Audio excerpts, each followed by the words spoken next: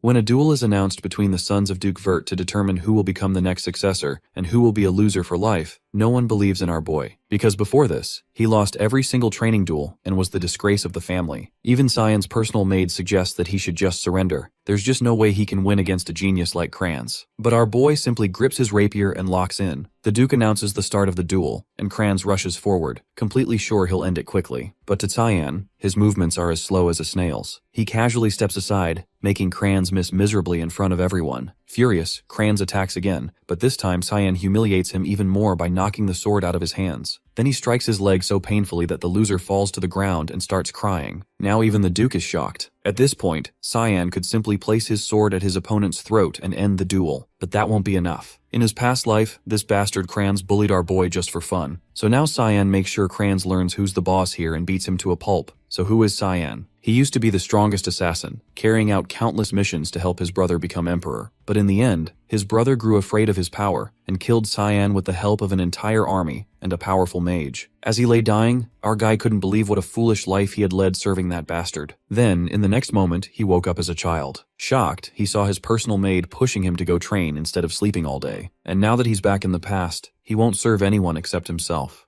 Once the duel ends, he is summoned to meet with the Duke. A high-ranking knight escorts him through the halls toward the chamber. Just before they arrive, he spots Margaret stepping out of the office. A crooked grin tugs at his lips. She's clearly just finished ranting about her precious son. He throws a casual jab, asking if Kranz is holding up all right. Her expression twists with fury, and she snaps, demanding how he dares act concerned after what he did out there. He brushes past her like she's air, muttering that that's how duels work, but she's not about to let that go. Loud enough for anyone nearby to hear, she spits that this is exactly why illegitimate brats like him shouldn't be treated like real heirs. Then she takes it further, insulting his mother and claiming he should be groveling in alleyways for scraps. She hisses that he had no business fighting at all. The words sink in and his jaw tightens. Her venom finally hits a nerve. His anger simmers, sharp and silent. He briefly considers killing her but settles on a more satisfying plan to make her suffer instead. He, of all people, knows exactly how to break her slowly and deliberately. Cyan informs her he'll be enrolling in the academy with Kranz. She squints, unsure what he's getting at. So he spells it out, his tone sharp and deliberate. She wouldn't want her son graduating without his limbs intact. Her focus should be on him now. She steps forward, but the knight blocks her way and says the meeting with the Duke is urgent. They don't have time to waste. He gives her one last smirk before turning toward the Duke's chambers. He walks into the office and offers a formal greeting. Memories flicker, his father's face.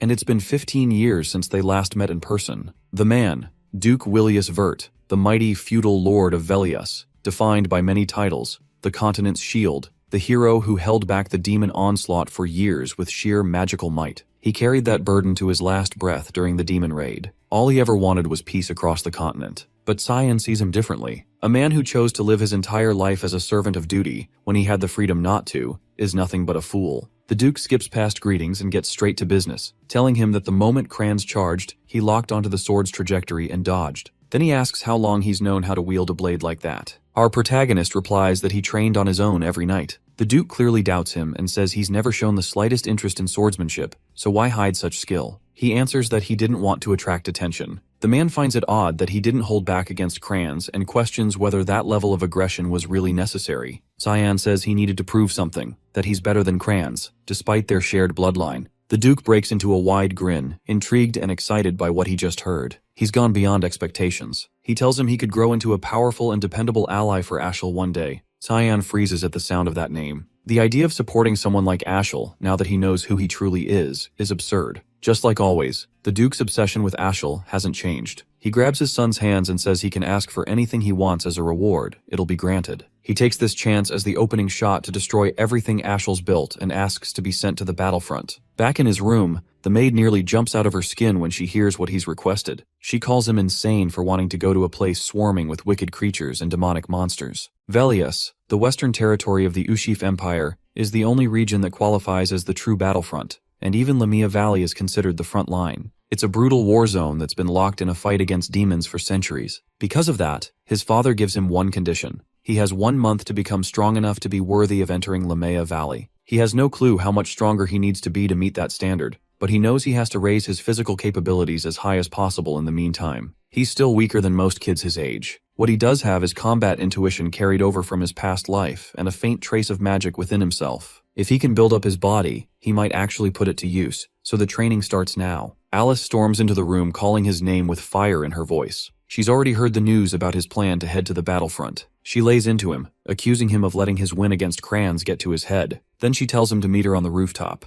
She wants to test him, and if he can hold his own against her for 3 minutes, she won't stop him from going. He tries to talk her down, saying there's no reason for them to fight over this, but she shuts him down cold and asks if he's just chasing after her family's legacy. That's when it clicks. He gets why she's so aggressive. But he doesn't give a damn about her family name. His duel with Crayons wasn't even a full day ago, so his body is still wrecked. But she doesn't hold back. She comes at him hard with her broadsword. He reacts just in time, managing to block her strike. She pulls back, taken aback that he defended himself. A 10-year-old with a rapier just deflected her greatsword. She shrugs it off as pure luck and unleashes a flurry of fast attacks. He barely holds them off and takes some hits, but he sees a weak spot in her guard and turns the tables. He parries, slips inside her defense and counters, his blade aiming for her neck. She doesn't have time to dodge the counter, but Cyan twists his blade at the last second, giving her a window to escape. If he hadn't done that, she would have dropped dead on the spot. The Mist's sword technique wasn't built for mercy. Most of its fog-based forms are made for killing, which makes it hard to hold back, especially when his physical strength is still lacking. But now he's starting to burn out. To make up for what his body can't handle, he's been forcing mana through his sword, and he's just about hit the wall. He catches her mid-chant, blending earth and wind into her blade, and shifts into stance. The determination on her face says she's going all in, so he braces for impact, knowing damn well that trying to block that hit could send him flying out of the castle. He charges, hoping pure adrenaline and blind faith will unlock his magic mid-run. But before their blades connect, the knight Ulkin drops in and shuts the whole thing down, blocking them both. He scolds her for going too far on someone younger. Reality hits fast. She blinks, then suddenly pulls him into a hug, trembling and apologizing for snapping. She just wanted to stop him from throwing himself into the battlefield. He gets it. He knows how she is, how she gives everything she has to everything. His sister, the prodigy who scored top marks across every subject at the Royal Academy, her looks alone had people calling her a child blessed by the gods. She'd trained with the sword since she could walk. She once matched Ashel blow for blow in their fight for the title of Continent's Guardian, but then it all collapsed. She joined the Knights of Light and got killed. He clutches her tight and swears to himself. This time, he'll protect her. In the middle of their moment, she turns to Ulkin and narrows her eyes.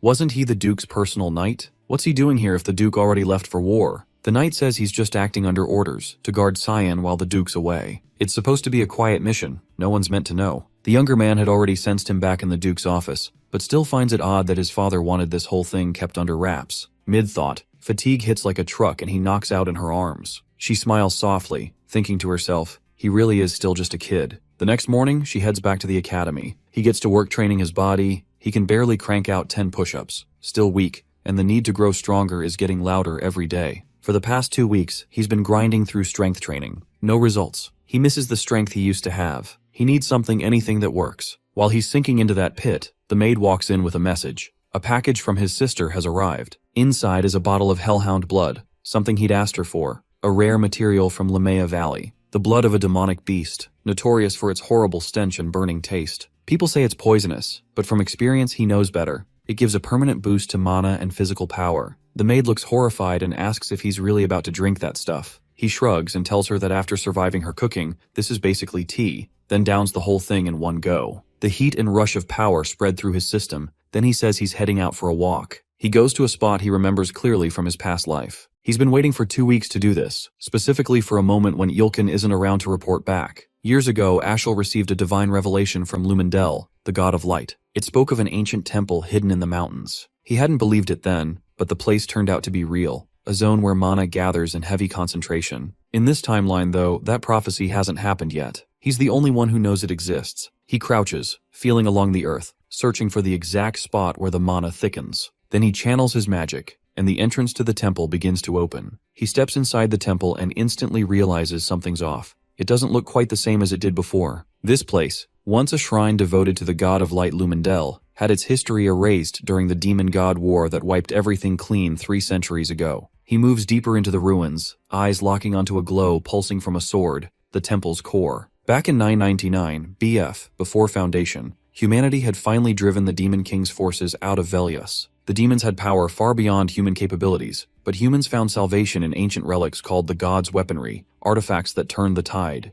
Among them was Duran Dark, a sacred blade personally blessed by Lumendel. This sword was credited as the key that let humanity win the war, and it will also be the weapon that ends his life someday. When it's in the hands of Vert Ashel, he places a hand on it. As expected, it doesn't react. He walks away, not even surprised. There's an old legend. After stepping beyond the blade's glow, a strange shadow appears. It looks like the sword's cast at first glance, but it's not a shadow. Where there's light, darkness follows. And this darkness is actually a concealed passage, hidden beyond the altar, leading to a secret chamber. He follows it in and finds a sword resting dead center in the room. His eyes soften. It's like reuniting with an old friend, the same blade from his past life. He steps forward, grips the handle, and speaks its name, Karam. The sword submits instantly. He gives it a few swings, but the magic that once pulsed through it isn't responding. It must still be deep in hibernation. Even so, the rush of finding it again fills him with something close to joy. Then, out of nowhere, a voice echoes through the chamber, asking if he really feels no fear, whether he understands what it means to awaken the demon sealed in that sword. She says it's too late to back out now and lunges, aiming to take his body. But he grabs her by the throat before she can get close. He says she's acting way too reckless and wasn't like this before. The demon looks shaken. How can a kid touch her? He calmly reminds her that the blade belongs to him. She tries to push back, then freezes. She senses something, asks if he's the successor.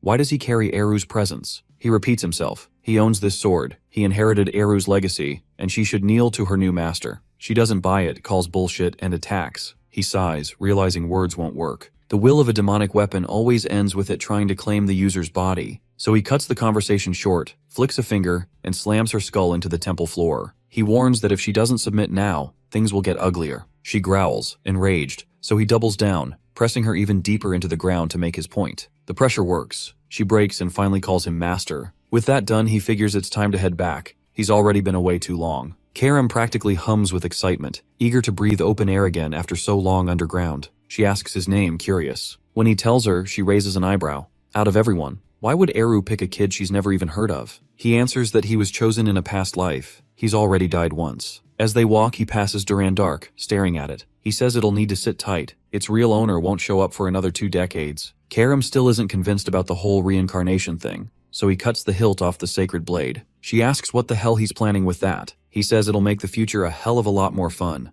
As the cart finally reaches its destination, our MC finally steps off the vehicle. Still can't believe the moment has actually come. The Duke is already there waiting, flanked by his knights. His father approaches and asks him straight if he's truly set on entering the battlefront, that if he wants to turn back now, he won't stop him. He gives a firm nod, saying he's confident in the path he's chosen. The Duke turns to Ilkin and commands him to activate the scroll. The knight tosses it out, magic flares, and a hellhound emerges from the summoned light. It's the trial meant to judge his worth. These creatures are low-tier demonic beasts straight out of Lamia Valley. He immediately shifts into stance, eyes locked on the enemy. From a distance, his father reminds him, his actions come with weight. If he wants this, he has to prove his strength and take responsibility by passing the test. A few days earlier, he had gone to Ulkin with a request for a duel. He needed something real. Training by swinging at air wasn't cutting it anymore. He wanted to know what a proper fight felt like. The knight told him he should be sparring with kids his own age, someone like Kranz. But every time he showed up, Kranz bolted. Still, Ulkin wasn't sold. He had doubts, but eventually agreed, on one condition. He would fight using only the sheath and stick strictly to defense. He agreed to the terms and added one more request. No matter what happened that day, the knight wasn't allowed to tell the Duke. Before he could say a word, our MC charged in with full force. The strike was blocked, but the weight behind it caught Ulkin off guard. He didn't expect a 10-year-old's blade to hit that hard. The kid circled relentlessly, movements fast enough to blur. Ulkin struggled just to track him. Then came a high slash from behind. The knight parried, but there was no room to breathe. Blow after blow came crashing down, every strike backed by full effort. He blocked them all barely. Eventually our MC stopped. As expected, he wasn't ready to win yet, but he thanked Ulkin for the fight and headed off. The knight stood there in shock. The fragile little noble he once knew had changed, grown way too fast. So now, watching him face the hellhound, he's convinced those beasts aren't going to be a problem. He watches it make its move, it charges. He dodges cleanly. Even with how far he's come, taking on a beast like this still pushes his limits, so ending it fast is the only way. The next time it lunges, he sidesteps and drives his blade across its throat, straight into its brain. It collapses immediately. As the blood pools out, he eyes it with a stray thought. How fun would it be to bottle up a few jars of this stuff? But people would probably lose it if they saw him doing that. His father claps, impressed. The test is over, he passed. The Duke tells him they'll meet again at the front lines. Karam murmurs from his sword, asking why he didn't use her to finish the beast. She needs blood if she's going to wake fully. He reassures her. Soon enough, he'll use her to his heart's content. At the battlefront, a massive ogre is tearing through the front ranks. The Duke gives a sharp command for the soldiers to fortify the defense line and eliminate the ogre immediately. A barrage of magical attacks is hurled at the creature. Binding spells tighten around it, locking its movement with arcane chains. While the beast is immobilized, he charges in with the main force to finish it off. From a distance, Cyan and his maid quietly observe. She breaks down in tears and asks why he insists on being in a place like this. He feels no fear. In fact, he admits the place almost feels nostalgic. The Duke approaches and asks how it feels to stand on the front lines for the first time. Cyan replies that he feels a little nervous. In response, his father reminds him that death can strike anywhere and anytime, so staying sharp is non-negotiable. He nods, thanking him for the warning, but he's already aware that scenes like this are typical out here. There are usually 3 or 4 full-scale battles each day, and each one comes with a precise protocol designed to help them defeat the demons. With the advanced knights forming the backbone of the force, they handle any monsters trying to breach the line. When the battle concludes, he returns to his assigned tent, far in the back, deep within the safest sector. But the guards in this area follow orders too strictly, which means he won't be able to summon Karam. He has to wait until dinner to sneak off and train outside. He sees her trembling and asks what she's even doing. She repeats the Duke's warning. He tells her to pack her bags and go back to the castle. She yells that she can't leave him alone. He's hopeless without her there. If she disappeared out of nowhere, no one would care for him. She walks out of the tent, saying it's time to eat. He doesn't like how she acts with him but lets it go. Later that night, once everyone is sleeping, he slides a plush doll under his blanket to cover for his absence. She asks if he's heading out to train. He nods, confirming it. She praises his commitment and says the Duke would be proud seeing him like this. He excuses himself and tells her to handle things and keep his absence quiet. Since it's night, the patrols tend to be tighter. Now is the best window while people are occupied. He cloaks himself in fog magic to slip through unnoticed. He recalls this place should still be crawling with monsters, the ideal ground for Karam. She smells the heavy scent of blood in the air and can barely contain her thrill. She begs him to let her cut down the beasts. He lunges into the hound pack, ripping through with a sweeping fog assault, tearing them apart without slowing down. He harvests the blood from the slaughtered hounds and drinks it, recharging his mana and body and feeding Karam the power to grow stronger. She starts to get impatient, wondering how many more beasts they'll need to kill to reach their goal. He tells her they'll stay and train here all night. The area will keep drawing in more monsters. Elsewhere, across the front lines, a group of knights is escorting a royal convoy through the mountain paths. The maid seated in the cart tells the young girl inside that heading to the battlefield is too dangerous, and turning back would be safer. The child, with her gloomy look and smug tone, warns the woman to quit treating her like a kid before she pisses her off. She's supposedly the next heir to an empire. The maid apologizes for overstepping and brings up something she heard. The Duke of Vert has brought his youngest son to the front lines, and apparently, he's around the same age as her. The girl reacts with surprise at the Duke's decision. Why would he send someone that young into war? The maid clarifies that the Duke didn't make him go. He volunteered on his own. She repeats that he's probably her age and suggests they should get along if they ever cross paths. The girl flips into full tsundere mode and insists she's not interested in meeting him. The maid apologizes again, but the girl finally relaxes a bit and asks for his name. She tells her he's called Cyan Vert. The girl whispers it under her breath, clearly intrigued by whoever this bold young kid might be. The following day on the battlefield, Duke Vert leads his knights with precise coordination to subdue the monsters and wipe them out. After clearing the field and eliminating the threats, he approaches his son to ask how he feels after throwing himself into combat. Our MC replies that there's still a long path ahead,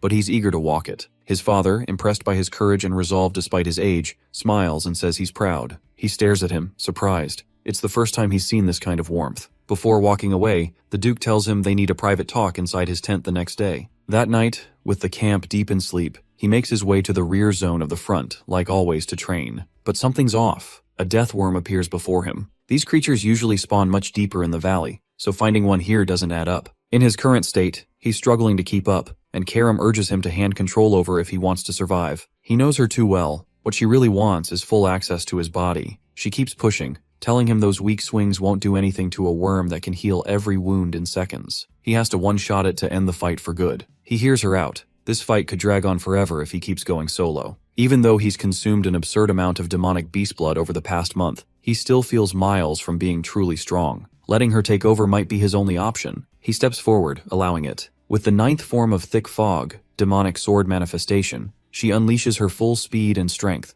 slicing the worm into pieces with almost no effort. Meanwhile, the Duke, accompanied by several of his royal trainees, passes through the area and spots the scattered corpses of hounds that were slain earlier. They immediately pick up on the dense mana lingering in the space, and it raises suspicion that a demon might be responsible. He orders the group to search the scene and get it secured quickly. This kind of thing can't be left unchecked, especially if there's demonic activity. As he studies the cuts and marks on the bodies, he notices they resemble his son's fighting style, but shakes the thought off. They sweep the area and end up finding a massive dead deathworm. A new question is raised. Who could have taken down that many beasts solo? He starts forming a theory. Some kind of secret organization might be behind these incidents. Back in his tent, our MC lies on his bed, thinking back on the last time he used the demonic sword manifestation. It's the technique that lets Karam fully take over and unleash her powers with no restraints. But the risk is steep. If he slips, she could remain in control permanently. That's why he can't use it on weaker monsters. The cost is too high. Fatigue sets in. His body's sore and heavy. If he hadn't been drinking all that demon blood during his stay here, he'd have collapsed long ago. As he's trying to rest, she appears, telling him she finally understands something.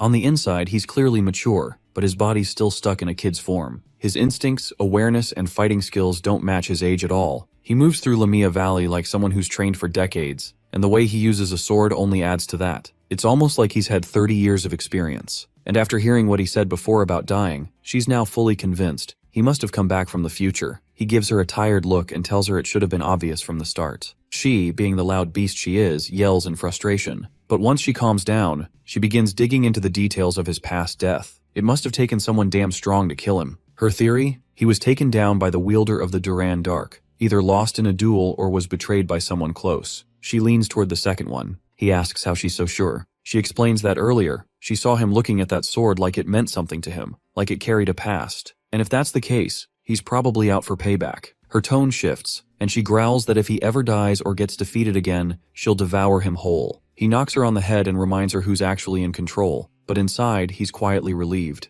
She hasn't changed a bit since the day they met in his previous life. Later that day, something feels off. People are acting jumpy for no clear reason. He heads out to figure out what's going on and runs into Emily. She tells him that news just came in. High-ranking monster corpses were discovered in the valley near the rear camp, the same area he's been staying in. He instantly realizes she's talking about the creatures he's been taking out every night. He asks if any other rumors have started spreading, but before she can say more, Yulkin interrupts, saying the Duke wants to speak with him. He knows he's screwed. He handled the corpses just last night. He walks into his father's tent and greets him like always. There's hesitation in his chest. If the topic comes up, he doesn't know what excuse to give. His father would immediately recognize his attack pattern. The Duke gestures for him to sit down, and without any build-up or delay, Father immediately addresses the reason Father summoned him. Father questions where he was last night. With no hesitation and a straight face, he lies, claiming he went to bed early. Suspicion flickers. Those markings they discovered yesterday bear an uncanny resemblance to the cuts left by his sword style. But after a moment, the Duke tempers his thoughts, pushing the suspicion aside. There's no way a kid could have taken down something as massive and dangerous as a deathworm. Father asks why he's being questioned.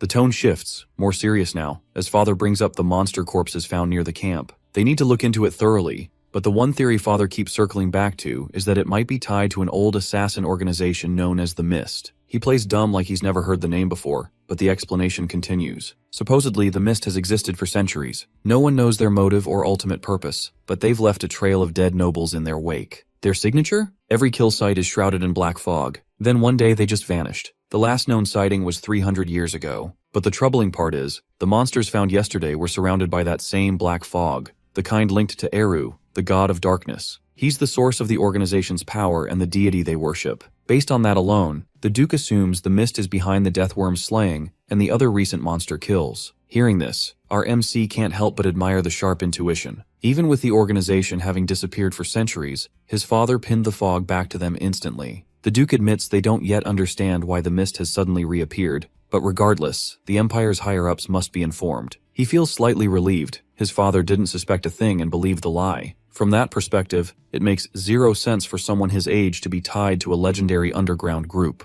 The topic shifts. Does he know about the guests arriving later today? He does. The Emperor is set to visit the front. The older man nods, then says he wants a small favor. Meanwhile, the Emperor reaches the battlefield, welcomed respectfully by the knights. The Duke bows on one knee to greet his sovereign, but the Emperor quickly dismounts and tells him there's no need for ceremony. They've been friends for years. He then spots our MC nearby and introduces him as the youngest member of the Vert family. The Emperor seems genuinely pleased to see someone so young surviving in the brutal environment of the front lines. He finds it astonishing. Now he understands why his father wanted him present for this visit. This was the first time he was being formally introduced as the Duke's son. Back in his past life, whenever the Emperor came by, he was always told to stay locked in his room. But now, he feels real happiness. finally being recognized publicly with pride. The emperor then gestures to his young daughter, introducing her. The white-haired girl from earlier is none other than Arryn Severs, the 5th princess of the Ushif Empire. He immediately identifies her. She's infamous as the tragic 5th princess. The favor mentioned earlier was about her. His father wanted him to ensure her safety. Since they're the same age, he could look after her, keep her company, and stay close. It would help to build a bond now, especially since they'll likely see each other again at the academy. He mentions it's a smart move to be on good terms with a member of the royal family, and hopes they'll get along. He isn't exactly eager to befriend her, but he gets where this is going.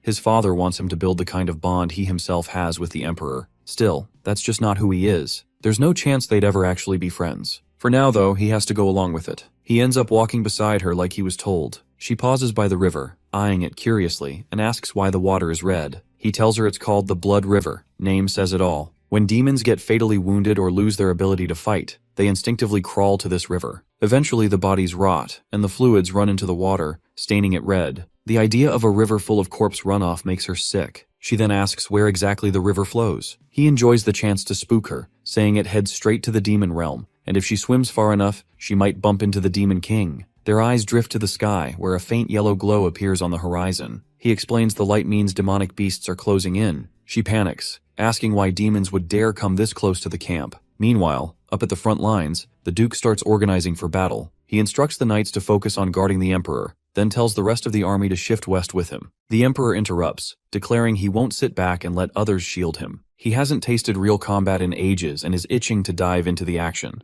The Duke has no choice but to comply. They announce the Emperor is joining the charge, while the rest of the knights handle the incoming demons. The Duke then calls out for his son to join the others. He doesn't hesitate and moves to follow orders, but before he can leave, Arryn stops him and asks if he's really capable of fighting demons alone. He gives a nod, but she cuts him off, insisting she wants to come too. If he can go, then so can she. They're the same age. He brushes her off, telling her people die in this. Being the stubborn, loud kid she is, she yells that she still wants to go. He ignores her and calls for Ulkin, assigning him to keep her safe and take her somewhere far from the fight. Furious, she starts yelling insults at them for treating her that way. He walks up to her with that cold stare of his and tells her straight, if she keeps throwing herself into things like this, knights will die. Maybe dozens, maybe hundreds. Is she ready to bear the weight of that? Her eyes well up. That hit too deep. He turns and starts to walk away. Before leaving, he tells her to pack up and go home if she's just going to cry like a child. Back in the camp, high-level demonic beasts begin their attack. The Duke commands the army to prep for battle and wipe out every last one. The soldiers respond with fire and charge straight for the demonic snail. The ruler of Ushif, Emperor Dionys Varys, has taken 2 wives throughout his reign. The first, Diana Kazel, passed away years ago. The second, Cassandra Nepellis, currently serves as a royal judge within the Empire's court. Diana bore him 2 daughters, the Empire's first and second princess. Cassandra, on the other hand, gave birth to the 3rd and 4th princes. But then came Arryn, the 5th princess, born not of nobility, but from a commoner woman.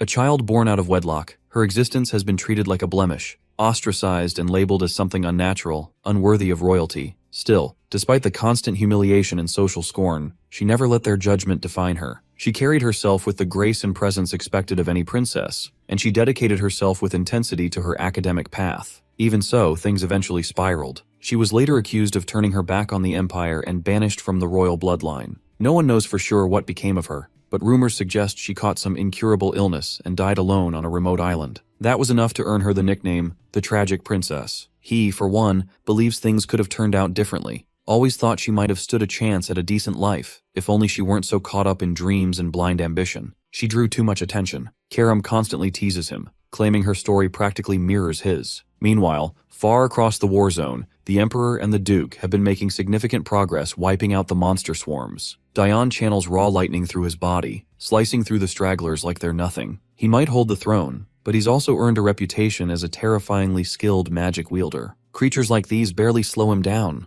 Once the area is cleared, the 2 duck inside the command tent to rest. The Emperor pours himself a drink and offers one too, just to reminisce about the old days. The offer is declined. There's no room for Buzz's judgment on the front, so he shrugs and drinks solo. As the quiet stretches between them, he casually brings up a troubling matter. Several nobles have been killed lately, and word is spreading fast, unsettling both citizens and soldiers. The Duke immediately asks whether there's any link between the deaths. Patterns. Strange signs. Dione tells him the common thread is corruption. Every noble taken out so far had a dirty record, and more importantly, every corpse showed signs of black fog residue. That makes his companion pause. He says he noticed the same kind of fog behind the camp just yesterday, which leads him to suspect that the black fog users have resurfaced. The Emperor agrees. It's definitely something they'll have to look into further. Then the topic shifts. He's heard whispers that Eren is being blamed for the recent chaos, and it's starting to weigh on him. He's been trying to keep things from boiling over, but some factions are clearly looking to use the situation against her. He turns to the Duke, face open and serious, and asks for one thing. If something happens, if he dies first, he wants his old friend to watch over her in his place. The promise is made without hesitation.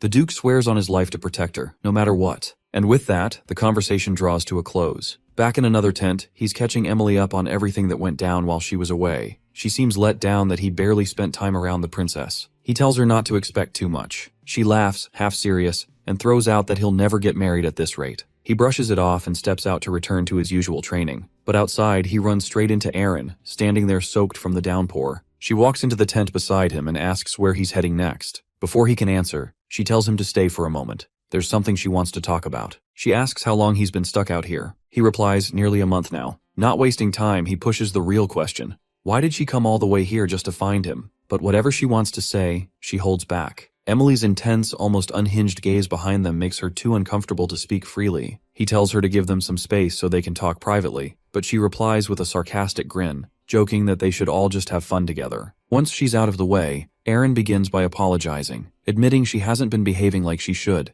hasn't lived up to what's expected of her. He accepts it without hesitation and admits he might have gone too hard on her earlier. Her voice lowers, weighed down by emotion. She says he's well liked by everyone, that he carries himself with more maturity than she does. He instantly notices the shift in her demeanor. She brings up the fact that he's probably heading back to the academy soon, but he stops her before she can finish. He already knows where she's going with this. She wants to ask if they can be friends once they're there, but he cuts it off. Looking her straight in the eye, he tells her if she came here looking for friendship, she's wasting her time and should walk away. Trying to hold it together, she says she wasn't looking for that, just hoping to be on good terms, and says he's being unnecessarily cruel. With tears starting to fall, she says he probably sees her like everyone else does, a fake, undeserving princess. She takes a breath, pulls herself together, and apologizes for showing up at all, says she overestimated him and walked away with nothing. Then she mutters that he's nothing like his brother, Ashel. That name hits hard. He grabs her arm without thinking, demanding to know how she even knows him. She tells him she ran into Ashel during a walk near the Royal Academy. He told her not to worry about other people's opinions, only to focus on her goals and what she wants. That makes him freeze. It's clear now that his brother had started manipulating her from the very first moment they met, already laying down the trap. He tries to warn her, but before he can get anything out, a deep rumbling shakes the tent. Emily rushes in, panic written across her face, yelling for them to get out immediately. But they're too late. An orc crashes through the top of the tent, smashing into the ground and launching her through the air like a broken doll. From outside, the nearby knights spot the torn-up tent and realize he's still inside. Emily, sprawled in the dirt, breaks into sobs, convinced he's just been killed under the wreckage. Word of the attack reaches the Emperor and the Duke immediately. Both of their children are trapped inside the wreckage of a tent, torn apart by a high-ranking demonic beast. Without pausing, Dione commands the entire military force to head straight to the scene and secure his daughter's life. Meanwhile, panic floods his mind. He can't wrap his head around why powerful monsters keep showing up this far behind enemy lines. They're supposed to stay deep within the valley. Something feels seriously wrong, and he's starting to suspect he might be the reason behind it. Tears well in her eyes when she sees him alive, after genuinely believing the orc had killed him. But he managed to get out before the structure collapsed. There's no way he'd let an orc finish him off when he's slain demon kings in a past life. Beside him, she asks if the knights stationed at the camp are all right. Then she breaks down, overcome with guilt for coming here at all, knowing they would have followed her straight into danger. The knights approach and reassure her that protecting her is their sworn duty, and they're ready to die if that's what it takes. But the words are cut short when the orc storms back into the scene, grabbing one of them, crushing his body in a single grip, and hurling him across the field like nothing. Without hesitation, he steps in front of her, standing between her and any incoming strike. The orc immediately locks eyes on him, confirming the suspicion. These advanced monsters are being drawn specifically to him. He yells for the others to fall back and get her to safety while he holds the beast's attention. Emily grabs the princess and bolts, leaving him to face the threat alone. But his strikes barely scratch the creature. It's like the blows aren't landing at all. Confused and frustrated, he starts wondering what the hell is going on. Why are they so fixated on him? That's when Karam appears, casually explaining that all the demonic blood he's been drinking to get stronger has left him reeking of power, attracting elite monsters like a beacon. Furious, he snaps, demanding to know why she didn't say anything sooner if she knew this from the start. She just grins wickedly and says she's only here for his body anyway. He doesn't hesitate, grabs her and transforms her into his weapon. With her as his blade, he launches into the orc, slicing through limbs like butter and putting it down without breaking a sweat. But then he spots something worse. Dozens more high-level beasts still on the move. She lights up with excitement, thrilled by the prospect of such a massive feast. The mood shifts when they come face to face with a devil dragon. He tells her to get ready to tear into it, activating his demonic manifestation to wipe out everything standing in their way. Elsewhere on the battlefield, the Duke has just taken out the final remaining monster in his area. Dione turns, asking if there's any word on the kids. The reply is grim. There wasn't a single sign of them near the collapsed tent. The Emperor says he must be panicking over his son, but the Duke answers with a cold expression. Any member of the Vert family should know how to survive something like this. What matters now is the princess's safety. As they speak, the knights arrive, successfully bringing her back to her father. She rushes into his arms, breathless, pleading with him to save our MC before it's too late. Meanwhile, the Duke walks up to the maid and asks if she's his personal attendant. When she nods, he asks what happened. With her voice shaking, she explains that he told them to run while he stayed behind to hold off the monsters. One of the knights offers to go retrieve him if given the order, but the Duke takes a moment, then declines. Their focus has to remain on the current wave. If these creatures break through the camps, nothing will stop them from reaching the Empire itself. They have to return to formation before more lives are lost. When someone asks what's going to happen to him, the answer is calm and final. Our MC has already done his part. He protected the princess. That's what being a Vert means. She continues to cry, still blaming herself for everything unraveling around them. But then a sound cuts through the noise, a voice she instantly recognizes. She looks up, eyes wide, as he appears overhead clutching the reins of a flying dragon, shouting desperately for someone to help. Dragons are majestic beings deeply connected to the Creator, revered for their rarity and dignity. Creatures as weak and limited as humans have no business challenging one. So for him, even laying eyes on a dragon in the flesh feels like a once-in-a-lifetime honor. Unfortunately, the one he's latched onto ends up soaring directly above a crowd of people who know exactly who he is. The worst part, he can't afford to be seen in the middle of a fight. But there he is, plain as day, riding a dragon like some reckless idiot. Eyes lock onto him immediately. The Emperor watches with intrigue and asks the Duke if he's planning to save his own son. The Duke, completely unfazed, just sits there, relaxed and detached, observing how our MC handles the mess he's gotten himself into. Meanwhile, he's barely hanging on, regretting everything. He curses himself for being greedy enough to even think about tasting dragon blood in the first place. Before all this chaos began, back when he was still holding off the army of monsters, he had slashed through them quickly, not even sparing a thought, until all that remained was the dragon. Seeing it up close had him practically vibrating with excitement, staring at the mythical beast with wide, awe-filled eyes. But the moment didn't last. It went aggressive fast, blasting a column of fire his way. He dodged and scrambled for the high ground, launching a flurry of attacks in return, but each strike only pissed it off more. Then came the tail swipe, hard and fast, smacking him through the air like a rag doll. Before it could follow up, he switched to martial arts, pounding it with heavy, rapid blows across its body. Still, it wasn't enough to bring the beast down. As he prepped for his next move, something unexpected happened. It stopped. Then it simply turned and flew away. But of course, being the impulsive little gremlin he is, he leapt after it without thinking, grabbing onto its side like a maniac just to steal a taste of its blood. That's how he ended up stuck, clinging to its back, powerless and exposed. She demands to know why he hasn't used her to fight back. At this rate, he's going to get himself killed. He screams back that if anyone sees him use his powers now, he'll be fried alive. He can't let that secret get out. While they're still arguing, they spot the Duke beginning to cast a massive, high-level magic spell, an 8-star incantation. Panic hits immediately. That serious look on his father's face means only one thing. He's about to target the dragon, even knowing his son is on it. The spell launches. Blades of magic shoot into the air, slicing through flesh with terrifying force. He leaps off just in time, trying to dodge the raining blades mid-air. As he falls, she yells for him to use his powers to escape, to fly out before it's too late, but he still can't risk being seen. Desperate, he scans the area and spots a river of blood not too far off. As a last-ditch effort, he shifts his trajectory and aims for it, hoping it'll cushion the fall. Somewhere else in the valley, a pair of demons had been watching the commotion. One, the older of the two, remarks that it must have been a young dragon getting itself into trouble. The white-haired one next to him counters, saying something incredibly powerful must have scared it off. Only a high-level beast could do that. But the elder casually corrects him. That section of the valley is populated solely by humans. Still, if curiosity's got him, he's free to check it out for himself. Just try not to massacre everything in sight. The younger nods, spreading his wings and flying toward the chaos. Back near the river, he somehow survives the fall. Crawling out of the bloody water, breathless and drenched, he drags himself onto the shore to rest. He quickly checks on her, making sure she's alright too, but she's too furious to even speak. He tells her to relax, promises they'll head back soon,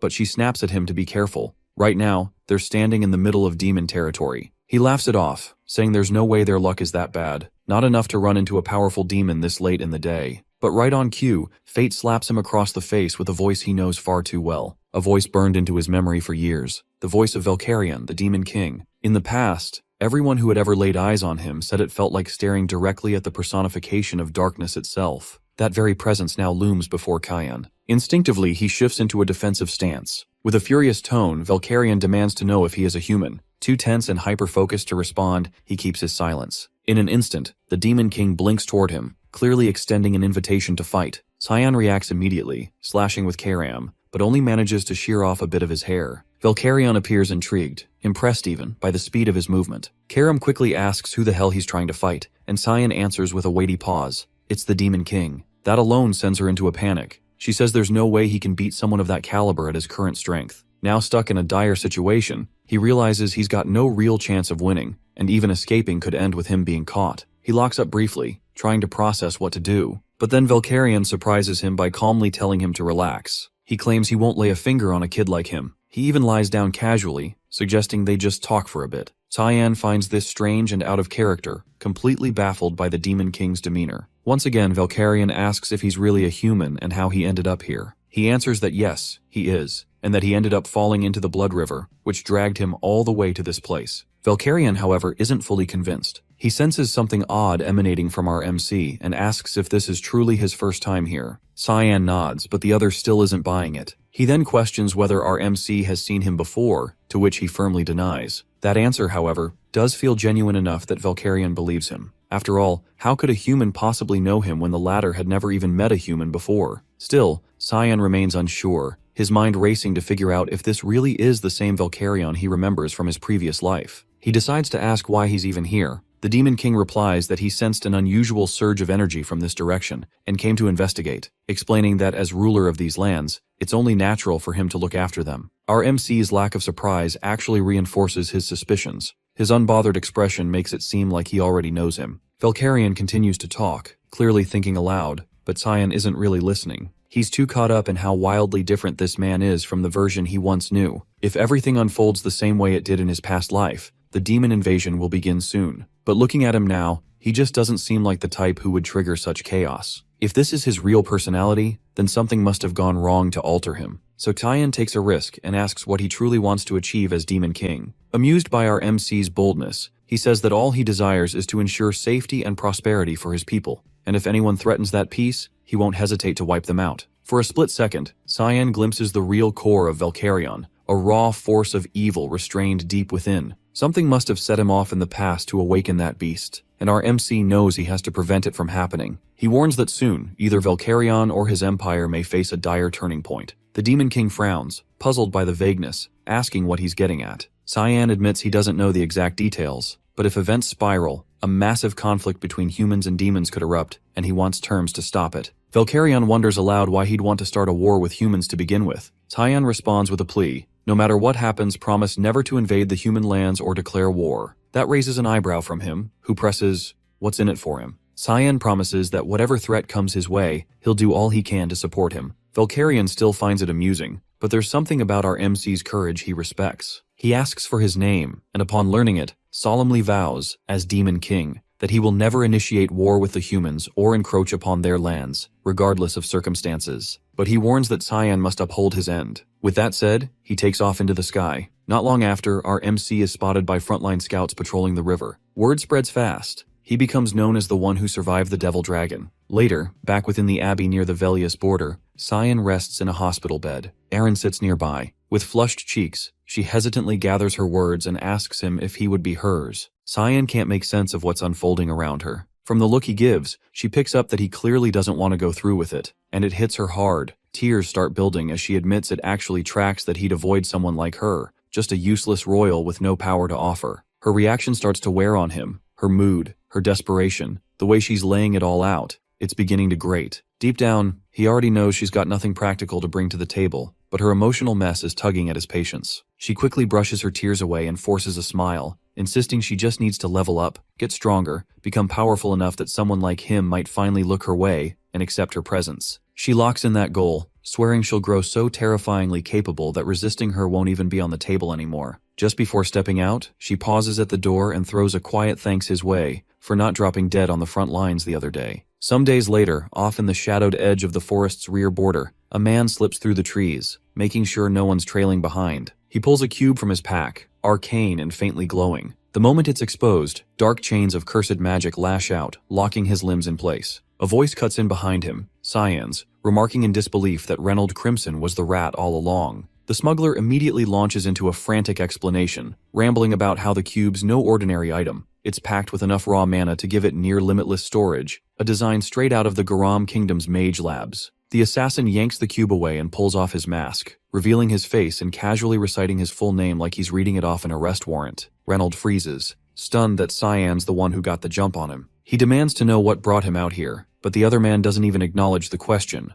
already digging through the crates and supplies the smuggler's been hauling. He notes everything, contraband parts, demonic remnants, and it clicks. Reynolds been draining corpses of their corrupted blood, packing the stuff into carts, and slipping them through the borders with inside help. He's sure of it. Someone's been feeding him access. Reynolds shrugs it off, swears he has no clue what his captor's going on about. But Cyan's way ahead. He's seen the demonic blood floating around the underground markets. Somebody's selling. While he tries to piece together who the mole could be, Reynolds tries to blindside him with a fireburst. He thinks it'll land, but instead, Cyan's already closed in, slicing through his hands and pinning them into the bark of a nearby tree. Then comes the deal. Either Reynolds spills everything, the smuggling path, the identity of the traitor, the whole operation, and gets a clean end. Or he holds out and gets dragged through a torture so drawn out and merciless he'll be begging for death before long. Later, over on the western edge of Velias, inside a trade station near the border, a group of merchants crack open a box of supposed blood shipments, only to recoil when they spot Reynolds' decapitated head hovering in a swirl of black mist inside one of the containers. Not far from the scene, Cyan keeps watch from a concealed vantage point, monitoring quietly as his plan unfolds. Karam, standing beside him,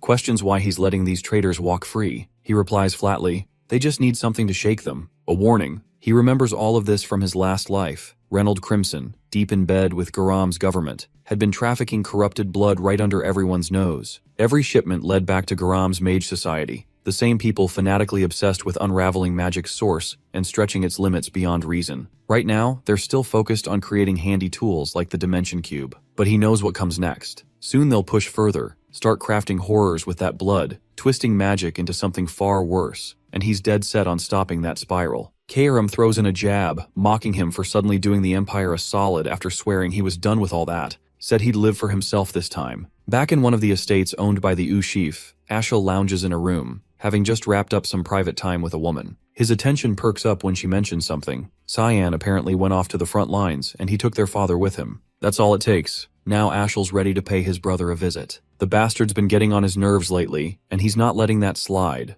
Emily lets out a loud cheer the moment she's finally off the front lines and safely inside the castle. The relief is real, and she practically shouts her excitement. She turns to Cyan, saying the academy's going to be a total upgrade compared to this grim place they're stuck in now. But he doesn't share that energy. His face says it all. He already knows what's coming, what's waiting inside those academy walls, and it's nothing like what she's imagining. Truth is, that place isn't the bright new chapter she's hoping for. It's a maze of backroom politics and shallow alliances. Envy fuels everything, and clout outranks talent. Actual learning takes a backseat to social climbing. She, on the other hand, is hyped because she's heard the academy's full of good-looking guys, and she's convinced it might finally be her shot at finding romance. Time passes, and eventually the entrance day arrives. Cyan reaches the front gates and on his way in, runs into Crayons. The moment the guy notices him, he bolts without a word, still spooked from the last time he completely wrecked him. Karam, confused by the sudden retreat, asks what's up with him. Cyan brushes it off, explaining he's just his half-brother. She comments that he doesn't really resemble the rest of the family, but he disagrees, saying he's not all that different from Alice. Once inside, the academy staff greet him,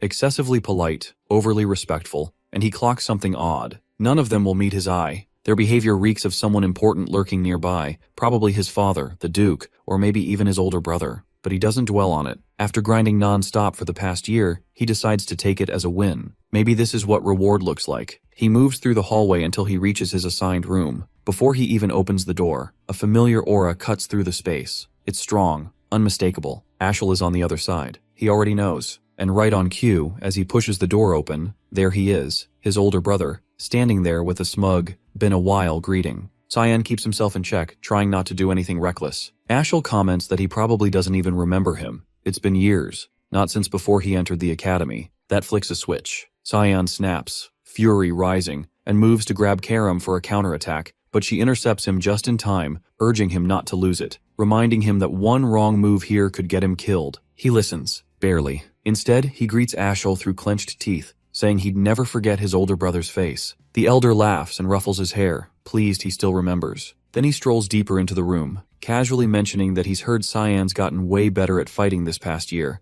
and that maybe now he might actually be of some use on the battlefield. Cyan bites back the disgust, says he's looking forward to it too, but the hatred in his eyes says something else. Ashel catches that glare and pauses, says he just dropped by to see him, nothing more. But Cyan knows better. He doesn't waste time on people he thinks are beneath him. If he's here, there's a reason. And oddly, that thought calms him down. Meanwhile, just down the hallway, Emily's lugging his stuff toward the room. She yells out, pissed he didn't come help carry it. But as she approaches, she freezes. Ashel walks out instead. He brushes right past her, telling her not to mind him and to just get back to work. Once he's gone, she vents her frustration, demanding to know why the hell Cyan didn't warn her he'd be here today. He doesn't respond, just tells her to leave him alone for a bit. He locks himself in the bathroom, leans over the sink, and throws up. The pressure, the tension, it all hits him at once. When he steadies himself, he turns to Karam, demanding to know why she stopped him earlier. To him, it made no sense. It was the perfect opening. She could have taken over his body right then. She shuts that down, says she didn't hold back because she was being soft. She just wants his rage to keep growing. The more twisted it gets, the better he'll taste. Cyan smirks, says he prefers her this way. Over in Ashel's private room, a butler enters with an update. As ordered, he's been tracking the second princess, and now he's found her. She's deep in the northern region of the White Elves' territory, Farina. Ashel raises an eyebrow. Farina's not exactly welcoming, especially to outsiders. But of course it's her. She's got away with people. Makes sense she'd pull it off. He tells the butler to notify him right away if she ever decides to return. The servant nods, but before exiting, asks if something happened during the meeting. He looks different. Happier even. Ashel laughs, shaking his head. Says it's actually the opposite. His mood's crap. All he can think about is that look Cyan gave him earlier. Sharp and heavy, like he was staring down a sworn enemy. He orders the man to keep tabs on Cyan from here on out. The butler promises to assign someone for surveillance and leaves. Ashel stays behind alone, still thinking. Still trying to figure out what the hell his younger brother might be hiding. Just outside the castle walls, a formation of royal knights waits in full gear, lined up to escort Cyan on his way to the academy. Emily lingers nearby, clearly downcast. She's not allowed to ride along with them, and it stings. He says his goodbyes and tells her to behave, wishing her well before stepping away. Right as he's turning to leave, she calls out to remind him not to get discouraged if people mess with him once he's there, and to take care of himself no matter what. Her words catch him off guard, not because of what she says, but because it proves she hasn't changed at all since his last life. Still the same, still kind, still exactly as she was back then. Like that one time when he was 8, down with a brutal fever, blacking out again and again with no one around to even notice. No one but her. She'd picked him up and carried him on her back, running all the way to the closest doctor. Stayed up through the night beside him, watching over him the entire time. If not for her, he'd probably have died somewhere in a forgotten corner of the castle. Leaning his head out from the cart, he yells back at her, half joking,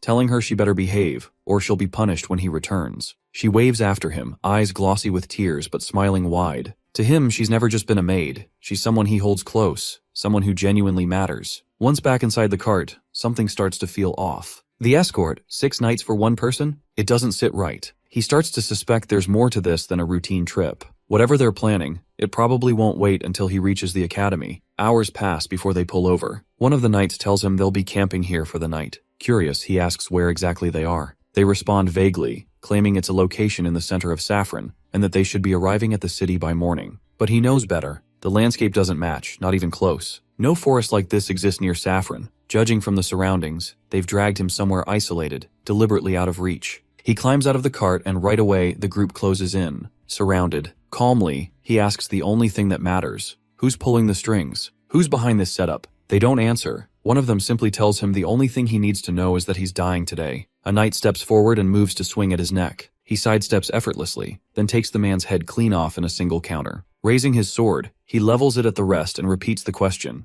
They rush him all at once, but they don't last long. Within seconds, he cuts through them like dead weight, limbs and armor crashing to the ground. He leaves just one alive. The last knight, staring up in sheer terror, finally understands how he managed to walk away from a demon dragon encounter. The moment they accepted this mission, they were already screwed. He walks over, weapon still drawn, and asks again, "Who ordered this?" No dodging, no delay. Panicking, the knight blurts it out. It was Mrs. Margaret. She's the one who issued the kill order. He doesn't kill him. Instead, they both return to the cart and resume the ride toward the academy. Along the way, the knight offers another piece of the puzzle. Apparently, Kranz had gone to Margaret and asked her for a favor. This hit job? Most likely his request. He grits his teeth. That's enough. He vows to settle things with Kranz later. The knight, looking dejected, asks quietly what's going to happen to him now. He responds flatly, he's useful for the time being. So for now, he can drive. Not long after, the outline of the academy finally comes into view in the distance. They've reached their destination. Back at the estate, Margaret completely loses it when word hits that the mission's gone sideways. News spreads that most of their men were found dead near the road,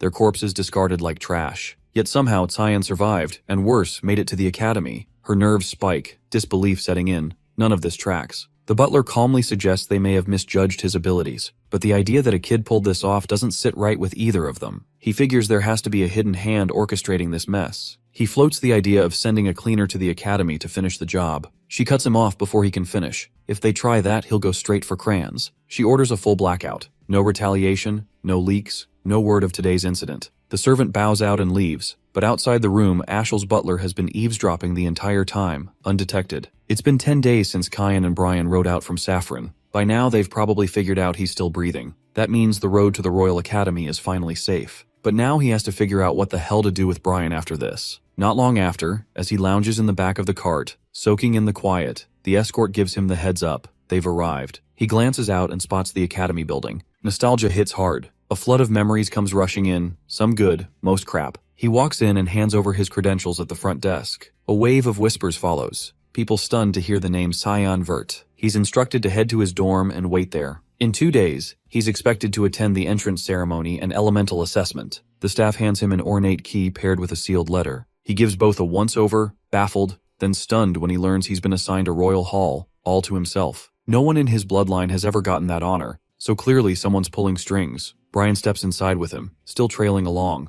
Cyan turns to him. Now that the escort gig's over, it's time to settle things. The guy freezes, convinced his time's up. But instead of a blade, he gets a hefty sack of gold, payment for his work, more than enough to start over somewhere. Caught off guard, his eyes well up. He drops to one knee and begs to serve for life. The request throws Cyan completely. Why would anyone want that? So the man explains, his father always told him, if you ever find someone worth your loyalty, don't hesitate. The whole thing annoys Cyan. He thinks it's a stupid way to live. How can Brian be so sure he won't get betrayed down the line? The answer's simple. If it happens, it happens. Cyan shrugs it off and decides to skip the ceremony. He's going straight for the elemental test. Meanwhile, inside the dean's office at the Royal Academy, the man sifts through the latest elemental results. This year's batch brought in plenty of impressive candidates, like Aaron, who scored 2-star mana and shows a 50% alignment with the light element, and more beyond her. He's honestly impressed with what the kids are packing this year, but one name jumps out above the rest. Cyan. 2-star mana, S-rank physique, and most shocking of all, 92% darkness affinity. Not even his sister Alive Ver, the so-called child of God, hit those numbers. She only scored 88 in water when she graduated. He admits it's wild. None of the other prodigies match up to her little brother. Instructor Sarika points out that his element is still darkness. He knows, but she should also know that he was granted a royal hall on direct order from the Emperor. The kid earned it after saving Aaron from a monster attack at the front lines. Now the Emperor's thinking about marrying them off. He asks Sarika what she thinks would happen if the overlooked 5th princess married into the Vert family, known for churning out elite talents. The answer's obvious. Succession drama, empire-wide chaos, maybe even civil war. She cautions that pushing things too far could shatter the realm, but he brushes it off. No need to get ahead of things. He wants to see how this plays out, whether Cyan becomes the Empire's savior or its downfall. Elsewhere, Cyan paces the halls, going over his elemental results in his head. He's still stunned by the numbers. He only had 80 in his past life. He figures guzzling all that demonic blood must have given him a boost to 92. Out of nowhere, he runs into Kranz, who looks like he's seen a ghost. The guy clearly thought he was dead. Right next to him is a chubby jerk from back in the day, Popper Panarin,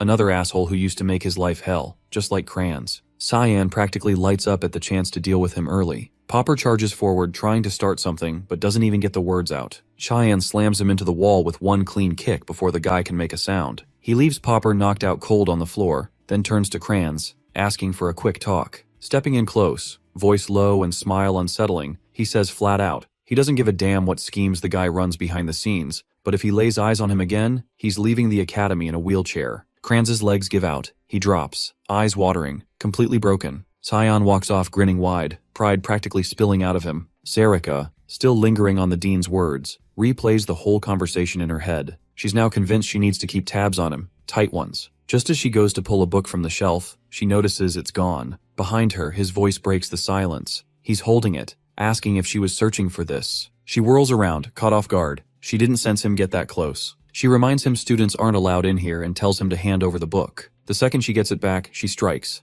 Black fog lashes out. He narrowly sidesteps the hit and calls her out as the hall master of the assassin group, Mist. That throws her. She has no idea how he knows that. In his past life, their first meeting had felt completely normal. She'd casually asked about his day, assumed he wanted to be done with counseling fast, but insisted it was for his own development. Back then, it made zero sense. What growth was she expecting from someone constantly humiliated by his own brother in front of the whole school? She'd admitted she found him intriguing. Not every day someone shows up with an 84% darkness element, but he'd always been told darkness wasn't worth much. She disagreed, said that was just because humanity barely understands it. His potential, she claimed, was limitless, and she was looking forward to seeing what he became. Her sweet tone and soft smile had fooled him completely. The whole instructor act? Just a cover. She's hiding out in the academy, smack in the middle of royalty and nobles, while working as a real assassin. Her demeanor shifts. She tells him they'll continue this in her lab. He's a bit thrown off by how calm she is. Inside, it's just like he remembers. He takes a sip from the tea she pours and instantly knows she laced it. She laughs it off, but he shrugs.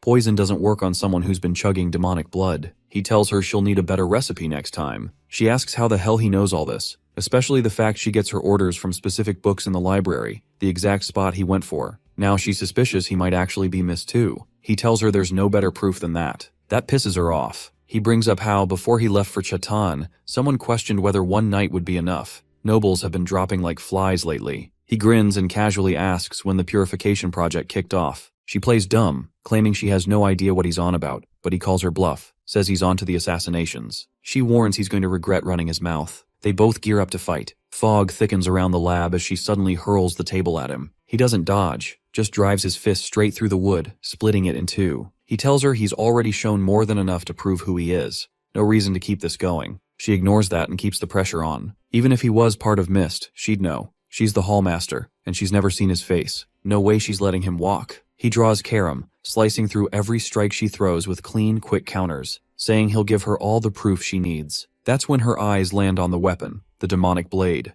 Only someone chosen by Eru can wield it. She freezes, rattled. He tells her he knows Mist is still searching for the successor. They can stop. He's standing right in front of her, and he wants her to take him to Eru. In a shadowy valley tucked somewhere deep in Lewin, Sarika pushes open a hidden basement door, revealing a tunnel that dives far beneath the surface. She finds it odd that Cyan doesn't seem remotely surprised that Mist's base turns out to be in such a grim, back-alley place. From this point on, she tells him, he's on his own. He'll have to walk to the altar alone, just like he wanted. He steps through the doorway, letting it shut firmly behind him. What lies ahead isn't ordinary space. It's a constructed realm formed from the god of fog's power, which makes the interior stretch far beyond what the entrance suggests. He already knows what time each group of Mist operatives appears. 2 show up at 4 p.m., 3 more at 11. As he walks down the dim path, a barrage of flying daggers comes at him out of nowhere. With a sharp swing, he bats them away cleanly. Honestly, this kind of violent greeting is exactly the sort of thing Mist would pull for new arrivals, though this might be a little much, even for them. A cluster of masked assassins leap from above to catch him off guard,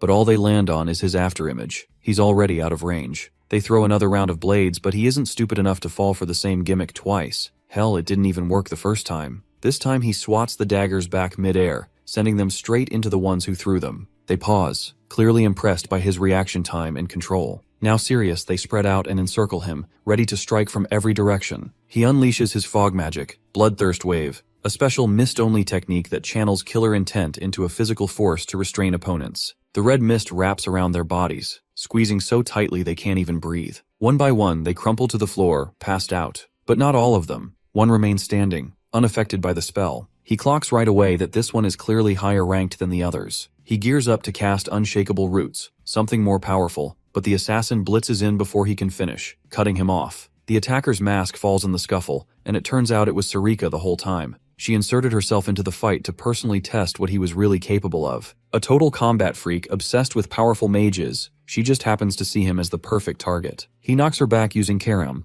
but she's still too hyped up to quit. While she keeps rambling about how skilled he is and how badly she wants to keep going, he abruptly takes off. He already knows what kind of lunatic she is, someone who fights for the thrill and doesn't stop until either she or her opponent drops. Only people who've faced her firsthand would understand. She's the kind that chases until one of you is dead. She sprints after him, casting a speed-enhancing spell to close the gap and launching an attack that he parries without much effort. Still, he has zero interest in throwing down with her right now. She slows and says he doesn't need to worry about people outside detecting his magic. This whole zone is sealed off, built by Eru himself. The outside world doesn't even know this place exists, which means he can go all out and use whatever he has in his arsenal without restraint. But she also warns that if he does, she might not walk out alive. Before he can respond, his legs give out, and he collapses right in front of her without warning. Then Karam materializes into her physical form, stepping between them. Sarika instantly recognizes her and bows in respect. The spirit demands an answer. Why the hell was she attacking Eru's chosen successor? Sarika casually replies it was all just a little test to see if he really was who he claimed to be. Karam is not amused. She's pissed and threatens to take over the fight herself. Before she makes a move, they both notice him on the floor, bleeding out and unconscious. When Karam enters her true form, it drains the life force of the host,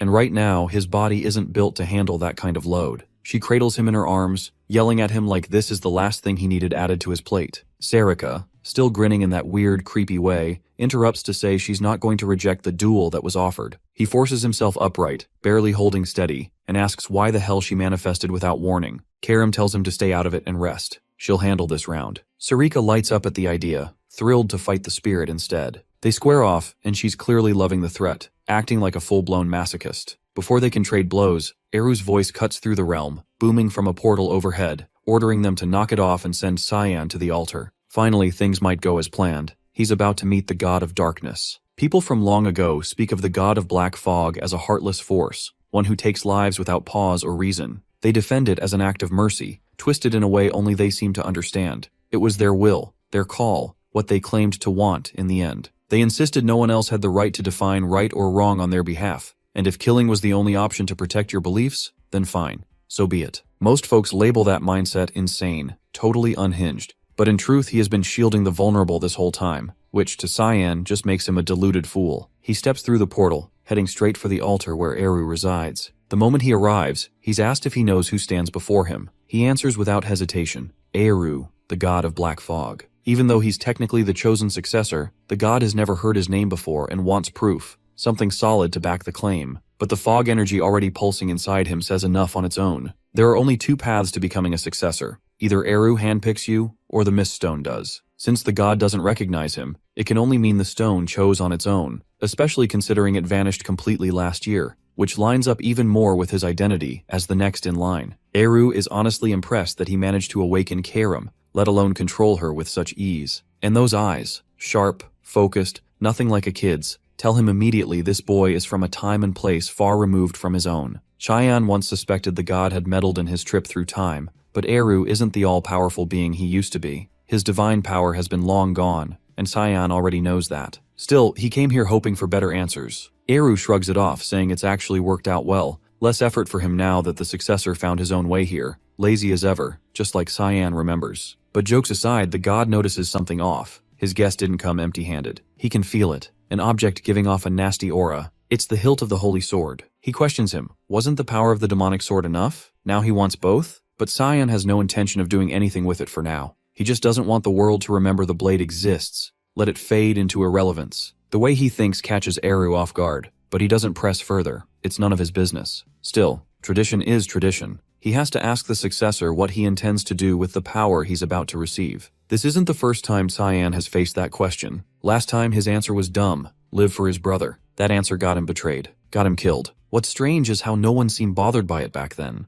Eru even warned him not to put blind faith in others, almost like he already knew how pathetic that ending would be. But this time things won't play out the same. Cyan isn't chasing some grand mission or noble dream. He'll use that power for one reason, himself. Eru tells him it's on him to figure out what's right or wrong, but he'd better think carefully. Depending on his answer, he might not leave this place alive. Cyan doesn't flinch. No fear, no second thoughts. He decided from the start he's done following orders. done living by someone else's rules. Now curious, Eru asks what he's planning to do with that kind of freedom, but he refuses to answer. It doesn't matter. As long as he fulfills his duty as successor, the god won't pry. He gets the message and doesn't bother asking anything else. He turns to Karam. He's got something to say to her. She's his daughter after all. The scary god routine drops immediately. His whole vibe softens as he cups her face and gently asks how she's been managing under her new owner. On her end, she hasn't changed a bit. Still sharp-tongued and cold like always. He leans in and plants a kiss on her forehead. It isn't just a kiss. That touch snaps her into her true form,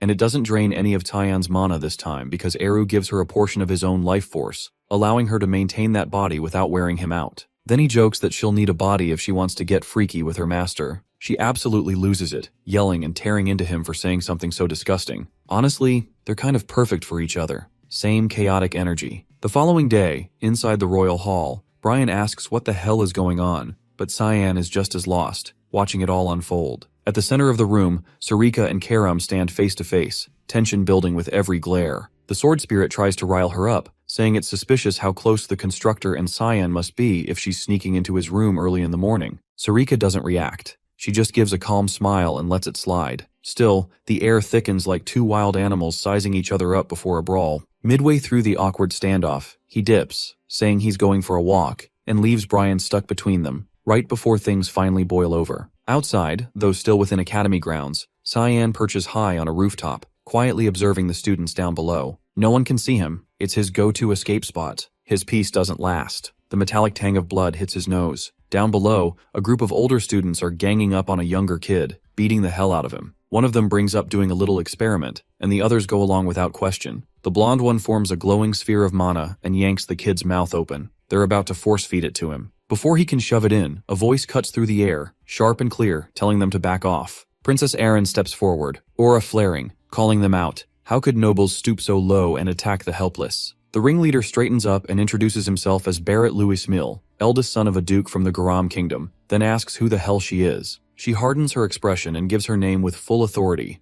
Erin, 5th princess of the Ushif Empire. Barrett doesn't seem all that fazed by the princess title or the fact she's the emperor's daughter. He already knows she's the youngest of the imperial bunch. Puffing up his chest, he steps closer, clearly trying to intimidate her. She refuses to shake his hand and warns she'll report everything to the academy. In a sloppy attempt to defuse things, he spins around and points to the kid they were beating. He insists it's all just one big misunderstanding, claims they weren't bullying anyone. Turns out the kid's a girl, and according to him, there's no harm being done. He offers to let her speak for herself. The girl stands, trembling and bruised, eyes dulled with resignation. She quietly tells Erin nothing's wrong, they weren't hurting her, and it's best if she just walks away. He bursts into laughter, the kind that screams villain reveal, but she doesn't buy a single word. It's painfully obvious the girl's lying out of fear. Before she can lead the girl away, he grabs Erin's arm to stop her. He tells her it's already too late. Leximus made her choice. Right as things are about to spiral, Tyan steps in, sweeping his legs out from under him and sending him crashing flat to the ground. The inflated aura vanishes instantly. One glance is all it takes for Tyan to recognize Leximus. Hard to forget someone you had a brutal death match with in a past life. She was the continent's top swordswoman, born in the Ushif Empire, but after messy events post-graduation, defected to Count Klein's house in Garam. That duel had been long and savage. He was ordered to assassinate her. Instead, he challenged her formally. He didn't gain a damn thing from doing it that way, but she'd earned it. She never used mana and still held the title of best sword user alive, so he faced her head on. No tricks,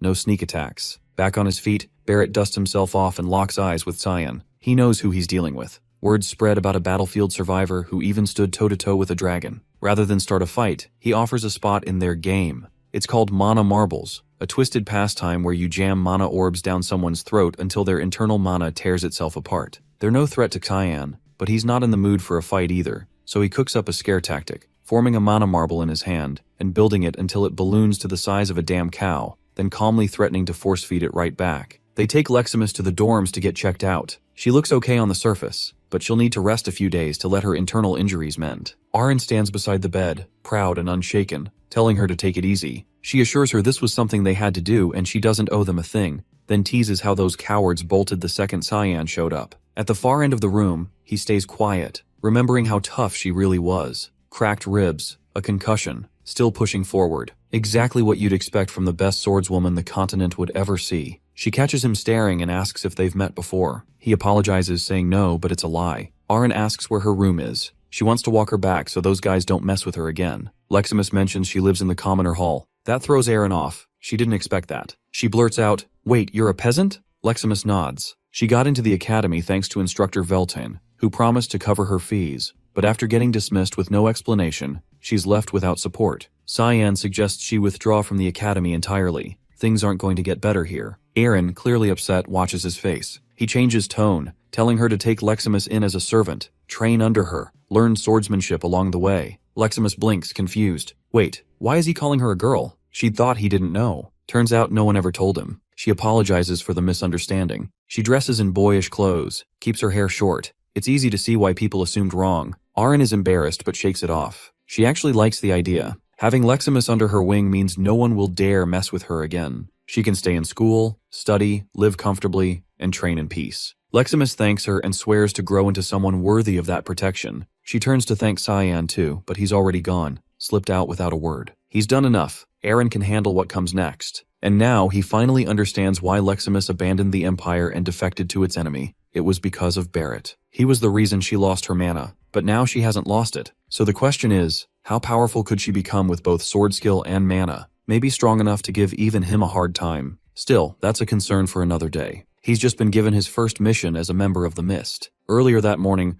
Hallmaster Sarika handed him the target. A new assassination awaits. She'd already given him a hell of a first mission to start with. He's already stressing out, wondering how much worse it'll get from here. As he moves through the corridor, a sudden crash rips through the silence and part of the wall explodes outward. A massive figure steps out from the debris, towering and broad-shouldered. His first thought is that some kind of demon creature has broken into the academy. The guy calls out, asking if he's Cyan Vert, the famous one with an S-rank body type, also the youngest in the Vert bloodline. Turns out he's not a beast at all, just another 11-year-old, Seth Chaharkin. Apparently, he's heard the stories, the kid who walked off the battlefield after fighting a dragon and lived to tell it. But the thing that really got his attention? The S-rank physique, a level even he couldn't reach. So now he's shown up just to throw hands and see how he measures up. Cyan finally spots the emblem pinned to his uniform and clocks where he's from. The Sparnia Empire, a desert-based nation tucked on the eastern edge of the continent. Back in his previous life, that place gave even the Ushif army trouble because of its brutal military, led by none other than Seth himself. But for all its might, it still crumbled after the prince suddenly dropped dead from illness. Dude had built himself into a walking tank, but forgot to take care of the basics, like not dying. And now, here that same guy is, standing in front of him way earlier than expected. The timeline doesn't match. They weren't supposed to meet this soon. Fighting random children isn't on Cyan's to-do list today, so he shuts it down. He says the academy doesn't allow street fights. If you want a duel, file it properly with the main office. Muscle mass clearly doesn't equal brain power, because Seth bolts off in the completely wrong direction. Cyan just watches him disappear and lets out a breath, glad he won't have to deal with that walking dumbbell for a while. He's got a mission to focus on anyway. Out behind the academy, tucked away in a shadowy corner, two men are speaking. One's a knight, confirming that everything's ready to go. The other gives him the order to move, deliver it to the buyer immediately. This man is Zickerman Albus, one of the richest three on the continent. On the surface, he looks like a saint, donating to charities and handing out cash like a hero. But in reality, the man's a monster, the kingpin behind the slave trade. He runs it, manages it, and even breeds creatures specifically to sell them off. Today, he's about to unveil the jewel of his twisted collection. He shouts at the staff to handle it with care. This one's his masterpiece. From the lack of guards, Cyan figures this is probably the best chance he'll get for a clean hit. But just as he's about to move, Karam senses something odd,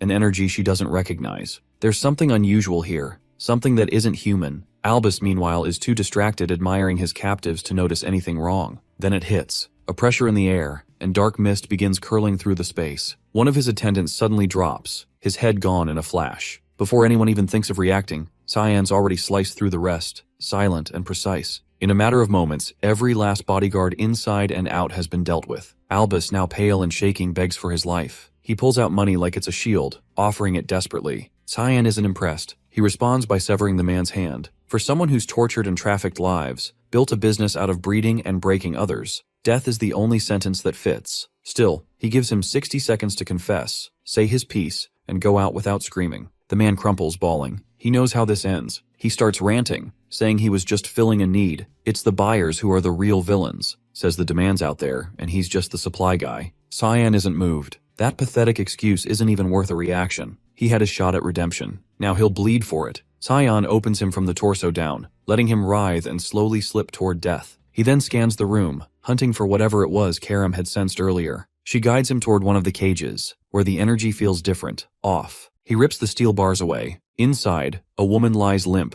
looking dead at first glance, but she's holding something tightly. Turns out she was clutching a dragon egg. He takes it with him. Back at their place, Brian sees it and immediately flips. How the hell did he end up with a dragon egg from the street? Cyan brushes it off. He's not spilling anything. Besides, it's not like it matters. Dragons are basically mana given form, and unless someone can pump that egg full of magic, it's never going to hatch. As far as they're concerned, the thing might as well be a paperweight. But of course, right on cue, the moment he finishes that sentence, the shell starts cracking. To make things even stranger, what emerges from the egg isn't a dragon, but something in between a dragon and a human. This is already spiraling into something far more tangled than he ever expected. The little creature locks eyes with him and blurts out, "Papa!" Without hesitation, she leaps onto him, clinging to his torso like she's found her long-lost father. He immediately turns to Karam, throwing blame her way for letting things end up like this, while she's doubled over in laughter. Back when the mission had ended, she was the one who urged him to keep the egg, just to prevent it from falling into the wrong hands and being used. He argued it would never hatch anyway, not without its mother, and at this point it was no more than a volatile rock. Turns out he'd been completely wrong,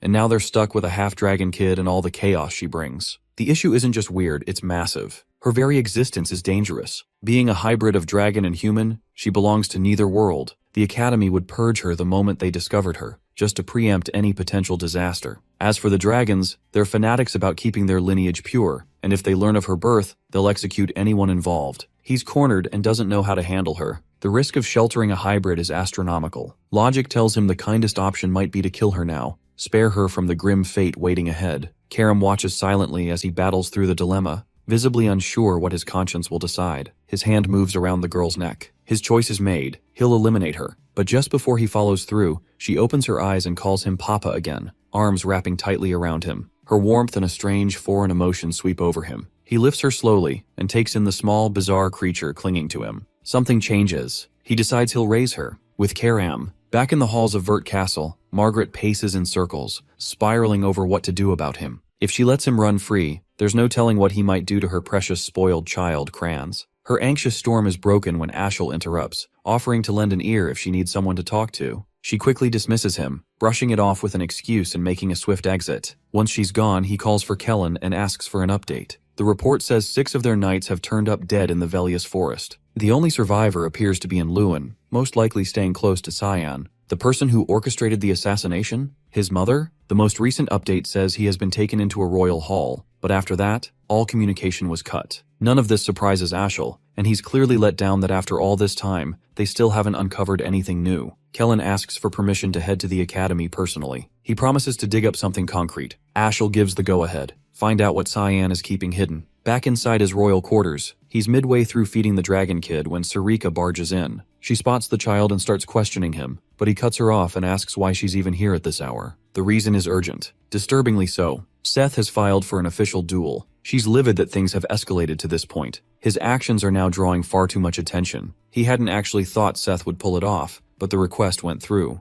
And worse, the duel is set to happen in just 2 hours. 2 hours later, they're both in the arena. Seth looks amped for the fight, though he's a little annoyed by the rules. They only allow swordplay and magic. No freestyle chaos like he prefers. He proposes they ditch magic altogether and fight with nothing but pure skill. The challenge is accepted. Seth launches into the first strike without hesitation. His speed is no joke, and Cyan makes a mental note of it as he blocks the blow with ease, undeterred by the force behind it. He knows strength alone won't win this. What he needs is precision, clean movement, and speed to dodge and counter everything coming at him. Seth pours everything he has into the barrage, but he can't land a single hit. Even though his opponent is only using a rapier, every strike is parried with tight, controlled movements. In one last desperate move, Seth speeds behind him to try and land a sneak attack, but Cyan doesn't even raise his sword. He flips the match in an instant, grabbing Seth's leg without him noticing and slamming him into the ground. Right before he hits the ground, he jerks himself upright and lashes out with a kick to break Cyan's grip. That quick recovery finally manages to catch his attention. The audience is absolutely locked in, watching what feels like a duel to the death. Seth rises, admitting he's lost the edge when it comes to swordplay. Now he's going all in. Whatever he's got left, he's throwing it. He shifts into stance, readying a high-tier spell. Off in the distance, the Dean observes in silence, clearly invested in how this match unfolds. There's a glint in his eye, waiting to see how Cyan reacts to the next move. Cyan may hold an A rank in physical ability, but his opponent sits one tier higher, an S rank. If this were only about raw stats, the outcome would already be written. But Seth carries an ace. His mana rank's a rare 3-star, the highest among any student here. Sarika watches from the sidelines, holding back the urge to yell at Cyan for dragging things this far. Seth summons a magical fist, ready to strike. Cyan barely shifts, dodging it takes no effort. The spell is redirected mid-air, forced to track him, yet he still evades with ease, not even breaking focus. He's studying the way the caster works, and it's starting to click.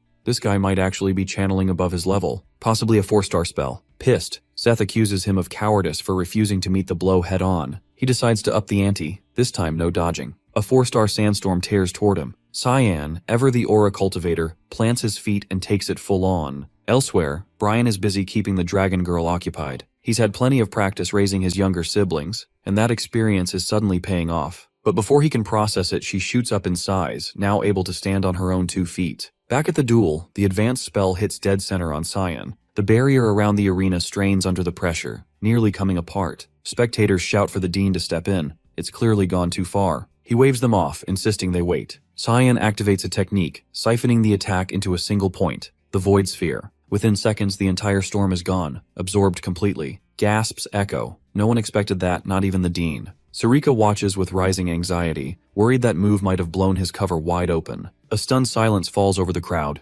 Cyan turns and asks if Seth still wants to go another round. He concedes and drops, drained, defeated in both magic and steel. Though frustrated, he takes it as fuel to push himself further. He walks over, hand extended, offering mutual respect, saying he hopes they'll meet in combat again someday. Cyan declines the handshake without a word. When he returns to his spot, he's hit with a shock. The dragon girl's not just taller, she's aged up in appearance too. Everyone knows dragons age differently than humans, but watching it unfold in real time is something else. She now resembles a 6-year-old human, and at this pace, she might look his age by the end of the week. She greets him with a bright smile, but all he can think about is how the hell he's supposed to raise her without getting caught, telling him flat out he won't be able to keep her hidden forever. She's still able to shield his identity, but covering for the girl is beyond her. Then she tears into him for putting on such a spectacle during the fight. She also spots how much the girl has grown during the short time she was gone. Still, it's his mess to deal with. He chose this, and now it's his to manage. But dragging something like this around is bound to put everyone at risk. He takes full responsibility for raising her, already placing a magic barrier around the room to make sure neither Karam nor the girl can be detected by others. That setup is solid enough to ease Sarika's concerns. Before heading out, she hands him a crimson envelope and warns him not to pull this kind of stunt again. Inside is a formal reprimand for causing trouble during the duel, and a threat that he could be expelled over it.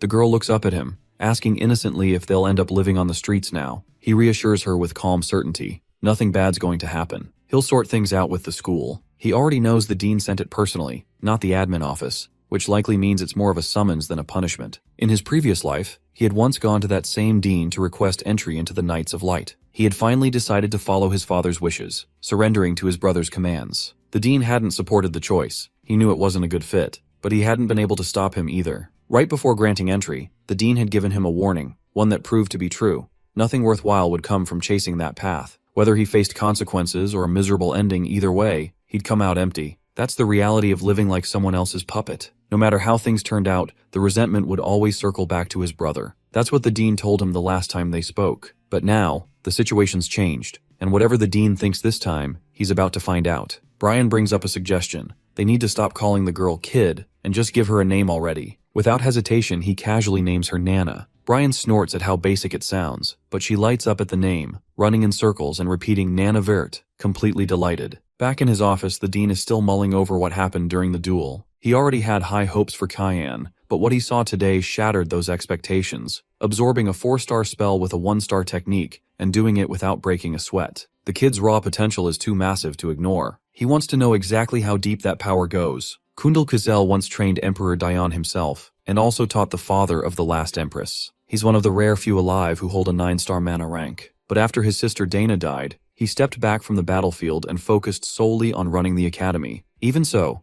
there's one thing Cyan has always wondered. He's never actually seen the man fight, and assumed he was a peaceful figure. But in this lifetime, Quizel has thrown himself into the royal succession crisis. Yet his personality doesn't seem any different. On his way to the office, he runs into a dense wall of magic blocking the path. The dean clearly expected him to show up, and this 9-star ward was planted as a test. From his office, he waits to see how the challenger handles it, only a capable mage could break through. He acknowledges the challenge, but instead of forcing the barrier, he circles around the building and hops in through a rear window. He introduces himself face to face and says he's here to formally complain about the warning letter. The dean accepts the confrontation and asks what the issue is. Cyan points out that the letter came straight from him, but after seeing the tomb, he's certain now it was just bait to test him. The dean doesn't deny it. He admits the trial was excessive, but Cyan passed it, no question. Still, the warning stays. He repeats it. He's not retracting the warning. Cyan insists on asking something first. Does the dean want to expand the empire, or protect his family's legacy? The older man replies, calling it a gutsy question, but claims he doesn't care about either. Cyan isn't buying it. He presses further. If Emperor Dion dies and the third or fourth prince makes a play for the throne over the first, wouldn't the dean pick a side? The dean's tone sharpens. He's clearly pissed, and calls him arrogant for pushing the question. He says Cyan was a pawn for Ashel, but from where he stands, the dean isn't any better. In his previous life, he had been just another puppet for Ezreal, and nothing about the man in front of him seems any less controlled. The dean slams his desk, voice rising. Does he really think a century of peace is that easy to break? He thought Cyan was a prodigy, but now sees nothing but a naive idiot. Then he throws another question at him. Does he honestly believe the mother of the first prince and second princess just died of illness? Does he think the third and fourth princesses are fair competition for the first prince? The Napules family, the one Empress Cassandra comes from, is notorious for hoarding power. That clan would do whatever it takes to stay at the top. In Cyan's view, peace in the empire is already collapsing, and once it does, the academy goes down with it. And the dean? He's scared. It's hard to believe a kid barely 11 is analyzing politics like this. He seems to understand the whole mess like someone twice his age. The dean asks what he wants from sharing all this. He says it plain, he wants to negotiate. He's willing to help preserve the academy's future and the safety of the dean's family, but he wants the warning rescinded in return. The dean just laughs. He casts a spell above, conjuring magical restraints that snap tight. Chains wrap around Cyan, locking his movements. Then the dean stares him down, wanting to know what kind of power he thinks he holds to even dream of offering a deal like that, because now he's going to learn what it means to screw up. The dean activates his spell, latching Cyan in place with his chains of judgment. Magic coils around him, restricting movement entirely. He looks confident, convinced the protagonist won't be breaking free from a 9-star spell like the Chain of the Tower. He quietly wonders if he might have given him too much credit, but that thought doesn't hold for long. Cyan calls on the Void Sphere. To his shock, the supposedly weak 1-star spell starts pulling in the high-rank magic. Cyan meets his gaze, asking if he still seems useless now. The dean admits it. He's impressed. And yeah, he'll revoke the warning. But that can't be the only thing the kid wants from this, right? Meanwhile, Brian has stepped out to grab food for Nana. He ends up buying a random collection of sweets, already picturing how happy she'll be devouring them. But something's off. The streets are unusually quiet for this time of day. He brushes it off, assuming it's nothing. That is, until he feels something strange coming from a shadowed alley. He calls out, telling whoever's hiding to show themselves. When they do, his eyes go wide. He recognizes them instantly. Before he can react, they take him. Back at the academy, after wrapping up his talk with the dean, Cyan decides to attend his final class of the day. He's there, but mentally, completely checked out. It's hard to stay interested in material he already mastered 30 years ago. He tries to sneak out mid-lesson. No assignments today, planning to head straight to training. Aaron catches him mid-exit, asking where he thinks he's going. Class isn't over yet. He throws out the bathroom excuse, hoping to slip past, but she's not buying it. Wrong hallway for that excuse. Leximus chimes in, reminding her to carry herself like a proper princess. She ignores him and presses Cyan again. If he's not going to the bathroom, then where? He tries switching topics, asking why she lets Leximus speak to her so casually in public. She shrugs, saying she only allows him to use her first name in private,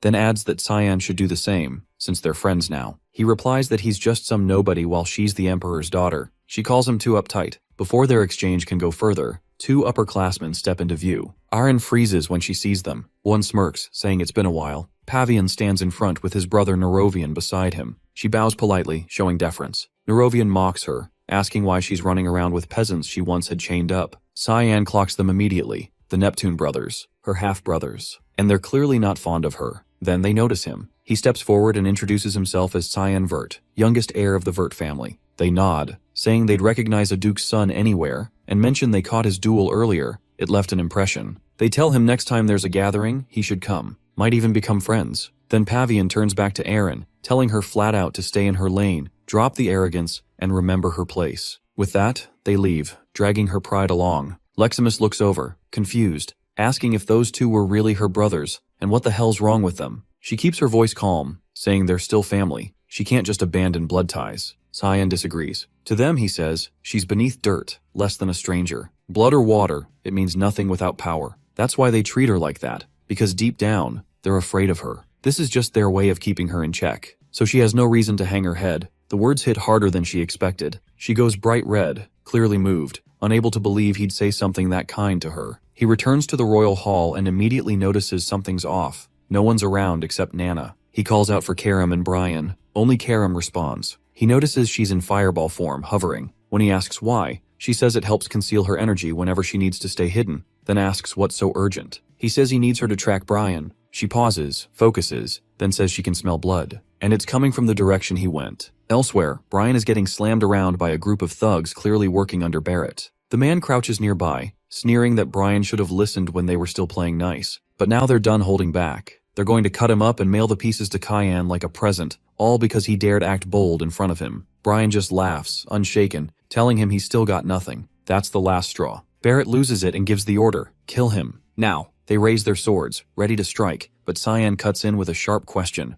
What exactly do they think they're doing? Barrett freezes the moment he hears that voice. He knows who it belongs to. The S-rank mage turns his attention to Brian, who looks absolutely wrecked, barely able to speak. The eldest Louis Miles sees the moment as perfect. This might be his shot at payback. He growls out a threat, saying he'll rip out Cyan's organs. The other boy cracks a smile, welcoming the fight, then unleashes thick fog, 8th form, assault, slicing the knights into bloody fragments in an instant. Barrett stands stunned, speechless as every mercenary he brought drops dead in seconds. There's no chance he can beat someone like that. It's beyond what his brain can process. Cyan's strength is too unreal. He tries casting a spell in desperation, only to get cut off by a brutal kick to the gut that sends him flying. The mage glares down at him, asking if picking on weaker people is what he calls fun. The would-be noble coughs and laughs it off, saying it's just one of his hobbies. He wants to know if Cyan's really going to kill him over that. Barrett, the eldest heir to the Louis Mile family, is effectively the shadow ruler of the Garum Kingdom. His reputation for being twisted is well known. Beating people up was the least of his crimes. He once set a small animal on fire just for fun. Then came the moment he crossed the line entirely. He murdered a female classmate. His excuse? She was simply practicing magic. Eventually, the Mist issued a purification order against him. When Cyan broke into the Louis Mile residence after the exile, he discovered piles of corpses, dead servants stuffed into the basement. He hadn't planned a quick death. He intended to make him suffer first. But then the criminal laughed, telling him to skip the drama and just get it over with. He claimed he didn't mind dying, said he'd already wrung all the pleasure out of life. Now thinking back on it,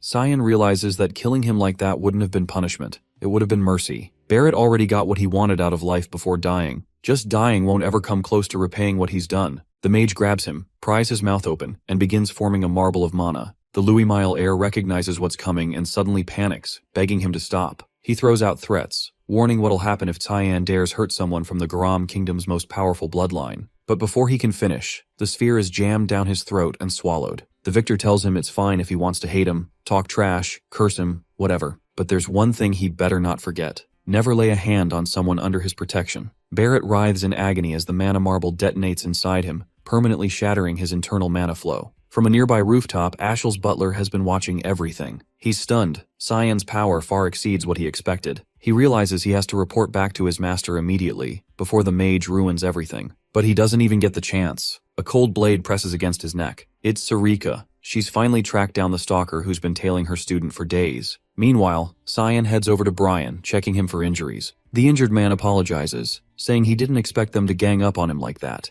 The mage straightens up and asks if he truly sees himself as a subordinate. Then why the hell was he fighting a losing battle? He says charging into a hopeless fight might be noble, but it's still dumb. A dead loyalist is useless to him. He cuts the scolding short, telling him they'll finish this conversation back home. He then calls out, demanding Sarika reveal herself. A group of mist assassins appear, with the woman leading them. She's impressed. He noticed them despite their perfect concealment. She drops down, dragging the butler with her, saying she brought him a present. But Cyan already knows the guy's been shadowing him for a week. The assassin acknowledges his growing capabilities, outclassing a mist assassin, outwitting the dean, and handling a demonic sword without losing his mind. He checks all the boxes of an ideal successor. Still, she warns him, it can't go on like this. More people are getting suspicious. He promises to be more discreet, but he has no plans to keep playing the idiot who takes abuse from others. He makes it clear, if anyone touches one of his people again, he'll destroy them. No exceptions. Sarika gets it. She respects that he wants to protect his own and prepares to leave. Before she goes, she tells him to deal with the butler and that she'll handle the situation with Barrett. The captive has been listening to every word. He thinks he's about to die, but Cyan has something different in mind. He asks if the man is Ashel's top subordinate. He clearly never leaves his master's side. The mage used to envy that loyalty in his past life. He could kill him here, but there's a better use for him. Cyan casts a shadow personality spell. The butler screams as the dark energy pours into his body, taking control from the inside. Leximus and Aaron are sparring nearby, using their match as part of their training routine. She struggles to keep pace with his speed and precision. Eventually, he slips behind her, gently placing the blade near her head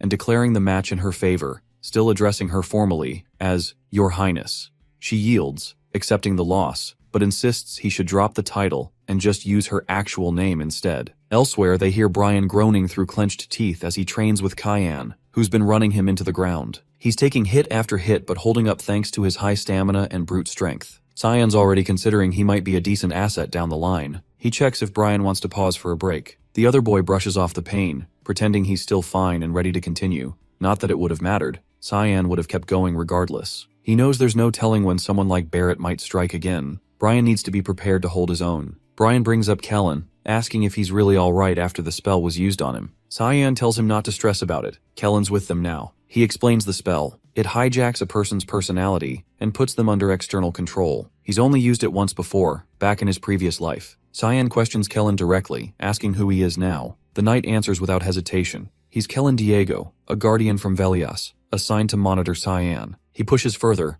asking who his master is at the moment. Kellen says it used to be Ashel, but that's changed. He wants to serve Cyan now, and asks to stay under his command. Cyan gives a sly smile and tells him to deliver his next message exactly as dictated, word for word. Kellen nods, fully on board. Back on the field, Aaron asks if Cyan's here to train. He gives a nod and returns the question. She says she trains here every weekend with Leximus. Lately, she figures it's a smart move, especially after last week's chaos. Barrett had been found collapsed outside the infirmary, completely unhinged and covered in bruises. No one's been able to get a word out of him about what went down or who was responsible. Thing is, it's not that he's unwilling to talk. Sarika straight up erased his memory, and just to twist the knife, he's now permanently blocked from using any form of magic. Still, what throws Cyan off is Leximus's reaction to hearing all this. He expected her to be satisfied, but something in her expression says otherwise. His thoughts are interrupted when Nana drops from the sky, screaming his name. Apparently, Karam left her unsupervised again. The little half-dragon crash lands straight into Aaron's arms, still shouting Papa, while staring at Cyan. Aaron stares at the kid, baffled, and asks what the hell is going on. He gives her the whole backstory, start to finish. Once she understands, she's clearly relieved. Nana isn't actually his daughter, and there's no secret affair with some mystery woman. He braces for blackmail or some school scandal fallout. Instead, she quietly reassures him she won't say a word to anyone. Not the faculty, not the students. He's thrown off. Why help him when there's nothing in it for her? She simply pities Nana. She belongs nowhere. Neither humans nor dragons will ever accept her. If he's willing to care for her, Aaron's fine with it. But there's one condition. She wants to visit whenever she feels like it. She tries to cover the request with her usual detached tone, hiding whatever she's really feeling. He agrees anyway. He doesn't exactly have room to argue. He jokingly calls it their little secret. As he leaves, she blushes faintly, feeling a weird mix of giddy and flustered, like she's finally stepped closer to him. Meanwhile, in the other room, Karam is roasting him for letting Nana show up in front of classmates. She smirks, teasing that maybe they should get a look at her too. He snaps back, blaming her for passing out when she was supposed to keep Nana in check. The mage shrugs it off without guilt and flips the blame right back at him. Brian steps in with a more practical idea. Maybe some walks around the grounds would help Nana unwind instead of keeping her locked inside all day. Cyan agrees. It's probably for the best. Above the academy, two dragons glide across the sky. One of them halts midair, catching a stench that turns his stomach. He turns to the other, Catalina, and asks where they are. She tells him they're flying over Lewin's domain. He scowls, saying he needs to drop by the academy. There's a foul presence down there, and he's not about to let it fester. Brian and Cyan head out together late at night, bringing Nana along for a walk in hopes of shifting the atmosphere a little. During the outing, she figures out how to use her wings and speak clearly, now zipping around wildly through the air without any control. She seems completely drawn to wide open spaces, darting from one spot to another without slowing down. He watches her with a quiet grin, clearly enjoying the sight of her having so much fun. He's brought her to a secluded area far away from the academy grounds so she can move freely without drawing attention. Karam notices the unusually big smile stretched across his face and throws in a sarcastic comment, telling him he might as well go get Aaron as her mom since he already looks the part of a dad. Their moment of peace doesn't last very long though, An intense, powerful presence suddenly cuts through the air toward them. Brian quickly reacts, bolting forward to intercept Nana and yanks her away from a fast-approaching attack, barely managing to save her. All three duck behind Cyan as two hostile figures make their appearance known. Two dragons, clearly of high rank, step into view, Lucian and Catalina. Lucian's eyes land on Nana, filled with pure revulsion, as both stare at her like she's an abomination. They demand to know if Cyan is her father, having recognized the demonic blade he's carrying. Karam doesn't appreciate the implication and immediately snaps back, only for them to fire off more insults, looking down on the group as if they're dirt. The tension spikes, and they're seconds away from fighting until Lucian signals Catalina to hold back. He says he's not interested in wasting energy on creatures beneath him, and there's no need to fight if they just hand the child over. Cyan doesn't flinch and fires back by calling him a lizard-faced piece of trash, which instantly pisses the dragon off. He blasts a beam of raw mana toward the swordsman, but it's sidestepped in an instant before he activates his demonic transformation. They both instantly recognize the aura. This is the power of the exile. Even so, they don't take him seriously. But he moves faster than expected, and closes the distance without Lucian even noticing. The dragon just manages to block the incoming blow and create space between them for a moment. He fires off a shockwave spell, catching his opponent off guard, but the impact doesn't seem to do anything. Cyan breaks out of it almost instantly. Before the dragon can react, the swordsman sweeps around and attacks from behind, only to be blocked by Catalina's shield. Lucian tells her to back off, warning she's no match for him, but she holds her ground, trusting that her shield, reputed as the strongest among the dragons, will be enough. It isn't. He makes one clean movement, cutting straight through her magical barrier like it's nothing, and slashing her apart using one of his fog-based techniques. Lucian is left stunned. He can't wrap his head around how a human is wielding this level of strength. Even the god of fog has already lost his dominion, so it shouldn't be possible for anyone else to channel that kind of power. He demands to know who the man really is, but the swordsman keeps quiet, refusing to say anything at all. Desperate to turn the fight around, Lucian activates his polymorph, transforming into his full dragon form in one last effort to win. The opponent stays composed, not shaken in the slightest, and charges directly toward him. He knows this is when the dragon is most exposed. Lucian doesn't see it as a problem. He doubts a human would know anything about a dragon's weaknesses. But the swordsman leaps and lands a hit right at the center of his forehead, the core vulnerability. The dragon tries to escape into the air, but fog chains latch onto him and drag him down, sealing his fate. Once the dust settles, Brian runs over to check on things, only to stop in shock as he sees his friends standing there over the defeated dragons, already eating them. Kellen steps into Ashel's quarters and informs him that an unknown force seems to be backing his brother. He also suspects the scouts they sent have likely been eliminated by the same group. Ashel narrows his eyes and asks if that's all he's discovered. Kellen apologizes, admitting he doesn't have anything else to report. But something feels different. Ashel senses a shift in his demeanor. The desperation he showed before leaving for the academy isn't there anymore. He seems like a completely altered man, and that immediately sets off alarm bells. To be sure, Ashel decides to test him with a question. Kellen catches on right away that he's being evaluated, so he bows deeply and begins reciting holy blessings to Lumendel in a show of unwavering devotion. Ashel chuckles and tells him not to be so dramatic. It's just part of standard procedure, nothing personal. He waves a hand, dismissing him from the room. Kellen exits, quietly noting to himself that he'll need to tread more carefully next time. If suspicion grows even slightly, he won't be walking away so easily again. Just as he opens the door, he almost bumps into a young girl. He instantly recognizes her. She's Cyan's personal maid. Curious, he asks what business brings her here. Before she can respond, Ashel appears behind him and places a hand on his shoulder, saying that he's the one who summoned her. He flashes a polite smile and gently requests her help with something. She looks puzzled at first, but agrees,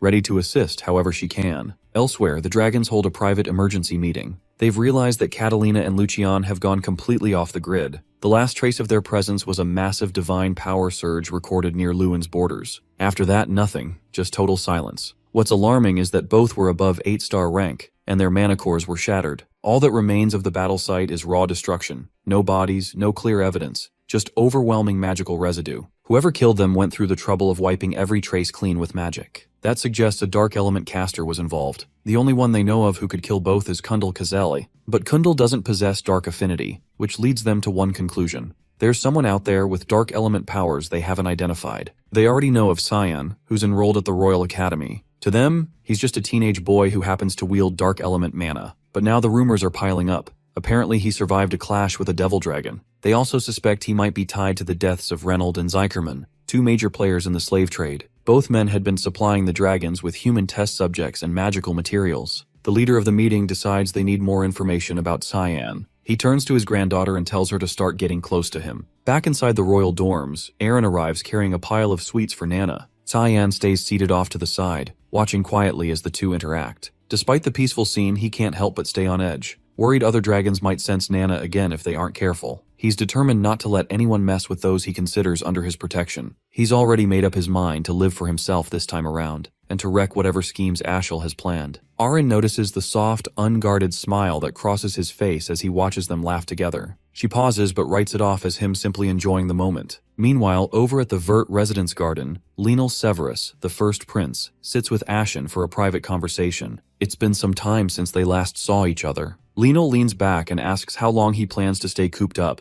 wasting away out here in the middle of nowhere. He's also heard rumors that Alice left on some kind of journey. Ashen confesses that he's genuinely worried about her, but admits he has no idea where she's gone or what she's up to. Lenal smirks and teases him, suggesting that maybe he's more concerned about his influence and position than he is about Alice herself. Ashen warns him not to discuss sensitive topics out in public, but the prince shrugs that off, saying they're close friends. It's fine to be honest with each other. He then asks if Ashen's brother is named Cyan. Apparently, the Emperor is starting to take an interest in the protagonist. He's even been thinking about arranging an engagement between Cyan and Aaron, the fifth princess. Lenal admits he's not sure why the Emperor is so adamant about it. Maybe it's his way of trying to shield his daughter. Ashen advises him not to act impulsively. He believes the more attention Aaron gets, the more her value and influence will rise, and the more useful she'll be to them. Lenal raises an eyebrow and chuckles, clearly entertained by his calculated approach. A butler arrives with drinks, offering them politely. Ashel, who's now joined them, glances over and asks who this knight is, as he doesn't recognize the man. Lenal replies that he's a rare find, a real gem he discovered while scouting through the slums. Ashel nods, commenting that he certainly looks like an impressive specimen. The butler introduces himself formally as Burris Lahallam, the same figure who appeared back in the story's opening chapter. 2 years go by, and Alice makes her return to the academy. She keeps a low profile, trying to ease herself back into the routine without drawing much attention. But despite her efforts, people notice her everywhere she goes. Eventually, she steps into the dean's office. He greets her warmly, welcoming her back and asking if she enjoyed her time away. She explains that she visited Phryne. His expression shifts. He's visibly surprised. That's not a place where humans are usually welcomed. He recalls telling her it might take more than a year to adjust, but that the journey would help her reflect on where she belongs. Now it seems she's made up her mind. Alice tells him that she's decided to join the Knights of Light. He asks whether this means she intends to carry on her family's legacy. She responds that someone has to take responsibility and continue the path. She also mentions being worried, specifically about him. The dean lets out a mischievous laugh, knowing exactly who she's referring to. He reassures her that Cyan can handle himself just fine. And right then, Cyan shows up behind her. She turns and stares, caught completely off guard by the sudden reunion after all these years. She notices he's gotten taller, broader too. He now stands nearly level with her, maybe even poised to surpass her any day now. He teases her, saying maybe she's just shrinking instead. The date is July 2nd, year 988. He remembers this exact day from his previous life too. That was the final time he saw his sister alive. She asks if he's planning to return home for summer break. He tells her no one back home would even bother welcoming him, except for her. She's caught off guard by that. She asks if that's why he's avoided coming home for 2 years. The truth is, his reasons for staying away run much deeper. Ashel is one of those reasons, and the Duke's wife has been hunting him down, grasping at every opportunity to end his life. And their father? He does absolutely nothing about it. Going back would be no different than signing his own death warrant. He's made up his mind to stay away until graduation. She then asks if he's gotten close to Crayons. He replies that there's no chance of that, at least not right now. She reacts with visible surprise. He explains it's because the guy has been nothing but hostile, even tried to kill him once. She freezes in disbelief, shocked silent. Brian steps forward then, ready to confirm every word. She asks who the man is. He introduces himself plainly. Brian Kendrick, a guardian knight. Cyan walks her through everything, how things played out between him, Crans, and their mother. Her expression twists with a mix of emotions, mostly rage, completely blindsided by the truth. But he is quick to tell her it's not her fault. Even so, her anger only keeps rising. She asks if he's told anyone else about this. He answers that there's really no point. It's all in the past now. But Crans shows no signs of guilt or even second thoughts. Alice suddenly throws her arms around him in a tight embrace. She says he doesn't have to bottle it all up, that she'll be his shield from now on. She makes him a promise that she'll watch over him going forward. She says she'd love to stay longer, but she's got somewhere she needs to be. She tells him to stay safe while she's gone. She even hugs the Guardian, as a thank you for looking after him. He throws the knight a deadly glare, simmering with jealousy over his sister. They say their goodbyes and she heads out, but he can't shake the image of how pissed she looked. He hasn't seen her that furious in a long time, In his past life, during sword training with crayons, he was getting ragdolled. The older boy told him to stand up and keep fighting, but he had given up and told him to stop. Crayons didn't care what anyone thought. He kept landing punches right to his face until Alice stepped in, ordering him to quit it. She'd made him apologize, wearing that exact same furious face she had just now. It was the only time he'd seen her that mad. Things at the Duke's estate are about to explode, and she needs to learn the truth about her family so he can protect her properly next time. Brian walks up, holding out one red envelope and one black. The red's from the academy, the black one from some janitor. He takes the black letter and flat out ignores the red. He figures the red one's from the palace. It's sealed with the imperial crest. He even asks what it might be. Cyan says the palace usually throws a banquet this time of year. But the black letter?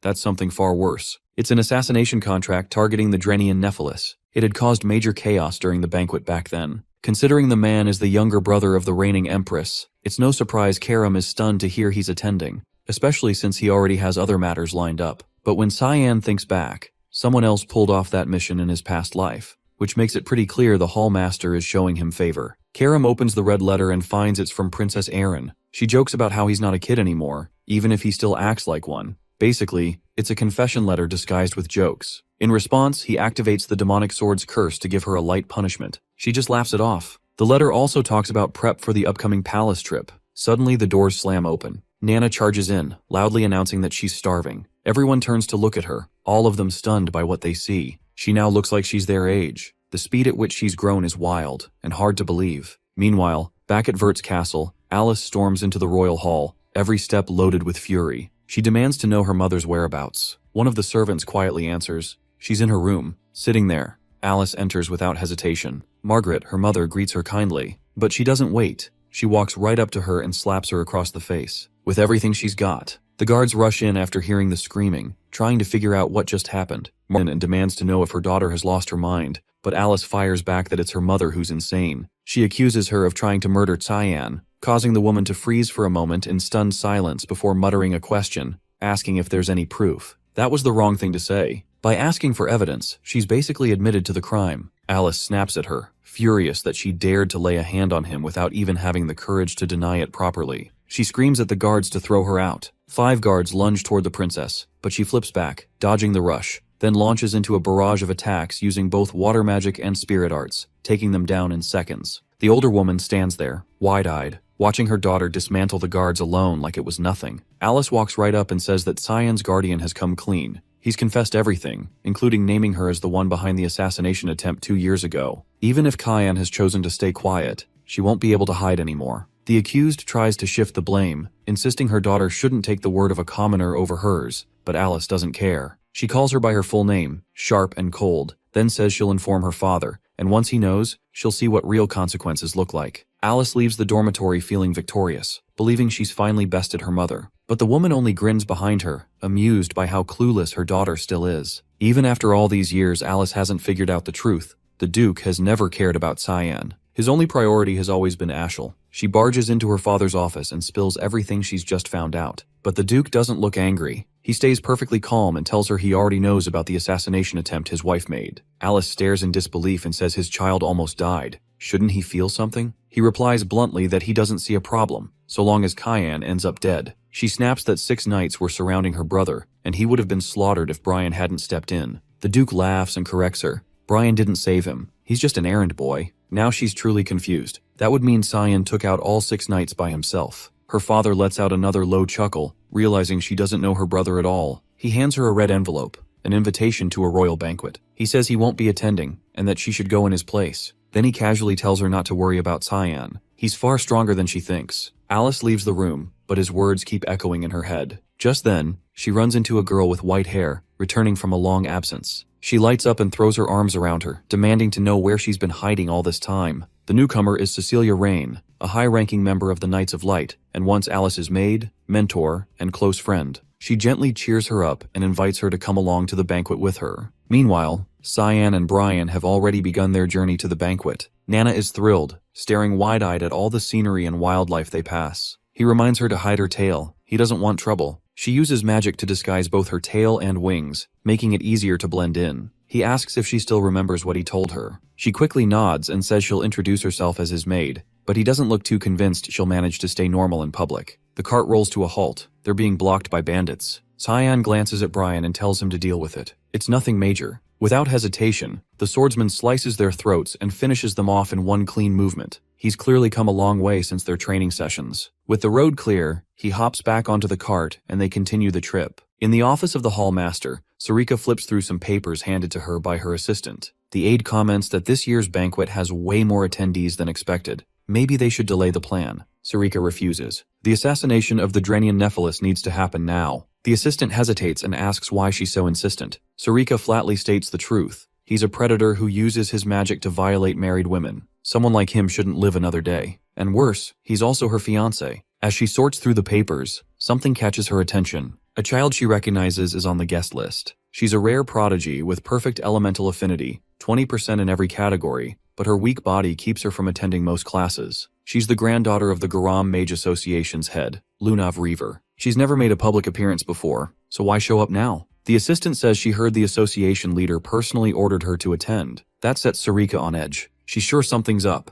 This banquet won't be simple. Back in the city, Cyan, Brian, and Nana are walking through the streets of a town they've just arrived in. Nana carelessly bumps into a stranger, but her innocent smile makes him forgive her instantly. Cyan makes a mental note. She needs to stop thinking the world is always nice. Suddenly, Brian notices something's off. Her eyes have shifted. She looks like a predator, dragon pupils back, radiating a strange hunger. She says she's starving, and they need to act fast before someone notices her aura. Cyan tells Brian to take her to the nearest restaurant. A few hours and countless dishes later, she's back to her sweet self. Good thing he brought enough money to handle her appetite. Just as he's relaxing, he senses an unfamiliar mana approaching from behind. A voice calls out, asking if he's really Cyan Vert. Cyan reels for a second. She knows his name. That alone puts him on edge. He keeps his tone guarded and asks her location. She doesn't answer. Instead, she casually takes a seat right beside him. He repeats the question slower this time. Eventually, she responds and introduces herself as Lunav, explaining that she attends the same school and is currently in her second year. The name rings a bell. He swears he's heard it before. Still, something about her doesn't sit right. Why the hell is she being this friendly? He coldly replies that he doesn't waste time on underclassmen. She shrugs and says that's fine. Compared to him, she's practically invisible anyway. Brian and Nana both pick up on the interaction. The maid leans in and asks if that girl is one of his friends. The knight, squinting, admits he has no idea who she is, but she sure doesn't seem like one. The girl comments on how close the knight and maid appear to him. With a playful edge, she notes that he feels warmer than the rumors make him out to be. He tries to brush it off, but the way she just complimented him out of nowhere only spikes his suspicions. She asks if he came to the capital because of the banquets. He nods, then immediately questions how she knew that. She answers flatly, there's no other reason he'd bother showing up in this city unless it's for those events. With a flirty little grin, she tells him they'll be seeing each other again at the venue, since she's been invited too. He figures that if she's attending, she must belong to nobility. All of a sudden, she rises and says she's heading out. Time to wrap up the introductions. She tosses him a wish, don't forget her. Then she drops her full name, Donald Rayner. And just like that, it clicks. He remembers her from before, granddaughter of the Gun Major Association president in Rain River. That man must have sent her here. In his former life, she died while studying at the academy. He can't tell if her death was from illness or the grotesque experiments the association had been running. This is uncharted territory.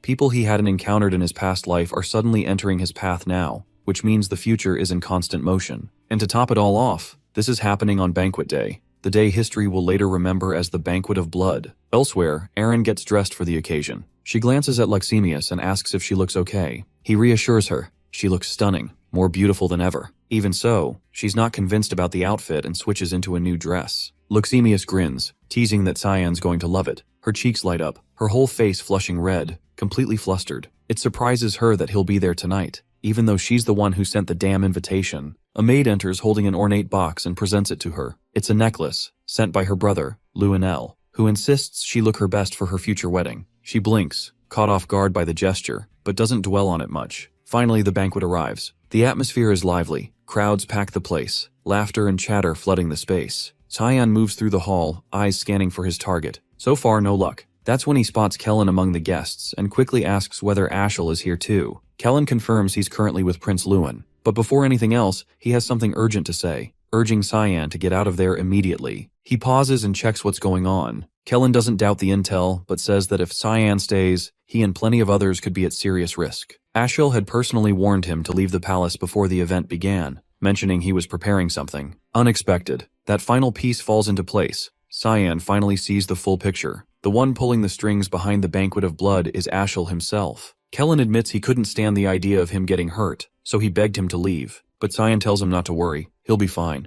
Kellen, on the other hand, better watch his own damn back. He heads off, mulling over what kind of stunt Ashel is cooking up now. Every passing day proves his brother is even more unhinged than he thought. Kerm shows up, casually mocking him, asking if he's suddenly grown a conscience about innocent lives. He shoots her a look and says, nah, it's just that the plan's kinda cute in a twisted way. Still, if things spiral, it's gonna get real ugly. He needs to intervene before it's too late. Using Ashel's astral lens, Cyan taps into Sarika's psyche and nudges her thoughts. He starts with a compliment about her dress. She immediately catches on that he's manipulating her mentally and cuts to the chase. What's he after? He tells her to delay the purification mission. She wants to know why. He says he got a tip-off. The banquet's about to go full massacre. He promises to explain more later, but right now, they need to confirm if any monsters have infiltrated the venue. She questions whether the intel is legit. He assures her he even knows who's pulling the strings. The dread's been creeping up for a while now. That scream in his head hasn't shut up. He didn't have full confirmation until now. He tells her to forget the target for the moment. With a smug tone, he adds that her creepy fiancé is probably going to die in the chaos anyway. He walks off while she stares after him, clearly pissed. Alice sees her and calls out. Sarika hears the voice and turns. She didn't expect to see Alice here. This wasn't part of the plan they agreed on. Alice replies that she just wanted to step out and get some air. But this isn't good.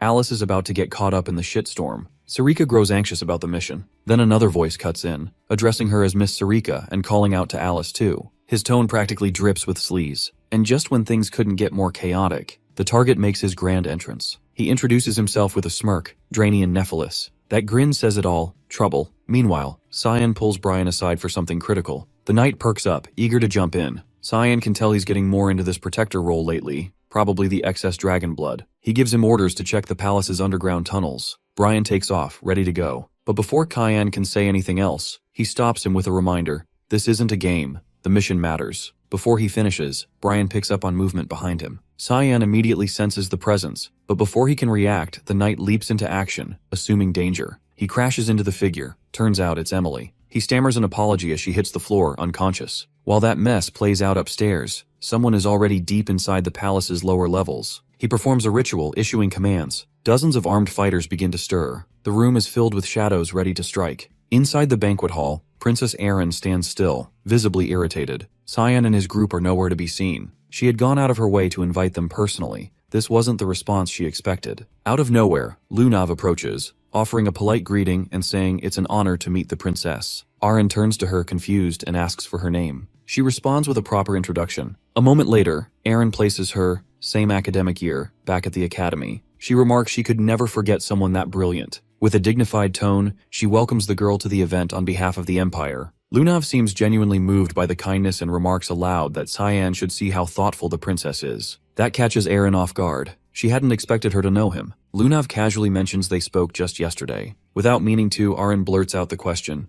are they close? That's all Lunav needs to confirm her theory. So the princess is jealous, and in love. Their conversation is cut short by a woman's scream from across the hall. She yells for help, begging the guards to protect her, but it's already too late. A soulless fighter from the depths of the palace slashes her throat clean. Erin stands frozen. A monster has made it inside. The killer turns his head and locks eyes with her. There's no doubt she's his mark. Elsewhere in the palace, Cyan is in a side chamber, introducing Nana to Emily. He refers to her as his mate. Emily collapses to her knees, stunned. It hits her like a truck. He swapped her out for a younger, cuter maid. He doesn't humor the idea. He moves on, asking if Ashel was really the one who brought her here. She nods and says Ashel was so desperate to have her, he even offered her a job. She recalls how, a few days ago, he summoned her to his office. He asked her to work as his personal maid, claiming that since Cyan was away at the academy, she must be feeling lonely. She had declined, saying she'd rather stay and wait for him to return. He narrows his eyes and asks if she's absolutely sure, but she doesn't have any more answers. That's all she knows. He turns to Brian and tells him to stay close. Emily and Nana aren't safe on their own. Brian checks if he's heading out. Cyan confirms it. Emily wasn't supposed to be part of this timeline. Now, with spies crawling around and Ashel clearly pulling strings, he sees the whole play. His expression turns sharp. Ashel's crossed a line. Without another word, he storms off, set on reaching Erin and whoever else is in danger. After he leaves, Emily breaks down crying. She clutches a bow tie tightly, the same one Ashel had asked her to give to Cyan. As she weeps, Nana senses something off. The gemstone on the bow tie radiates a faint, unsettling magic. She stiffens. Something about it feels wrong. Meanwhile, in a private chamber, Ashel and Prince Luenel talk in hushed tones. They both know the mission is officially underway. After everything, the moment has come.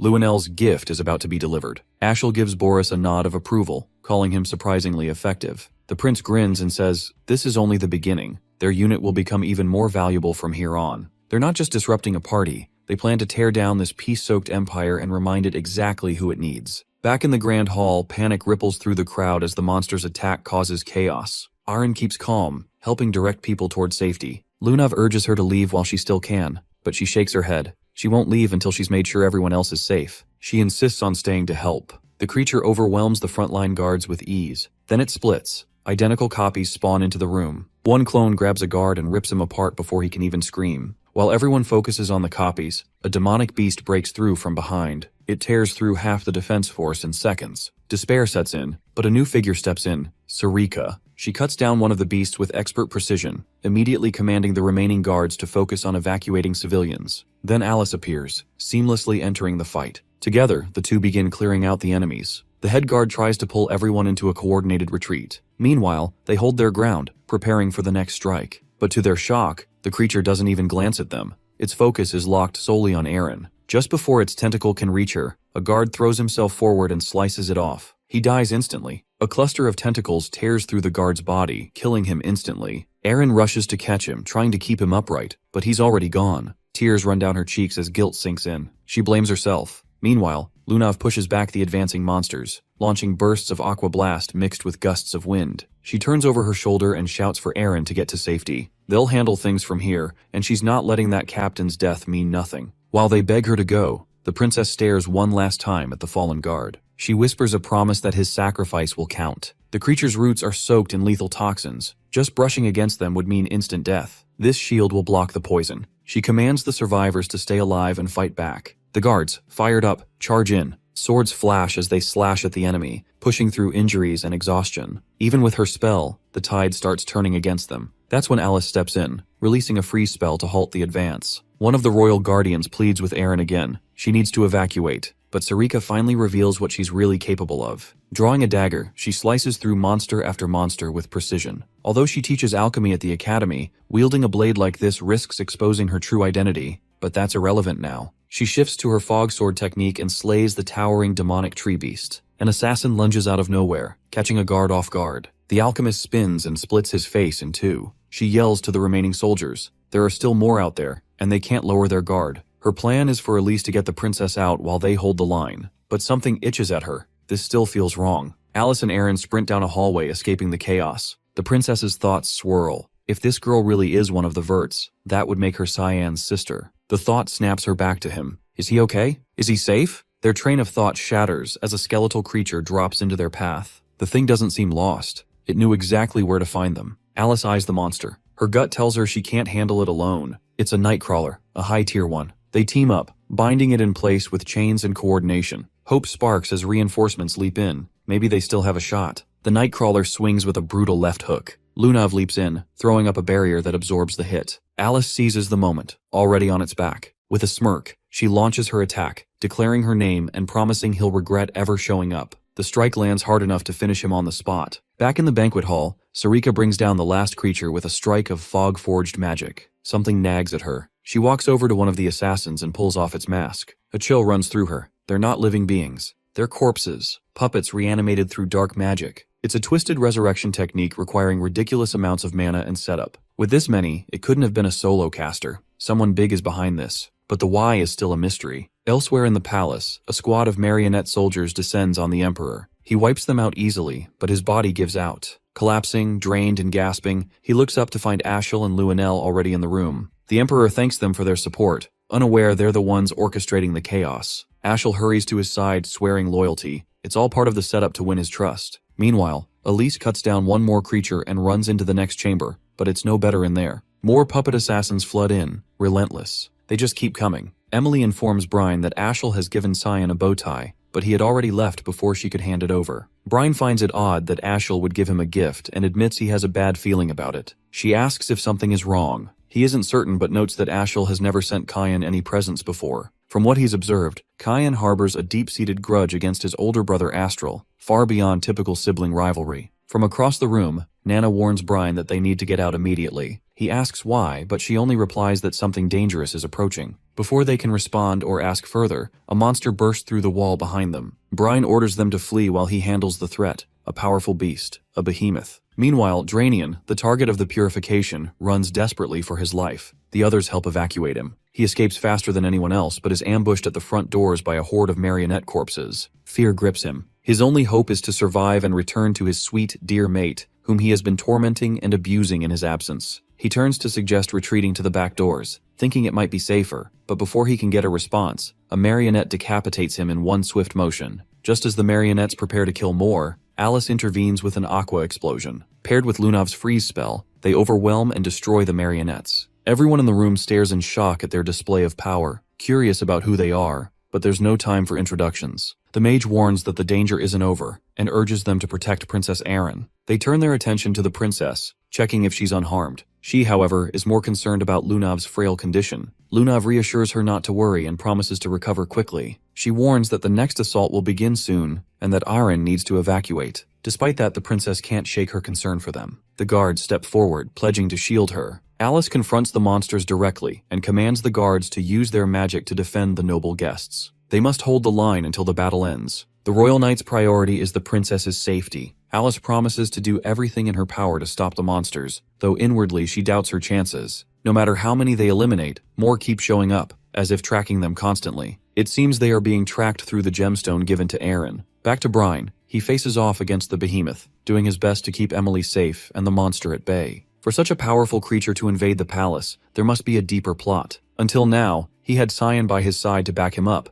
but alone, he must defend both himself and Emily. She places her full trust in him as a monster charges. He prepares to block the attack, warning her to stay behind him and not stray. He manages to deflect the strike flawlessly, surprising himself with how strong he has become. This boost of confidence makes him believe he might stand a chance to defeat the creature. He parries every blow, matching the monster's ferocity blow for blow. Emily asks if he's okay. He reassures her that not a scratch will come his way. Then, distracted for a moment, the monster lunges with its jaws. Brian won't be able to block this attack in time. Just when it seems too late, Nana leaps in, forcefully driving the monster away. She seems transformed, like a different person. Meanwhile, Erin and Alice continue battling the remaining marionettes. The princess raises a magic barrier to shield the knights, while her ally uses spirit water spells to immobilize the enemies. The fight feels endless. Whoever masterminded this is unknown, but clearly planned thoroughly. The knights will wear out eventually, and they need another strategy. In the heat of battle, a mask is knocked off, revealing the corpse beneath. Alice realizes these are essentially marionettes, reanimated by dark magic. To counter them, they need something that opposes dark magic. The first thought that comes to her is Lumendel, the god of light, and his light magic. If someone can wield it, they might have a chance to turn the tide. She calls out to Princess Erin, asking her to infuse her sword with mana. Erin replies that she can't.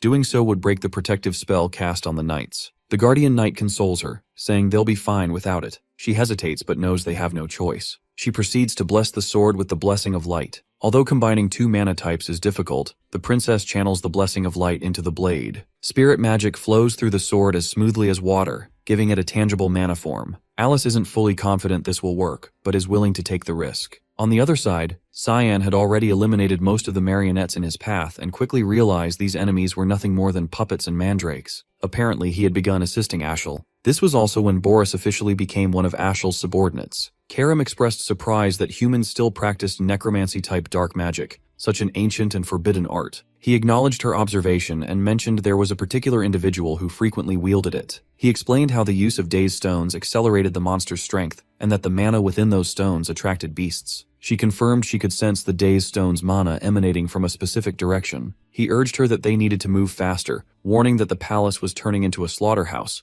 but before they left, he insisted on changing his clothes. Meanwhile, Alice, aided by Erin, summoned the spirit Marion using light-type mana. Since mana types couldn't be combined easily, the spirit's existence was unstable and couldn't be sustained for long without risking bodily collapse. They needed to end the summon before the spirit deteriorated completely. Suddenly the spirit spoke, questioning why the girl was willing to sacrifice herself. She confessed she hadn't found any other way to defeat the enemies. The spirit expressed disappointment that a child blessed by Freen would face such a cruel destiny. As the marionettes advanced, the spirit's wishless force pushed them back with a single surge of mana. Still, the enemies kept rising repeatedly. Arin pleaded with her to stop before she died from overexertion, but the mage understood that stopping now would only worsen their plight. She needed to end it immediately. She attempted to invoke the Spirit King's authority, Rongomian's. Just as she prepared to summon him, someone grasped her hand and froze her in place. Unable to move an inch, she looked at her captor, initially thinking him another marionette. However, his aura differed, and he wielded black fog magic, manifesting the fog into a consuming force. Once it enveloped the spirit's entire body, the entity began to fade away, whispering its farewells. Weakened by the fog, Alice collapsed to her knees, drained of all strength. Moments before vanishing completely, Marianne whispered that Farina would always welcome her. Everyone present was baffled by what had just transpired.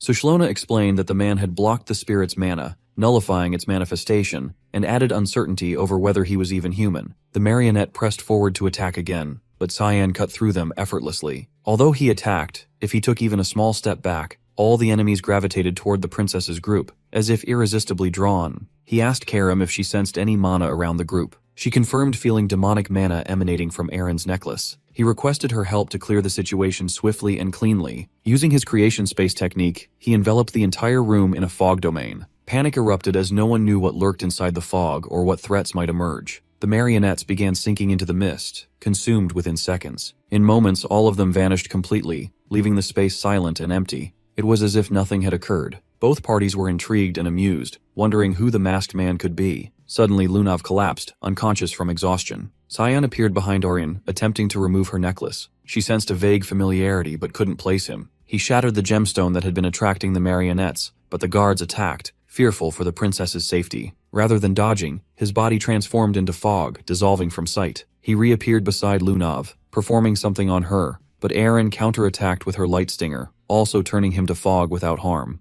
Employing psychological manipulation, he spoke, assuring them he meant no harm and was there to help. He had destroyed the druids, so the monsters should no longer be drawn to them. He urged them to exit through the front gates, assuring the path was cleared. The fog domain dissipated, revealing the original room. The guardians checked on the princess, but she told them not to worry about her and to assist Alice and Lunav. The mage confirmed she was fine and insisted they recover and leave through the front gate as Cyan advised. She silently resolved that ensuring the children's safety was her top priority, leaving the mystery of the masked man's identity for later. Lunav had sensed his mana and had concealed his presence. In a separate room where Emily and Brian fought the monster, Nana had already slain it and was now devouring its corpse piece by piece. Emily was horrified, questioning if the girl was really a maid. Brian shared her confusion, having never seen her act like this before. She had transformed into a small dragon, radiating a powerful aura. Rumors swirled around Cyan's past life about the banquet flood incident that claimed many lives. Whispers blamed the fifth princess of the empire, Erin Severs, alleging she'd been blinded by her craving for power. The storm that day was likely the real cause, but speculation suggested either Ashel or Luenel had handed her something that sparked the disaster. Following the chaos, both were hailed as empire heroes, emerging as the biggest beneficiaries of the tragedy. Karam struggled to believe they had fabricated the whole event to their advantage, sacrificing their own people for profit. Her disdain ran deep. She even considered humans worse than demons. He responded that this was nothing compared to the atrocities they would commit later, though he admitted feeling regret for the massacres he'd wrought in his previous life. Perhaps he was even darker than them. Rising to his feet, he prompted her to ask if they were leaving. He replied that Nana was probably waiting, and that the knights should handle the palace mess. She hesitated, then recalled her unease about the princess's necklace. She also mentioned Emily, noting the girl carried the scent of Day's stone as well. His shock was immediate. Emily was in serious danger. Nana had lost control, obsessively repeating how delicious Emily smelled as she tried to approach her. Brian stepped in to shield the girl, but was no match for the little one's ferocity. He was forced to admit she was no longer herself. Something monstrous had taken hold. Strangely, she targeted only Emily, ignoring him entirely. He faced a dilemma. He needed to stop her without harming her. Both feared their end as Nana lunged forward, but Cyan arrived just in time, intercepting the attack with his own body, sacrificing himself to save them both. Emily grabbed the bow tie from Nana and destroyed it instantly. Karam shouted at the girl to snap out of it, reminding her that her father was here. The words broke through. Her awareness returned, and she understood what she had done. He stood, a large slash across his back, assuring her it was fine and didn't hurt. Since she hadn't meant it, she hadn't done anything wrong. She collapsed to her knees, consumed by regret over her actions and the destruction she'd caused. The aftermath of her assault had demolished half the room. He turned away, telling her they needed to get out. Meanwhile, Luenel and Ashel assisted the Emperor's escape. They were surprised the rest of the palace appeared untouched, as if nothing had transpired. Both expressed relief that the crisis was resolved but sensed something was off. The Emperor heard Aaron's voice calling out. She sprinted to him, clutching him tightly and thanking the gods he was safe. During this heartfelt moment, the princess noticed Luenell standing behind him, casting her a frosty glare. In a cold voice, the mage said she was glad Aaron was alive. Aaron's contempt for her deepened. She had countless questions but prioritized tending to the others first. Alice, Lunav, and the guards finally arrived and knelt before the Emperor. He expressed gratitude for saving his youngest daughter and promised generous rewards. Eric noticed Ashel whispering to Luenell. Suddenly, he shouted, pointing his sword at her and accusing her of orchestrating the incident. He declared knowledge of her identity as the granddaughter of the Garum Mage Association president and demanded her arrest. The Emperor rebuked him, ordering his sword lowered, while Aaron defended Luenell, noting she'd saved many lives and was an ally. Eric insisted it was a trick, and claimed the Garam Kingdom had long awaited a chance to destabilize the Yushif Empire through assassination and chaos. Luenell, unmoved, challenged him to provide evidence. Ashel interjected, revealing a suspicious mana aura had been detected at her residence the previous night. The Emperor demanded proof or for the issue to be dropped. She explained that she had invited them in peace but kept watch as a precaution. She assured him she would uncover more evidence if given time. He consented, though Aaron voiced frustration. Luenell remained uncertain whether this was a trap or part of her grandfather's design. Lunav of Rain Reaver and her group from the Garam Mage Association were imprisoned for investigation. Meanwhile, Luxemius, separated from Aaron, collaborated with other knights to safeguard nobles and oversee funerals for Marquis Dranian and many others. Funerals took place openly on the streets. Cheyenne had prevented far more deaths than in his past life, yet the event would forever be remembered as the Banquet of Blood. Still, it could have been much worse. Alice tended to his open wounds, cleaning and bandaging them. He protested that she needn't go to such lengths, but she insisted it was her duty as his sister. She remarked on how dangerous the situation had been and was grateful he had escaped alive. She mentioned the masked figure. If not for him, she would have perished. His identity remained unknown, but his height was close to Cyan's. Realizing how much fitter he'd become and noting the fresh scars from training, she reached out teasingly, but he shrugged her off and walked away. Then Ashel entered, his fake cheerfulness casting a darker shadow. Cyan's wariness grew. Alice noticed and suspected he knew of Ashel's cruel and vile nature. He inquired about the progress of the investigation. Ashel said he'd come to discuss it. He revealed that a bracelet containing a day's stone had been found in Lunav's room. She claimed it had been given to her. Cheyenne suggested whoever gave her the bracelet should be a suspect. Ashel nodded and asked if he recalled receiving anything during the banquet. Recognizing a trap, he denied knowing. He then asked if Ashel knew who had given Lunav the bracelet. The man replied that someone had died in the palace today, prompting the investigation. He repeated the question. Cheyenne understood this wasn't about the investigation. Ashel was setting him up as a scapegoat. This realization meant Emily was in grave danger. Cyan clocks it, it's a setup. Someone wants him dead. He slumps back, feigning dizziness, one hand brushing his forehead like the pain's real. Alice steps in without missing a beat, backing him up. She reminds Ashel how much he's already been through and adds that the doctor's advice was clear. He needs rest, not stress. Pressuring him like this isn't helping anyone. Ashel seems to buy it. The act is good enough to ease his suspicion. He suggests heading out, but before turning, Cyan finally gives a reply. He says he doesn't recall receiving anything, and even if someone had tried to send something, they probably didn't make it through that hell alive. Ashel gives a slow nod, acknowledging the answer. Something about it satisfies him, maybe because it means he no longer needs to take him out. Still, a part of him regrets it. This was his best chance to erase him. Cyan stays on alert even once he's gone. Alice forcibly pushes him to lie down, insisting he rest whether he likes it or not. Elsewhere, a maid runs through the halls in a panic, Boris not far behind. She keeps shouting that she did exactly what she was told. She gave the necklace to Aaron just like they ordered. She doesn't even know what the damn thing does. Her voice cracks as she begs for her life. Boris catches up and, almost calmly, tells her she didn't mess anything up, but there's still something he has to do. No choice. He slits her throat without hesitation. As she crumples, he quietly curses how all his careful planning just went to shit. Before leaving, he summons a demonic hound from the dark. It snarls, then starts tearing the body apart, erasing the evidence. Far out in a secluded forest, Emily and Brian lie low in a quiet wooden house, far from any eyes. He walks over with a handful of apples and offers her some. Dropping down beside her, they snack in silence before conversation picks up. She asks how long they're supposed to stay hidden out here. He says Cyan gave clear instructions. They're staying put until told otherwise. There's no timeline. It's open-ended.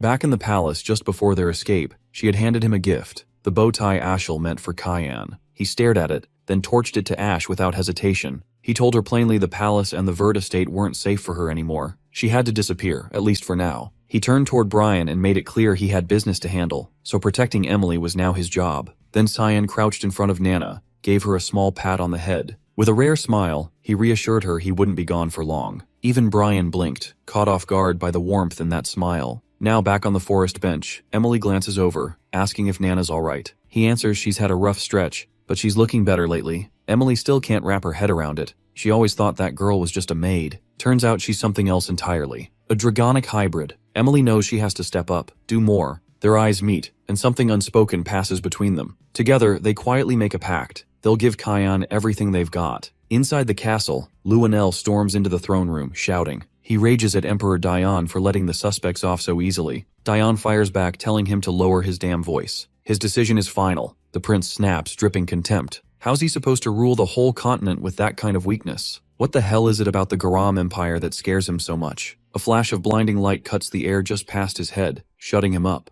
The emperor speaks coldly. Conquest sounds noble, sure. But the Ushif Empire borders more than just Garam. There's also the Demon Realm, Sparnia, and Fruina. If Garam becomes an enemy, they'll lose the only buffer keeping demonkind in check. That floodgate opens, the whole continent drowns in monsters. Even if they could seize power, the death toll would be unthinkable. Anyone who wants that kind of blood-soaked rule doesn't deserve the title of emperor. They're just a monster. Luenel tries to pivot, redirecting the topic back to the suspects. Dion cuts him off again, this time mentioning the Dazed Stone. The prince stiffens. He didn't expect his father to know about that. His agents shouldn't have gotten that far in the investigation yet. Dion catches his expression. It says everything. He's known his son long enough to know that once he wants something, he doesn't let go. He looks at him, disappointment heavy in his gaze, and mutters that Eren would make a far better emperor than Luenel ever could. And with that, he walks away, adding he has no desire to see him again. Hearing Eren's name praised like that makes Luenel boil. He lashes out in anger and storms toward her dorm without wasting a second. He slams open her door with heavy, furious steps. Inside, Leximus immediately steps between them, warning him that Princess Eren is resting.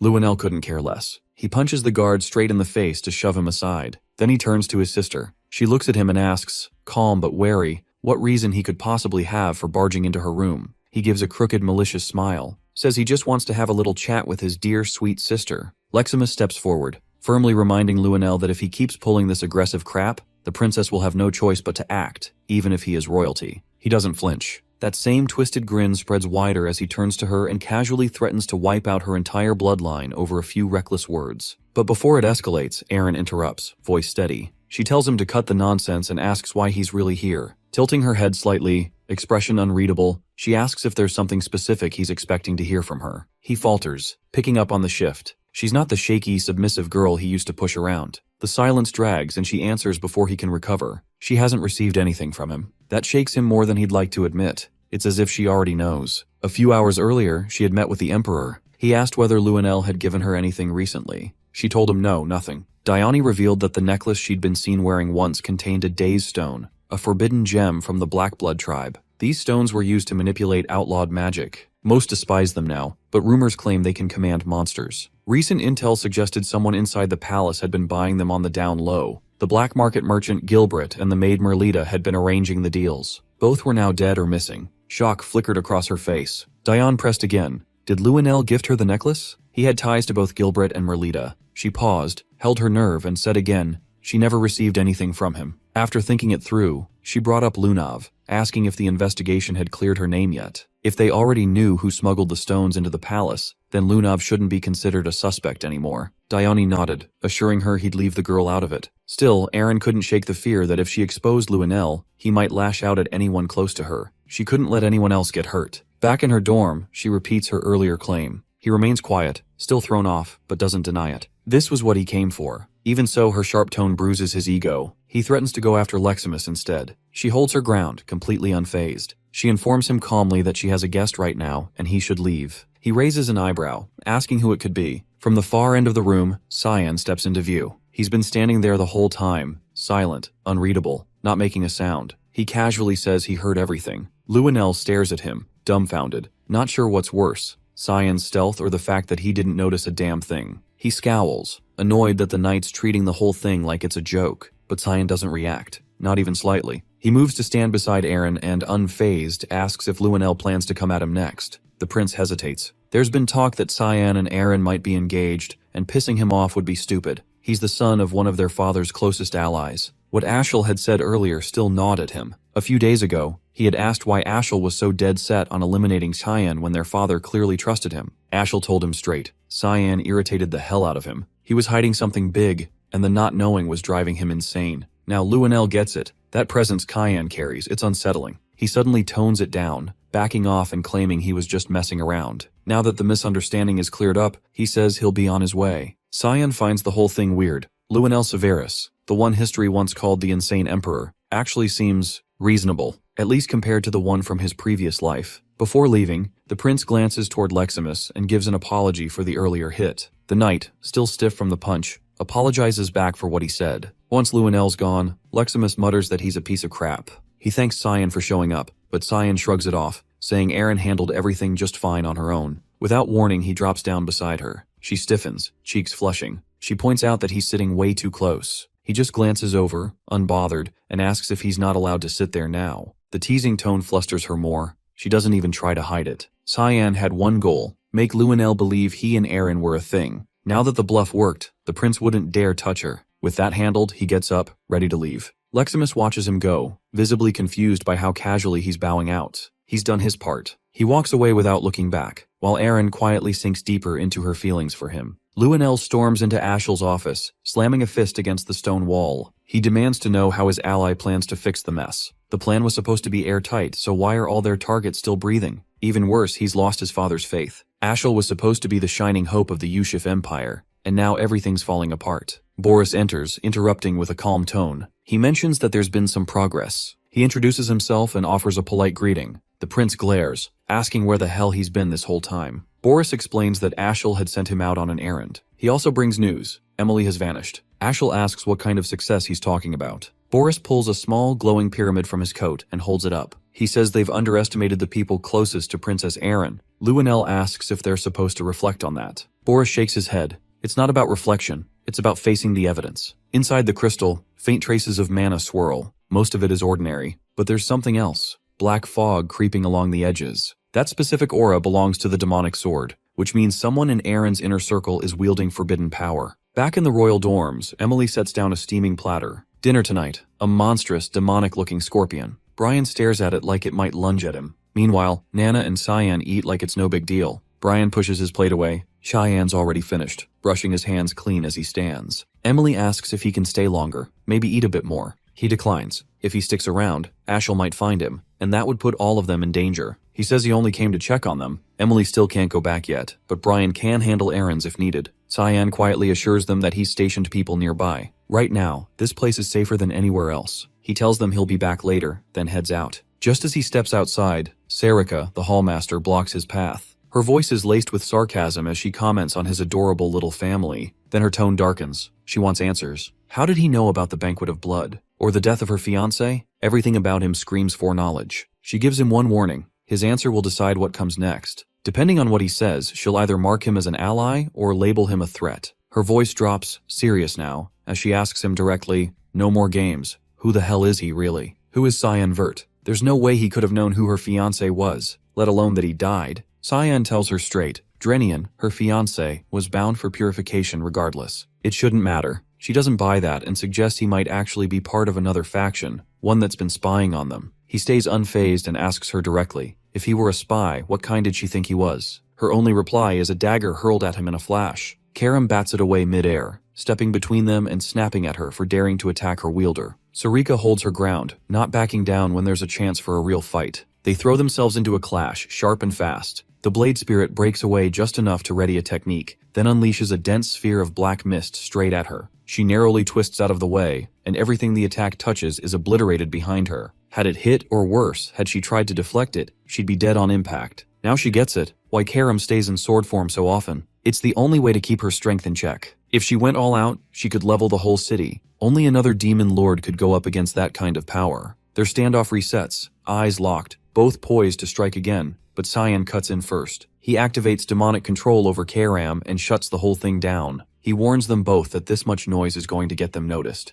They've blown their cover, and now Emily and Brian need to relocate. He steps inside the small house, ready to tell them the plan, only to freeze at the sight of Lunav, sitting casually at the table with the others. She's bypassed the barrier completely, not even a ripple of detection. She's way more dangerous than he'd guessed. He questions how she found this place. She shrugs it off, says it's just one of her little talents, and assures him no one else knows. She came alone, only to thank him. He brushes that off. He doesn't think he's done anything worth thanks, but she insists. From the moment his energy entered her, she recognized it. Everyone turns to him, confused, none of them realizing she's talking about the day in the palace when his mana surged into her body. She explains she can manipulate all types of elemental magic, blend them, and shift them. She can even trace a person's unique mana signature, a gift passed down from her grandfather. He disagrees, calling it a curse. Her body's already cracked under the strain. Her expression shifts, half wonder, half gratitude. It really was him who helped her that day. He stops her there and suggests they continue the conversation somewhere else. Emily lights up when he says they're going back to Lewin Academy. Finally, she'll get to look after him every single day. Lunav opens up, saying most of her life's been spent locked away in a freezing, dark place, subjected to brutal experiments. She didn't have a choice. It was her role, her burden, as Reigen's Rainreaver's granddaughter. She asks if he also has some fate he's bound to. He says no, so she presses. Then why save them? Why wear a mask while doing it? He answers bluntly, fame's a headache he'd rather not deal with, and she can figure out the rest. She falls quiet, then conjures a swirling orb of black mana in her palm. She tells him that when they first met at the restaurant, she thought she'd picked up pure darkness from him. He's clearly caught off guard. He didn't know she could read mana through touch. Not something he'd come across before, not even in his last life. She continues. The day she collapsed in the palace, the energy he pushed into her didn't match any element she knew. She's convinced it's his, but it's like nothing she's ever seen. So she asks him, what exactly is it? He figures out why she's really here, and asks if she plans on handing that information over to her grandfather. She shuts that idea down, saying it sounds like a hassle. He pushes again. So she's defying him now? She doesn't answer, just leans in and wraps her arms around him, thanking him again quietly. Her body had become a volatile mess, like a boiling pot overloaded with all types of mana. Someone had slammed a lid on top, trapping it all inside. The heat built up until the pressure began to smother her life force. She'd been standing at death's door. All he had done was poke a hole through that lid, enough to let some of it out, just enough to relieve the pressure. In his eyes, she looked like someone else's pawn, and that hit a nerve, because she reminded him of who he used to be. He gently pushes her back and tells her she owes him nothing. He asks her to keep it quiet. He's gotta go. Just before leaving, he turns and warns her not to overdo it again. Next time, it might kill her. A soft look crosses her face. Now she's sure, he really is a good person. Meanwhile, deep within the Garum Empire, inside Reigen's chamber, the Emperor's expression twists with fury the moment he hears the news about Lunav. His butler tries to calm him, saying no formal charges have been filed. But that's not what's eating at him. She still hasn't returned home. He orders them to track her down and bring her back, no matter what. Cyan and the rest of his group finish gathering their things, preparing to depart, and begin making their way back toward the academy. Among them, it's Emily who stands out the most, her mood brighter than anyone else's. Curious about her enthusiasm, he looks over and asks what's gotten her in such a good mood. She happily responds that it's because she gets the chance to serve him again, just like before. But then she adds something else, reminding him that the academy has a strict rule against bringing in maids, and wants to know what exactly he's planning to do about that problem. He explains that the headmaster might allow it just for him, though he's definitely not in favor of the idea. If the principal lets it slide, he'll take responsibility and make sure no one notices her at all. He then adds that he plans to ask for special permission, but only for himself. The dean replies by asking why he should even consider making such an exception in this case. Trying to find a quick deal, Cyan offers to never skip class again, hoping it would be enough to win him over. But the man isn't impressed. That's clearly not good enough. Instead, he shifts the topic and asks why Cyan has shown up with 2 maids instead of just 1. He then presses further, wondering aloud if this has anything to do with the incident known as the Banquet of Blood. He doesn't believe for a second that the request would be made unless there was something more behind it. Cyan suggests a trade. He'll give him the answer, but only if the dean agrees to his request first. Condal gives a nod and agrees. In turn, Cyan admits that it's not easy to explain the situation at the moment. However, there is one thing he's absolutely sure of. He had nothing to do with the Banquet of Blood in any capacity, and he knows full well that this is the answer the dean was waiting to hear. The older man asks for confirmation, still not quite convinced, and wants to know if Cyan is truly certain about that.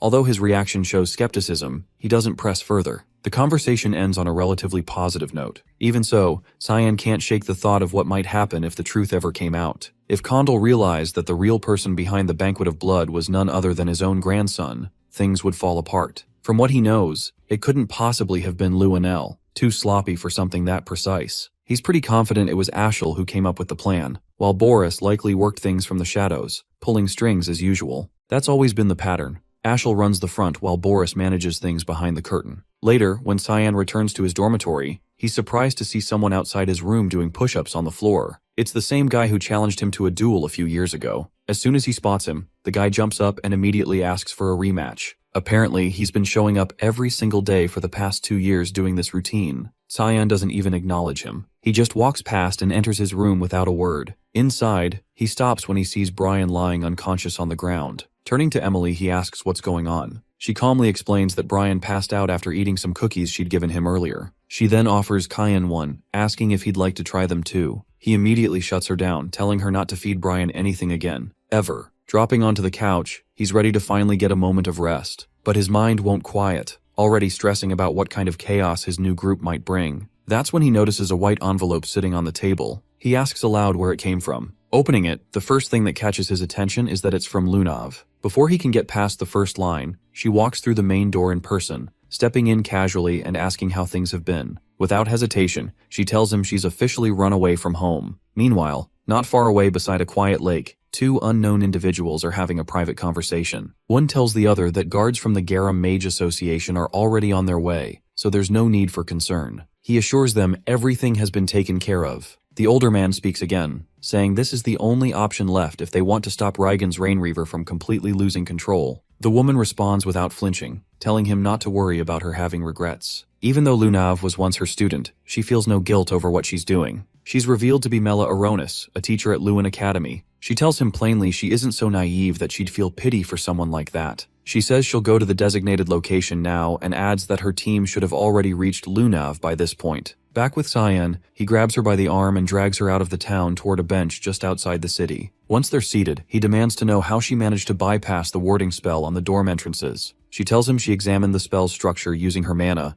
then used her own spell to cancel it out. He stares, stunned. What she just described goes way beyond basic analysis. She can dissect and reproduce magic instantly. It's not just about scanning. She can flat out replicate. She then asks if he had time to read her letter. He hasn't. She showed up before he could even finish the first sentence. She admits she came early because she didn't want to wait for his response. He presses next, wanting to know if her grandfather sent her here. She freezes, saying nothing. So he pushes again. Did Reigens tell her to approach him specifically? She takes a breath and says that yes, it started that way, but not anymore. Whether he believes her is up to him. Then she shifts the subject and mentions something strange happening at the association. 2 dragons affiliated with them suddenly went missing near the Lewin region. On top of that, some smugglers transporting illegal goods from other countries were recently found dead. Now that she's pieced things together, she realizes he's tied to every single one of those incidents. Up until now, it had just been a guess, but now she knows for sure. Cyan hadn't realized the dragons were tied to the association in the first place. He chuckles and asks what she plans to do with that knowledge. She responds quietly, saying she won't be alive much longer. Even though he helped her before, she's convinced her body's already beyond fixing.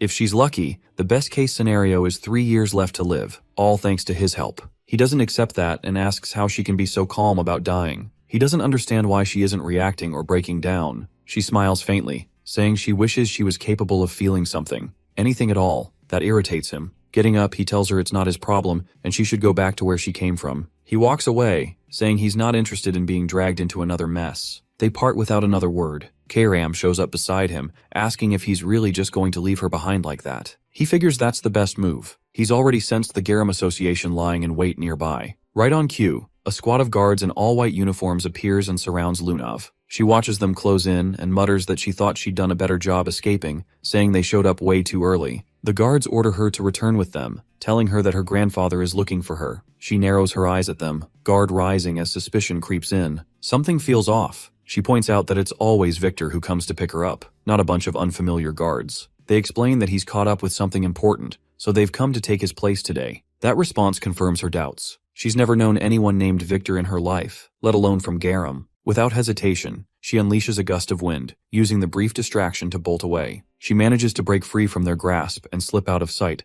but a hand touches her shoulder, and just like that, she collapses unconscious. Her escape fails. The abduction has worked. One of them gives the order to carry her to the carriage and move out. Meanwhile, Karam glances at Cyan and quietly mentions she's picking up signs of fighting nearby, clearly referring to those fake guards. He tenses slightly, now genuinely concerned they might not be affiliated with the Garam Association after all. The group brings the unconscious girl to an abandoned chapel hidden in the outskirts. Once they arrive, one of them notifies their teacher that the mission was a success. She assures them with eerie calm that the girl will serve a greater purpose. While the kidnappers hang around just outside the church, lazily keeping watch, something unnatural starts to creep in. Thick black fog rolls over the area, and before they can react, blades slice through the mist. Screams erupt from the guards as they're cut down in seconds. The whales reach inside the chapel, and the teacher calls out, ordering Ralph to go out and eliminate whoever's responsible. Outside, Cayenne stands alone, surrounded by corpses, barely winded from the massacre. He knows that wasn't the main threat. The one he's really here for is still inside. Ralph storms out of the church and lunges at him, striking without a word. Cyan immediately senses that the man shares the same chaotic energy as Lunav, though far more unstable. Minutes later, the fight ends with Ralph collapsed in the dirt, fully defeated. Lema arrives and freezes, clearly not expecting to find her ally in that state. Cyan stares her down and asks if she's the last one left, and what her reason was for taking Lunav. She gives no answer. Instead, she launches straight into a violent barrage, merging fire with thunder in a single burst. Just like Lunav, she's using dual elemental magic. He counters the fire spells with Karam's help and instantly closes the distance. Lema hurls a blast of wind to shove him back and immediately follows with a lightning strike, but the sword spirit materializes behind her mid-cast, interrupting the attack before it lands. The lightning had force, but her aim was off, leaving him untouched. Cyan traps her with his black fog chaining spell, locking her in place so he can interrogate her directly. His first demand: who ordered the kidnapping, and how many more are involved? She breaks into a twisted laugh and tells him they'll come find him soon enough. Her skin begins to deteriorate, rotting as her body starts fading from view. Karam watches the strange decay for a moment, then deduces what's going on. It must be the effect of a heart curb. That's a special artifact that traps mana in the heart, preventing it from circulating. It would also explain Lunav's condition. She's likely under the same effect. Lema raises her brows, startled by how much they seem to know, and demands to know how they figured it out. Cyan, voice low and cruel, tells her she'll get her answer in hell. He drives his hand into her abdomen and tears out a stone pulsing with magic. In his past life, he once discovered an ancient tome locked away inside a Garam research lab. That book detailed everything about the heart curb, how to activate it, control it, and how to destroy it. Karam quietly asks what he plans to do with the artifact now. He tells her to bring Lunav to him. She carefully lays the girl on the ground, preparing for what comes next. Cyan takes the stone in his hand, crushes it, and lets the released mana pour into her chest. If she's been bound by the same artifact as the teacher, this should be enough to shatter it from within. Inside the main building of the Garam Mage Association, Lunav opens her eyes with an odd sensation running through her. Her body feels strangely light, like some invisible burden has been lifted off her shoulders. There's something different. She can channel more energy to Cyan than she ever could before. Across the rooftops, Cyan and Karam stand in silence. She turns toward him and questions what exactly he's planning. He responds plainly that he figured she might still be useful later on. Killing her would have been a waste. She scoffs at that, throwing it back at him. So what now? He's doing charity work? Then she hits him with a pointed question. What happens if she stabs him in the back? Funny, considering it's the same one trying to hijack his body. She waves it off like it's nothing, and he cuts the chat short, saying it's time to move out. There's nothing left for them here. Meanwhile, over in the Garam Kingdom, Rygans is boiling with anger after hearing what she had to say. She admits she remembers nothing after the moment she was snatched and later dropped somewhere near the royal grounds by some unknown figure. She stands by that explanation, but he doesn't look convinced. He tells her the kingdom's already in chaos. People are calling it the Banquet of Blood. She's being careless with her words, and the butler steps in, apologizing. He says he should have gone to find her sooner. Riggins shakes his head. It's not his fault. She just acts on her own whims. He walks closer, claps the man's shoulder, and remarks that things only work because of his granddaughter. Then something shifts. His palm ignites, searing into the man's skin. He glares at him, saying he's known for a long time that the butler was a traitor. Now, he won't let that betrayal slide, not after what happened to her. The man drops to his knees, pleading for his life, insisting it's all a mistake and begging for a second chance. But Regan shuts that down cold. No more talking. Flames erupt inside his body, consuming him from the core outward until only ashes remain. Lunav just stands there, frozen, shocked. Riggins turns to her and explains that the butler was one of the people who ordered her capture. Then he asks something else. Did she learn anything about Cyan? She lies, saying there's nothing notable about the guy. It's a weak lie and she knows it. He isn't buying it. His eyes narrow, asking what she really means. She tells him she was up late that night to meet Cyan. Their conversation didn't reveal anything special. That was it. He places a hand on her shoulder and says that's exactly the kind of answer he wanted. But then he asks again, what is Cyan hiding? Riggins knows he's one of the Verts. That alone means he's got secrets or backup. With a straight face, she tells him he's just got a bodyguard and a useless maid at his side. Nothing that connects him to anything major. She pushes back, asking why he's so hell-bent on him in the first place. That question strikes a nerve. His mood shifts instantly, annoyed now. He says it confirms it. Cyan's definitely hiding something. Then he cuts off her questioning. She's a Rainreaver by blood. She doesn't need reasons, just orders. He tells her to leave unless she has anything important to add, and that she's not allowed to step outside for now. She stays put, gaze stuck on the pile of ash where the butler once stood. She's had enough. She's not just family, she's supposed to be a consultant in this house. Back at Lewin Academy, some buff dude's been loitering on top of Cyan's dorm roof for a while. 0 classes, just standing there. Cyan catches sight of him and immediately turns away, not in the mood for whatever that is. As he passes by a few students, he overhears them gossiping. Apparently, classes have been canceled for days and one of the teachers is missing. Then he hears a familiar voice, Erica. She walks up behind him and casually mentions that instructor Nella Aronis has disappeared, and she's got a feeling he's involved. She confronts him directly, asking why he killed her. He looks confused and tells her he's never even met the woman. He doesn't go to his lessons anyway. Nella Aronis had a rep as a powerful mage from Garam. Not unusual for Garam mages to hang around neutral grounds like Lewin, but rumor had it she wasn't a fan of the Rainreavers. That's why the Mist had eyes on her. Lunav's kidnapping wasn't part of her plan. They were about to make a move, but he handled everything before they could even act. Erica says she's the only one who knows any of this, so he doesn't need to stress. Instead, she hands him a new job. He'll need to lay low outside campus for a bit. He asks who'll take over Nella's spot while she's gone. She tells him the other instructors will rotate for now, but they're already scouting for a new mage. She figures the recruitment flyers are already out. Somewhere in the countryside, Boris is riding with a local farmer. He gazes out at the landscape and compliments the view. The farmer asks what brings him all the way out here.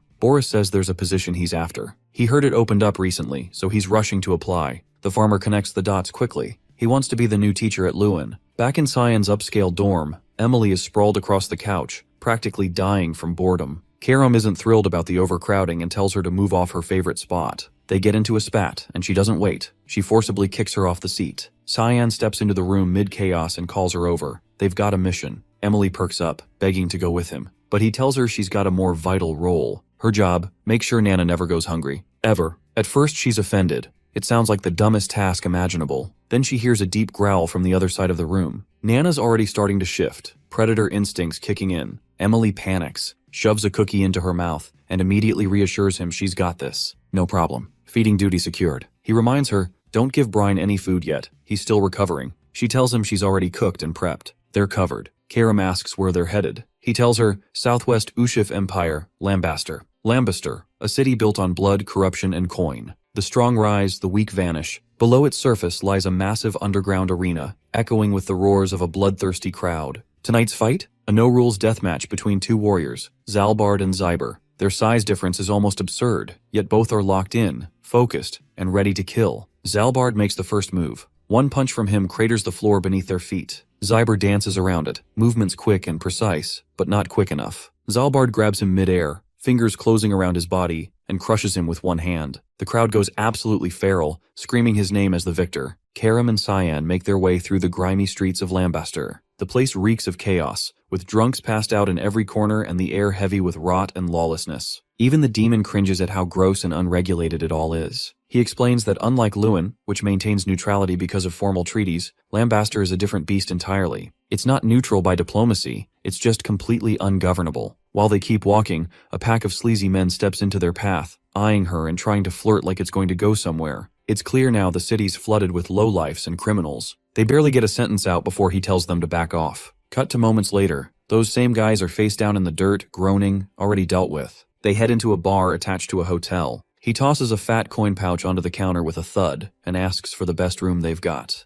The waitress raises a brow, shocked by how young he looks, and casually asks his age. He repeats the order, but this time his voice drops. No more kid energy, just cold authority. He tells her this isn't how you treat customers. That shuts her up. She straightens and gives him a proper welcome to the Lambaster cage. From the window upstairs, he spots a crew of shady-looking men heading off in formation. He knows immediately they're going down to the cage under the hotel. He needs to move fast. The waitress, Lisa, asks if there's anything else she can do. He says he wants access to the cage. She politely refuses. Newcomers aren't allowed. He quickly clocks what's going on. Illegal trades, probably drugs, and she's playing it safe to avoid trouble. He pivots, asking if he's the only new face around lately. What happened to the other guests? That's when he catches the shift in her eyes. Sharp, cold, ready to kill. She apologizes again, hiding behind the excuse that she's just doing her job. He's not buying it. He flicks a handful of gold coins at her. Instinct kicks in. She whips out blades and slices them midair, scattering them across the floor. Even she looks surprised at how fast she reacted,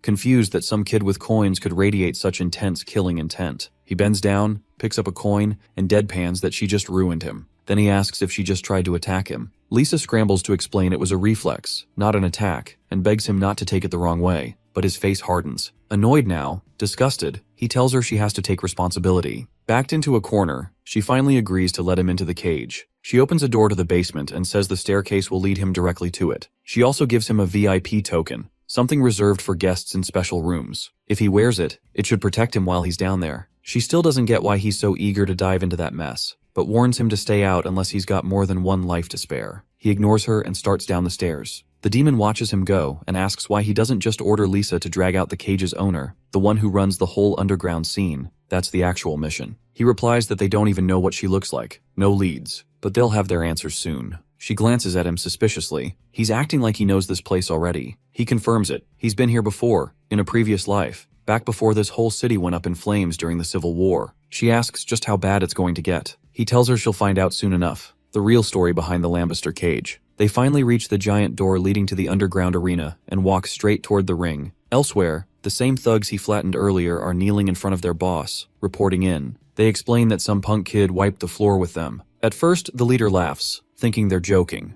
but they double down. This kid isn't normal. They swear it happened just outside the city gates. Now the boss is paying attention. They tell him the kid checked into the Lambester cage and even booked a VIP room, so they couldn't touch him anymore. That's why they came to report instead. He asks if the kid's from any noble family. They shrug. No idea. One of them pleads, calling out for help and referring to the man in charge as Mr. Gunther. Gunther raises an eyebrow, intrigued. He says he's heading to the cage himself to see what kind of kid causes this kind of mess. Back in the underground arena, a fight is already going down. Linda Weasley stands victorious, having just finished off another opponent. He watches silently from the shadows. The demon now sees exactly what's wrong with this place. These brutal underground matches are what dragged the city into chaos. That's why he's here. If he can't approach Linda Mihalov directly, then he'll flip the script and make her come to him. Security around the ring spots him and walks up, warning that this isn't a playground. Perfect timing. He throws down, takes one out, then another, then the rest. When it's over, he dusts himself off and asks flatly where he can register,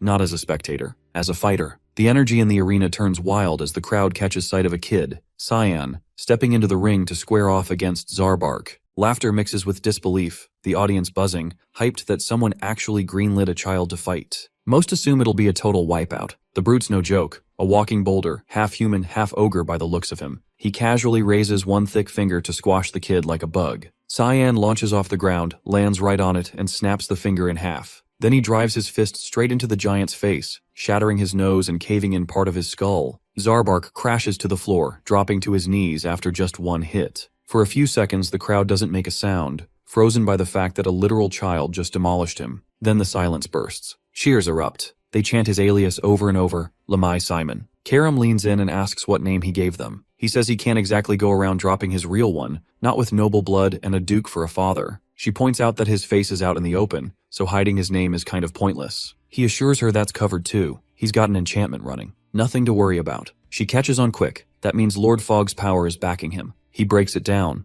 Unless someone directly interacts with him, they can't recognize who he really is. Even if they do, their memory won't hold on to his face. That's the spell at work, erasing all trace of his identity. From the shadows, Gunther watches everything unfold. But instead of being pissed, his curiosity only deepens. He's locked in, fascinated by the way this kid moves. Controlled, precise, deadly. A smile creeps across his face. In that moment, he makes a decision. He wants to fight him. Cyan's his next target, and he won't stop until they face off in that cage. Back at the hotel lobby, a tall blonde storms in. Delkia, head of the red light district. Her voice cuts through the air as she demands to see Cyan, accusing him of stirring up chaos in the underground matches. Lisa denies everything, claiming she has no clue what the woman's talking about, then firmly tells her to leave. Delkia doesn't back down, threatening violence and saying the incident happened on Lisa's turf, so she's not stepping aside. The hotel owner stands her ground, not about to let anyone cause trouble in her building. Tension spikes as the intruder's crew starts shifting, waiting on her signal to attack. Lisa's caught,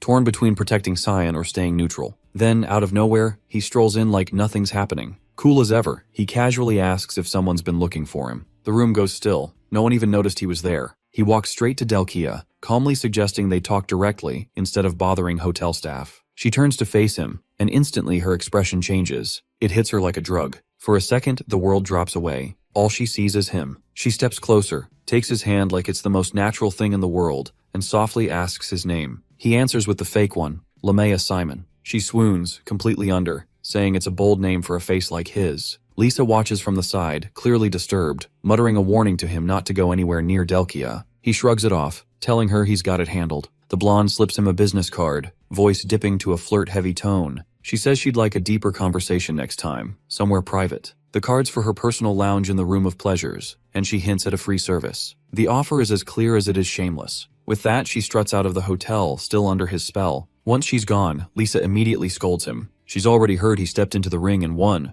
Word travels fast around here. He tries to make an exit, but she blocks him, warning him not to even think about going to the Room of Pleasures. He reassures her, those kinds of places aren't his thing. After he leaves, another woman appears out of nowhere across the lobby. Her presence sucks the air out of the room. It's Linz Mahaloff, the owner of the Lambuster Cage. Lisa's eyes widen. She didn't notice her arrive. Linz asks if Delkia backed off on her own. Lisa fumbles for an answer, saying she treats Cyan like any other high-tier guest. The cage owner narrows her eyes, saying she heard Lisa even gave him advice. The hotel owner jumps to defend herself, insisting it wasn't personal. He's just a kid. Then Gunther steps in, laughing under his breath. He mocks Lisa for calling him a kid. Clearly, she has no idea who she's dealing with. Linsa swings her gaze to the fighter, eyes sharp and deadly, and demands to know why he showed up solo in her domain. He brushes it off, strolling in further and claiming the place feels ancient, saying it could use a serious update. She fires back, accusing him of being summoned. He confirms it, saying she's the one who called him to arrange a match, for him. Lisa cuts in, reminding them both that he got kicked out years ago. Linsa looks at him and asks who he plans to fight. He steps forward without hesitation. He wants Lamai Simon. Gunther's dead serious. He's ready to take on the kid, and he pitches the fight as a huge payday. Meanwhile, back in her velvet-cloaked hideout, Delkia's in meltdown mode. She's pacing, yelling, something's wrong. Her attendants are growing nervous. One whispers that she meant to seduce Kyan,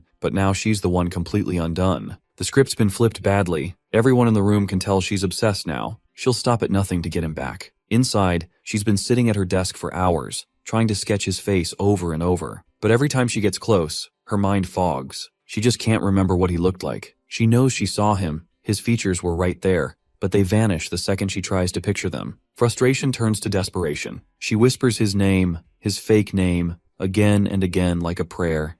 Lamea Simon.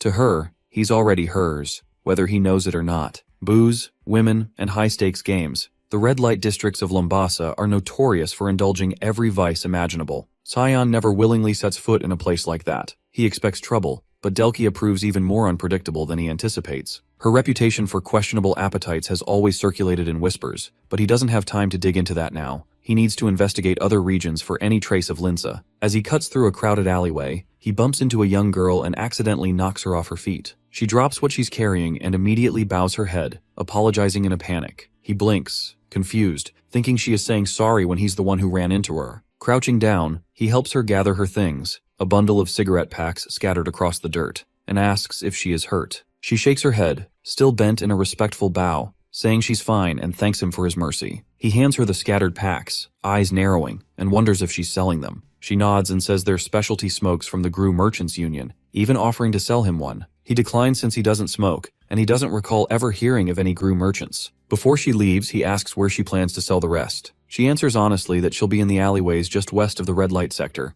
and if she's lucky, she'll sell out before sunrise and be able to go home. Realizing she can't go back until the entire batch is sold, he pulls out a gold coin and flips it to her, saying he'll take the whole lot, then adds a second coin just for her. A huge grin breaks across her face as she clutches the coins tightly and runs off, calling out her thanks and promising never to forget his kindness. From behind, Karam shows up and smirks, asking if he's sure he isn't a charity foundation disguised as an assassin. He doesn't respond, instead watching where the girl went and noting that she's heading toward the dump zone, saying they need to follow her. They slip through the alley just in time to spot her cornered by 3 thugs, the same ones he'd already beaten up near the city gate. They yell at her, calling her a liar and threatening to teach her a lesson. She's on the ground, begging for her life, insisting she didn't steal from them. Before any of them can move, he appears behind them like a shadow, his voice cutting in cold as he points out that she's asking them to believe her, so they should just stop. The men freeze, recognizing the voice of the kid who flattened them earlier. He steps closer, mocking them for stealing from kids. One tries to play it tough, but the fear in his eyes gives him away.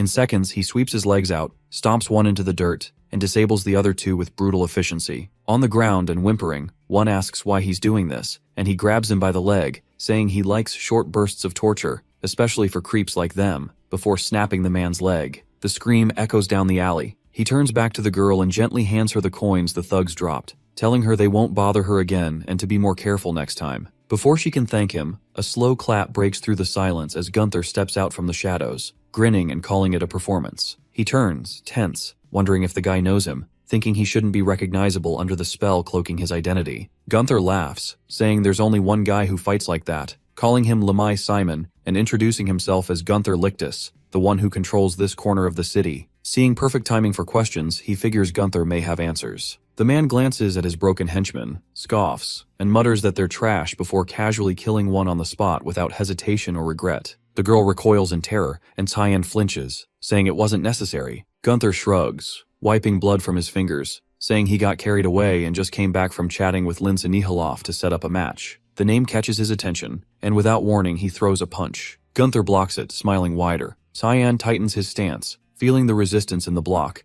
realizing this guy isn't just showboating. Gunther's fist comes flying back. He dodges by inches, and the ground behind him explodes from the force. Gunther leaps forward again, pumped full of adrenaline, saying his opponent is even better than he thought. He isn't fighting for dominance, he's fighting for fun, completely unhinged. Tyan tries to counter but gets caught, the heavy punch slamming into him and launching him into the dirt. Far away, in the pocket realm of the god of black fog, Sarika meditates in silence with thick clouds swirling around her. Uru's voice echoes nearby, noting the task she gave Tyan, but pointing out the name on the mission doesn't show up on the altar. His tone is curious, not angry, saying he isn't here to scold her but that she's pulled Tyan into something personal. She opens her eyes slowly and smiles, admitting Linz Nihiloff is a threat they'll eventually have to erase and calling the mission a test. Uru questions her, and she confirms it's to see if Tyan is worthy of inheriting what they've built, or if he'll fall down the same path as Linza. Uru seems intrigued. Back in the alley, Tyan peels himself off the ground after taking Gunther's full force and surviving. Gunther is impressed, saying his opponent is still standing and grinning wider as his thirst for battle grows,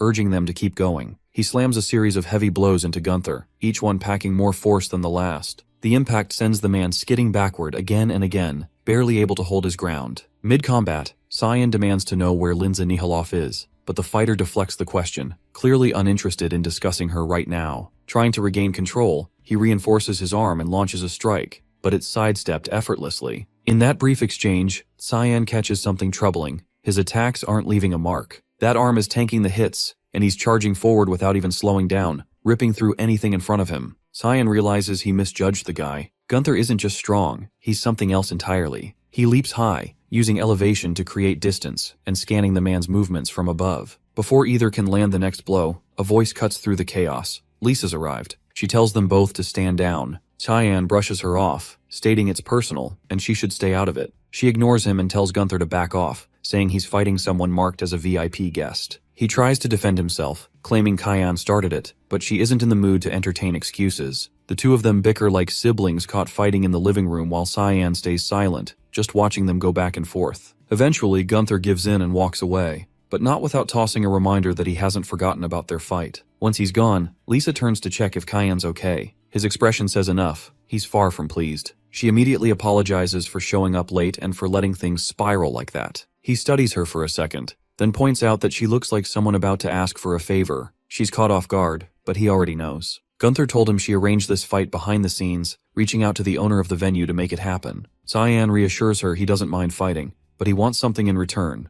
The little girl from earlier should be given a job at the hotel. The news of the upcoming fight spreads fast, rumors flying as everyone wants to know how it'll go down. Over the next several days, he drifts around the area, occasionally stepping into a fight. He picks up some intel about the Lambaster cage. Turns out it's not lawless. There are ground rules, no weapons, stop if the opponent gives up. And the most important one? No killing allowed. That rule's about to be thrown out. Match day arrives, and a commentator runs down the details. Both Tyan and Gunther are informed there are no rules for this fight, the change made by personal request of the owner. Tyan blinks. This is the first he's hearing about it. Gunther, meanwhile, looks like a kid unwrapping a birthday present. He's practically vibrating with excitement. Tyan doesn't even get a chance to ask questions before the bell rings. The match begins, the crowd roaring louder with each passing second, the arena buzzing with tension. From a hidden spot in the shadows, Linz Nihaloff watches silently, waiting to see what Cyan is really capable of. Gunther calls out mocking, saying if Cyan's scared, he can always pick up a weapon. Cyan doesn't bother replying. He doesn't need a blade to win. He shifts into a stance, surrounding himself with black fog magic. This is where the real fight begins. Gunther grins, finally facing a real opponent. Without shame, he confesses that killing humans gives him a rush. That's why he was permanently banned from the cage. Cyan hears him but doesn't flinch. Gunther lunges, throwing a clean punch toward his face, but misses completely. Cyan grabs his arm, moves like a shadow, then, without hesitation, slices it clean off. Gunther screams as his right side spurts blood, the severed arm gone in one cut.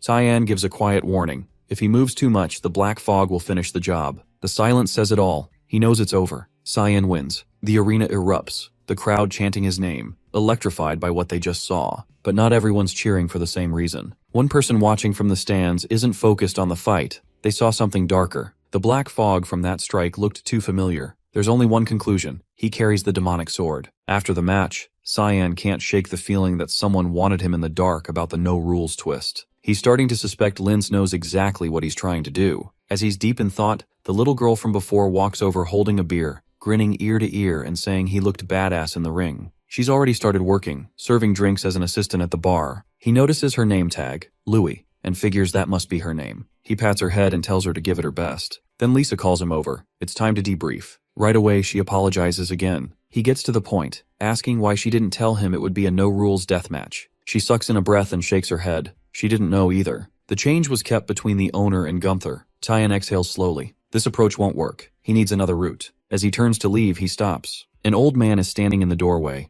the same one he spotted earlier in the crowd. The man introduces himself as Morris, representing the Gru Merchant Union, and wastes no time. He's here to ask one thing. That sword? Is it the demonic sword? And if so, would he be willing to sell it? He gives nothing away, brushing off Morris's comment with a flat denial, claiming not to know what he's talking about. The merchant isn't buying it, saying there's no reason to keep up the act and that all he's interested in is the sword. Leaning in slightly, voice smooth, he adds, there's no shame in wielding something demonic. If anything, it shows style. Cyan doesn't reply, just watches him, eyes narrowing. Unbothered, Morris grins and says they'll cross paths again very soon. With that, he turns and exits, security detail flanking him. Cyan's thoughts drift to the Gru Merchant Union. He remembers now, that group didn't exist until after he killed Zickerman Albus. Louis approaches, eyes glossy, and shakily asks if he's okay. He gives her head a gentle pat and tells her there's nothing to worry about. Then he faces Lisa. His expression hardens, eyes sharp. He wants something and he doesn't ask. He demands. He wants to meet the owner immediately. She freezes, stunned by the sudden shift in him, unable to find the words. Elsewhere, deep in the rundown backstreets of the city, Gunther is unraveling. His rage spirals, smashing everything in reach, wrecking the alley as if that'll fix what happened in the ring. People nearby try to calm him down, telling him to stop moving before his injury tears open again. He ignores them and roars the name Simon into the air, vowing to kill him. The helplessness is eating him alive. He got destroyed, and it stings. He needs a new plan, something that'll actually work. But nothing comes, not until a thought hits. Louis. Cyan's taken a liking to her, looked out for her. Maybe she's the key. Maybe he can use the kid to get to him. Later that night, with the hotel quiet and the guests mostly gone, Louis is wiping down the bar counter. The door creaks open. Gunther steps inside, that same eerie grin spreading across his face as he asks if she remembers him. She hesitates, then nods. Yes. He doesn't drop the smile and says he needs her help with something. In a nearby room, Cyan is still talking with Lisa. The conversation hasn't cooled down. He wants to know why the owner won't meet him. She tells him flatly it's not that simple. Linz isn't someone people just meet. He narrows his gaze, wondering why she's defending Linz so hard. Lisa's not surprised he already knows the owner's name, maybe impressed, but not shocked. She figured he wasn't just some average guy the moment he walked in. She explains that Linz has been watching him closely. The fight with Gunther? That was her idea. And so was the rule change. Then she gets serious, saying if he's smart, he'll leave. Fast. Because staying might get him killed. He listens but doesn't speak. He can't tell whose side she's even on right now. Maybe none. Maybe she's just doing her job. Suddenly, a scream echoes from the main hall. Louis. They both bolt from the room. What they find is chaos. Tables flipped, walls cracked, and a massive hole blown through the side of the building. Neither can make sense of it immediately. Cyan studies the wreckage in silence before muttering that he might know who did this. Then he spots it. Louis's name badge, tossed on the floor and streaked with blood. He turns to Lisa and tells her to stay put for a while. She protests, saying he doesn't even know who took her. He cuts her off, repeating the words but with ice behind them. He has a damn good idea who it was. Far from the hotel, in a private suite that hasn't seen sunlight in days, Delkia is slipping into madness. She's sprawled across her bed, sketch pads everywhere, each one covered in frantic drawings of Kyan's face. She stares up at the ceiling, face blank, whispering that she can't remember what he looks like anymore. Then a voice cuts through the silence, saying a woman's room shouldn't be this trashed. She shoots upright, demanding to know who entered without permission. It's Morris. He looks her over like she's something pathetic. She recognizes him instantly and asks what he wants. He says it's simple. He's a merchant, and he only shows up when he's got a deal to offer. Glancing at the drawings scattered across the room, he catches on quick that she's completely obsessed. Without wasting time, he pulls out a small glass bottle filled with murky liquid from the Garam kingdom, the strongest paralysis potion they make. With this, he says, she can have Tyan completely helpless. She takes the vial, expression unreadable, and asks what it'll cost. He doesn't flinch. All he wants is whatever Cyan carries. She can do what she wants with the rest of him. The offer sounds like a setup, but Morris insists. That's it, nothing else. He turns to leave, adding that he doesn't care who gets it done. He just needs Kyan out of the picture. And ideally, Gunther handles it first. That's the plan. Back in the slums, Gunther's been waiting. Cyan doesn't take long to show. The brute smirks and tosses something at him. An ear, saying it's a keepsake. The rest of the body? Inside the crate he's sitting on. Cyan stares at the severed ear, barely breathing. His expression goes dark, and his restraint snaps. He warns Gunther that he's going to kill him. The rematch has officially started. Gunther couldn't be happier. Elsewhere, Linsa sits across from Lisa, her voice calm as she asks if she believes Kyan will actually kill Gunther. She nods once, certain, no hesitation in her eyes. Yeah, he's going to finish him. Linz tilts her head, curious, and wonders aloud if she's worried about him. Lisa's tone stays even, saying whatever connection she had to the fighter died out a long time ago. Then she pauses, something lingering on her mind, and finally asks why the obsession with Kyan. Linz chuckles under her breath and says, if she's that curious, she'll ease her mind. Then she asks something strange. Can Lisa remember his face? The question lands hard. She blinks, then blinks again. Slowly, she realizes she can't. She can picture the man, his movements, his voice, but no matter how hard she tries, his face won't come into focus. Linsa smiles and tells her it's a side effect of one of Eru's divine powers, one of the authorities of the god of fog. Lisa's eyes widen at the name, Eru. Linz laughs again, entertained, saying it seems fate's digging up old roots. She says it's funny how her past is circling back like this. Lisa's voice drops, quietly asking if she's in danger. The other woman waves it off, saying no, not danger. They're just about to receive a guest worth keeping, and she plans to treat him right. Back in the junk district, the fight is reaching its peak. Gunther stands amid the ruin, a manic glint in his eye. His arm, once torn off, is now reforged with raw mana, reinforced by scraps around him. He hurls it, sweeping destruction through the air, the swing crashing into Kyan. But our protagonist doesn't flinch or budge. Gunther snarls, demanding to know why he's holding back, why he isn't using the same move he pulled last time. He says if Cyan wants to win, he'd better start trying. Cyan glances down. The ground is scattered with bones, human bones. The brawler sees his look and grins, explaining it like it's nothing, saying he's been digging up corpses of people who were worthless to him. This entire pit is a junkyard. Lambaster's always been full of trash, and he and Lisa grew up buried in it, learning to crawl through garbage just to survive. He recounts how he'd fight off anyone who tried to take advantage of them, clawing, biting, punching, whatever it took. Then one day, a boy showed up. That boy took out the old junkyard boss who made their lives hell, saying he'd dropped out of Lewin Academy just to find some fun. And today's fun? Cleaning up the trash. Gunther remembers it clearly. Blood everywhere, bodies stacked like waste. The guy's name was Ashel. He recalls how the stranger walked toward them afterward, smiling, saying everything was fine now, the junk was gone, and they were safe. To this day, he still can't forget that face. That's when everything changed for him. He started looking up to Ashel, wanting to be like him, and swore he'd clean out all the garbage in Lambaster just like his idol. He started small, grew his crew, took over the junkyard himself, got into the Lambaster cage fights to make money, and ended up killing someone. He got expelled and didn't care. The guy was trash anyway, meant to be thrown out.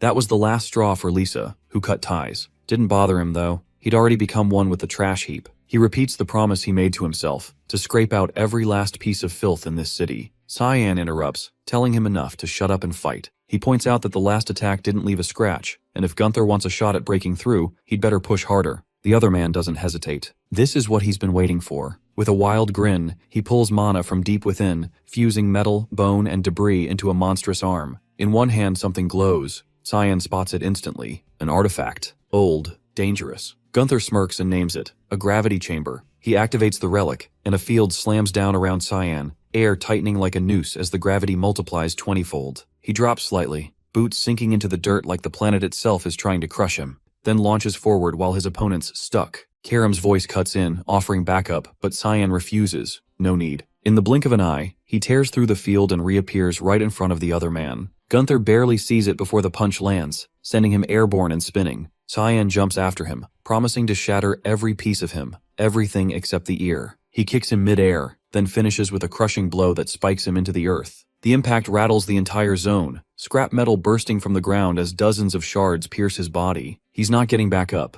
Breathing ragged, he looks at Cyan and says he always knew this is how it'd end, but he's got no regrets. He mutters that Louis will probably end up like them. Like him, like Lisa, trash. That's just how things work in this city, rules set by the one in charge. Blood fills his mouth, but he asks for one last thing, for Cyan to stop that from happening. Our boy doesn't answer, just stares, stunned, then runs to the box Gunther had been guarding. Inside, Louis lies unconscious. Time passes. Lisa arrives with a group of guards, eyes sweeping the wreckage. She sees the corpse but doesn't react much, instead ordering her team to check on Cyan. They spot him right away cradling Louis in his arms. He tells them she's not hurt, probably just asleep. Lisa approaches and asks if he's okay. He keeps his eyes on the girl, saying there's nothing she needs to worry about, just take care of her. She asks where he's headed. He rises, setting Louis down gently, and says he's got something to clean up. Lisa asks where. His voice drops, cold and final.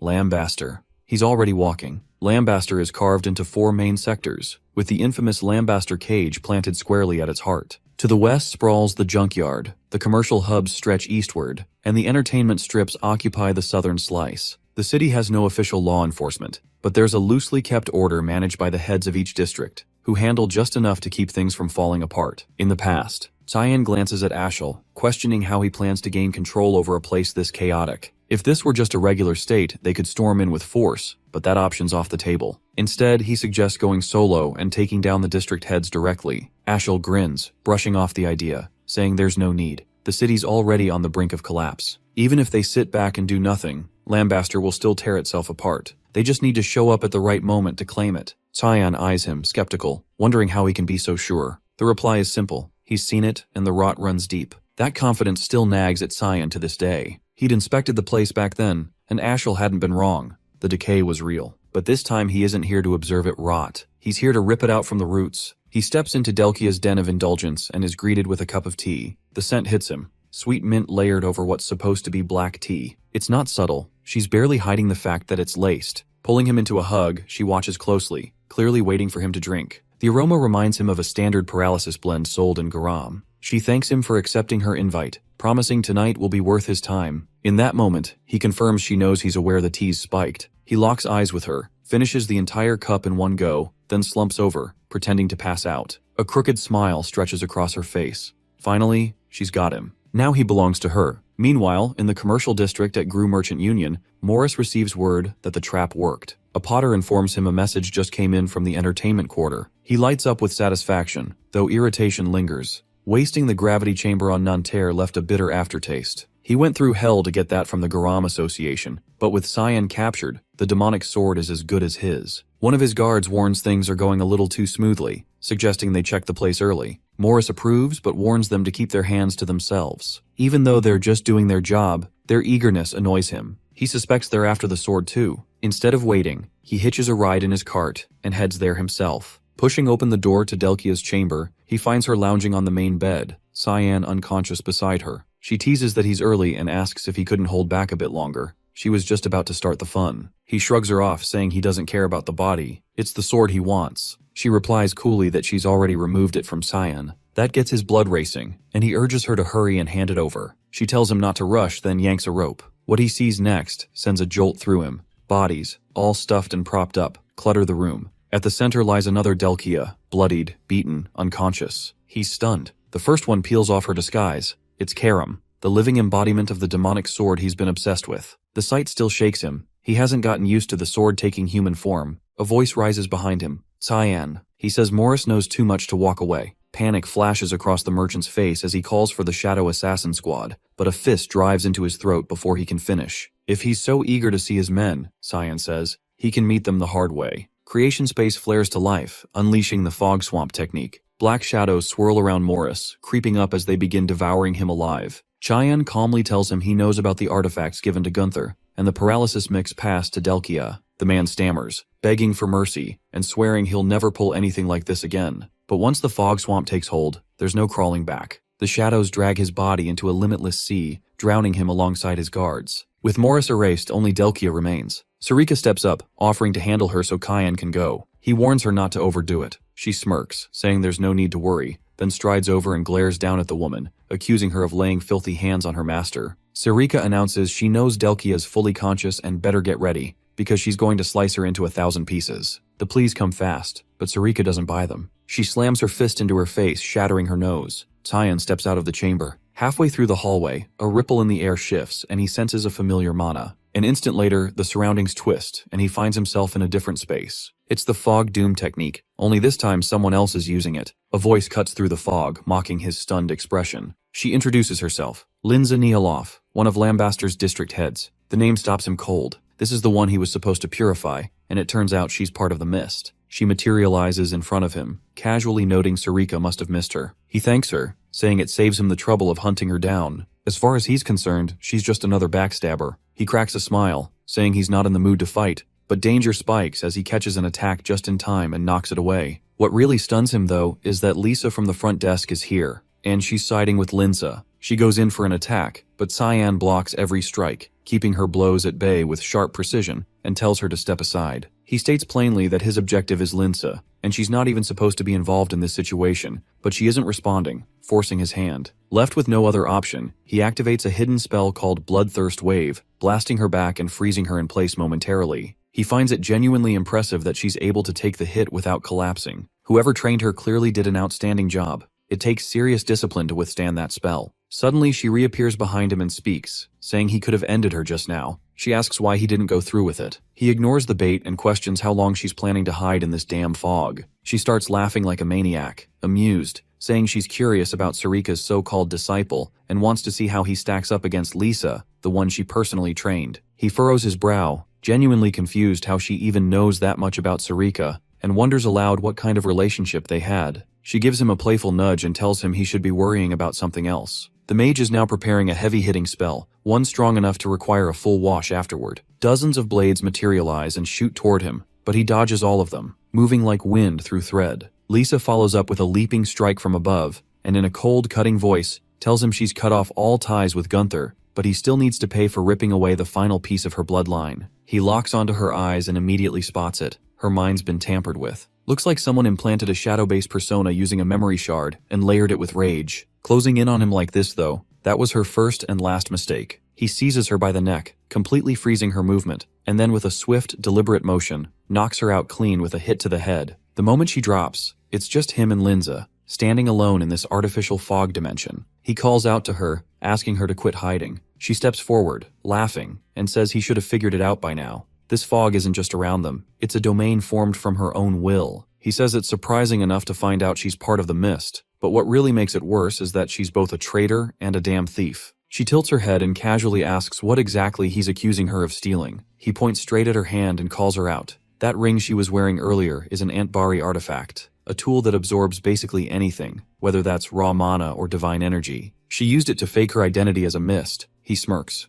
ridiculing her without holding back, calling her nothing but a knockoff, a fraud wearing borrowed power. That pisses her off. Her composure cracks, and she unleashes a forbidden spell, but what she doesn't realize is that she's walked right into his trap. She taps into the power of the Black Fog God and summons Absolute Flag, her trump card. The fog bends into a sealed sphere, locking them into an isolated pocket space. Within this space, only she has freedom to move. This world is hers. But then, a new voice breaks in. Karam, sharp and sudden, calling out that she's finally located it. A tear rips open across the rail, and through that tear steps Kira, calm and ready, asking if Linz is really aiming for her master. Linza freezes completely, eyes wide in shock. She just watched someone slice open her domain like it was made of paper. She can't believe it. Kira's power is rivaling that of the Black Fog God. Her brain stalls trying to process it. Excluding Uru, there's only ever been one person who could pull this off, and there she is, the blade-turned being. With a calm, vicious glint, Kira playfully asks how many parts Linz wants to be cut into. She snaps her fingers and tears down the entire fog barrier with a single gesture. The woman stumbles back, mouth open,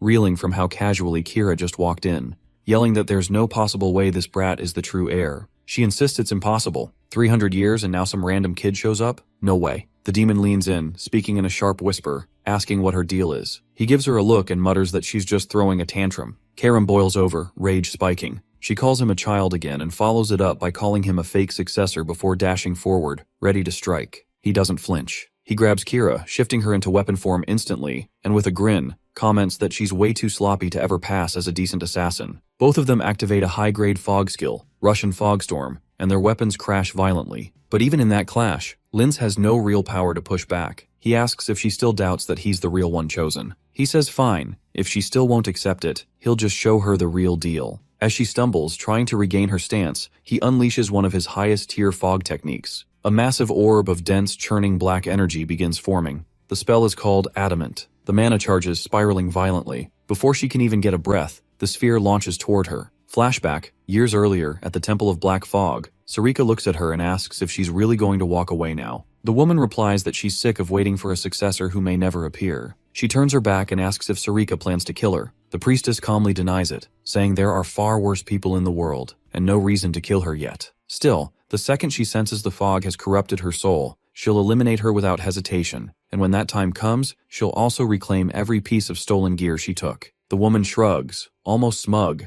saying no one even knows she stole anything, so there's no need to be nervous. She offers a farewell and says to stay decent, as if they were still friends. That was the last moment they shared. She left behind an empire's shadow and built a faction in secret, her goal being to create a system where strength got noticed. She didn't want to rot in silence waiting for someone else's legacy. She truly believed she could have been the chosen one herself, and now, this is where it ends. Half her body is burned away, completely gone from the blast. She didn't have a prayer of dodging it. She drops to her knees, breath shallow, life slipping. She asks him to pass a message to Sarika, tell her she was wrong, and finish it. He honors the request. Using her own fog, he dissolves what's left of her body in silence. No one sees their downfall coming. Not hers. Not even his. Following Linz's death, her domain begins to unravel and dissipate. As a result, it collapses into a space just outside the hotel, cutting down the time Cyan would have otherwise spent traveling. Lisa breaks the silence, asking why he let her live. After all, she had tried to kill him and clearly knew far too much about the mist. There was no logical reason for her to still be breathing. In a detached tone, he asks whether she plans to report what she knows. She firmly says no. That's enough for him. He says she's free to go. Bewildered, she asks what she's meant to do now. Before he can respond, the door bursts open and Louis rushes in, calling out her name in a panic. The girl is nearly in tears, saying how scared she was when Lisa suddenly disappeared. Lisa gently assures her she's fine, asking if she's hurt. Louis says she doesn't care about that.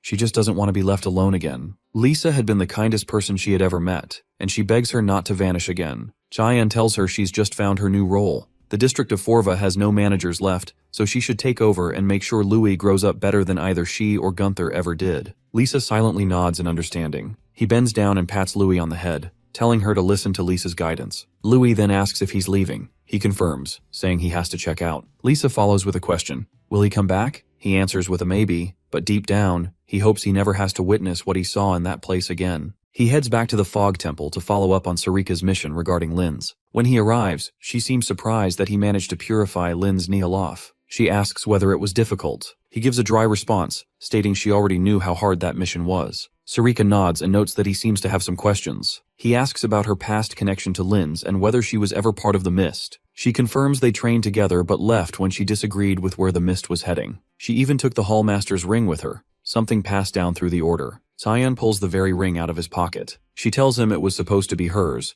but she wants him to keep it. He's confused, since that ring was only meant for Hallmasters, but she says she no longer needs it. She's strong enough without such symbols. He admits he thought her true motive for sending him on that mission was to retrieve the ring. He hadn't expected this. Karam materializes nearby, remarking that Sarika probably resented Linz, which explains their dynamic. She says she was only keeping a promise, and that most people eventually break under the ring's power. He wonders aloud whether this is a test to see if he too would be corrupted. He asks if she plans to warn him like all the others, that if he succumbs, he'll be purified just the same. Then he questions whether she even accepts him as the next successor. Sarika grins slightly, saying she's simply watching to see whether he becomes a menace to humanity or a hero. Testing a successor is a tradition. She even admits Karam may have chosen wrong. The spirit reacts with anger, but Cyan remains composed. He understands what she means. Days pass. At Lewin Academy, in the dean's office, the administrator is in conversation with a newcomer. With instructor Nella's sudden disappearance, student anxiety has risen. He acknowledges the weight the new appointee carries, but expresses faith in him. The man responds calmly, promising to be understanding toward the students. This is Boris,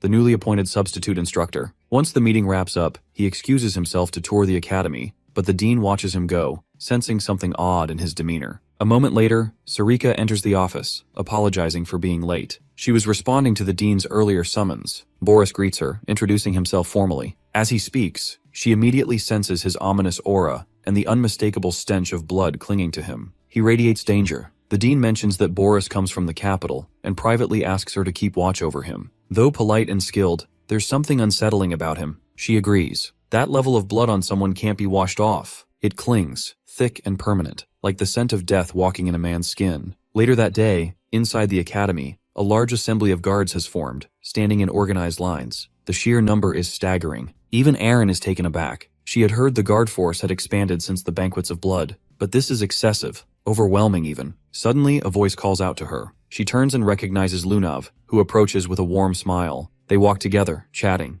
Lunav expresses her gratitude and happiness, saying she's been doing well lately, all thanks to Aaron's help. Aaron, being modest, returns the compliment, saying her friend has done a lot for her too. Then she introduces her to Leximus. The three chat and laugh together as they wander, but then they run into Boris. He introduces himself as the new instructor, asking specifically for Princess Aaron. She greets him with a polite smile, mentioning she's heard quite a bit about him. She inquires if he's teaching mana application. He then makes a casual request. Could she spare a moment? He claims it's nothing urgent. He just wants to assess her mana levels. He asked her to produce her mana sphere. Without hesitation, she creates and presents the sphere. Leximus and Lunav exchange wary glances. Something doesn't feel right, but Aaron brushes it off, insisting it's just a routine check. What could possibly go wrong? As Boris prepares to do something with the mana, a blur of motion interrupts. Cyan appears beside her, grabbing her hand just in time. His expression darkens, eyes sharp as blades, fixed on the instructor. In a low, threatening voice, he asks why the hell he's in Lewin. 1,000 years before the founding era, the Demon King's army had already launched its brutal campaign. On the front lines, human soldiers struggled to withstand the relentless onslaught, desperately casting barrier spells and defensive wards, only for them to be torn apart almost instantly by savage blows, like those of a giant demonic spider. The casualties climbed quickly. They scrambled to regroup, trying to re-establish order in the chaos, but the enemy pressure didn't let up. As they faltered, a blur of motion caught their eye. A figure approached at speed. Cyan. In one swift move, he severed a monster's leg clean off. He'd finally arrived. The rumors weren't lies after all. Though they had believed he'd been deployed to the Western Front, the stories were true. He always showed up when it mattered. He pointed toward the wounded, telling them to fall back. He'd handle things from here. The demonic spider charged up and fired a laser blast directly at him, but he leapt aside just in time, landing clean. Excitement flickered in his chest. He'd hoped it would be a special class monster, but it was too slow to be worth the effort. Disappointed, he summoned the void sphere and obliterated the creature in one blow, vaporizing its head entirely. Moments later, he caught the sound of clapping. It was Boris, clearly impressed, grinning as he commented that no wonder Sir Ashel kept him close. He had assumed Cyan was stationed in the rear lines, same as him, but had come north after hearing this front needed reinforcements, only to find the situation already wrapped up. Cyan noted the obvious. These soldiers had been seconds from being wiped out. This war wasn't ending anytime soon. It had been a full year since the Vare family ordered the elite knights on the front to relinquish their power to Emperor Luinel. The monsters seized that moment of vulnerability and began their advance, resulting in an unbroken war ever since. All of it, a direct result of Luinel's greed. Cyan admitted that if Ashel hadn't personally asked him to show up, he wouldn't have bothered. Boris let out a low laugh, admitting he was pushing his luck by saying that aloud, but he understood. He was in a similar boat. Cyan assumed Luinel had sent him too, but the other man corrected him, saying it was his skill set that got him picked. Even so, his values aligned more with Ashel's than the Emperor's. Cyan tilted his head, asking what sort of skills Boris even had. Boris lifted a hand, pulling in mana from the surrounding air. Cyan watched as he pulled residual traces of his own magic, compressing them into a dense sphere. Something about the sphere's energy felt off. He studied it, then admitted there was something in him, maybe even what he'd been looking for. Looking back now from the present, that might have been the moment the hunt really started. He wouldn't let himself slip up again, which was exactly why giving mana access to someone like Boris was a terrible idea. Boris recoiled at the sudden shift in tone. The aggression caught him off guard, unraveling whatever plan he'd been running. Leximus stepped in, shielding Princess Aaron and snapping at Cyan to rein it in. Boris tried to smooth things over, claiming it was just a misunderstanding. As a newly appointed instructor, he'd only meant to assess student aptitude. Cyan wasn't having it. That was a weak excuse. He'd never heard of that kind of protocol, and he'd only just learned about the appointment. Boris shrugged, saying he'd step back if they felt pressured. adding a half-hearted apology if he'd made anyone uneasy. Taeyeon gave a curt nod, accepting the apology but telling him to get lost before things got worse. He kept hold of Arin's hand as he said it. With no room to argue, Boris turned on his heel and walked out, thoroughly thrown off by the hostility. Lunav blinked, clearly puzzled, whispering to herself, wondering if she'd ever even heard of that instructor's name before. Taeyeon released Arin's hand and muttered an apology for snapping,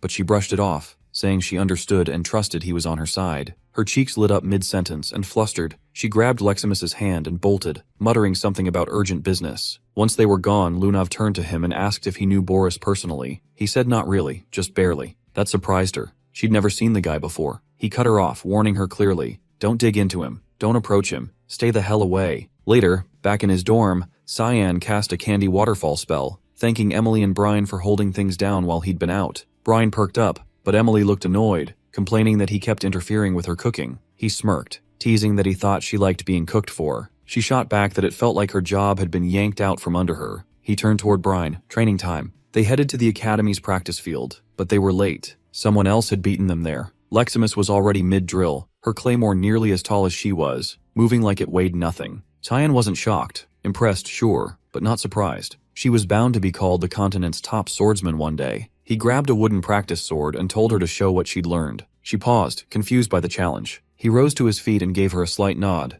First strike was hers. She hesitated. She had a real blade, he was holding wood. That didn't feel fair, but before she could finish the thought, he lunged at her. She barely managed to parry, rattled by how a wooden weapon could hit that hard. He adjusted her stance, correcting her form. Leximus grit her teeth and launched back at him, warning she wasn't going easy anymore. She charged at him, swinging hard, but he intercepted every strike without breaking a sweat, redirecting each blow with practiced precision. As he parried, he casually threw in a few compliments, admitting he was genuinely surprised at how far she'd come. His tone shifted as he started messing with her, poking at her rhythm, asking if that was really all she had. He told her to stop holding back, to come at him like she actually meant to kill him. She kept going, attack after attack, her breathing picking up. Fatigue crept in, but she refused to let up, still unable to close the distance or land a single cut. Desperate for an opening, she leapt high, aiming from above, but he cut her off mid-air, slamming her back to the ground. The spar ended with her on the floor, and his sword aimed straight at her face, making it clear who the winner was. He pointed out the obvious. Letting her emotions spiral opened up a dozen weak spots, all of which he had just exploited. She dropped her voice, admitting she didn't even come close to his level,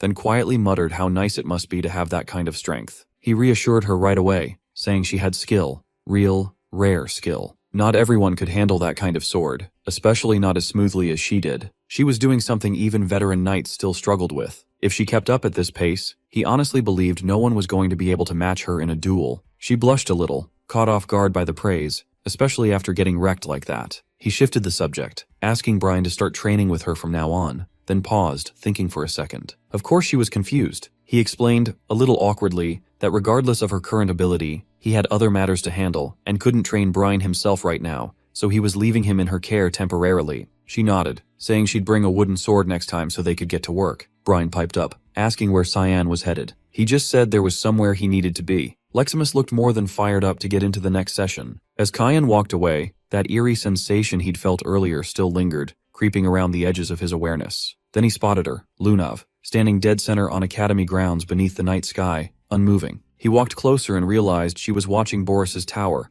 eyes fixed on the searchlight. He asked if she was planning to sneak inside. She grinned knowingly, saying he already knew she would. Just curiosity, she claimed. She'd never heard the guy's name before, not even once in the entire Garam Mage Association. For someone labeled an 8th Circle Mage, that was not just weird, it was suspicious. That grin of hers didn't fade. She was clearly sticking her nose where it didn't belong and loving it. Then she turned to him and asked if he was coming too. It felt like he already knew Boris, maybe even hated him a little, enough to get involved. He exhaled heavily. She was dragging them both into a mess, and they both knew it. They waited for Boris to finally step out of his room. Once he was gone, Cyan led the way and cracked the door open with a spell. The room inside was stacked with books, dense with ancient symbols and magical writing. One glance was enough. They both thought the guy was a total academic freak. She picked up one of the texts and flipped it open. Most were heavy on old, forgotten spells, stuff that probably hadn't been used in centuries. Then he froze. He felt Karam slipping away from his body. He asked her where she was going. She answered from afar, saying she was heading to the rooftop, telling him to chill, they could keep poking around the lab. He narrowed his eyes, confused by her sudden departure. Before he could dwell on it, Lunav called him over. She'd found something, a strange, dusty volume older than the rest. From one glance his expression darkened. This wasn't just any book. It was Hearthcrea, Boris's armor. Meanwhile, up on the roof, Karam lifted her head, catching a foul, almost rotten smell in the air. She muttered that it was already about to emerge. She called to it, Hearthcrea. A presence descended from above. A voice echoed out, calling her by name, saying it had been far too long. 3 centuries to be exact. She forced a grin, anger barely held in check, saying she was doing perfectly fine until he showed up. The voice teased her, saying her personality hadn't changed one bit, joking that maybe that was why she ended up picking Cyan as her wielder. That hit a nerve. She snapped, lunging at him, but he calmly held up a hand, telling her to relax. He wasn't here to fight. He just wanted to talk. She demanded to know what he was really up to, what his endgame was. Down below, Cyan and Lunav were still locked on the old book, Hearthcrea. She studied it closely, saying it didn't read like any magic text she'd seen before. It had the structure of a historical chronicle, but everything was encrypted in strange glyphs and codes. Decoding it would take time. She flipped a few pages and pointed out one image, a half-drawn sun. It was the only symbol she recognized,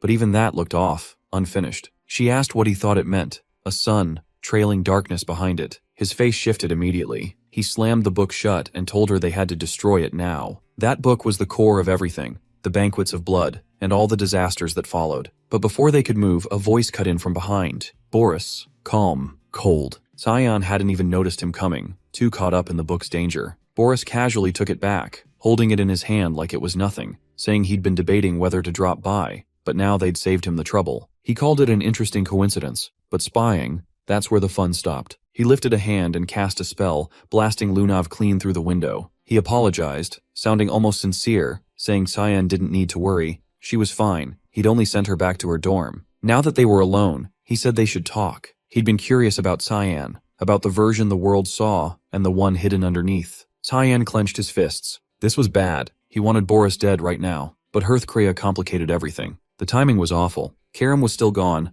Cut to Karam now lying stretched out on the roof tiles. Hearthcrea, or what was inside it, spoke again, asking what she thought it all meant. He told her that the one he served wasn't just powerful, he was chosen, blessed by a god. That meant she was already on the losing side. She didn't blink, didn't care, saying she was a demonic sword, not one of Lumendel's lackeys. She wasn't turning on her wielder just because some divine clown said so. He shrugged, saying that was fine. There were ways around that. If she took over Cyan's body, became the wielder herself, she'd be even more dangerous. She laughed, low and sharp, calling the idea stupid and asking what half-baked schemes they were even trying to run this time. Good versus evil, light clashing with darkness, creation opposed by destruction, dualities locked in an endless cycle of conflict. And as always, light wins in the end. That's how the story wraps up, just like all the others. It's been 300 years since the war between gods and demons reached its final blow. Life on the surface is thriving like never before, but gradually the world is moving on. The old legends are fading. Reverence has turned to apathy, and eventually, they came to a decision. After long debates, they agreed.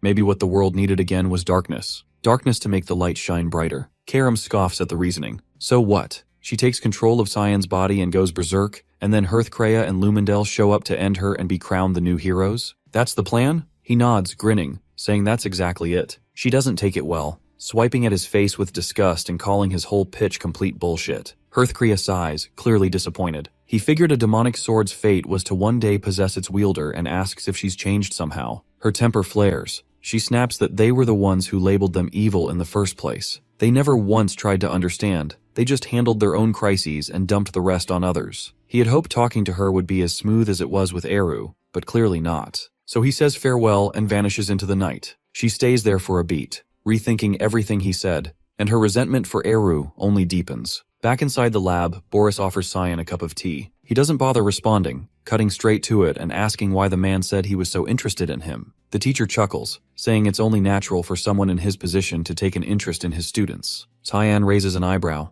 He's not even in his class. There's nothing left for him to learn here. Boris casually asks if the dean or his father, the duke, know about that. Cyan tells him to stop dancing around and just say what he really wants to say. The mage drops the pretense, asking if they've met before. He says he's been getting this vibe since the beginning, like Cyan despises him, like he wants him dead, but he's certain they've never met. So he wonders if maybe our MC already knows of him. The answer is flat. No, he doesn't know him. What's more shocking is that no one knows him. An 8th Circle mage should be a household name. Boris says he just likes to live quietly. Cyan shoots him a cold look and asks where he's really from. The reply is evasive, claiming it's a small, obscure place he's probably never heard of. But Cyan sees through it. He's lying. He always has been. Even in a past life, he buried his origin deep, refusing to let anyone in. Cheyenne asks if there's anything else he wants to know, but Boris glances at the time and smiles, saying it's late. They can continue this conversation another day. Once Cyan leaves, Boris speaks to Hearthcrea, saying he got so caught up in the moment that he couldn't even think of the right words. But now he understands why Ashel felt so threatened. It's Cyan, the one behind the dying princess, the little brother of the savior, chosen by Lumendel, bonded to a demonic sword. Hearthcrea materializes, saying this is what destiny looks like. It's Karam who's supporting him. Maybe he is the darkness they've been waiting for, and if that's true, then he will be the one to make Ashel burn brighter than ever. Just like the prophecy, the black fog that blotted out the sun, the savior's bitterness will soon surface. Karam heads to the Hall of the Black Fog. Eru looks up, surprised to see her arriving alone, and asks what brings her here. She doesn't waste time, asking if he really doesn't know, telling him she just ran into Hearthcrea, didn't even know he was that close. His expression darkens, asking if the other god tried anything. But she isn't buying his act, saying he already knows everything. So why isn't he doing anything about it? They're the ones being pushed out. He tells her there's nowhere lower than where he's already fallen. He has nothing left to lose. Her voice rises, saying they're trying to use her and Cyan. Eru asks if that's truly what she wants, to protect Cyan. Then he grants her the right, giving her an official decree. All the mist will move with her, she and Cyan together. She asks him if he's really not going to act himself, if something happened between him and Lumendel. He says every decision he's made for her sake. She turns away, saying she's tired of hearing his pitiful justifications. Skolden has turned him into a recluse, a coward, and she walks out of the hall. Elsewhere, a priest finishes a blessing over Alice. She's kneeling as a proxy of Lumendel, pledging herself to the great god of light. The priest asks if she's truly ready to become a beacon in this cruel world, ready to take the front lines, to fight, to die. He calls her by full name. She accepts the vow, pledging herself to Lumendel's cause. Her expression is composed, but her heart isn't fully settled. Is this really the path she should take? Lately, the Empire's been conscripting all its strongest into the Knights' solidarity, tossing them onto the front lines. Even during disasters like the Banquet of Blood, the Royal Guard had no way to respond. She's dreamed of joining the Knights of Light for years, but maybe what she needs to protect isn't out on the battlefield. Maybe it's somewhere else. A voice cuts in. Someone congratulates her from behind. Cecilia. Alice quickly apologizes, saying she should start calling her by name now, since she's just a novice knight. Cecilia laughs, waving it off, saying she can call her normally, at least when it's just the two of them. Alice bows politely, saying she still sees her as a senior and should show respect. They walk together, chatting on a bench. Alice admits she's worried, afraid she may have chosen wrong. Cecilia faces her seriously, saying that's impossible. She's known her too long to believe she'd ever pick the wrong path. Alice confesses she's still torn. The screams from that day, the ones begging for help, still haunt her. Her companion's voice sharpens, saying there's only one way to be sure, only one way to know if the front lines are where she's meant to be. Alice leans in, asking how. Cecilia tells her to come with her. When she heads there, join her. That's how she'll find out. They talk. Villiard has given them a mission, a serious one. Their first real assignment. Alice's eyes widen. Her own father? She hadn't expected that. Brian looked like he was gearing up for something major. Emily noticed the sudden urgency and asked where he was off to in such a rush. He shrugged, admitting he had no idea. Cyan told him to get ready, so he did. Nana, sounding unsure, asked if this meant they wouldn't see him for a while. Just then, Cyan stepped into the room and assured her it wouldn't be that long, so there was no need to stress. He turned to Brian, asking if he was all set for the trip and where they were headed. The reply came. Their destination was the Valley of Lamia. At the sound of the name, Emily's expression shifted. She recognized it instantly. It was the same place they had visited last time. Curious, she asked how they were even planning to get there. It was absurdly far. He activated a portal using the ring gifted to him by the Hallmaster, saying this would make the trip quick. They needed to move fast. This was the day Alice was supposed to die. Meanwhile, Alice and Cecilia had finally made it to the front lines. Their commander informed her they'd reached their post at last. He acknowledged the tough road she had taken to get there, expressing pride in her role as one of the Knights of Light. She remained modest, replying that she still had a lot to learn. Sliding down from her horse, she mentioned the Duke was waiting for them now. She took her place behind her father, addressing him with formal courtesy and stating she had come in response to his summons. He let her know that today, the second, third, and fourth princesses were all expected to arrive, and she needed to prepare accordingly. She nodded her agreement. He was exactly as cold as she remembered. Soon after, the group spotted the royal guards approaching from the distance. The entourage had finally shown up. Among them were the third prince, Fabian Severus, and the fourth prince, Neruvian Severus. Both looked visibly bothered and unimpressed by their surroundings. The second princess, Violet Severus, offered thanks for all their efforts. The Duke stepped forward, introduced himself properly, and greeted the royals. Neruvian, clearly impatient, complained that they should just get this over with and leave. This visit was purely symbolic anyway. Fabian remarked that no monsters were going to ambush them out of nowhere. The Duke reassured him that the creatures stationed at the rear were minor threats at best. Besides, their top knight was with them, so they were in safe hands. Ashel emerged right then, noting it had been a long while since he'd seen his father. The older man eyed him with pride, expressing confidence in his ability to handle the job. Fabian gave him direct orders to wipe the enemies out before they even got close. Unlike him, their corpses held actual value. The princess shifted focus, asking about Luenel. He wasn't one to skip official visits like this. Ashel replied that Luenel had handed the task off to him due to pressing matters elsewhere. Though still unsure, she didn't push it, remarking that she was lucky to have him as her bodyguard instead. Alice shared the confusion silently. Ashel was always seen guarding the first prince, yet here he was, standing beside the royal daughters. She decided to dismiss it as coincidence. He met her gaze, mentioning he'd heard she joined the Knights of Light at the top of her class. His stare carried a chilling, almost violent intensity, and he congratulated her. The look unsettled her. His eyes held a menace she recognized. It reminded her of her 9th birthday, or close to it. Back then, he had gifted her a magical scroll. It was a 4th-star spell, far beyond what she could use at the time, clearly meant for later. Years passed, and once she gained her 4th star of mana, she recalled the scroll and prepared to activate it. But just before she could, Cecilia had stopped her, telling her it was a summoning spell, one that would have unleashed a mid-tier monster. If she had triggered that scroll, it likely would have ended with her dead. Now she couldn't shake the thought that he might have known exactly what would happen when he gave it to her. Her suspicions about him only kept growing. The royal convoy, along with their army escort, began moving toward the battlefield. Neruvian questioned why Luenel had sent him to them. Fabian muttered that the whole thing felt sketchy, maybe even deliberate. Someone like him getting slotted in as their personal guard? Definitely worth raising eyebrows. The princess cut in, reminding them that they already knew the kind of person Luenel was. If they didn't want to wind up dead, they'd better stay alert. Suddenly, the caravan ground to a stop. Everyone stepped out to check what was going on. They saw Alice sprinting toward them, panicked, yelling about screaming. An ambush had begun. They needed to get out now. The attack came from a rare creature, a Tsaraerk. The ground dragon let out a piercing roar, sending a wave that hurled soldiers backward. The guards didn't stand a chance. Alice rushed to pull the princesses out of danger. The beast's tail came crashing down, aiming to smash through the guard lines, but she summoned a mana shield to block it. The barrier gave just enough time for the princesses to escape.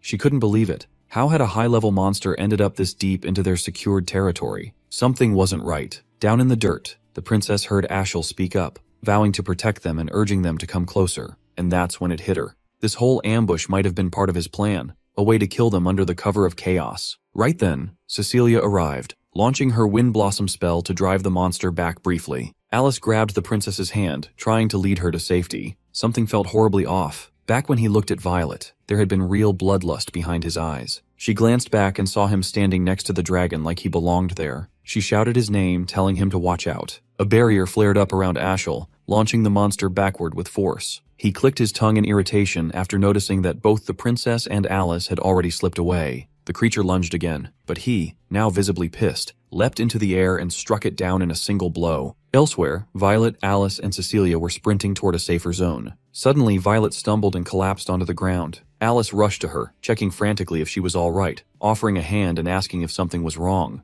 The princess gave a faint smile and said she wasn't going down that easily. Before Alice could react, a blade drove straight into her body. Cecilia had attacked from behind, betrayal as brutal as it was unexpected. Shocked and reeling, she managed to gasp out a question, asking why her friend would do this. She crumpled to the dirt, a vital organ pierced, shrieking in agony. Violet stood over her, explaining that she was Ashel's younger sister. She had suspected something was off the moment she learned Luenel wasn't attending, especially given how obsessed he was with being part of everything. She believed this was all a ploy to quietly remove them under cover of chaos, letting others take the blame while they stayed clean. Alice tried to explain, insisting she only wanted to protect people, but Violet cut her off, saying she already knew how power-hungry the Verts and Luenel were. She mocked the idea of sitting still and waiting to be executed like a fool. She told her to spit out her last words while she still had seconds to spare, laughing as she added that maybe Luenel would swoop in and rescue her in time. She tossed down a scroll, an emergency teleport and summon spell, to warp both herself and Cecilia away. Left behind, Alice lay stunned. She couldn't wrap her head around what Cecilia had just done. Some part of her refused to believe the betrayal was real.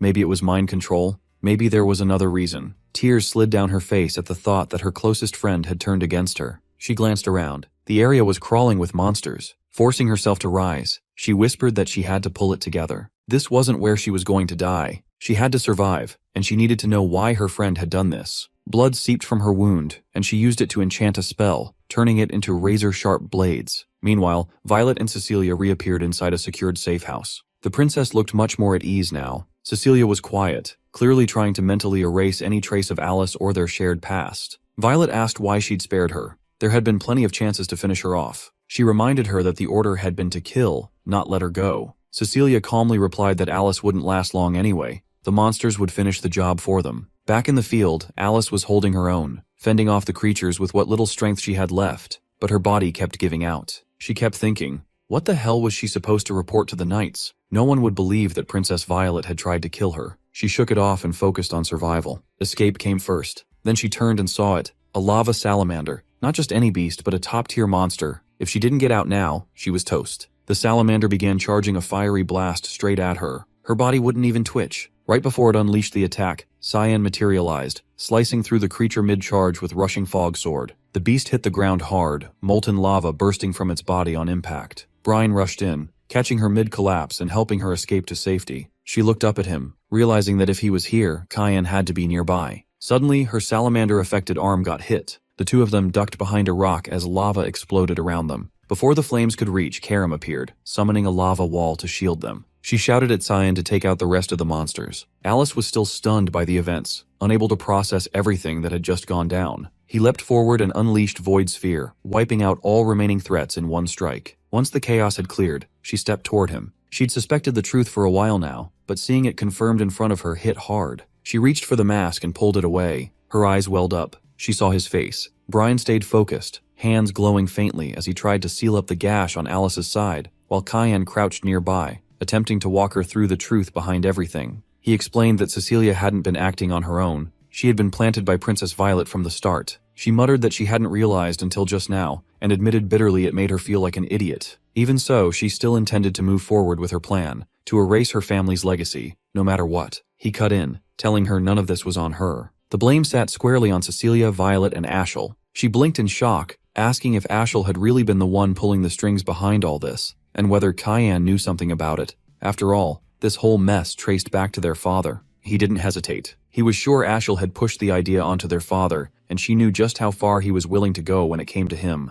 She stared, puzzled, asking why someone would go that far for his sake. Cyan told her flatly it was so Ashel could be the one to shape the family's legacy as he saw fit. Her expression darkened, twisted with fury. She couldn't believe he'd go as far as murdering his own sister over something so meaningless. Her knees buckled, and she dropped down, still not fully healed, still worn out. She looked up, voice low, asking if he was absolutely certain about Ashel. She'd thought she was the only one who'd sensed something was off, but Cyan had noticed too. She warned him their father and the others had to be kept out of this for now. Whatever this was, Ashel had a secret weapon she didn't. During the earlier fight, something had felt wrong, like an unseen force was shielding him. Cyan's eyes narrowed. That sensation was way too familiar. He'd felt it once before, in another life, at the moment he tried to strike him down. Something had stopped him before his blade could land. He still didn't know what the hell it was. Some force that reached past the body, messing with the soul. A cursed sword? Something darker? Only one explanation made sense. He said they were out of time and needed to speak to their father now. She nodded, but he shook his head.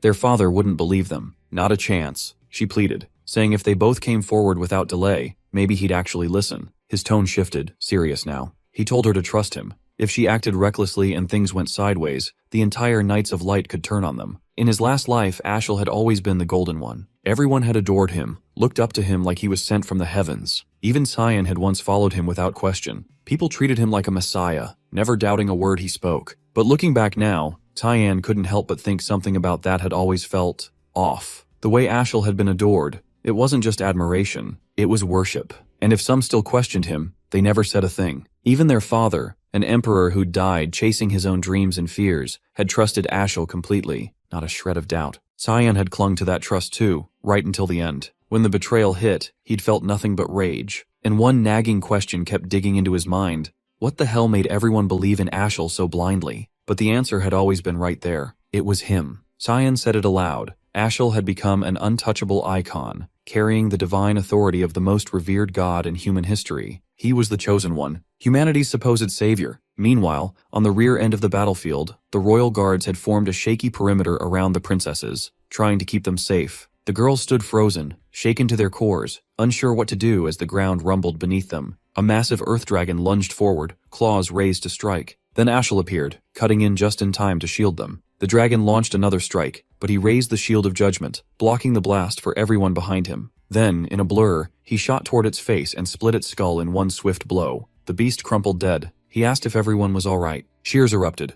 voices chanting his name filling the air. Even the princesses started singing his praises. Alice stared, stunned. She couldn't wrap her head around it. The savior? Chosen by Lumendel? Cyan, standing beside her, told her plainly. Lumendel hadn't chosen based on character. He just needed a savior. That's it. And since Ashel had been chosen by the supreme god himself, denying it now was basically heresy. She'd risk turning the whole church of Lumendel against her. A weight settled behind her eyes, a slow, sinking disappointment. She'd placed her faith in Lumendel her whole life. And now, this. She turned to Cyan, asking how he even knew all of this. He avoided her gaze, telling her he couldn't say. Not yet. He'd already interfered too much. She placed a hand on his shoulder, steady. She trusted him completely. If he couldn't say, there had to be a reason. But one day, she said, he needed to tell her. He didn't have to carry it alone. Then she pivoted toward Brine, giving him a small nod of thanks for patching her up. Cyan looked at her, asking what she planned to do next. She didn't hesitate. First, she had to deal with this mess. That meant finding Cecilia. She needed to hear the truth straight from her. He offered a hand, literally, summoning a porcelain gate pointing to Cecilia's last known location. Back at Violet's safe house, Cecilia suddenly felt a strange mana signature ripple through the air.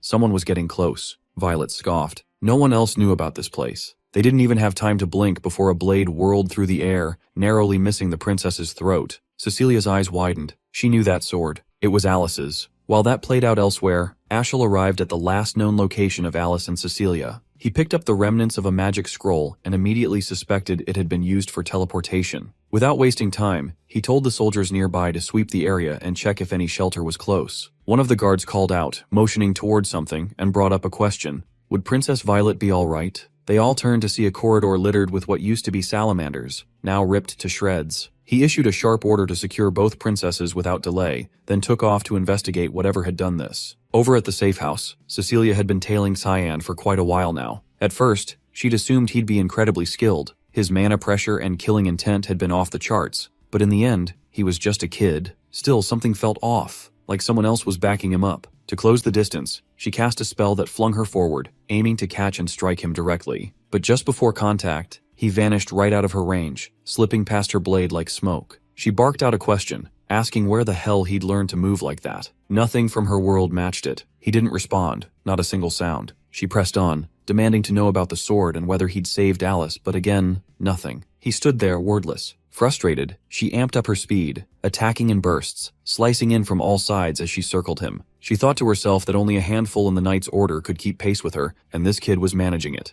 When she leapt to attack from above, he slipped away again like she was moving in slow motion. That's when it hit her. He was faster. Not a little, a lot. And he still hadn't drawn his weapon. The fact that he didn't even bother made her snap. Her temper flared, and she lunged from behind, gripping a jagged rock, going straight for his blind spot. He tanked it without flinching. Before she could blink, he conjured a void sphere, calm as ever, layering it with an obsession spell. The moment it connected, her body started unraveling from the inside. Crashing to her knees, she knew she was done. Pathetic, she called it. A humiliating way to go out. This wasn't the kind of place she ever thought she'd die in. She called him Grim Reaper, half in awe, half in horror. Even then, she asked if he was seriously just going to stand there silent, even now. Desperate, she begged him to at least answer one thing. Was Mr. Leximus still alive? He dropped to one knee, eyeing her curiously. He asked what kind of expression that was. Was that relief? He admitted he'd expected something messier. Anguish, maybe. She gave a faint smile, telling him to think of it as justice finally cashing in. That this ending, ugly as it was, kind of fit. A voice rang out across the space, asking, "Justice for what exactly?" Alice stepped into view, eyes locked on her, asking how she could do it, how she could betray her. The other woman looked up and smiled weakly, eyes wet, saying she was just glad Alice was still breathing. Alice screamed, cutting her off, demanding an answer. She wanted to know why she'd lied all this time. Years back, her village, just a nameless dot on the map, was wiped out by monsters. Every building gone, every person dead. She'd been the sole survivor, barely clinging to life. She'd thought it was the end right there. But then came the sound of voices. A rescue squad combing the wreckage. They dug her out from beneath the collapsed rubble. Despite the shortage of supplies, the princess overseeing the mission had food and water rationed just for her. It was nothing short of a miracle. She had been pulled from death's door by either royal knights or rafters. She couldn't even remember which. And the one who took her in after that was Violet. From that moment, it felt obvious. When someone saves your life, you owe them yours in return. Later on, the chance to repay that debt finally came. A direct order from the princess. She was told to infiltrate the Vert household, keep an eye on them, and wait for further instructions. That's how she ended up planted inside as a maid, and through that, she got to know Alice. But now, looking back at it all, she wasn't sure it had been worth it. A part of her wished she'd just died with the rest of her village, buried with the rubble and silence. Then came that day. They'd all been standing by, waiting for someone to show up. Violet had pulled her aside and given the command, "Kill Alice." She was labeled a threat. Alice, stunned, asked why Violet would see her as dangerous. The maid answered without flinching. The princess had always seen the Vert family as suspicious, ever since she noticed how closely Ashel and First Prince Luenel were aligned. To Violet, that loyalty meant the Verts were probably backing Luenel, and in the paranoid world she'd been backed into, that assumption only grew worse. She spiraled, gripped by fear and distrust, because that's who she was, someone who only trusted herself when the walls closed in. The would-be assassin gave a faint, bitter smile, saying she was nothing like her, and wondered aloud how she'd spent her whole life taking orders from someone like that. And the worst part? Alice had trusted her the entire time, and in return, all she had done was betray that trust. That's when Cyan snapped awake and cut through the moment, calling it what it was. Bullshit. If she thought admitting guilt was some kind of free pass for forgiveness, she was way off. Alice tried to step in, asking him to slow down, give her a second to figure out how she felt about all this. But he raised his blade toward the kneeling woman, cold and unshaken. This wasn't a minor offense. She shut her eyes, ready to take whatever came next. Alice screamed, pleading with him to just listen a little longer before doing anything final. Brian held her steady, whispering for her to put her faith in Master Cyan. The sword came down toward the condemned. Back at the safe house where Violet had holed up, the silence shattered as the door slammed open. She immediately demanded to know who dared to break in. Calling out for Cecilia, she suddenly realized she had no idea when the girl had disappeared. Ashel stepped into the room. He told her he'd come to get her out. A sharp draft crept down the princess's spine, her thoughts snagging on one question. How the hell did he manage to track her here? She flashed a calm, almost mocking smile, noting how he was practically radiating intent to murder. With a sharp edge to her voice, she called him out for barging in uninvited, tossing in how insanely rude it was. He met her gaze, voice level and frosty, admitting outright that killing her was on the to-do list, and that Fabian, Neruvan, and she were all supposed to be casualties, taken out by the monster. She threw it back at him.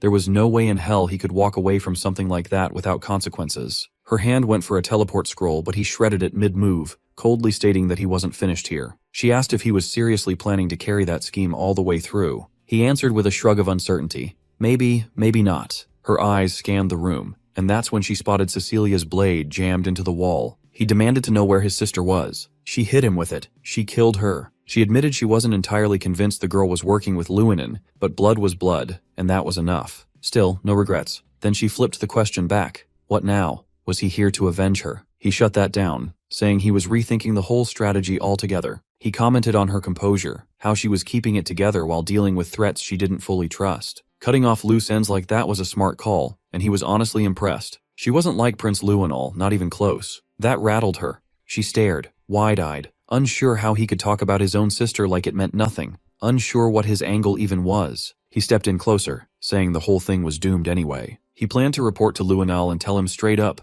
It all fell apart. She instinctively moved back, asking what the hell he wanted from her. He proposed she side with Enon and join his plan. She raised an eyebrow, confused. Wasn't he backing Luenol? He threw her a casual smile like it was obvious. No one said they were allies. They were just in it for mutual gain, nothing deeper. She sat down on the edge of the bed, skeptical, not buying it. He answered without blinking. Believe it or not, Luenol was part of the plan. She smirked, asking if this was about taking over the Empire, because if it was, she wasn't getting involved. He turned his back, saying he didn't give a shit who ended up ruling. His real mission was bigger. Wipe out evil completely. Strip it from every corner of the world. She laughed under her breath, thinking he was full of crap. But something shifted in the air, and he picked up on it instantly. Evil had just made its presence known. A warped, malicious mana flooded the space, sending chills straight through his bones. Was it bloodlust? It sure felt like it. Whatever it was, he'd never sensed anything like it before. The room suddenly tore apart. Walls, ceiling, all of it, getting pulled into the churning dark energy of the manosphere, the void sphere. Ashel locked eyes on it, frozen. He waited, expecting something,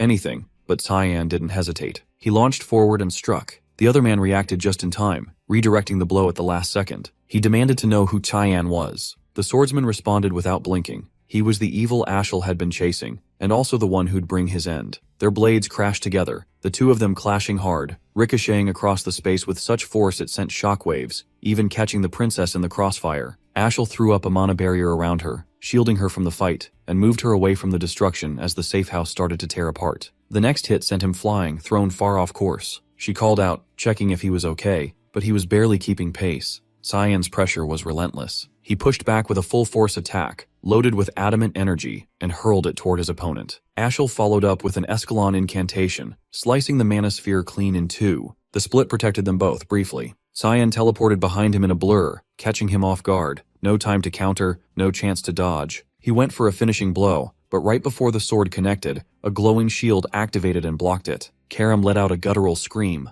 like something had just torn straight through her. Cyan froze, thrown back by the force of the same barrier. The mage turned to her, watching closely. Something about this wasn't normal. He tried to steady her, assuring her he'd get through this, no matter what. Cyan stared at her, confused, asking what was happening. She barely got it out, saying it felt like her whole body was being shredded from the inside. Must be his power. It sucked for both of them. Ashel stepped closer, questioning why Cyan backed off when he swore he'd be his end. Then he moved in again. The other man hesitated. Sure, he'd love to finish this, but now that he'd seen what the mage's magic was capable of, he knew he needed to retreat. He tossed something at them, Cecilia's sword and her bloodied shield. Violet reacted immediately, demanding to know what he did to her. He answered flatly. He purified her. Ashel studied him, asking if that was the endgame, wanting to know who gave the order. Cyan said nothing about orders, claiming the mist. That's who he was from, the ones who never forgive. He didn't do this because he was told to. He did it because it had to be done. And yeah, that confirmed it. The rumors were real.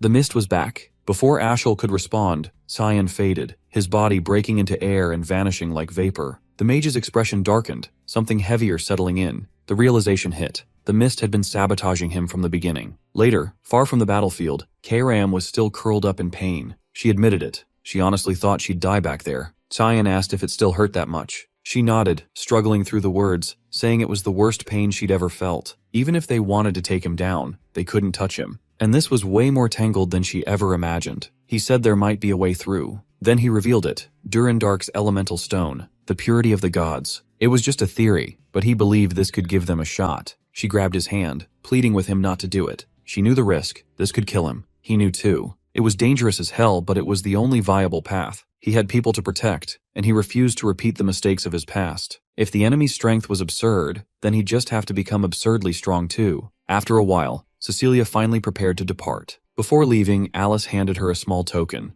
Marianne's token. Access to the spirit realm was tightly controlled, but with it, she would be able to enter Farina without issue. Alice warned her to stay alert. Tears spilled down the knight's cheeks as she thanked her profusely, voice trembling with apologies. Alice turned away coldly, making it clear she hadn't forgiven her, warning never to show her face again. Cecilia nodded, understanding the severity, and said she would be going now.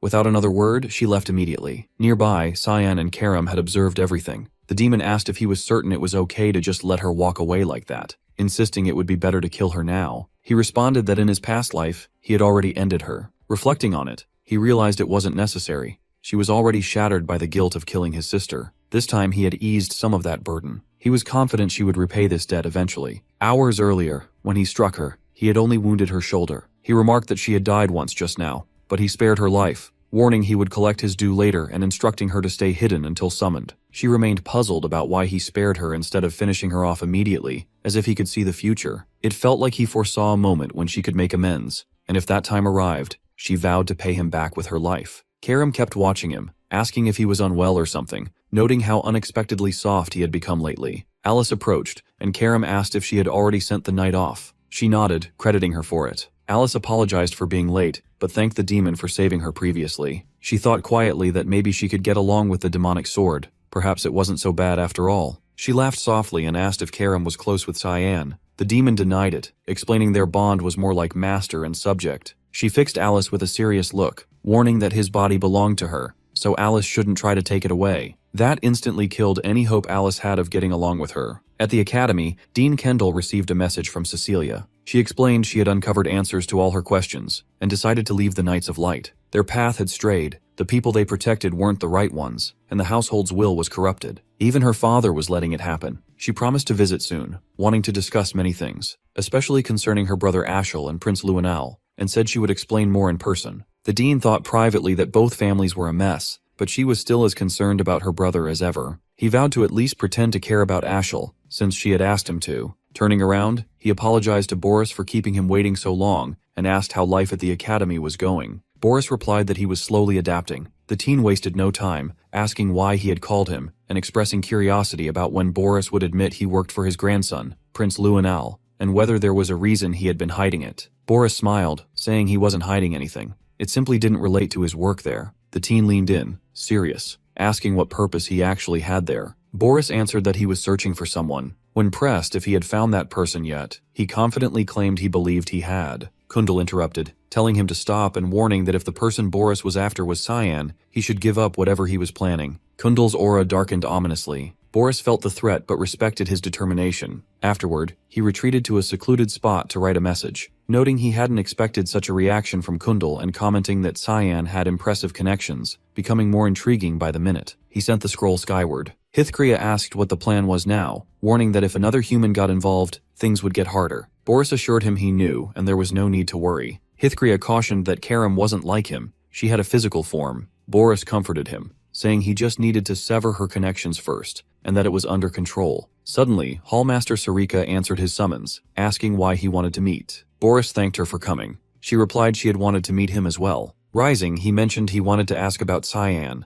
saying he spent most of his time in his dorm, skipped lessons, yet was extremely skilled. She shrugged it off, calling Cyan a natural prodigy, and asked if that was what caught his attention. He said that initially, yes, he was just interested in our protagonist, but now he was curious about those around him too. Moving closer, he accused her of being a follower of the black fog and the mist. They both shifted into attack stances, but before she could draw her sword, Boris summoned a hellhound that swallowed her whole. Inside the beast, she managed to slice through its insides and break free. Using fog powers, she conjured a domain that enveloped them both. Boris admired her, not expecting such capabilities. She could create an entire new realm, explaining this was how she kept her mana from leaking into the real world. Sarika smirked, admitting she didn't know how he uncovered her true identity, but this revelation would cost him his life. If he desired death, she would grant it gladly. He pulled up Hithkria's book, warning her it wouldn't be as simple as she believed. She smirked, addressing him by name, Cyan, but mocking that his confidence wouldn't last much longer. Without hesitation, he summoned Marines who immediately surrounded her from every direction. In response, she called forth her fox assassins, declaring she was ready to begin his purification. At that moment, a portal materialized inside the royal dormitory, and both he and Brian stepped through. Nana immediately lashed out at him, chiding him for how much she had missed him. She had grown noticeably larger since the last time he saw her. He asked how she had been doing,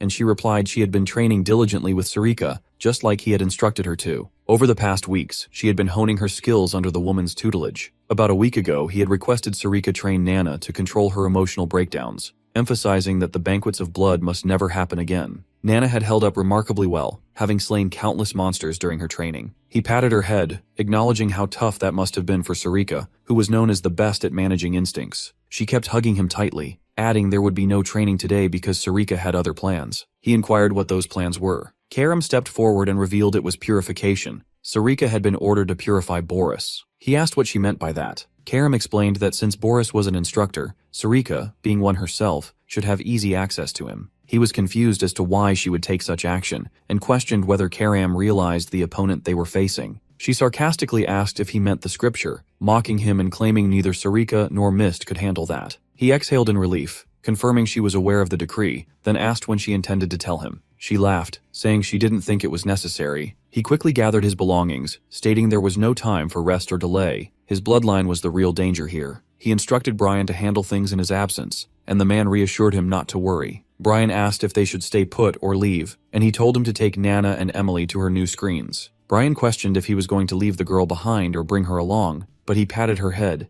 emphasizing it was too dangerous to remain here, so they all must leave as well. He promised to return once the situation was under control, but made it clear he was leaving everything else in Brian's hands for now. Meanwhile, Sarika struggled to maintain her defense against Boris. The more she looked at him, the more repulsive he became in her eyes. All of her fog assassins had been defeated, and the marionettes continued to reappear relentlessly. She finally realized the banquets of blood had been orchestrated by him. These marionettes carried the same aura as those involved in the banquets, but these were significantly stronger. He laughed darkly, declaring this was merely the appetizer and admonishing her not to tire yet. More marionettes pressed the attack. She wielded the rushing fog stone, slicing through as many as she could to carve out breathing room, but he used scripture spells, sending shafts of light like spears flying toward her. She barely managed to evade most of them, and each time she believed she found an opening to strike, he countered immediately with more advanced spells. The number of marionettes continued to swell, and her ability to dodge diminished rapidly. They were learning her fighting style, adapting to her movements, making it far more challenging to maneuver. When one got close enough, he commanded it to detonate beside her. The explosion hurled her off balance and trapped her within a cluster of others that simultaneously exploded.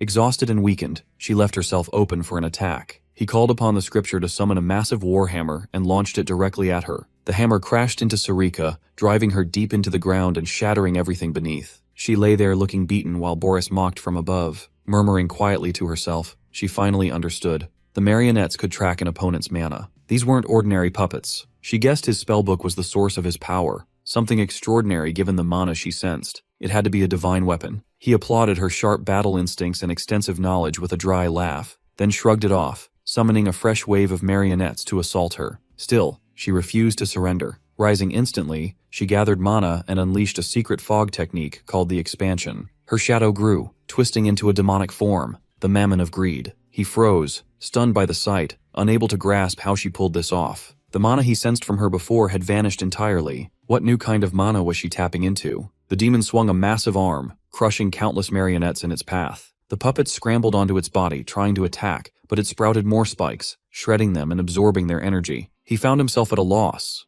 She had conjured a demon familiar whose mana surpassed all expectations, but it was a temporary shield. Now she was drained of mana herself, and even casting a simple spell would be nearly impossible. Flipping open his spellbook to strike again, he suddenly lost sight of her as she vanished and reappeared behind him, completely silent and impossible to detect. He activated Holy Protection just before she plunged a blade into his back. She unleashed a rapid barrage of strikes, slowly eroding the shield until it shattered. Before he could react, she slammed him to the ground, gripping his face and driving it into the dirt, leaving him helpless to retaliate. Just as she was about to slit his throat, an idea struck: to cast a spell without any incantation. She detonated the ground beneath them, propelling both into the air. He reacted quickly, firing judgment spears, but she dodged every one and teleported close, delivering a brutal kick to his face that slammed him into the earth, obliterating everything beneath. Gasping on the ground and struggling to rise, he heard a voice command him to stop the fight for today. Before he could react, she swooped down with a finishing strike, but the spellbook intercepted the blow. He reflected that they didn't have enough intel on her. He'd assumed she was just another of Uru's countless servants,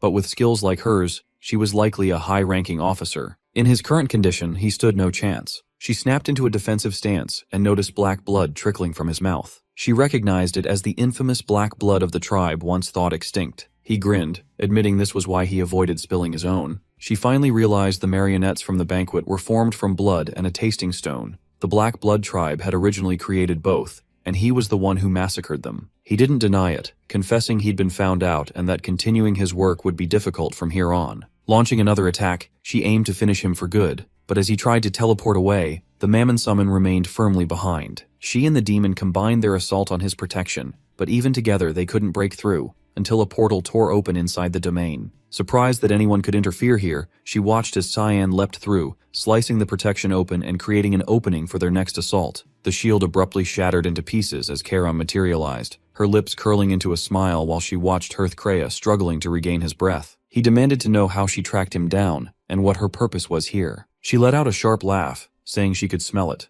the foulness that a hypocrite like him spread in the air. He reminded her that he had already warned her she picked the wrong side. Without warning, he transformed into a larger, more imposing form, with wings broader than before, surpassing even the authority of the god's top seraphim. The shield surrounding Boris intensified, expanding in size and power, forcefully throwing Sarika out of the immediate area. Despite this, Cyan remained steadfast, resisting the overwhelming force. Even Hearthcrea stood in shock, unable to believe he could withstand the top god's authority, a power the angel couldn't endure even with the demonic sword's aid. Boris offered to assist in defeating him, pointing out that the demonic sword's wielder was right before them and must be eliminated immediately. Hearthcrea tried to intervene, cautioning that they weren't strong enough for this fight. Cyan shouted Boris's name as he tore through the shield and slashed at the angel's book, pushing deeper toward its core, intent on stabbing the seraph in the chest. He finally grasped that the black fog shrouding the sun symbolized Cyan. If this man was a blade destined to become part of Asher's future, then he was a threat that had to be eradicated. He kept repeating to himself that Cyan was someone who must be eliminated. The angel charged forward, preparing a final strike he believed would end him once and for all. Sarika noticed the surge of powerful mana charging in the air and realized Cyan wouldn't withstand it much longer. She knew she had to act before disaster struck. While he and Boris clashed, Cyan activated his unshakable root spell, freezing the seraph in place to prevent any escape.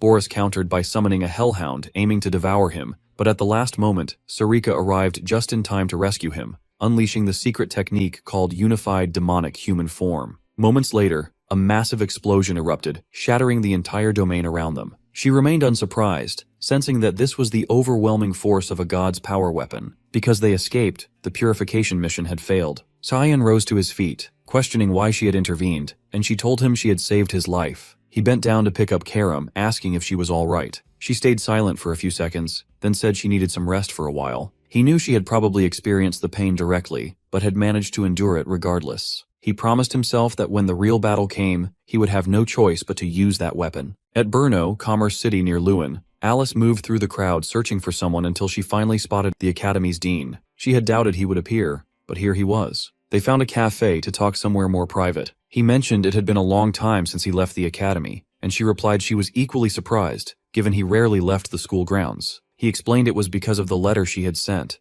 The situation seemed serious now. The will of the household wasn't the main issue anymore. Ashel and Lewin represented the bigger problems. She asked if he knew anything about the man. He replied he wasn't entirely sure, then asked what she would think if Ashel became the household head. She looked down, mentioning that countless silenced citizens had joined the Knights of Light. He would likely become the leader of the Empire's most powerful army. The dean nodded, adding that Lewinel, his grandson, would probably command the knights alongside him. Alice looked up, saying that was exactly what worried her, then asked his opinion of his grandson. He glanced down, recalling that once, long ago, her brother Cyan had asked him whether he valued the Empire's prosperity or the honor of his household more. It was as if Cyan had foreseen the future. The dean admitted he hadn't been cautious enough about what they might do, his face darkening. She asked what he meant, and he told her he didn't know for certain, but urged her to leave the Empire for a while. A great disaster was looming. He would do what he could to make things right, but couldn't guarantee anything. She asked what disaster he meant, and he warned that a coup d'etat was brewing. Signs of internal conflict aimed at seizing the throne. Alice stood before the window, her mind tangled in thoughts about the coup d'etat warning. She hadn't expected Ashel and Lewinal to plot something like this. How did Dean Kendall and Cyan already know? Suddenly the door swung open, startling her as Emily and Brian stepped into the safe house. Approaching them, she greeted the pair and immediately asked if they had been living with Cyan at the academy. Emily nodded, smirking, teasing that young Master Cyan still needed her around. The idea of him sharing the academy with two women unsettled her. Brian explained he had urgent matters and had sent the three of them here. She noticed only Brian and Emily were present and realized Nana was missing. Their hearts sank. Nana had been there moments before, but they hadn't kept an eye on her. Taking charge, she stated that if this person was close to Cyan, then she was important to them too. They needed to search for her together immediately. At Bernea's harbor, a ship slipped away from the dock. The elf confirmed they were ready to depart. The werewolf commented that the bay looked especially nice this time and suggested reporting it to the captain. Before leaving, they spotted someone standing nearby, Nana, confident and serious. Leaning in, they asked if she had been abandoned by her parents. She pointed toward the distance, shouting that she smelled something familiar there. Instantly, they recognized a chance for easy profit and tried to lure her aboard by promising candy and food. Though she looked too old to fall for the candy trick, her eyes lit up at the mention. They put on friendly smiles and laughter, but she recalled Cyan's warning about strangers offering candy. Still, she pushed her doubts aside and pretended to follow them. The basement door swung open for her. Thoughts of him flooded her mind again, reminding her never to enter dark, confined spaces if someone beckoned her inside. Yet she ignored the caution and stepped in without hesitation. Once inside, the door slammed shut behind her. The elf and werewolf exchanged smiles, feeling lucky to have claimed another prize. Her eyes scanned the basement, but no candy appeared. Instead, rows of cages filled with trapped children stared back. Realizing she'd been deceived, tears welled up. Then she caught the same scent as before and followed it until she found another cage, housing a chained, terrified dog-like creature, a high-ranked monster called Red Ganon. She reached out, gently patting his head, asking how he ended up here and if he wanted to be freed. He barked affirmatively. Without hesitation, she bent the steel bars of his cage. The children behind her pleaded to be released as well. Turning, she flashed them a sinister, twisted grin. Meanwhile, the elf and werewolf approached the captain, announcing they were ready. He commended them, saying departure from the harbor was all that remained. The man introduced himself as Red Gannon, Merchant Unit CEO Tolino. The dwarf asked if they would negotiate their sales again. Tolino nodded, explaining Maurice had gone missing, which meant the Grey Merchant Union was finished. Without having to pay Maurice's fees, they expected increased profits. Plus, the Garam Association paid premiums for younger kids, so bonuses were on the horizon. The dwarf recalled Albus was the first, and now the Grey Merchant Union had fallen. He confessed a bad feeling, trusting his woman's instincts that never failed. They looked at him, puzzled. You should just be more cautious, Tolino advised, telling them not to overthink. They had a Knoll champion backing them. As they spoke, a pig exploded on the horizon, emerging from the ship. Suddenly, Nana dashed in front of them, shouting, "Bad adults!" with fury and hatred blazing in her eyes, declaring she could never forgive them. Tolino screamed in surprise and confusion upon realizing she was a draconic human. She pointed at all of them, accusing them of being liars and bad adults. They grew angry and launched their weapons at her, but none were enough to bring her down as she punched and kicked each of them, beating them one by one. At his last resort, the man ordered the monster to bring her to him alive. She quickly ran toward him, wielding a hammer that smashed down and destroyed the ground beneath her. He shouted in frustration, reminding the beast she needed to be kept alive, but she hadn't died yet. The strike hadn't even fazed her as she held the hammer with one hand, effortlessly. She looked at him and noticed the chain around his neck and the symbol on it. He swung his sword again, and she backed away. Dodging all their attacks, he screamed, asking how they couldn't defeat a little kid, insisting he was big enough to win against her. The monster under his control growled and charged a heavy swing, but before landing it, she punched the creature, sending it straight into him. He had no time to react, so the beast fell right on top of him. Elisa and Brian noticed smoke and sounds coming from nearby while searching for her. Brian suggested she might be over there, sensing a surge of mana in that direction, urging them to hurry. Meanwhile, the man was trying to recover from the fall and used a gem, ordering the monster to kill him. His heart dropped when he realized the shackles had been broken, and he no longer had control over it. The beast growled, looking at him with a devious gaze. It approached and crushed his hand by leaning on it. She then confronted the monster, moving closer. She brought a small gnoll creature and asked if he was their parent. He smiled upon seeing them. Then she said goodbye as they parted ways. Now she missed Cyan even more after witnessing this wholesome scene. She heard a voice behind her, thanking her for saving them. Turning around, she wondered what to do with all of them. She called out to the man's servants, telling them they needed to take responsibility and bring the children to their homes. But she warned that if they didn't, she would simply eat them. They complied, having no other choice, and took the children to their respective homes. She had saved them all, and wondered if Cyan would praise her for that. She had finally done a good thing without causing trouble this time, and wished he would. Suddenly, a hand reached out and patted her head. She turned and saw Cyan smiling brightly. She asked how he had found her, but he said it would be strange if he hadn't, given all the mana coming from her. Seeing no one else inside the safe house, it was obvious she had been missing. He told her with a warm smile that he would find her no matter where she was, because he was her papa after all. However, he couldn't ignore the immense mana radiating right now. Suddenly, Brian and the others finally reached the place, expressing relief that Nana was okay. But Cyan was angry at Brian for not doing his job properly. Alice was surprised to learn the child they had been searching for was a draconic human. Meanwhile, in the Uchif Empire's capital, at Gwizdal Estate, someone ran to the front door, asking what was going on and why someone who usually stayed at the academy would come here out of nowhere. The dean entered the estate with servants bowing respectfully to him. The blond man asked what had brought him here, referring to him as his father. The dean, wearing a serious and angry expression, told him to talk, noting it had been a while. They have gone to a private room. The dean has told him it has been 2 years since he relinquished his position as duke, which is why he has not intended to intervene in how things have been run. But he has asked how the fees for the estate have dropped so drastically, while the funds being sent to the emperor's family have increased so significantly. He knows very well that the current emperor's family has been sending exorbitant amounts of money to them every year. Their political standing will be degraded if they do not pay such amounts, and then they will place their own person on the throne. He has shouted,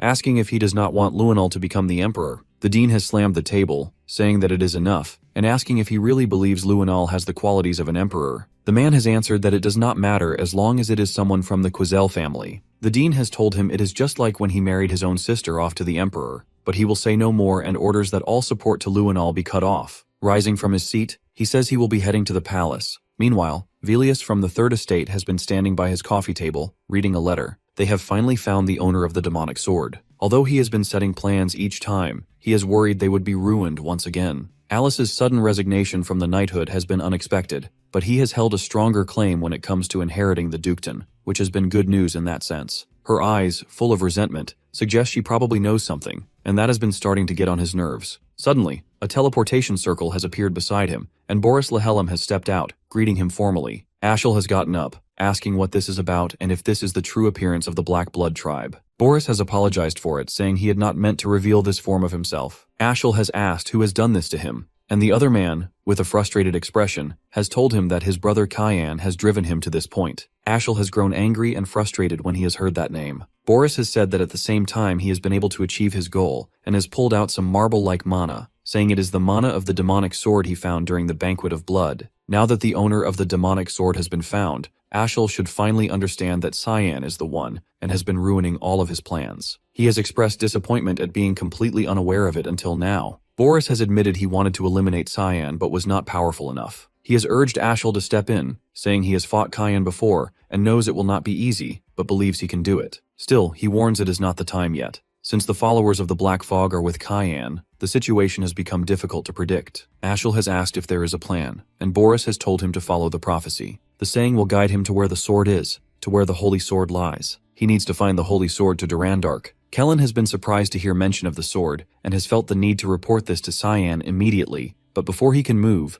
Boris has appeared behind him, calling him a rat and grabbing him by the neck. Ashel has confronted Boris, saying he has found him very suspicious lately and that he has been fooled for the longest time. Meanwhile, Lunav has been reading many books but has not found what she is looking for. The ancient texts she found in Instructor Boris's lab that day have been written in an ancient language, and if it were not for the spell forcing her out, she could have found out more. What she has managed to learn so far is that only 2 books in the world are written in that language, the Divine Scripture and the Demonic Scripture. It has seemed more like the Divine Scripture, but why would something like that be in his lab? She has not found anything yet about the contents or use of the books. Now she thinks her only option is to look in the Garam Association's archive of forbidden texts. Suddenly, she has been surprised from behind by Princess Erin. The princess has asked what she has been thinking about so deeply that she did not notice her presence. Lunav has asked what brings her here at this time, and Erin has blushed and turned away, asking if she has seen Cyan lately. Lunav has denied it, saying she has been spending most of her time at the library recently. Erin has smirked and asked if she has missed him. Lunav has disagreed but admitted it feels strange that he suddenly stopped coming to school, her face turning pale like white bread. She has comforted the princess, saying there is no need to worry and that he will come back eventually. Arin, confused, has asked how she can be so certain, and Lunav has answered that she just knows. Suddenly, Leximus has entered the room, saying there is a big problem and handing her a letter, telling her it is from the palace and she needs to read it. She has opened it after scolding him for reading her private letters, and the first thing she has noticed is handwriting resembling her father's. The letter's content confirms the sturdy relations between the wards and the palace, and notifies her of the engagement between the 5th princess, Erin Savers, and Sire Cyan Vert. She is frozen as she reads those words, her cheeks burning bright red, continuing to read. Inside Emperor Dejan's chambers, he murmurs a quiet thanks as Violet hands over a glass of water. She brushes it off, saying there is no reason to thank her,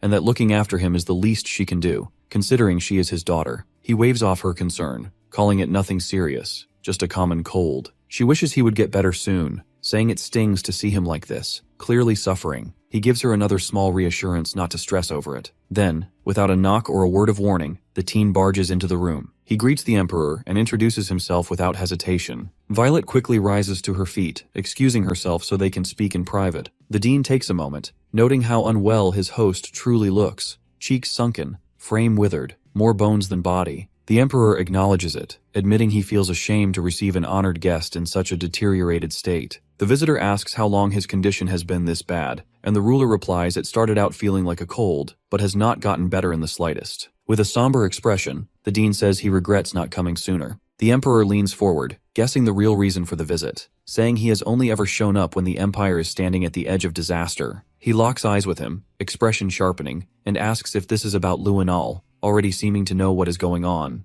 The Dean admits it, saying he is in the dark about most of it, but now realizes it is way bigger than he thought. The Emperor charges mana into his palm, confronting him head-on but saying there is no need to panic. As long as he is breathing, Luinal will not be a threat. The Dean picks up on the energy swirling in his hand, intense but erratic, and realizes whatever is wrong is not just on the surface. Between strained breaths, the Emperor adds, there is something else bothering him, how Princess Erin is faring at the academy. His guest tells him not to worry, as she is sharp, driven, and packed with talent, and she will grow into a solid ruler. The Emperor softens, relieved, though unease lingers, as she has always been fragile and quick to tears. Still, he is glad she is doing well. He mentions how much she has changed after meeting a certain boy 3 years back, Cyan, and believes that boy will stay close to her. For that reason, he has decided to have them marry. The dean offers a knowing smile, which surprises him, who figured that would be news. But the teacher already saw it coming the moment Cyan was recommended for the royal dorms. The emperor lets out a low laugh, then asks for his honest opinion of the kid. Without skipping a beat, the dean flatly replies that he is a disaster, cutting class more often than people eat, and never once seen opening a book. In all his 5 decades of teaching, Cyan is the worst student he has ever had. That leaves the emperor second-guessing the engagement plan, but the dean changes the tone, saying our MC might be awful academically, but is gifted in ways that matter, and with him around, no one would dare lay a hand on Aaron. The emperor finally exhales, comforted by that, before asking what is really eating at him. His guest stiffens and, after a long pause, confesses he is afraid of what might happen if blood gets spilled between his children. While that conversation unfolds, Violet, having exited the room, bumps into Luinal. He demands to know if she just came from seeing his father and grandfather and what she was doing there. She barely glances at him, saying he should go see for himself and ask them directly. He tries to stop her, saying he is not finished, but she brushes him off, calling him irritating. That ticks him off, and his voice rises, asking if she wants to start something. She throws him a sly smile, saying she would not stoop low enough to hate him. He snaps, asking what the hell that is even supposed to mean. She grabs his face without warning, grip tight, leaning in, and says she thought he, of all people, would understand. Close to his ear, she whispers that she knows what he has done, that he has tried to kill every one of his siblings. He slaps her hand away, warning her to shut up if she does not have proof, then turns on his heel and storms off, announcing he will get answers directly, and next time she should learn to keep her mouth shut. As he walks toward the room, rage burning in his gut, his thoughts spiral. Someone has betrayed him. The question is, who, and how much does Violet know, and what is she plotting? Elsewhere, Princess Erin fumes after hearing the news, wondering how her father could decide something this massive without even talking to her. To protest, she slams her head against the desk, though she admits she does not hate the idea and that it probably makes political sense. But still, he should have said something. Leximus, meanwhile, is practically buzzing, saying he is all in and that he watched her go through heartbreak before, so this feels like fate or divine timing. She lifts her hand dramatically, declaring she will take young Master Cyan for herself. That is when someone barges in, scolding Leximus for making a racket in the library and bothering the princess. The moment she sees him, she grabs her noisy companion and hauls him out. He asks Lunav what is going on with the two of them, but she dodges the question entirely, cutting straight to hers, asking if he likes Aaron. He blinks, caught off guard,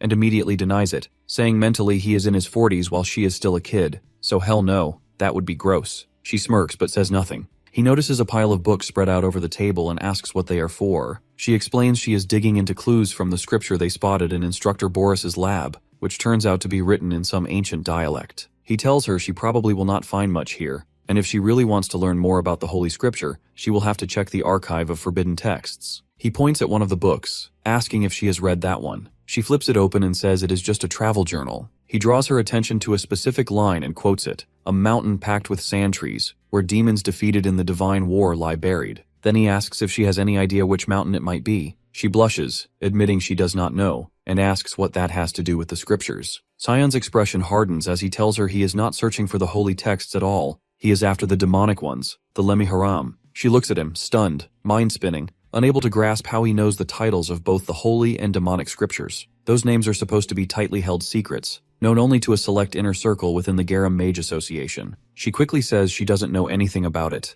apologizes, uneasy. He doesn't press further, just turns and starts walking off, telling her to reach out if she discovers anything related. Once he's gone, she speaks to the presence lurking behind her, calling her out, Lamella. The mage steps forward, bowing her head, explaining she was ordered not to leave Lunav alone under any circumstances. Lunav narrows her eyes, not buying it. It sounds more like surveillance than protection. Her tone shifts, firm and cold. She tells Lamella not to move an inch but to answer plainly. Hearthcrea and Lemaharam. How many people within the association would even recognize those names? Lamella admits barely anyone. Speaking those names out loud is forbidden. She has no clue how someone so young could know about them. Lunav orders her to pull whatever records she can find on them from the archive of forbidden texts. The mage panics, saying if she goes through with something like that, she could end up dead. Mr. Regens would explode, but Lunav fixes her with a sharp, dangerous stare, reminding her that she too has the power to make Regens furious with just one word. They need to figure out how he learned this. She lays it out clearly. Lamella has a choice to make. The mage swallows her fear, nods, and quietly excuses herself. Message received.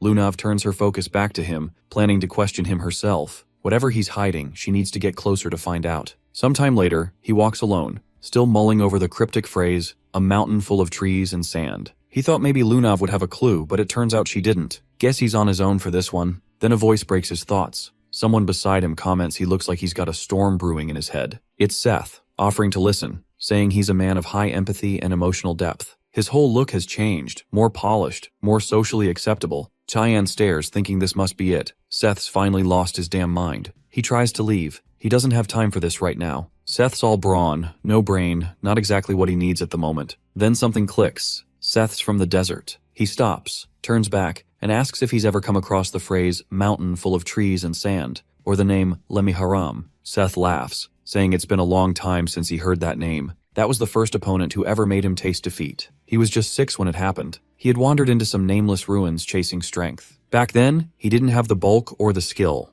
Lemiharam? A nightmare, massive, wild, and overwhelming monster. He stood no chance, blacked out mid-fight, came to with no injuries, must have bolted on instinct. It was humiliating, but if he hadn't run, he wouldn't be alive now. Sion blinks. Wait, so Lemiharam isn't a book? It's a creature? Seth nods. No getting around it. He has to see this thing with his own eyes, asking where the ruins are. Seth admits he doesn't know the ruins' exact name, but the region? It was called Nordeli. In the old tongue, Nordeli literally means mountain of trees and sand. Sion freezes, then yells, he needs to go there right now. Seth looks confused. This level of enthusiasm from him is almost terrifying. Seeing him like this throws Seth off. He can't believe it. Sion actually wants to go on an adventure. His thoughts drift back to when his friends used to ditch him, crying to their moms, running away, even when he swore he hadn't broken anything this time. Someone used to dry his tears, telling him not to worry, that someday he'd find someone who liked him just as he was. If he kept working hard, one day he'd find a friend who'd go on an adventure with him. Tears fill his eyes. Not from sadness this time.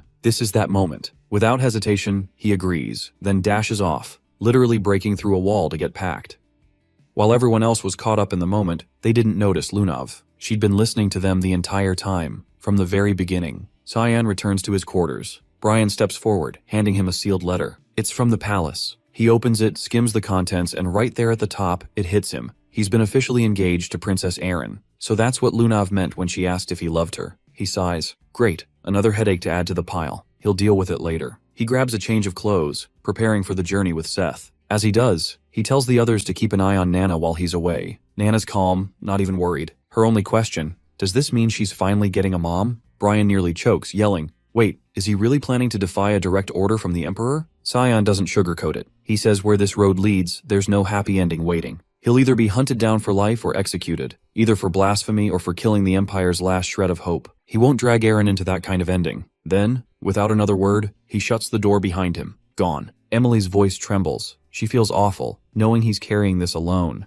And meanwhile, Ashul, their older brother, is the one playing villain. Brian gently rests a hand on her shoulder, saying they won't let things end like this. They'll give everything they've got to help him. Just then, Nana speaks, but her voice is different, eerily calm, slightly deeper. They turn, startled, and freeze. Her face has shifted completely. She now looks exactly like Sion. She's shapeshifted. Meanwhile, he and Seth have already crossed into the southeast region of the Sparnia Kingdom. Their destination lies to the north. They're flying, literally, on a magic carpet Seth calls Alamut. It's fast, blazing fast. What should have taken days only takes half a day. He glances ahead, voice serious. Does Seth really remember where they're headed? The desert warrior shrugs confidently, saying there's no need to stress. The path's still clear in his mind. All they need to do is get through that dust storm up ahead. Sion looks toward it and immediately knows this isn't just some harmless gust. But Seth brushes it off. It's just your average Sparnian dust storm. He just needs Kyan to trust him. They black out, and when their eyes snap open again, they're past the storm. Clear skies now. Looks like they made it through the dust wall intact. Seth's awake too, no injuries, just groggy. Cheyenne glances over and asks how much further they've got to go. His gaze shifts forward, catching sight of something ahead. Seth confirms it's the ruins. Visibility's still bad thanks to the sand,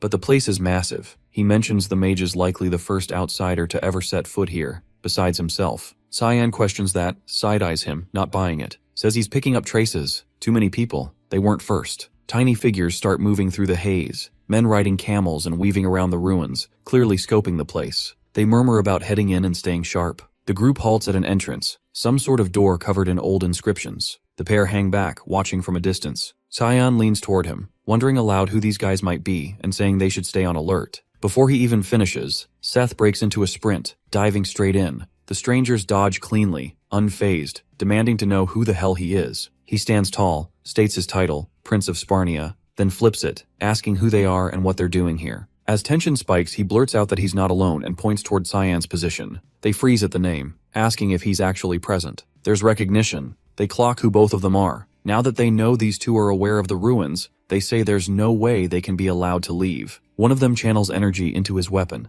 electric sparks racing along a spear, then lunges at the prince with the charged blade. Seth responds instantly. His hand moves, sand rises, and a defensive mold catches the incoming mana, flips it, and launches it back. The redirected strike obliterates the door behind them instead. The attacker completely whiffs, rattled. He whips around to call his backup but freezes. Cyan's already dealt with the entire group. Frustrated, the man surges with power, mana flaring around him, but then a voice cuts through the tension. "Stop!" Cyan instantly recognizes the tone. Lunav steps out of the dust and walks toward them, saying the group's with her, calm but firm. She looks to the guy with the sword and tells him to lower it. He does more than that, dropping to a bow and apologizing, clearly not realizing they were her people. She turns to the mage, asking how he's holding up. He skips the pleasantries, grilling her about how she even knows this place exists. She smirks, teases him, says she could smell him from a mile off. The guy nearby clearly doesn't enjoy the flirting. Elsewhere, Nana has fully shifted her appearance. Now she's basically Cyan's clone. Clothes, posture, everything. Sarika's trying to explain, saying it's a polymorph spell, meaning the girl's nearing dragon maturity. It's not perfect yet, but she's close.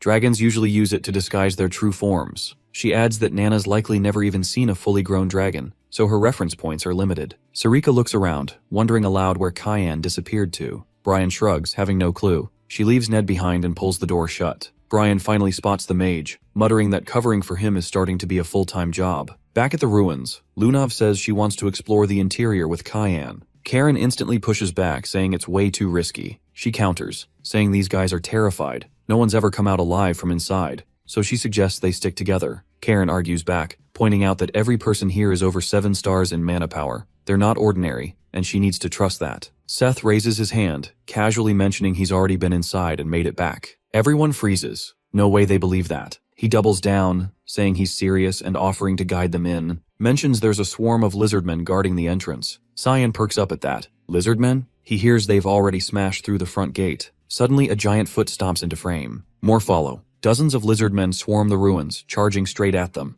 The group readies for battle. Lamella steps ahead, positioning herself between Lunav and the oncoming creatures. Meanwhile, Karen and the other fighters surge forward to engage. They go all in, but even at their strongest, it's not enough. The tide of lizardmen keeps swelling. They're burning mana fast, and it's obvious they won't outlast the wave. Then something shifts. Lunav stiffens. She senses an overwhelming surge of mana. It's heavy, unnatural. Cyan taps into the Sphere Void, the same spell he's used before, but this time he fuses it with division magic. In a flash, every lizardman drops. The battlefield goes silent. Not a single monster left. The entire horde gone in a single strike. No one moves. They're stunned. He just wiped out a squad of high-tier beasts in one hit. Seth breaks the silence, irritated, complaining the wipe happened before he could even get his moment. Cyan shuts him down, telling him to quit whining and lead the way instead. The swordsman pivots and heads into the ruins. Lemela watches the structure around them, noting this isn't just a regular ruin. A place like this wouldn't have its own defense system unless it was something else. She explains the whole area is built from condensed mana. That makes it a dungeon. They step inside and come across another sealed door. They try to break the enchantment, but nothing works. The spellwork is unfamiliar. Karen suggests brute force might do the trick, but their attacks don't even scratch it. Seth starts to snicker. The fighter gives him a look, then tells him to handle it if he's so confident. The man casually flicks his hand, and a subtle pulse of mana unlocks the door instantly. But what's waiting on the other side isn't a hallway. It's a monster. Huge. Seth steps forward, warning the others to stay back, saying he'll handle it. He charges mana into his fist, fires off a grand cannon spell, and obliterates the creature in one clean hit. They press on, deeper into the dungeon now. It's not just monsters. Traps too. Unpredictable, complex, dangerous. There's also a strange entity. Pure mana, not even remotely human. Cyan's never seen anything like it, and every door they encounter only responds to Seth. They start piecing it together. The ruins are attuned to his bloodline. Lunav confirms it, saying the Sharkans are the ones who built this place. She found the info buried deep in the archive of forbidden texts. Cheyenne frowns, not entirely buying it. Something doesn't sit right. She turns pink, smiling, swearing she doesn't lie to people she actually likes. He doesn't let it land, firing back that he doesn't trust logic built on feelings. She sits down quietly, then says something different. The Garam Association's been chasing both the divine and demonic scriptures for decades. She explains they believe the divine armor could push the Garam kingdom to greatness. For her grandfather, it's more than politics. It's damn near a religion. He thinks the armor's the key to ruling the continent. Cyan chuckles, calling it bullshit, saying power like that doesn't save anyone. It gets people killed. Her smile fades. She stares at him, then asks why he wants the demonic scripture. The same question, twice. He smirks, saying he wants to ruin it. Not use it, not fulfill some prophecy, just wreck it. Because wrecking it sounds way more fun than watching another kingdom turn it into a throne. Lunav lights up, eyes wide, smile spreading, saying she's in. She'll help him. He blinks, asking what the hell she means by that. She leans in, saying she'll help get the book just because she feels like it. He groans, telling her to get some sleep. She grins and refuses, wanting to stick around longer. He stands up immediately and walks off, wondering why he's even talking to a 12-year-old about this. Karen's been nearby the whole time, overhearing everything, and he's not loving the vibe. Jealousy rising, anger simmering. They reach the final doorway. Seth steps up and opens it, mentioning it's been a long time since he last came through here. What lies beyond stuns everyone. A massive chamber. And in the middle, something ancient and unnatural. An object pulsing with dark energy. Definitely not normal. Cyan points to it, asking if this is the Lemiharam. Seth warns him, telling him to keep his distance, saying he's way too close to the source. But before anyone moves, the artifact flares to life. Lunav shouts for everyone to back off. Something's wrong. The mana coming off this thing feels dangerous. The Lemiharam begins to twist, shaping a body from pure mana, forming into a monstrous figure. The air shifts, the world around them distorts, and a whole new realm unfolds before their eyes. This thing isn't just a monster, it's something else. And Cyan can't even tell if this is really the demonic scripture they've been chasing, or something much worse. Without warning, the monster lunges. Guru bolts forward, unleashing a bolt charge straight into it, but the thing doesn't even flinch. The impact does nothing. Everyone gathers their magic, synchronizing it into a single concentrated blast. They fire together, the strike knocking it down, but barely. It's still very much alive. Lunav steps in next, casting a freeze spell that locks its limbs in ice. Shouting toward Mela Aronis, she calls her in to land the final hit. Mela leaps high, slashing down with her Nova Brinker at full power. The creature doesn't budge. Then it swipes. Hard. She gets knocked out of the air. Seth retaliates, stomping the ground and channeling his magic into Sandstomp. A whirlwind builds, circling him in a tornado of grit and force. Lunav watches, hopeful. The fight seems within reach, but something feels off. That gut-twisting, sinking feeling she can't shake. The monster smashes through the cyclone with a single hit, like swatting a fly. His magic shatters on impact. It lunges again, but Cyan steps in, activating Obsession Void Sphere. The explosion of dark mana hits clean. This time it falls. No movement. It looks dead. Too dead. Everyone stands there stunned. He might have just ended it, too quickly. Koram watches. So does Garoon, eyes fixed, fists clenched. The fact that Cyan's beside Lunav, it eats at him. Before the moment sinks in, the creature starts shifting. Its form warps, fading back into whatever its original shape was. Then the realm around them collapses. They're back in reality. Cyan looks around, straight to Seth. "Where's the demonic scripture?" he asks. Seth blinks, shakes his head, saying he's never gotten this far before and has no idea. Out of nowhere, bones ignite. Blue flames crackle from the skeletal remains. Spirals of blue wind tear upward from the ground. In seconds, both are swallowed by it. The ground beneath them caves in. Mela grabs Lunav's arm to stop her, saying it's too late, that even Cyan wouldn't survive what just happened. But she doesn't flinch. She looks at the rubble, eyes hard, insisting he's still alive. She tells Mela to help her clear it. The other mage hesitates, unconvinced, but Lunav turns to her, dead serious, saying she feels him. They're linked. She knows he's still out there. Meanwhile, Cyan and Seth aren't in the same world anymore. They've landed in some other dimension entirely. Standing before him now is something else. A creature. Massive. Pure mana. Its name etched into the air around it. The Palarok. Its presence dwarfs everything that came before. He spins around to check on Seth, but what's left of the kid isn't good. His body's charred, twisted, burned through. The last attack hit him head on. Kid didn't stand a chance. Too young. Too human. His body couldn't take it. Cyan tightens his jaw, fury bubbling. The Palarok lets out a guttural roar. No one can see him here. No one to interfere. No rules. He tilts his head, a slow grin spreading, saying he's in a seriously shit mood right now. So whoever this monster is, it picked the wrong person to mess with. They both rush at each other, practically crashing mid-sprint. Cyan draws the fog sword, activates Fog Storm, and slices clean through the beast's body. But he doesn't slow down. His movements keep flowing, unleashing a chain of strikes, a full combo. He cuts off all its limbs, then takes the head. The creature doesn't fall silent. It speaks, telling him he's the first human to ever reach this point. But none of that matters, because in the end, he's going to lose. It explains that death's off the table for it. Regeneration is constant. He'll run out of stamina before the monster runs out of lives. He responds immediately, casting Obsession Void Sphere. The swirling magic devours the creature whole. Then he steps in and lands one final strike, splitting it wide open. At its core is a marble of glowing blue mana. But before the moment settles, the monster rebuilds, its body reconstituting like nothing happened. It laughs, saying he could keep cutting forever, and it still wouldn't matter. The longer it goes, the more drained he'll get. He shrugs it off, saying he doesn't mind, calls it good training. He tells the creature to keep regenerating forever if it has to, because he's not stopping.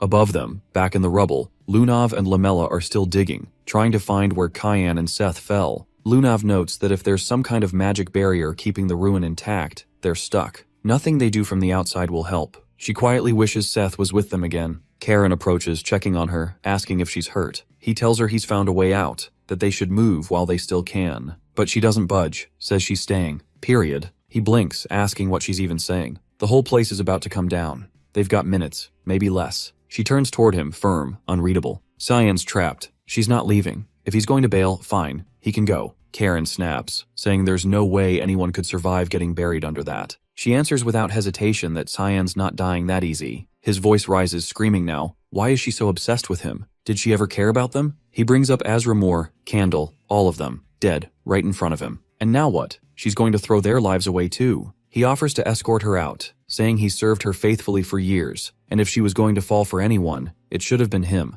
not Cyan. He tells her no one else on this planet gives a damn about her the way he does. They're meant to be. She looks him dead in the eye, her face twisting. Contempt, plain and sharp. She says she could say that about Cyan, but not him, and that hearing it from Karen makes her feel sick. That breaks something in him. He snaps, saying he doesn't care if she mocks his feelings anymore, and if she won't come willingly, then he'll force it. Lamela steps between them, telling him he's going too far. He grabs her by the throat and slams her into the wall. Electric energy bursts from his hand, surging through her. She goes limp. He turns back to Lunav, saying it's just the two of them now. But a voice cuts through the silence. Calm, detached. "Put her down!" he yells, demanding the speaker show themselves. A giggle echoes. Then the voice replies, amused. "All right, since you asked nicely, but you'll pay for opening your damn mouth." Elsewhere, Seth wakes up. He's not sure where he is. The place looks nothing like where he fell. All he remembers is the Lemmy Haram's blast hitting him straight on. That's the last thing. He wonders if he died. A voice, female, chimes in, saying no, not yet, and it's been a while. He blinks, confused, asking if she knows him, who she even is. She guesses he doesn't remember.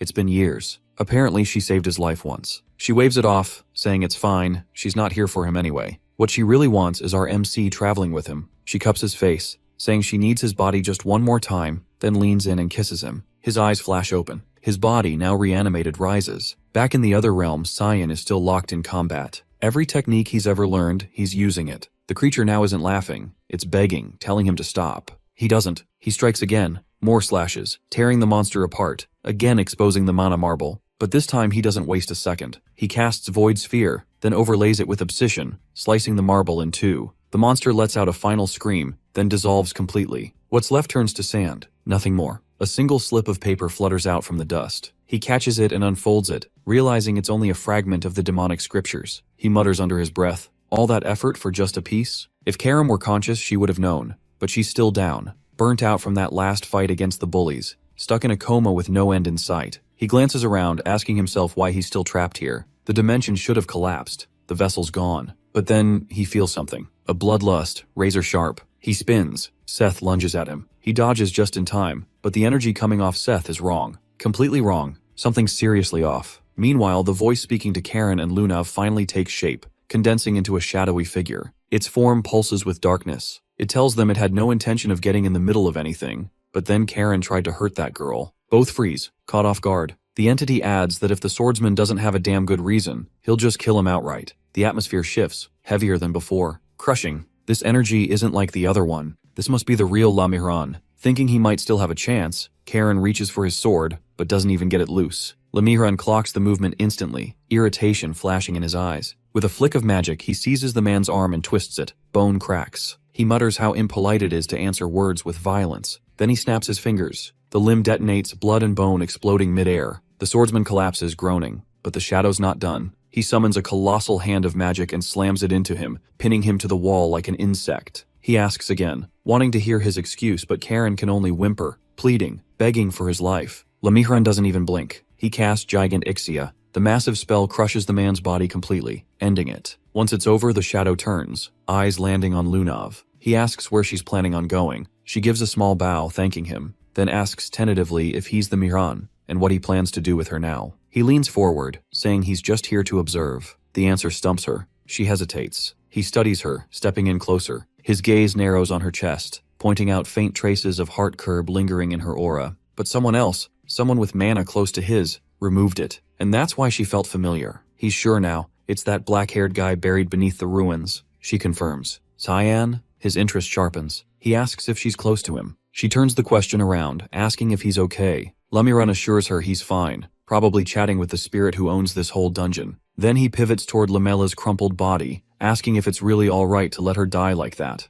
Lunav looks down, pain in her voice, saying it's already too late. A wound that deep can't be healed, even with high-tier magic. She takes the blame, saying she'll carry the memory of today until the end of her life. But he offers an alternative. There is a way to bring her back, but it comes with a condition. If she's willing to accept it, he'll reveal the truth she's looking for. Elsewhere, Cyan is still locked in a brutal fight with the possessed Seth. The man's strength is off the charts now. Mana's boosted, physical power's overwhelming. Cyan is struggling, barely able to block the attacks coming at him. In the middle of the chaos, Seth lands a clean hit, nailing him in the ribs and sending him flying. No time to recover, no space to breathe. The possessed fighter even takes flight, hovering above with zero effort. When he speaks, it's not his voice anymore. He says Cyan's the first human to last this long. But playtime's over. It's time for the real fight. Cyan's eyes narrow. He demands to know who this is, but there's no answer. Just the power of the sand god, Apophis, being called forth. He braces himself, but right before the hit lands, he hears her voice. Karam's finally awake. She appears in her human form, conjuring the Black Fog's vigilance magic to block the attack. Cyan sighs with relief. She tells him she's still tired, every nap feels like not enough, and she's definitely going back to sleep once this is done. Seth hits the dirt hard, then says it's been a while since their last run-in, back during the God-Demon War. Karam doesn't hold back, snapping at her. Acting friendly now won't undo the crap she pulled with her master and hijacking a human body for fun? Not cool. She calls her by name, Sabalom, the sand god. Karam gestures to the tattoo burned into Seth's chest, saying it's the crest of the Chaharkan tribe, the ones who serve Sabalom, and accuses her of interfering with mortals just for her little desert cult. Sabalom shrugs it off, teasing her, saying she's just playing around with her master and Karam shouldn't be so possessive. Cyan watches, baffled. These two are talking like old frenemies. He cuts in, asking why the sand god is guarding the demonic scriptures. Karam answers for her, explaining the place isn't hers. She just loaned it to the tribe that worships her. They built the shrine, and after the war, she took Lomiran in for safekeeping to keep the divine armor out of the wrong hands. Then she leans closer to Cyan, asking point blank if he's after Lamiran. He doesn't hesitate, says he needs to kill someone, and for that, he needs the demonic scriptures. Even she's thrown. She didn't expect that answer. She asks again, "That's all you want?" He levels his gaze at her, saying if she gets in the way, he'll kill her too, even if she's a god. She bursts out laughing, but his face doesn't change. He means it. She wipes a tear from her eye, still chuckling, then says fine. She's made her decision. She'll tag along, watch his journey. Through Seth's body, he raises a brow, saying stealing a body like that is kind of messed up. She waves it off, saying she's only borrowing it occasionally and won't overdo it. And while she's here, he doesn't need to worry about Seth dying again, especially not from something pathetic, like a cold. Cyan stares at her for a beat, thinking if she's riding shotgun in Seth's body, then he won't die the same dumb way he did in his last life. Not a terrible deal, he agrees. She grins, saying it's time to move. She taps the ground with her foot, and the stone floor begins to rise. Before it lifts too far, she looks back at him, smirks, and says goodbye. The ground beneath them cracks open, then swallows them whole. When it spits them back out, they're exactly where they'd once been, trapped under all that rubble. Seth blinks awake, disoriented, lost. He doesn't know where he is or why he's still breathing. Lunav sees Cyan first, then Lemela. Relief washes over her face like a crashing wave. She'd been terrified he wouldn't make it back. He scans the ruins. It's absolute devastation. He asks what happened here, because if this place was under Sabalom's protection, then whatever tore through it had to be Mihran's work. Then his gaze falls on the scriptures, now in her hands. That answers that. She tells him only she and Lamela made it out. Everything else a blur of chaos since he vanished. Seth speaks up, urging them to leave, saying something's messing with his head. Some woman's voice whispering warnings over and over. She keeps saying this place is going to collapse soon, and it won't stop. Sabalom's still inside him. Cyan gets it now. With Lunav in possession of the demonic scriptures and Sabalom tethered to Seth, there's nothing left keeping this dungeon together. And so it begins to crumble. She gathers them, telling them to stay close. She's casting a teleportation spell. He hesitates, saying the distance is too far, too risky. Then it hits him. She's not casting a basic spell. She's about to use a 9th star teleportation spell. His eyes widen. Right as the whole place begins to fall apart around them, she casts it.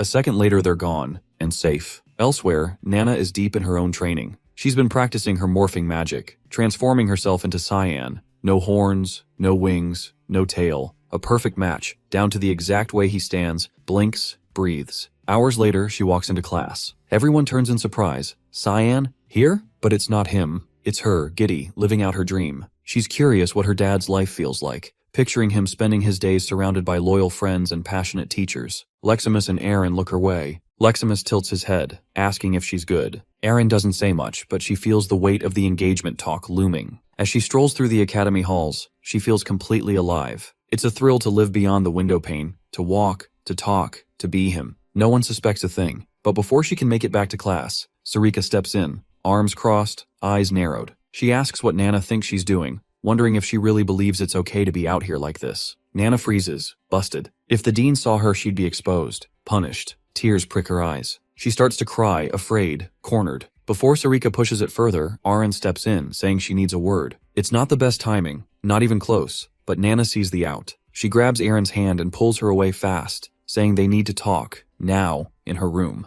Aaron stammers, shocked, blushing, but goes anyway. Leximus watches the whole thing and decides not to interfere. Back in the wild, the teleportation worked. They made it. Cheyenne pulled it off, something Saya honestly wasn't sure he could do. He's gone further than she expected, past the mark. Lamela urges him to rest, saying they should head to the nearest village. Saya turns to Seth, asking if he recognizes anything around them. He squints at the unfamiliar terrain, then nods. He knows this place. It's Nordelli, the city of the outsiders. Before anyone can speak, a group of men emerges from the shadows, blocking their path. One steps forward, his tone sharp. He wants to know why Seth has come back. Seth stares at him, then recognition clicks. Barnithy? He smiles, takes a step forward, arms open, but the man holds up a hand, halting him.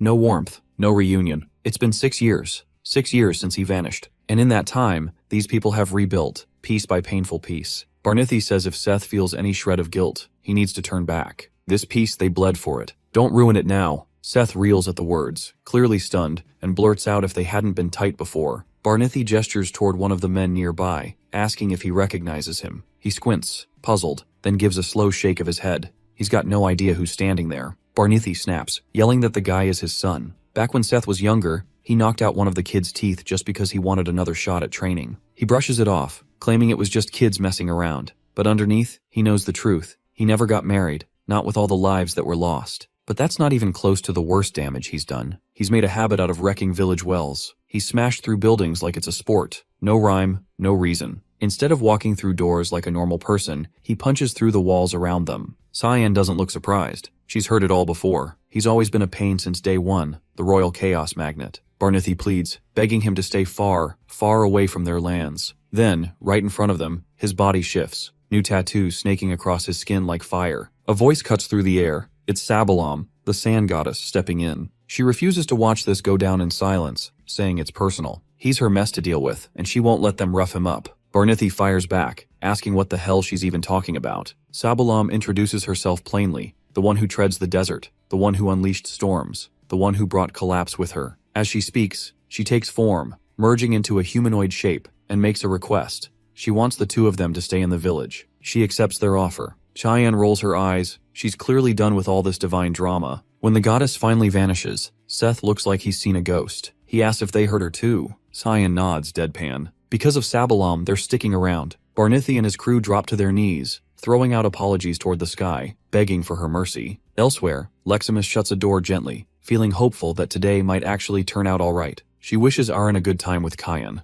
Inside the room, Aaron and Nana are still holding hands. Aaron's face glows red, her thoughts spinning, frozen in place. Nana casually mentions that instructor Sariko gives her the creeps. Aaron doesn't respond, still gripping her hand, and turns even redder. Noticing, the shifter lifts a hand to Aaron's forehead, checking if she's running a fever. She jumps back suddenly, but then she remembers. They're engaged. This shouldn't be weird. They're supposed to be close. Trying to gather her nerve, Aaron decides it's time to bring up the engagement. She blurts it out, asking what Nana thinks about it. The girl doesn't hesitate. She says she likes Aaron, so she's all in. Aaron stops, eyes wide, wondering if she really heard that right. For a second, she thinks it's actually Cyan speaking. It feels unreal. Cyan admitting he likes her? That had always felt impossible. She wonders aloud if she has feelings for him herself. But then something shifts. She spots a tail sprouting behind Nana and immediately calls it out. Cutting back to the tin candle, the academy feels unfamiliar, like it's hiding something ancient or dangerous. It's as if a dragon, or worse, slipped through the cracks while it was left unchecked. Inside Erin's room, things are unraveling fast. She stares, stunned, as Nana morphs back and forth into Cyan. Her mind starts to spiral. The younger girl starts sobbing, apologizing over and over. Arin tries to calm her, insisting she didn't do anything wrong. Nana offers to pass on what Arin confessed to the real Cyan, but she quickly refuses. She sits down beside her, finally breathing easier. Nana helped her figure something out, but it needs to stay between them. She makes her swear to keep it secret.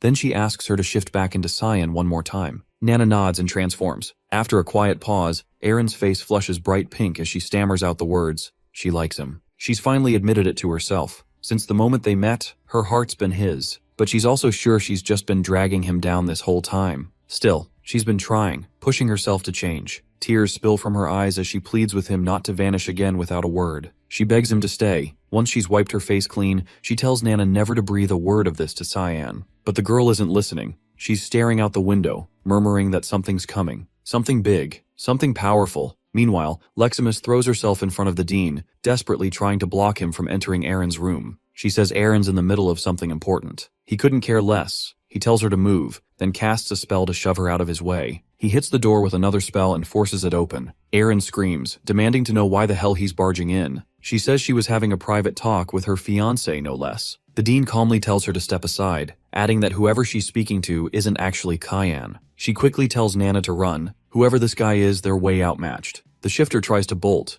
but he grabs her by the throat mid-escape, growling and asking how she dared sneak into his academy, swearing she'll pay for it as he charges magic straight into her neck. He summons the Trinesis Holy Lance and fires a searing beam of light straight at her. It hits. The blast lands hard and she staggers from the impact. Outside, both Emily and Brian catch the flash through the window. At first they think it's just lightning, but something about it feels wrong. The unease pushes them to check Nana's room. She's not there. Brian grabs whatever clothes he can find and bolts out to search. Back at the scene, the dean's relentless, casting one spell after another, keeping her on the run. Nana dodges every blow like a blur, even after taking a direct hit from 9th star level magic. Even he pauses, surprised. This isn't just any dragon. He pulls at the ground beneath her, then slams twin stone pillars into her from both sides. Still, she's not backing down. He watches her, stunned, and asks if some divine being is riding her body. She doesn't feel fully dragon, doesn't act fully human either. So why the hell isn't she fighting back? He wonders if she's waiting for someone. Catching her breath, she quietly says she doesn't believe he's evil, and she doesn't hurt good people. That throws him.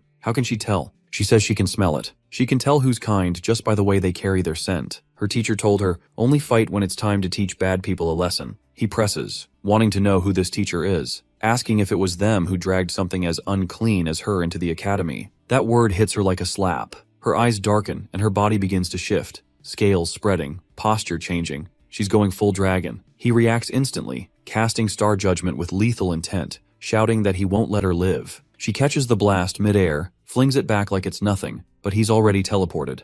He warps next to her and drives a fist into her face, full force. She hits the ground unconscious. Inside the sealed room, Serena and Leximus are trapped, watching her crumple, unable to move, helpless. The dean sealed the area with his own barrier. No one's getting in or out. Serena steadies herself and tells Leximus to keep an eye on Nana. She's been close to Cyan. Maybe she'll know what to do. As if on cue, Sarika slips in quietly through the back door, having followed the noise. Outside, Brian spots people starting to gather. He quickly shuts the main door, keeping the scene hidden. The ward seals off the area. It's designed to keep outsiders from interfering. Sarika approaches the window, examining the spell. Leximus asks if there's a way to break it. She says it's impossible for now, but not entirely hopeless. The fused demonic human form shifts, voice flat, warning them, forget everything they're about to see, or she'll make sure they do. Nana's body is broken, her morphing powers gone. She's reverted to her true form. The dean finally sees her for what she is, a child. Suddenly the barrier shatters. Sarika forces her way through, stepping forward and planting herself between the girl and the dean. She won't let him hurt her. He stares, unfamiliar with her current appearance,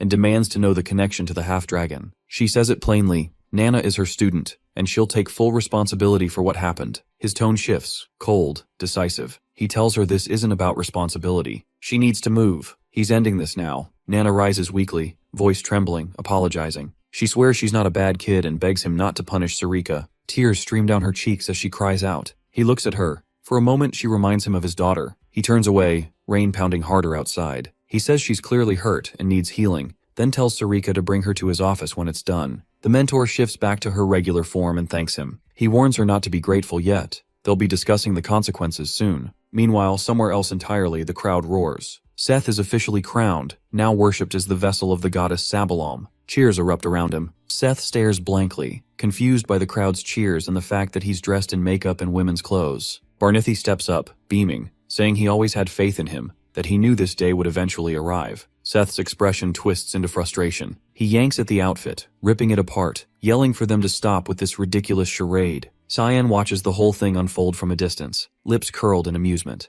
Behind them, Karam appears, cutting through the mood. She mutters that she has no idea what Sabalom's endgame is. She suspects the goddess is using Seth to monitor them, but what for, she can't figure out. The mage replies calmly that gods aren't allowed to meddle in the mortal realm. They've left her temple, she can't touch them now. Karam shrugs it off and warns anyway. She's possessing his body, that changes everything. He better stay sharp. And, she adds, they're not the only ones being watched. Lunav bursts into the room, surprised to see Cyan already there. She lights up, asking if he's been waiting for her. He nods, saying they need to talk. He asks how Lamella's doing. The girl tells him she was worried. The injuries were severe, but Lamella's pulled through. Another day of rest and she'll be fine. The internal wounds are already healed. Cheyenne brings up the teleportation spell and advanced healing magic. She sighs, realizing why he wanted this conversation. It wasn't about her performance. She was expecting him to ask how she managed to get her hands on Lameram. In the dean's office, he leans forward, questioning Sarika on how Cayenne managed to sneak a dragonic human into the academy. The instructor looks confused. How does he already know? He says it was obvious. The way Nana endured his spells,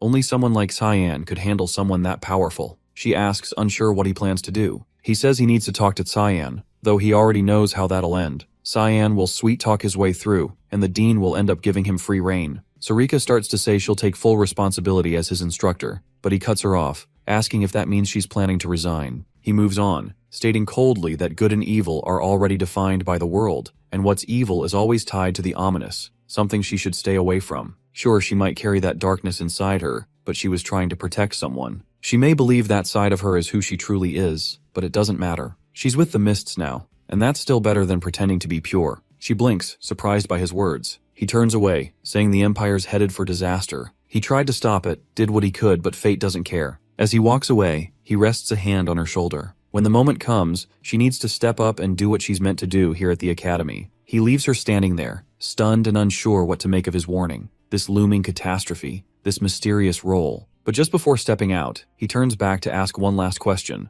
What does Nana like most at night? Later, in the infirmary, the dean quietly enters while the girl is still recovering. He looks at her, and something in her face triggers a memory. His daughter, Diana. He whispers an apology and asks for her forgiveness. His expression softens with a quiet smile. He doesn't know why he thought of Diana, only that he misses her deeply tonight. He gently strokes her face, lingering there for a moment. Before leaving, he places a piece of candy on the bedside table. Elsewhere, Cyan and Lunav continue their talk. He starts to say something, then stops himself. She tilts her head, confused. She thought he needed something. He turns away, telling her flatly that he doesn't need it. Not exactly, and she shouldn't worry herself. Unless she's planning to take it to the Garam Association. Lunav shakes her head. She'd never do that. He meets her gaze, cold and sharp, telling her not to let anyone take it from her unless she wants to die by his hands. He excuses himself, saying he needs to return to the academy. She can come by later with Seth. After he's gone, Lameram speaks up. He asks if she really likes him. She nods without hesitation, then asks if he understands what Cyan's trying to do. She calls him Lem. He says he doesn't fully get it yet. He's still learning about Cyan too. He steps closer. She tells him she's all in. No matter what it takes, she's going to help Cyan. He says she's free to do that. As long as she honors her end of the contract, his truth is hers. Then he raises an eyebrow, asking why she keeps calling him Lem. She grins. Lemaram is just too long. Meanwhile, Brian hasn't stopped training since the dean's attack. He's haunted by what Anstetica told him. He followed every word, gave it his all, and still, it's not enough. He's not talented, and he knows it. He blames himself for being weak. He has to get stronger so he can be of use to his master. Lost in that thought, something dark steps into view. A shadowy entity confronts him, demanding to know where Cyan is. Brian says he's not here right now, but he senses it. Thick, suffocating mana radiating off the figure. He quickly activates an artifact, raising a barrier around them. He attacks, telling the creature to back off unless it wants a fight. Brian blocks a sword strike with his combat counter, slashing through with a counterattack. He manages to wound it, but the thing doesn't slow down. It charges him again, unleashing a flurry of chain strikes. Whatever it is, it's definitely not human. Again it demands, "Give me cyan." Brian lands a clean hit, right to the face. The helmet shatters. The figure's identity is revealed. He recognizes the intruder, Kellen, a former subordinate of Ashel, but his appearance has changed, drastically. Cyan has finally reached the moment to leave the village alongside Karam. She has asked if he intends to go alone, and he has told her that Lunav can return with Seth once Lamella recovers. But he himself has found no reason to remain any longer. She has given a sly look, wondering if he's fine with Lunav being upset. He has assumed she wouldn't care much. Karam has let out a tired sigh and claimed he's destined to end up alone. He has responded without hesitation. Solitude doesn't bother him. The second he has stepped into the teleportation portal, he has landed right in the chaos, caught between a clash erupting between Kellen and Brian. He hasn't been able to grasp the situation. Blood has covered the younger man, who's already taken a bad hit, and Kellen's appearance has completely altered. Brian has shouted a warning, urging him to stay alert. This hasn't been Kellen anymore. The former warrior has lunged forward, aiming to strike, but Karam has reacted fast, calling on the Russian fog storm and tearing him apart in seconds. Brian has looked completely stunned, barely believing how effortlessly the mage has handled it. All he's managed to feel is that he's become nothing more than dead weight. Cyan has turned toward him, pointing out the severity of his wound and advising rest. He has done enough while Cyan's been gone. Now it's his turn to take over. Cyan has approached the fallen Kellen, breathing hard, asking whether he's still conscious. Using what little strength has remained, the man has warned him to stay cautious. Ashel and Boris have already gotten their hands on the holy sword. The news has shocked Cyan. In his previous life, they hadn't reached it this early. The situation has begun spiraling faster than he's ever calculated. Kellen's form has faded, leaving behind only his warning to stay careful. While Cyan has watched him disappear, offering a silent farewell, he's seen what they've done to Karam, turned him into a puppet. He hasn't had to think twice to know who's responsible. Brian has pulled himself up, asking what exactly happened to him. Cyan has crouched by the fallen figure, picking up a stone, the seal of Reuniversal, an ancient, corrupted magic that bends a person's mind, forcing them to turn on their own. They've weaponized his shadow self against him. Regret has crashed down. He's realized he should have killed Boris when he had the chance. As long as that bastard remains alive, this nightmare will keep repeating. He can't afford another repeat of the past. He's made up his mind. Boris has to die. He's turned to Brian and told him to prepare to leave. The other hasn't understood what he meant by that, so Cyan has clarified. They're leaving the academy. Their destination, the Vortsdachi Temple of Lumendel. Meanwhile, Ashel has stepped into the palace and approached a woman standing at its center. She has greeted him, acknowledging the time since they've last crossed paths, referring to her as Nafrudit Iris. The woman has smiled, revealing her face,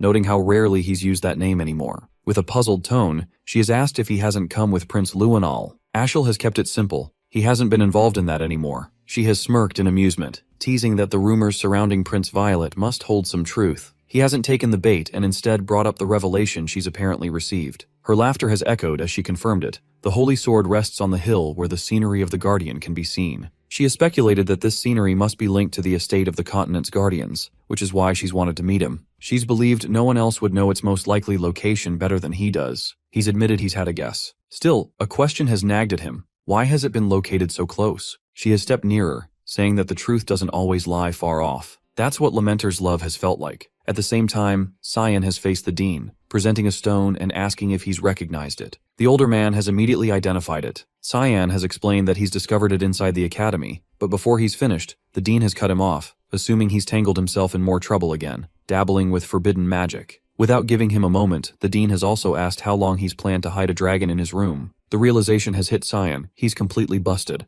The dean's anger has exploded. He's shouted that Cyan's behavior has been insane, and that he should leave if this is how he intends to act. Cyan has agreed, admitting things will get worse if he remains in the academy. The older man has slumped back in his chair, surprised at how compliant Cyan has been acting, and asked what's gotten into him. Cyan has explained, the seal of reversal belongs to someone behind the banquet of blood. That person has to be stopped, and he's the one who has to do it. Otherwise, innocent people will keep getting dragged in. The dean has sensed the rage simmering inside Cyan, wondering what has driven him to this point. After a moment's pause, the man has picked up the stone again, preparing to share something unusual. He has asked Cyan if he knows what closely resembles the stone, something called the Days Stone. There's a theory that both originate from the same source, tied to the Black Blood tribe. Though that group has been thought extinct, rumors still whisper of a few remaining in the slums of Exilium, near the capital. Cyan has been taken aback, asking why he's only hearing this now. The dean has handed the stone back, telling him to stop carrying everything alone and that he needs to pay attention. The century-long piece that's held the world together is unraveling, and if they fail to protect that one piece, the academy itself will be lost. The older man's voice has gone firm. He must play his part, and the dean will play his. In a memory from years past, during one of their older conversations, the dean has warned him he wouldn't find anything good in that place. Whether he faced trials or destiny, it wouldn't serve him. That's what it's like to live as someone else's weapon. Now Cyan has understood those words. His past life has held nothing good. Stepping out of the room, those words have lingered. Don't shoulder it all alone. He has wondered if this has been the real advice the dean has given him in this life. As he's walked through the corridor, Sarika has appeared, asking whether he plans to leave and whether he intends to kill Boris. She has been listening the entire time. She has stated that Cyan was always going to be a target. He's asked if she plans to join him. The instructor has declined, saying she would like to, but she's had to stay behind and fulfill her role, especially now that the dean knows her truth. Cyan has asked whether the older man has discovered her real identity, but she has realized that he's known from the beginning. Karim has appeared, pointing out that the dean hasn't earned that title for no reason. He's not someone to underestimate. Sarika has said that he probably has a plan, but she's leaving Boris to Cyan. And as a parting note, she's asked him to pass a message before killing him. Tell Boris to go to hell. Cyan has acknowledged the request, assuring her Boris will suffer hell long before reaching it. In the fields near the very duchy, Ashel has found the entrance to the Duran Dark Sword. It has been surprisingly close to the estate. After hours of traveling, he's asked her if it's really the holy sword. Both have been struck by the glowing aura and visual force of the weapon. He's taken hold of the blade and called its name. Eris has felt uneasy about how crookedly it's embedded in the ground, but has assumed it's probably fine. Suddenly, a woman's touch has reached him, claiming him as the heir to the god of light and her master. With a flick of her finger, she has hurled him into the air. Anger has flashed across her face. She has cried out in frustration, saying he's taken too long to return. Tears have spilled as she shouted at him, calling him a fool and berating him for leaving her behind. She has pointed at him, promising she will never forget, and never forgive, what he's done. Once he managed to stand, he realized the figure in front of him was nothing more than a child. Ares had taken form within the space, clearly not an ordinary presence. She must have originated from this blade. She must be the spiritual embodiment of Durandark. Her appearance was a surprise. He had never imagined her looking like this. With tears still falling, she motioned to herself and blamed everything on Ashel. Then her voice broke into a scream, wondering how he even knew, as if he'd walked into this moment with the foresight of a prophet. She explained that the wielder of the demonic sword had stolen her power and demanded that Ashel retrieve it as soon as possible. Back at Lewin Academy, Cyan remained by Nana's bedside while she continued to rest, recovering from the last battle. Relief quietly settled over him.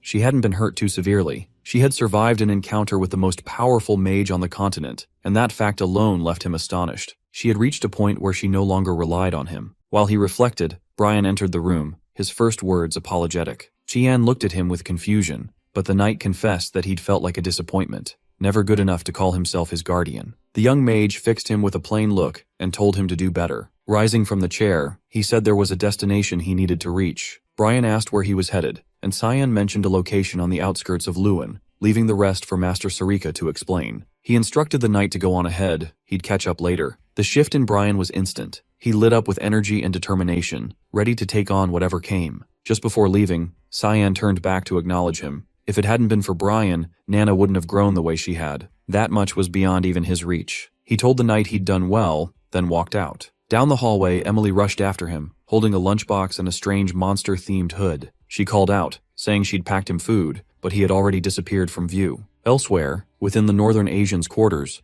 Rygans, the leader of the Garam Association, stepped inside. He turned to his subordinates, demanding confirmation that this had been Karen's last known location. Under his breath, he muttered about the younger mage's ambition. Such bold goals, wasted in a place like this. He reached down to retrieve an artifact and activated it with a spell designed to summon the dead. Mana surged through the ancient runes, reshaping into Karen's form. Rygans wasted no time, asking about the fate of the demonic scriptures. The resurrected mage replied that they had vanished, now in Lunav's possession. The elder pressed further. What purpose had brought her here? Karen explained that Kayan Vert had been hunting the scriptures, and Lunav had joined in to help. Rage ignited in Rygans at that, and he dismissed the younger one on the spot. Turning to his followers, he ordered them to locate Lunav and bring her to him immediately. Beneath Exilium, in the city's hidden pathways, a group of half-humans gathered. They'd been collecting a rare type of mana stone, one too volatile for normal humans to endure. Only creatures like them could handle its power. A half-panther laughed, making a joke about how the city had earned its name. the city of the dead. A bunny-eared hybrid cut him off, urging caution in his words. Mr. Boris had been waiting for them.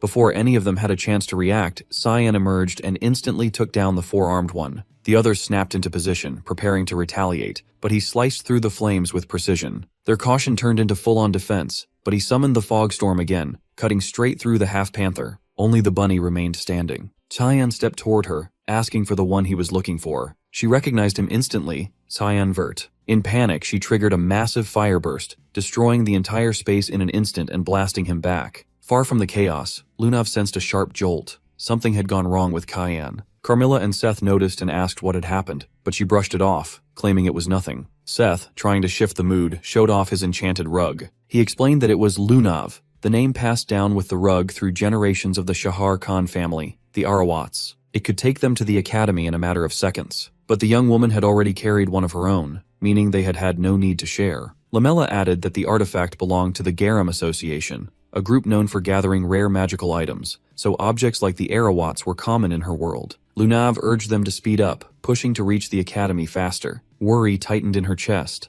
Something had clearly happened to Cyan, and she couldn't shake the dread. Exilium has been left in ruins, scorched earth blazing beneath the collapsed stone. Cyan stood untouched, shielded by the Void Sphere spell. The bunny hybrid ended her life in a desperate final move, igniting herself in the explosion. Scanning the wreckage, he spotted mana stones scattered across the area. The fire won't die down unless dealt with directly, so without hesitation, he conjured the air void to siphon the flames away entirely. As always, Karam took the opportunity to poke fun whenever he did something remotely heroic, telling her to take a closer look. The half-humans caught in the blaze hadn't died, they'd vanished. She half-joked that maybe they'd been reduced to ash, but even she knew that's impossible, not in such a short span. Cyan believed they'd gone underground, likely through a hidden tunnel. He suggested confirming it firsthand, but before taking another step, a crowd formed behind him. A gathering of beasts, hybrids, and other creatures blocked the exit. Their demand was direct. A human like him had no business here. They told him to leave the city. Karam questioned their attitude, irritated they'd turned on someone who'd just extinguished a fire that could have burned them alive. Cyan brushed her off, stating simply that they'd never wanted him here. This land, once a quiet beast village, had lost its peace long ago, shattered during the chaos of the god-demon war, when the demon-dragon Leviathan invaded. Though the dragon had been defeated by Ligvez, the hero of the light god, the aftermath left a worse curse behind. Its decomposing body birthed the mana stones, whose energy twisted everything.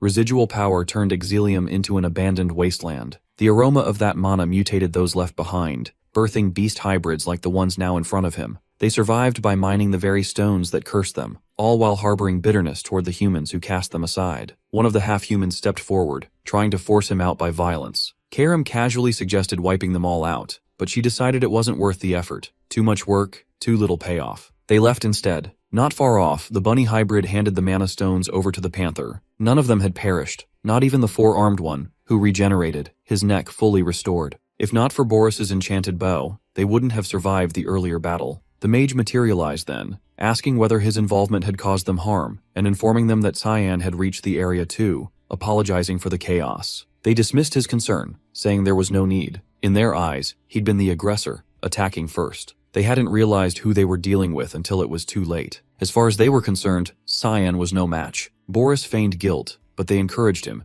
claiming that without the funds he funneled from his palace work, they would have starved. Now's their chance to return the favor. They had his back. He told them not to overdo it, making it clear he'd be the one to settle things with Cyan. The panther lifted the box of mana stones and handed it over. It wasn't a huge stash, but enough. Boris took the box and slammed it down, releasing the stones. The impact triggered a ritual, magic lighting up the ground beneath him. Earth confirmed they were short on time. Someone had already discovered them, closing in. In that instant, while their focus was elsewhere, Cyan launched another attack, but the panther intercepted him mid-strike, flinging him back. He grinned through it, surprised they were still alive. The panther grabbed him and barreled through the wall, dragging him outside. Boris turned to Earth, saying this had been the only viable way to beat him, and began chanting, a call to awaken the Leviathan, the same beast that once raised the village. At Lewin Academy, inside the royal dormitory, Leximus and Aaron lounged together. He noticed her mood shift and asked what had been bothering her. She flushed, looked away, and said she couldn't bring herself to face him. Leximus pointed out that he'd never been the one to come see her first anyway. Her frustration briefly flared, but she managed to calm herself, suggesting they return. He offered some comfort, reminding her their purpose here was simple, just to check on Nana. Then, just down the hallway, they spotted Seth, Lunav, and Lamella standing near Kyan's room.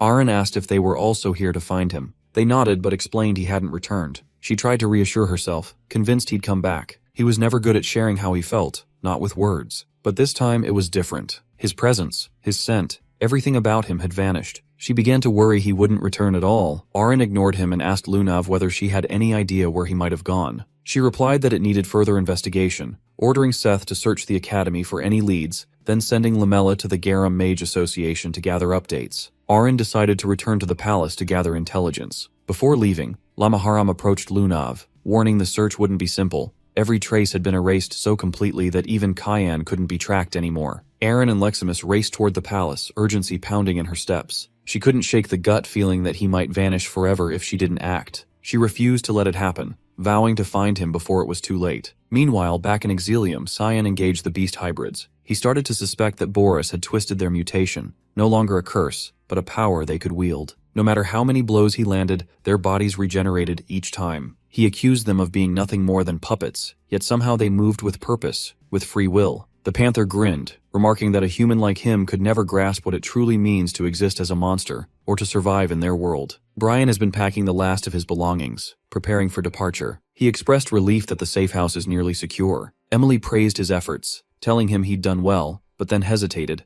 wondering aloud whether Kyan even knew they were here, and whether he truly planned to join them later. Brian reassured her that Instructor Erica had said so, and that they'd had no choice but to trust him for now. Still, she couldn't shake a creeping sense of dread. Nana's mood hadn't helped. She'd been visibly gloomy, staring out the window for what felt like hours. She was clearly upset, hurt that Cyan had come and gone while she slept, too late to even realize he'd been there. Brian understood that more than anyone, she'd taken this the hardest, and he felt the weight of that moment, especially after Cyan had told him that even he couldn't manage what Brian was doing now. He approached Nana, asking what had gotten her so down. She responded, blaming herself, saying her papa must have run off because she caused trouble. He tried to comfort her, gently placing a hand on her head, assuring her that none of this was her fault. She hadn't done anything wrong. Cyan would return. They just needed to be patient and stay strong until then. As she wrapped her arms around him, she muttered that Cyan was stupid and insisted that Brian scold him later. Elsewhere, Cyan remained locked in combat with the half-humans, struggling to gain ground.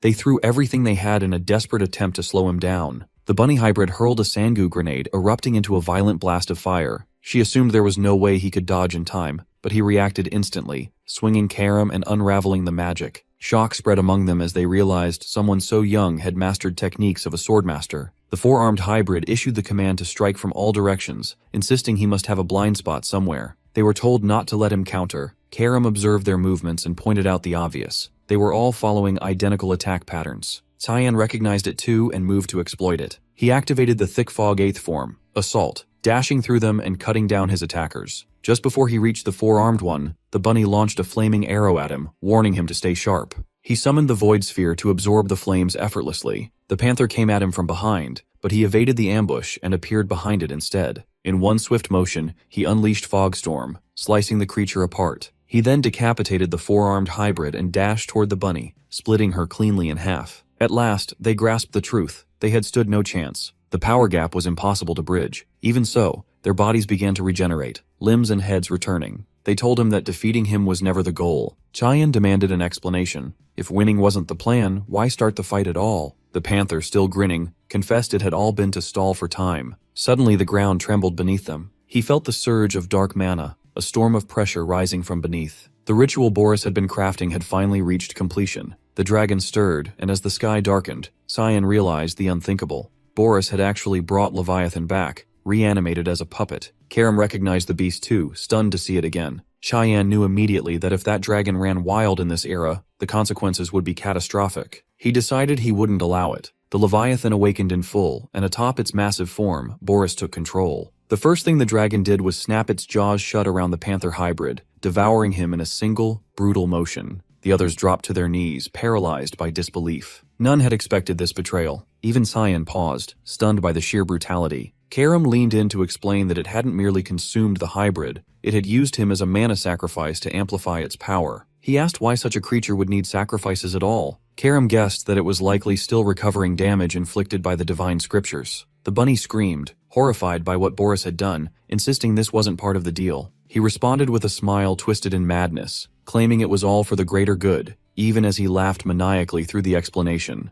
Only then did the remaining half-humans understand. They had been tricked, betrayed, used by someone who never saw them as anything more than tools. Across the wider city, other beast hybrids noticed the dragon's return. Its gaze turned to them, charging energy in its mouth. Boris, still consumed by laughter, pointed toward the city and declared that all of Exilium's people would now repay what they owed. Panic spread instantly. Screams filled the streets as everyone scattered, desperate to escape the impending blast. The bunny begged him to stop and fired off a desperate explosion at the dragon in a last-ditch effort to halt the attack. Boris turned to her with a look of disappointment, stating that he had believed they were friends. Then he ordered the dragon to retaliate with fire. Before the flames could consume her, Cayenne stepped in, summoning Void Sphere, predation to absorb the inferno before it could land. The dragon has unleashed another wave of fire, surrounding Cayenne and the bunny hybrid in an inferno. He absorbed the flames again and followed up with a clean, forceful swing of his blade, slicing through the blaze and extinguishing it entirely. The arc of the swing hasn't stopped there.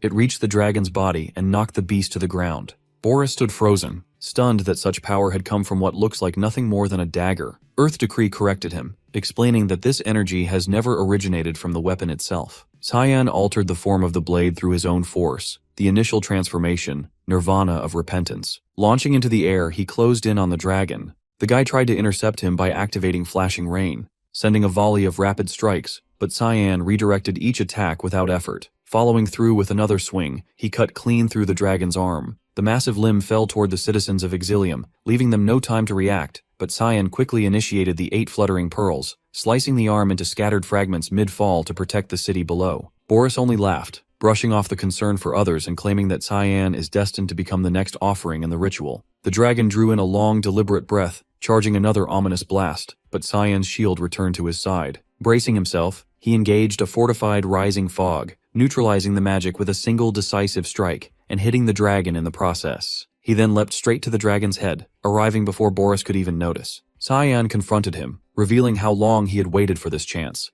There would be no escape this time. Summoning his ultimate technique, Black Fog, Arc Adamant, an annihilating spell capable of leveling entire cities, he landed the attack before Boris could react. Meanwhile, Lamaram and Lunav continued their search for him until Lamaram suddenly picked up on his energy, declaring that he had located him. Lunav asked whether he'd pinpointed the exact spot, her eyes catching on the transformed appearance of her companion. He gestured to the map, stating the coordinates with certainty and naming the location, Exilium. She recognized the name and questioned why he would go to an abandoned slum. Lamaram admitted he wasn't sure but had sensed an ancient dragon there. He was vaguely familiar with it, but would need to see it firsthand before saying anything for certain. Lunav's concern deepened at the mention of a dragon that ancient, but he downplayed it, insisting she shouldn't stress. It was barely more dangerous than an overgrown lizard compared to Cyan's strength. At that moment, Lamella stormed in with a group from the Garam Association. Lunav asked for an explanation, and the leader told her that the Garam faction suddenly forced their way in and announced that the president had summoned her. She must go with them now. Lamella leaned in quietly, confessing she had a bad feeling about all this, and would try to buy some time. Lunav whispered back in surprise, asking why she was helping if she was loyal to her grandfather. The woman looked away, saying Lunav once saved her life, and this was her way of honoring the path of the night. Lunav smiled faintly and asked her to deliver a message to Princess Erin. The Garam subordinates started pressuring her to move faster, but Lamella reassured her not to worry, and promised to deliver the message when she could. Lunav reluctantly complied and followed them, guessing it must be related to what happened at the ruins, and assuming the president might now target Cyan. She made up her mind to stop him before that happened. Back in Exilium, the battle was finally over. The dragon lay defeated, permanently he believed. Boris had vanished, apparently disintegrated, but the peace was short-lived. Shouts erupted behind him, accusations flying. People screamed that everything had gone wrong because of him, blaming him for bringing ruin, shouting that it was all because a human showed up. Others hurled false claims, demanding he leave. Karam muttered again that killing them would be simpler, but Cyan dismissed the idea, saying it was fine.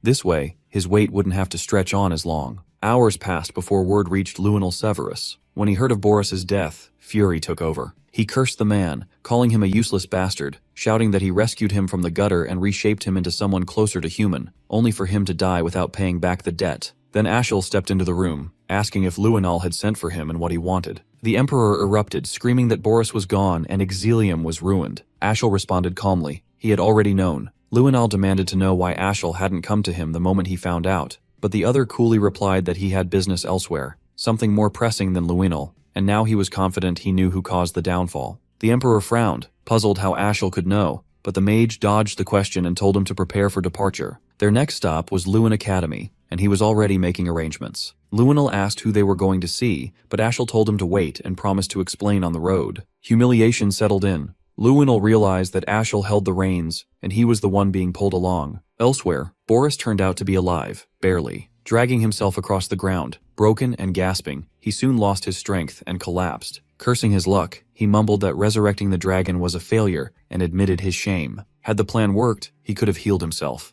Nearby, Earth Decree, severely damaged, spoke to him, telling him it was all right. There was still an offering nearby, one strong enough. Boris looked up in fear, asking what it meant and what it intended to do, but the being told him not to be afraid. This was the will of God. Then it consumed him, sacrificing Boris in order to restore its own strength. In the proximity of Luin, the royal carriage has been rolling steadily toward the academy. Luinal Severus has grown visibly restless, demanding to know the identity of their intended contact. Ashel, keeping his gaze fixed on the passing landscape, has calmly explained that they've come to seek an alliance with the academy's dean regarding Cyan, Luinal's younger brother. The elder, baffled, has questioned what connection Cyan might have to anything relevant. Ashel has revealed that our MC has been the one to eliminate Boris, and that he currently holds the demonic sword while also serving as an assassin for the clandestine syndicate known as the Mist. Luinal has frozen in disbelief, unable to accept it without certainty. The mage has confirmed that the details have come at the cost of Boris's life, and every disruption they've encountered has pointed back to Cyan.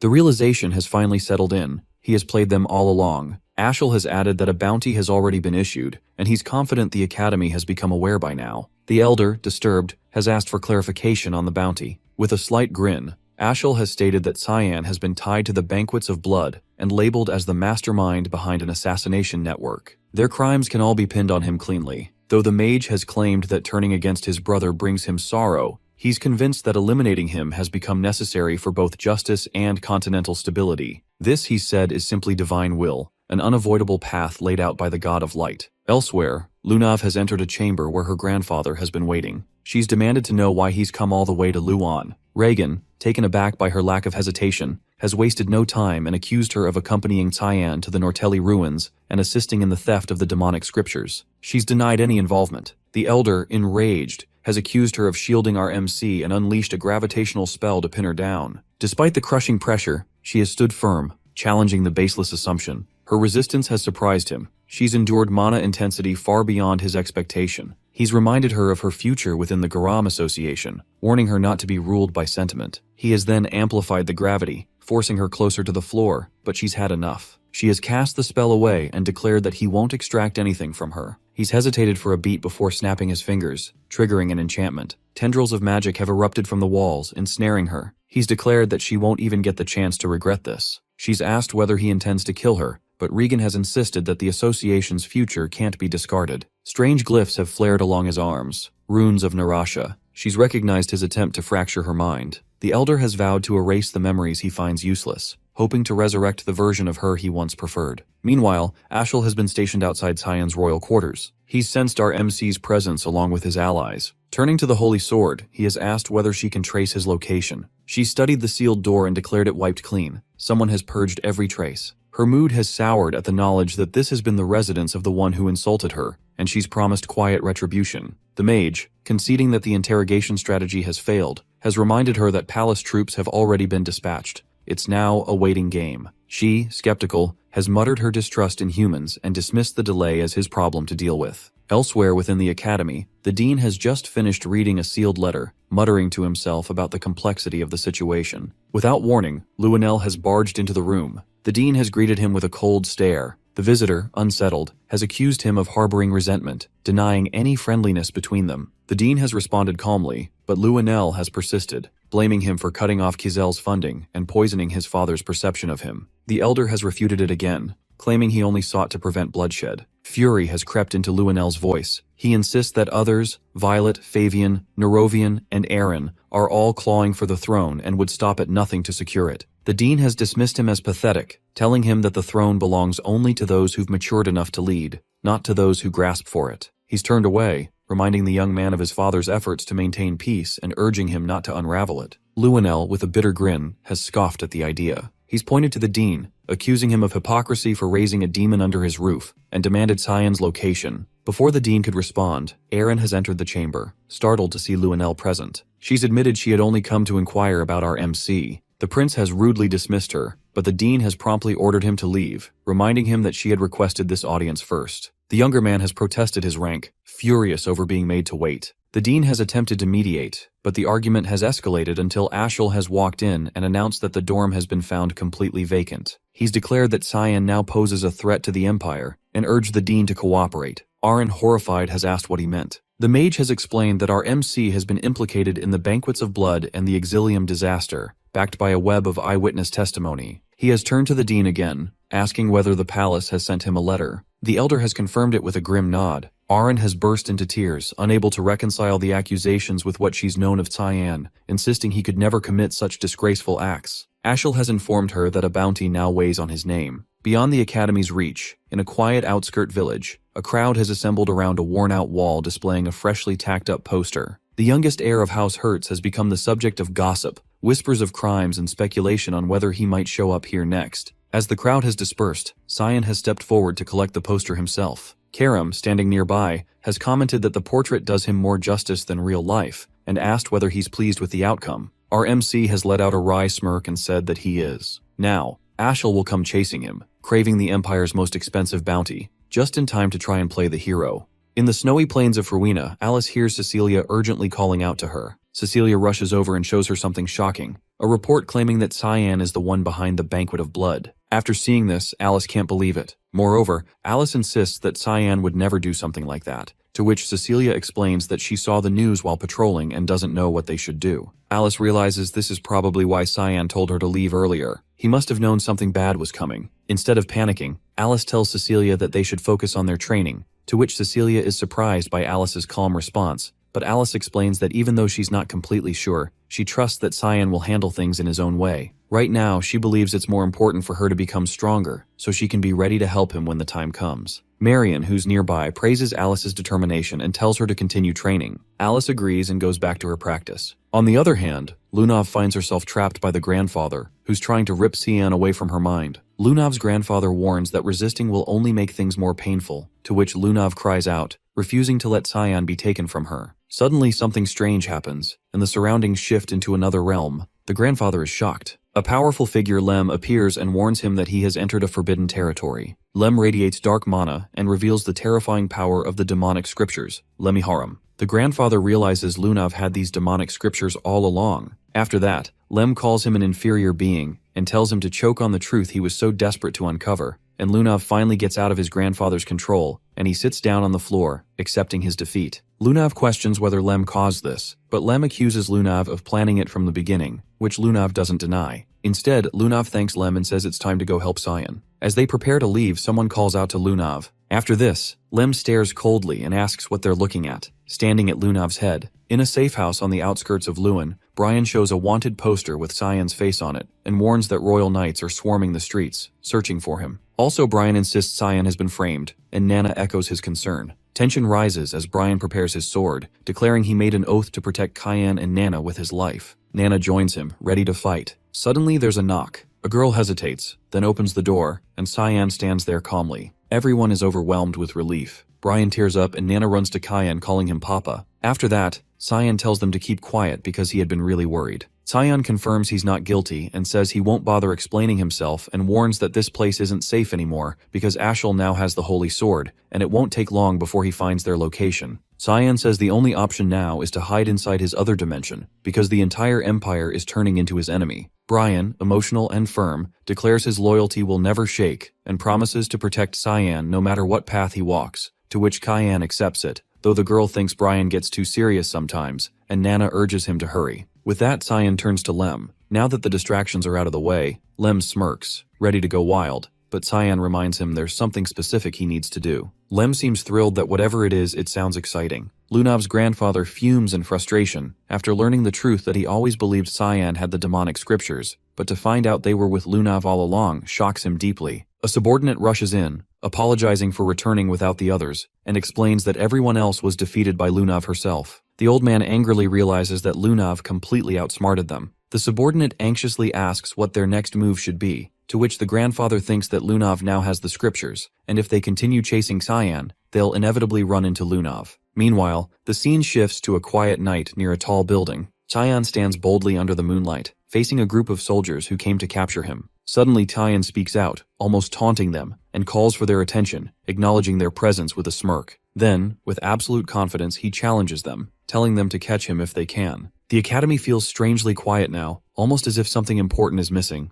The spot where Cyan once sat seems to echo with emptiness, and even the surroundings feel like they're grieving his absence. Seth sits there feeling down, wondering if Cyan will ever return. After everything they went through together, Seth can't understand how Cyan could just disappear like that, because the thought weighs heavily on him, making school feel dull and meaningless. Just as Seth starts losing hope, Lunav bursts into the scene with excitement and tells Seth that she found Cyan and urges him to come with her right away. After hearing this, Seth is shocked but quickly lights up with hope, because he also can't help but notice a small, adorable creature resting on Lunav's head. But before he can ask more, Lem steps in and tells him to hurry. Without wasting a second, Seth agrees and decides not to overthink and lifts Lunav in his arms, smashes through a wall, and follows Lem's lead. Also, Lem assures them that the destination isn't far, asking them to hold on tight as they speed toward Cyan's location. Aaron is shocked to hear the news that Cyan is in Exilum. In fact, Lamella tells her that Lunav wanted to pass on this message before she was taken away by Mr. Reigans. After this, Aaron quickly decides to ask Dean Kundal for help, while Lamella quietly takes her leave. But just after Lamella departs, Aaron hears something unbelievable, that Cyan is being blamed for the Banquet of Blood, accused of destroying Exilum,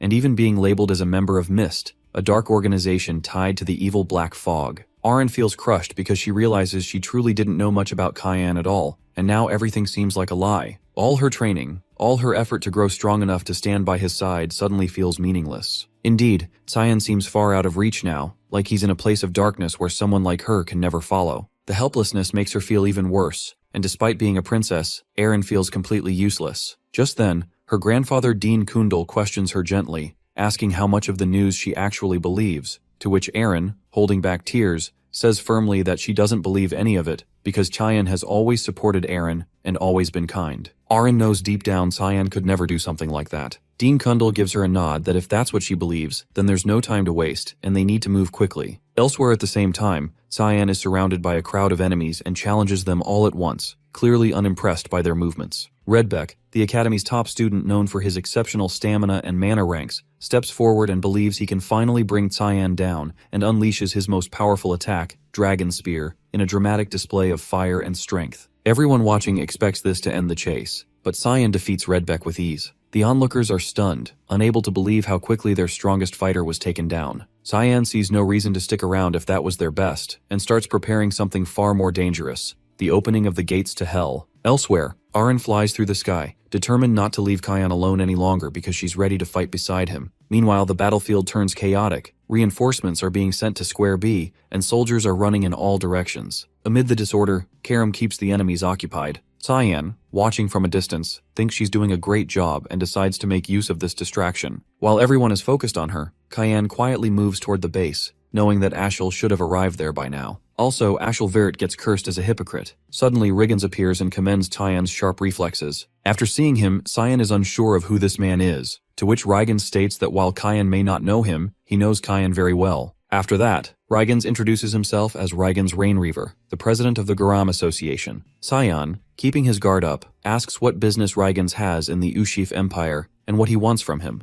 to which Reigans appreciates Cyan's directness, noting it's a trait he shares with his father. Without wasting any time, Reigans presents his true motive, that he wants Cyan to marry his granddaughter, Lunav. After hearing this, Cyan is left completely dumbfounded by the unexpected proposal. Reigans offers more like forces Cyan to join the Garam Association, since most of the incidents, like ruining the excavation of the ruins, halting the smuggling, and cutting off connections with the dragons, were all his doing. Moreover, his granddaughter is head over heels for him. Despite the undeniable offer, Cyan decides to turn it down, saying there's no way a 9-star sage can't bring a fruition. He's sure that Reigans has some ulterior motive involving Lunav and him, which he won't allow. Reigans is furious but promises that if he can't have him, then nobody else can. Honestly, Reigans sounds more like a crazy ex-boyfriend. At the Brno estate, the report that all the knights were knocked out by a mere kid infuriates Lunel. But a bigger issue arises. The Garam Association members ambush their knights and are currently locked in battle with them. Lunel throws the messenger aside and orders that they all be killed. He laughs madly, convinced it's a provocation from the Garam kingdom. Then, he commands that the Knights of Light be sent if reinforcements fall short. The messenger is shaken, as the Knights of Light are the front lines of the demon realm.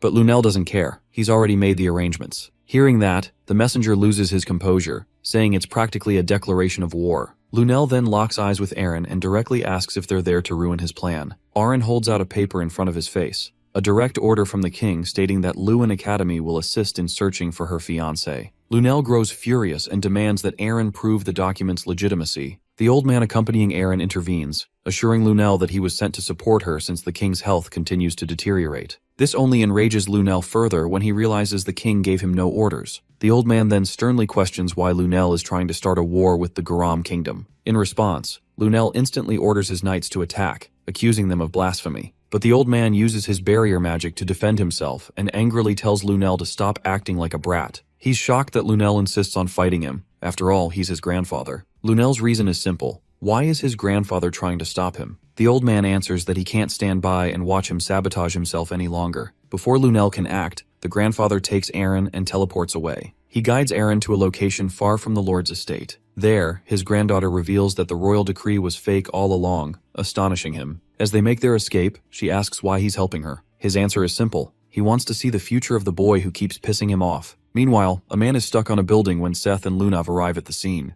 They survey the area and find Cyan holding someone by the collar. Seth cheerfully walks toward them, but Lunav's bag suddenly yells that it's not Cyan. Alarmed, she stops Seth and the fake Cyan smirks. He's impressed that she could tell because she's a demonic scriptures owner. The fake Cyan reveals his true form, the demonic sword Karam. Seth is shocked to see his old buddy turned into a girl. As Karam explains how the plan unfolded, they sense a powerful aura passing nearby. Lunav quickly realizes it's her grandfather's aura. From the bag, a shadow emerges, remarking that Reigen sure is fast and assuming that Cyan must be there too. He decides to take them to him. Karam mocks him by calling him a halfling, though still impressed by his strength. Meanwhile, a group of knights hears a loud thud, assuming it's an explosion coming from the direction they were headed. The ground starts shaking, and they think it's an earthquake, until they see Seth and Lunav advancing. The sight alone is enough to make them wet their pants. Ashel sees the explosions from the distance and tells his guards that's where the traitor of the Empire, Cyan Vert, is. He tells his guards that their duty is to eliminate evil in the world, raises his sword, and asks them to follow him on his hunt for Cyan.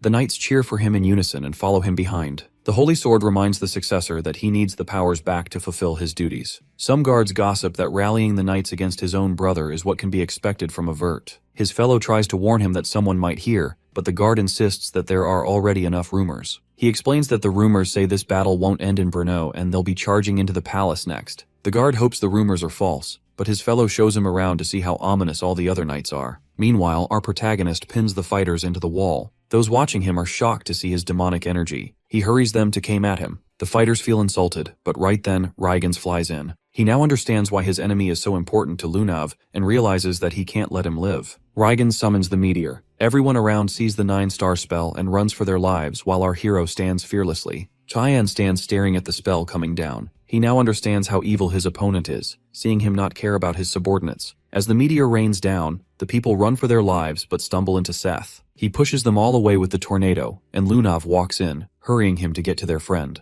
At the battle, Reigen stands tall above his meteor. Suddenly, our hero breaks through the spell with his Void Sphere Obsession. He then uses the Division spell. Reigens is impressed with his use of the Void Sphere but diminishes it instantly. Our protagonist is shocked to see his spell countered so easily, and Reigens reveals his Caligorna's bead. He reveals that the bead's oblivion counters the Void Sphere. Our hero is shocked to see his opponent with such a rare artifact. Reigens then uses the bead's Soul Harvester. Suddenly, Lunav steps into the fight, ordering her grandfather to stop. She tells him to deal with her if he really wants her demonic scriptures, and tells him to stay away from Cyan. Karam tells our hero that he found some bet and that he feels his brother is close. Seth tells his friend that he heard about him being framed and tells him to leave the fight to him. Our hero wishes his friends good luck and leaves to face his real enemy. However, Reigens refuses to let him off so easily and sends his Soul Harvester after him. Suddenly, Lunav uses the Seeds of Restraint. A crown manifests on Reigens' head, and then Lunav casts a verbal promise fulfillment spell. Reigen screams in pain and drops his beads. The soul harvest on our hero's tail disappears. Regens is confused, wondering how his granddaughter planted the seeds of restraint in his head. Lunav explains that she did it when he entered her head, and reminds him that that's why he should stay away from her. Regens reminds her of the consequences, but Lunav has already prepared for it, and now she intends to show her grandfather the truth he desperately wanted. She proceeds to show him the power of the truth that he desperately sought. Meanwhile, the guards are shocked to see the patrol team running back. Our hero cuts through the patrol teal with his rising fog spell. The knights see him coming and draw their swords out. They're shocked to see the patrol team be defeated by a 13-year-old kid. Our hero leaps towards them. The knights see his demonic sword and run towards him. Our hero uses the rushing fog storm followed by a serial slash, cutting through the knights at once. Right then, the knight summons Lumendel's arm and crushes our hero down. He cheers excitedly seeing his attack land, but then our hero breaks through it. The knight then summons the perfect thunder, but our hero dodges it. He leaps towards his opponent, grabs him by his face, and smashes him into the ground. Right then, Ashel walks in. He uses the God of Light's power sun carriage. Our hero realizes that his brother is starting off with a strong attack. He takes the blow and runs through to face his opponent. However, Cyan can feel Karam's pain and realizes that he shouldn't have directly taken on the Holy Sword's attack. Meanwhile, Karam withers in pain. Duran Dark comes in, looking down on her, thinking she's tamed. She tells Karam that she should have taken over the body of her owner as she usually would. Karam starts laughing at her. Duran Dark grabs her by the collar to ask her what she plans to do with her powers. Karam continues to laugh and tells her that seeing her face was totally worth being tamed. Duran Dark grows angry, wondering how they could find out her location so early, but Karam tells her to just enjoy the battle. She offers to make a bet on who will break first, her or Duran Dark's heir. As our hero uses the demonic sword manifestation, Ashel feels the atmosphere change. Our hero takes a swing and an explosion goes off. Ashel is surprised to see his brother destroy the power of the holy sword, and the power of the demonic sword is released. Our protagonist then uses the Dance of Black Blood technique. However, Ashel still feels confident that the power of the God of Light cannot be surpassed. Our hero mocks his opponent's shock at the demonic sword clashing with the holy sword. Ashel is shocked to see the other half of the holy sword in his opponent's hand. Our protagonist challenges him to take it if he can. Ashel orders his brother to hand it over, but Cyan refuses to just give it away. Duran Dark gets angry, and Karam warns her successor against his opponent. Ashel uses the holy sword manifestation. Our protagonist feels the holy power, and Karam tells him to stay away from the attack. Ashel then uses the God of Light's power. A blinding light takes over. Our hero dodges the attack, and Duran Dark reveals to her heir the half power of the holy sword and orders him to bring the other half back to her. Ashel takes a swing, but our hero dodges. He then uses Rain of Flash, but our hero dodges that and retaliates with Assault.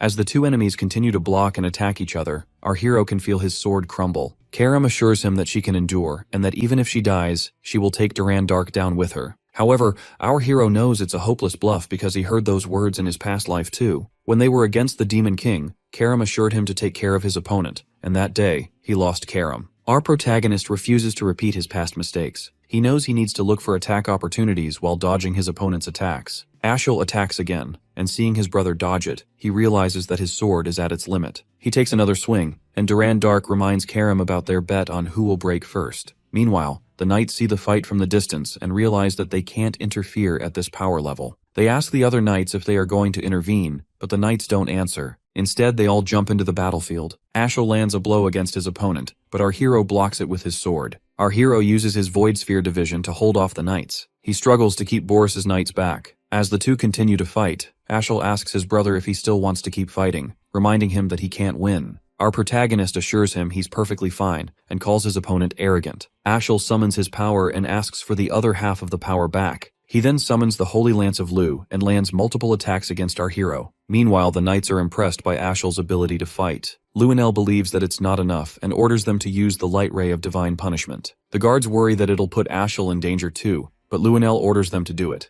On the other hand, Lunav continues to torment her grandfather and thinks that the fighting is enough now. She stops hurting him, and Seth tells her that he's done too because the subordinates are too weak. However, Lunav knows Seth is just strong with a god's support and the people aren't weak. Seth acknowledges that it was the woman's help too. Lunav thanks the woman for her help. The woman takes her hood off and apologizes for jumping into the battle too late. But Lunav assures her that she was on time and she helped defeating the association members quickly. Suddenly, a spell appears in the sky and Lunav realizes that the magic weapon is being activated. Seeing that the weapon is used only in wars, she realizes that they're trying to get Cyan. Luenel stands before the soldiers, activating the magic weapon. He feels eager to get rid of all the people who look down on him. Ashel and our hero are surprised to see the magic weapon. Ashel uses the Border of God and destroys the weapon. As the whole place starts to collapse, Luenell tries to run for his life, but the walls crash down on him and bury him. Suddenly, Eren jumps in and tells Ashel to stop and tells him she is going to take Tyann. As the 5th princess of the Ushif Empire, she orders him to put his weapon down. Dean Kundal steps in and restrains all the blood monsters, realizing that Ashel and Luenell could be related to the Banquet of Blood. Ashel breaks Dean Kundal's magic spell, leaving him shocked. He then releases his God Stinger attack at the Dean. Arryn screams for Dean, and Cyan tells her to leave because he worries she'll just get in his way. However, Eren refuses to abandon her fiancé, even though that's not the engagement our hero agreed to. Ashel thinks that the princess is seduced by his sibling and thinks it's his responsibility to save her. He uses the God of Light's supreme authority, the Halo Bringer. Our hero recognizes the ultimate skill of Lumendel that can slay even a god. This ability killed our hero in his past life. Right then, Eren steps forward to shield Cyan and asks Ashel to stop. However, Ashel does not intend to go against the will of God. He releases his attack. Arryn closes her eyes, but then our protagonist pushes her aside to face the moment he's been waiting for. His opponent is surprised to see him smiling. The whole mana energy strikes our hero, and an explosion goes off. Dean Kundal continues to take down blood monsters, but more just keep coming back, and he knows that's just stalling the worst. Suddenly, Dean notices a chaotic mana, and when he turns around, he sees our protagonist going all out with his power. Ashel is confused seeing his opponent. Lundell tells him that his opponent is trying to take power. However, he finds it useless because our hero doesn't possess demonic or divine scriptures, and without God's promise, he'll die. But then, Eren comes forward to save her friend. She knows she can't go back now, otherwise she'll lose Cyan. Right then, Lunav Rainreaver and her friends join the battle. Lunav asks Dean for his help in getting close to Cyan. Without any questions, Dean uses his reverse wave and clears the pathway for Lunav. As they rush through the battlefield, the monsters leap in on them, but suddenly Seth jumps off and pushes the monsters back while the rest run for Cyan. He and Lamella stand back to take care of the monsters while Lunav takes care of Cyan. Lunav hurries at Lem as Cyan's mana continues to weaken. Princess Eren and our hero stand side by side, struggling to hold their ground. Ashel is surprised to see the demonic scripture arrive. Lunav and Lem jump past him and quickly run to Cyan. Lunav hurries to Lem to help their friend. Lem didn't expect our hero to be in this state, trying to kill himself, but he wonders if he had already seen them come. Lem thinks our hero knew he and Lunav would come. He uses the old god's promise to help our protagonist recharge his mana, and the sudden burst of energy leaves Ashel shocked. Ashel is shocked to see his opponent's power. Our hero decides to end things here. He unlocks the other realm and puts Lunav down. Lumendel warns Ashel against his opponent's power. Our hero puts his friends down and tells Lem that he now plans to kill his brother. Lem asks if revenge is really important for him to take on a curse because our hero doesn't know the state he's in. He warns our hero that he'll have to pay a price worse than death for the seal on his chest. The sword now realizes that this was always our hero's plan. When planning this whole thing, our protagonist wondered if Lunav would appear if he fought. He asked Karam to bring her to him. Karam wondered how our hero is so sure that she will come, and he answers that she'll come because she's a stalker. Our hero leaves the princess and Lunav to the demonic scriptors.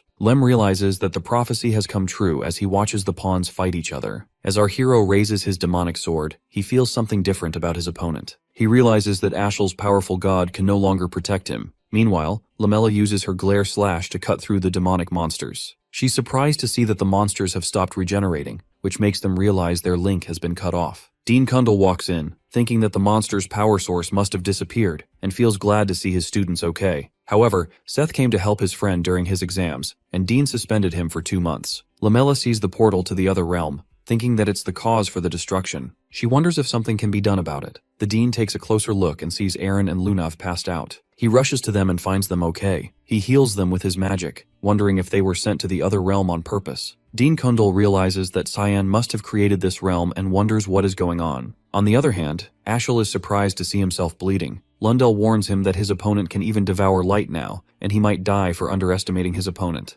Our hero asks Karam how he feels about this change, and Karam answers that he feels so powerful that he wants to destroy everything. So our hero allows Karam to utilize his power. He uses his Dance of Blood, second form Harvester. Ashel uses his Halo Bringer. Our protagonist uses his Fog Sword and cuts through the attack. A ray of mana rains down at the darkness. Ashel, still confident that he can defeat his opponent, attacks Cyan. Our protagonist uses his demonic sword manifestation and suddenly teleports behind his opponent. He uses his Fog Sword, Halo, and strikes Ashel from the back. As Ashel withers in pain on the ground, our hero enjoys his enemy's misery. To end his brother's ill fate, he takes a final swing. As the chaotic mana rains down on him, Ashel remembers his mother telling him that he was fated to be the savior. She claimed to receive an oracle from God when birthing him, and said that her son was blessed with so much talent. Ashel's mother was killed in front of him by those who called her a witch. People who were responsible were caught and executed, and that was the only time he had seen his father so mad. His father executed the people himself, but that was still not enough. Ashel believed that evil things should be cleansed from the roots. Poor people or people with inferior genes were those who could fall easily to evil because they would threaten those who had everything, like his mother. However, in his last moment, Ashel realized that it was he who was inferior. Cyan uses his demonic sword union, the God Eater, and lands his final blow. The mana rains down on his enemy, and Ashel screams in pain as the mana decimates him. As he lies defeated, Ashel asks our hero a question. He always saw Cyan act as if he knew the future. He found the holy sword and the demonic sword first, and ruined his brother's plans with the banquet of blood. Ashel wonders why his brother had always hated him. Our hero tells his brother that he knows he must be wishing that he had killed his brother when he noticed the potential. He always hated Ashel's thinking. Ashel asks his brother if they were ever close. In his past life, our hero and his brother were close,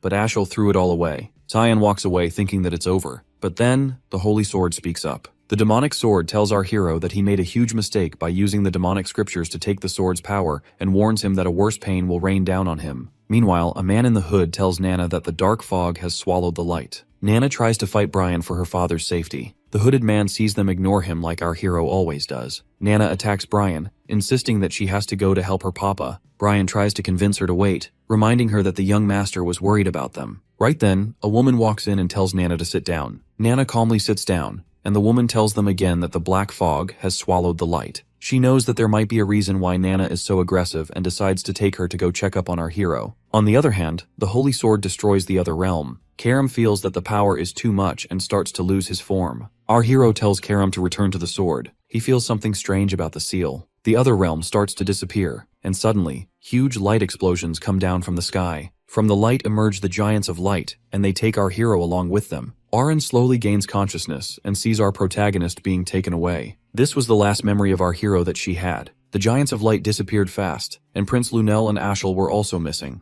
The Knights of Light were arrested for going out of line, and the incident that could cause a revolution was stopped. However, Brno, a center of trade, was now turned to ashes. Meanwhile, Auron wakes up back in her palace, worried about Cyan. Laximus informs her that Lunav has recovered already, and Cyan is missing along with Luenel and Ashel. Auron feels upset that she couldn't protect her fiancé, and Laximus starts crying that he wasn't with the princess. Auron consoles him that he had other things to do and asks him how it went. He explains that the king is a lot worse than they thought. Viliarth stands by the king's side, feeling sorry for being late. He feels like he neglected his children while only focusing on the front lines. He's upset that his first son used the Knights of Light for his personal use, and the youngest became the worst murderer of the era. Viliart feels that he would have made up for his mistakes with his life if the king hadn't given him the duties. Ulkin tries to console him, but Viliart thinks of himself as the worst father ever. He blames himself for neglecting his children after their mother's death, thinking that they would learn to be independent. But instead, the two sons made different choices. One chose glory, and the other sought his own growth. As a result, Brno ends up in ruins, and his family's bloodline is at risk. Viliarth asks about Alice. Ulkin answers that no one has seen her after the northern gates,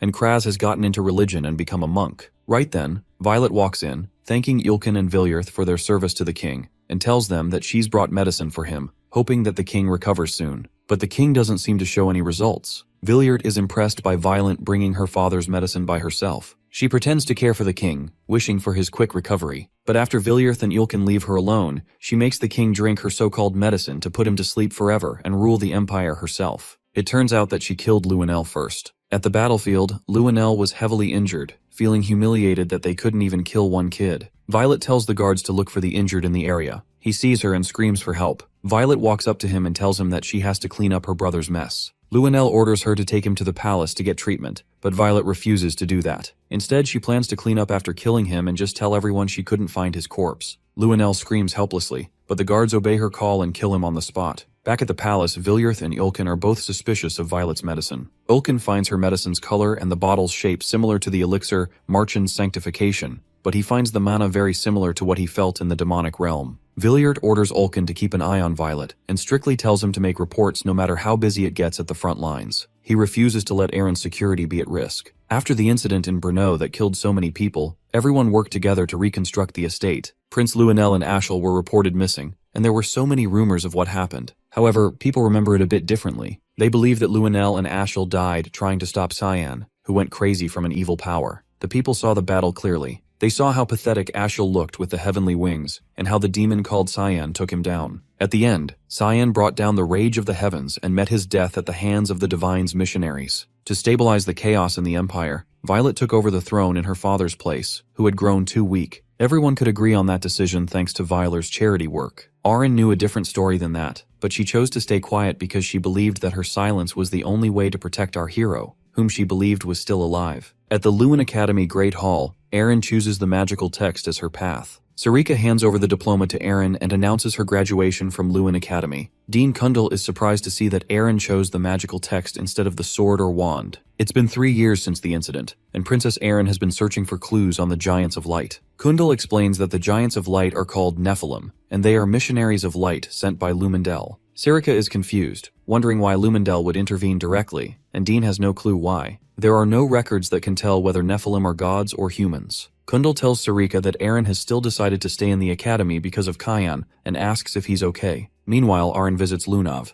The two catch up, and Lunav informs Erin that President Regens is doing better, but he still has internal wounds to recover from. Erin thinks she must be worried, but Lunav feels satisfied to have taught Regens a lesson. Lunav asks about the progress on finding Tyan. Auron explains that he's trying, but she has found nothing except that the Giants of Light are called the Nephilim. The two compete amongst each other to find Cyan first. Meanwhile, the Nephilim hold Cyan hostage for crossing a line that no creation of a god is allowed to cross. As a result, our hero has no right to continue living in the world that they will descend upon. As a punishment, they rain down suffering on our hero that no human can ever experience. Our protagonist takes a leap and lands an attack, but the Nephilim just recover. He then takes another swing and uses his Void Sphere division. However, his power is useless before the gods. As Cyan lands back on his feet, Seth steps in. The Nephilim punches our hero and sends him flying. As Kundal holds up a barrier, he feels a strong aura from just the existence of the gods, and he realizes that he can't leave Lunav and Auron here. Suddenly, the Nephilim are shocked as Seth starts to transform, and our hero introduces the sand goddess Sabalom. The goddess threatens to teach them a lesson for laying their hands on her successor. Sabalom tells our hero that the prophecy has been fulfilled, and orders our hero to get out, because he can't win against the gods right now. Our hero asks why she's helping him and how it could benefit her. But Sabalom doesn't want benefits because she just needs our hero to keep his promise. Qian is confused, not remembering the promise. The goddess reminds him that he promised to kill the gods and whoever got in his way. Our hero is shocked to realize that the goddess took his promise. She hurries him to leave because she can't hold on for so long. The Nephilim try to attack Cyan, but suddenly Nana jumps in to protect him. As she fights against the gods, our hero tells her that he ordered her to wait. However, Nana wants to help him. Our hero wonders who brought her here, and right then, his hallmaster walks in. She orders everyone to protect the successor, but our hero knows they can't hold off. However, she knows our hero can't even move. Cyan realizes he can't fool the hallmaster. He can't move a finger, and Karam is sleeping too. The hallmaster orders Nana to go. Nana picks our hero up and makes a run for it. They open a portal and escape through it. After our hero and his friends escape, Kundal wonders what he's supposed to do with the giants. Suddenly, the Nephilim start to disappear too. Seeing how they all disappeared after Kyan left, the dean thinks there must be a seal on our hero, and he realizes that he can't be exposed to the public even if he's framed as a traitor to the Empire. Meanwhile, at Ushif Empire Palace's conference room, Violet tells her council that she's going to introduce a mage who will help them. Everyone is surprised, thinking that Kundal has agreed to help them. However, when Violet asked Kundal, he refused to help her in her ambition. He strictly warned Violet to let Erin and Cyan alone, and assured her he doesn't care how she writes the story of the incident. Violet knows the old mage doesn't change his mind and assures her men that she found a perfect candidate. Everyone is suddenly surprised to see the mage because they all thought he was dead. But then, Boris walks in and greets everyone. Violet informs them that he came back from Demon Cyan. She tells them that Boris is an 8th-ranked mana user, perfect as the royal mage. As Boris shows gratitude, Violet is shocked to see someone behind him. But suddenly, the image disappears, and she apologizes to her council and starts talking about business. Meanwhile, Luenel, in Boris's body, laughs at them for being fooled by his appearance and measuring his level. He finds this body easier to manipulate than other human bodies. He asks Duran Dark why he didn't get anything. Duran Dark gets angry because getting his powers was all she could do. She stares at her sword, regretting that the prophecy didn't go as they wished, but feeling glad that they got their powers back. For their next move, they both are still thinking about whether to find a new owner for the holy sword to cut through the fog covering the light or to summon. In the other dimension, our hero stops his training for the day. After 3 years, the exiled god's hypnosis on his brand is showing its effect, but once he's out of this dimension, it'll be over in a few days. However, our hero can't stay any longer, otherwise his body will give up.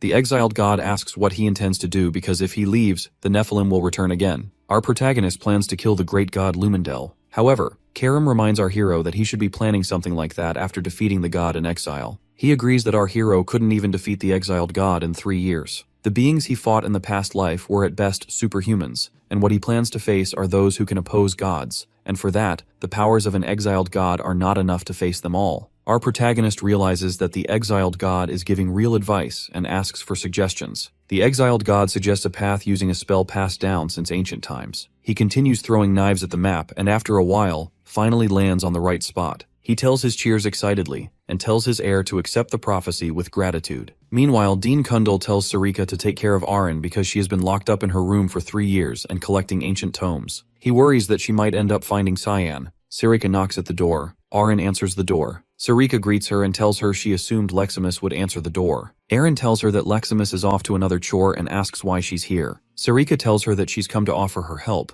but Aaron insists on being alone. Sarika tells her that she'll need help to find Cyan. Aaron suddenly opens the door and lets her guest in. Sarika notices the symbol on the board. Aaron answers that she found it reading about the continent's forgotten past, and found out that it was always accompanied by the mentions of the Giants of Light. She asks Sarika if she recognizes the symbol. Sarika, remembering it on our hero's chest, lies that she has never seen it. She realizes that the princess has found out more than they expected. Aaron then adds that the Giants of Light in Brno called Nephilims are the children of the great god Lumendel, and they are also known as wardens. She wonders why they would attack our hero simply because of judgment. She wonders if it had something to do with the mist that Cyan was involved in. She believes that Eru is involved, which is why Lumendel stepped in, which means Cyan wasn't judged. She suspects that he must be hiding in the powers of the mist. Sarika is shocked seeing the princess nearly find the answers. Aaron thinks that Sarika must have something to add because she was close to Cyan. Sarika sees Aaron's gaze and thinks she's jealous of her. Sarika tells the princess that she wasn't very close to Cyan and deep down gets angry at our hero. Meanwhile at Eastern Fruina, the little girl stands under the tree. As she learns that the intense light will remain in the world once the black mist lifts, she wonders if such a world is even possible. After quite some time, our hero visits Sarika's lab. He remembers the first time he came to her in this life and she tried to kill him by poisoning his tea. As our hero remembers the good old days, he senses someone sneaking up on him. As the attacker takes a swing at him without being noticed, our hero dodges the attack and realizes that only Sarika can do that.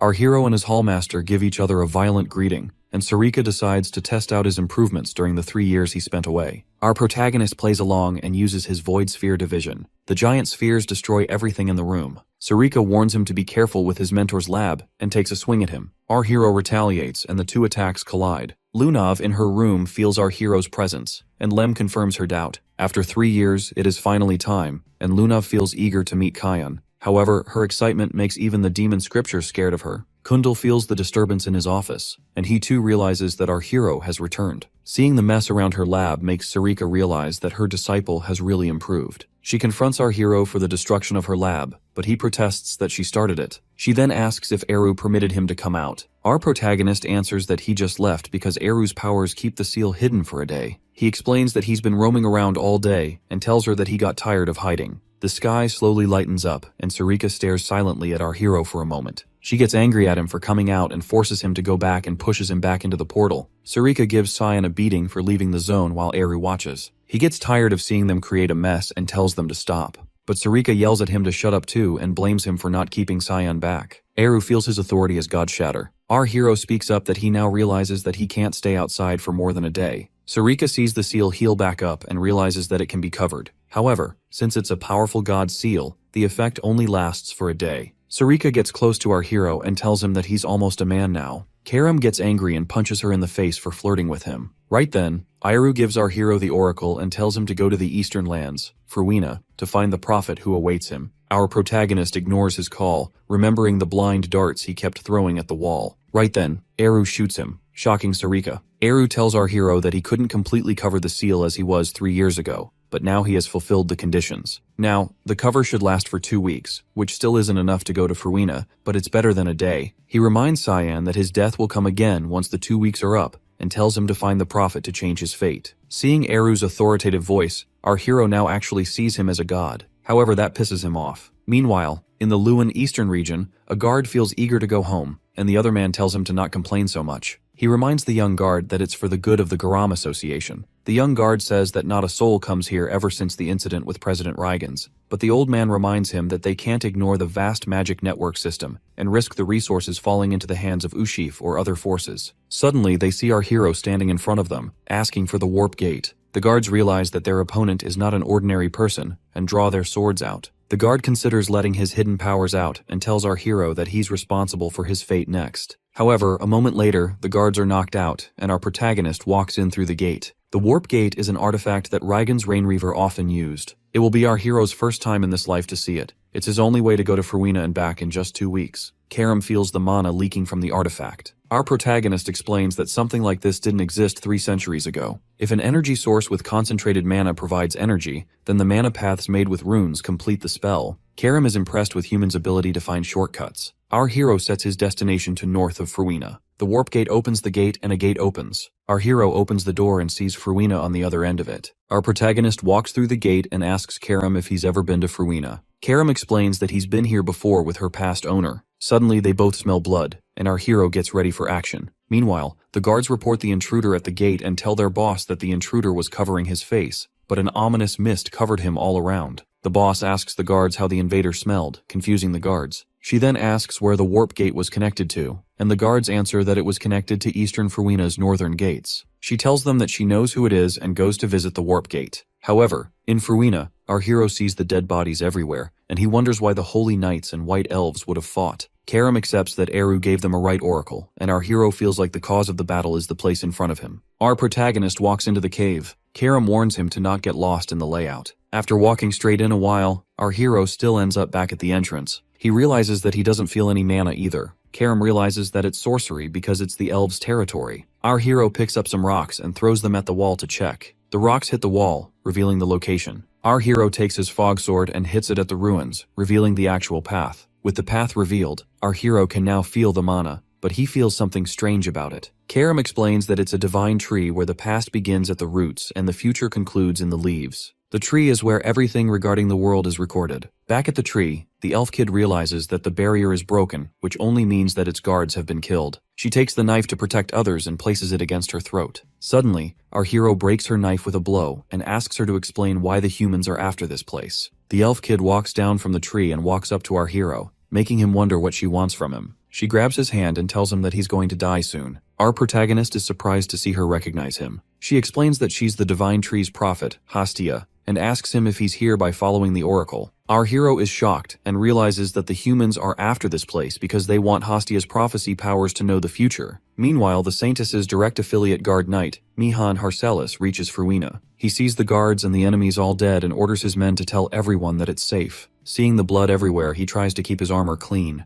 but seeing the enemies and allies all dead, he feels that someone must be alive. Right then, the Saintess walks in and assures him that the divine mission guided by Lumendel will end with their victory. Mihan assures the Saintess that he's faithful. The Saintess leaves him to take care of things outside and assures him everything will be alright. Suddenly she realizes that the barrier has been broken. An elf's sorcery runes are unbreakable by a human, so she thinks that a non-human entity must be in the cave. She hurries inside to stop the intruder from taking the prophet and orders her men to wait outside, while an elf watches them from a distance. Meanwhile, Hastia feels upset that the ones protecting the entrance died because of her. Our hero wonders if holding hands is necessary when talking. Hastia explains that it's a curse called Divine Tree's Silence. In exchange for seeing the future, her voice was taken from her. So, they have no choice even if our hero is not comfortable. Suddenly, someone walks into the cave, and the prophet recognizes the intruder. She explains that this woman is the one who chased her here, and ordered her men to kill all the elves who protected the entrance. The Saintess apologizes for killing everyone and says that it wouldn't have happened if Hastia had agreed to go with her. She asks the prophet if she wants to go with her now to avoid more casualties. Our hero steps forward, and the Saintess introduces herself as Nephrodite Iris, the Saintess of Lumendel. She feels that it's a day of glory to have met our hero in a place like this. Our protagonist is surprised to see that the Saintess knows him and decides to test out her power. As he takes a leap to attack her, Iris extends her hand. Our hero recognizes the symbol on her hand. As he draws out his sword, he's surprised.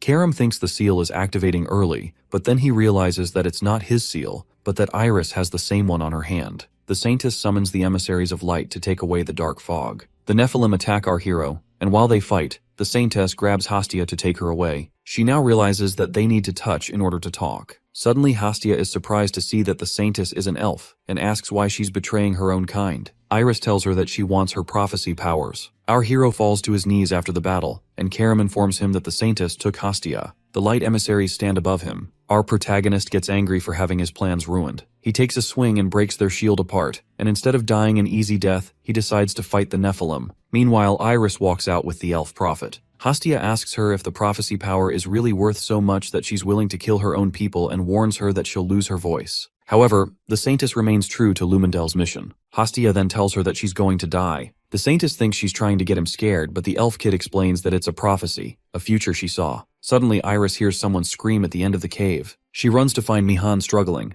Mihan tells her to stay back. He uses his Holy Stroke Vigilante to attack his opponent, but the intruder pulls a giant boulder before him to block the attack. A giant stone effortlessly blocks Mihan's spear. He's impressed at first, but then realizes Garnian simply stomped the ground and raised the earth to stop the strike. Mihan can hardly believe someone can do that. Mihan introduces himself and asks for Garnian's name. Garnian shoots back, asking why he'd bother introducing himself to a dead man. Mihan knows elves usually rely on bows and magic, while barely any bother training their bodies or becoming warriors. Curious, he asks Garnian what skill he used to block that attack, since it sure didn't look like magic. Garnian says it was magic. Mihan points out he didn't sense any mana at all. Garnian insists it was definitely magic. Meanwhile, Mihan notices Garnian's ears drooping suspiciously, making the whole answer feel pretty sketchy. Just then, Iris jumps in and reveals that Garnian can't use magic at all. Despite that, he's known as the strongest warrior of the White Elf clan, a recluse who lives deep in the frozen valleys. Seeing him here is surprising enough. Garnian is in no mood for introductions. Pointing at Iris, he demands to know if she's the ringleader and orders her to hand over the prophet. Iris quickly explains that she's only God's messenger, but Garnian readies a punch. He declares that there's no need to learn the name of someone who's about to die. Mihan immediately warns Iris to watch out, but she suddenly pulls a dagger to Hestia's throat. She then threatens Garnian, saying that if he kills her, she can't guarantee the prophet's safety either. The threat works. Garnian stops at once.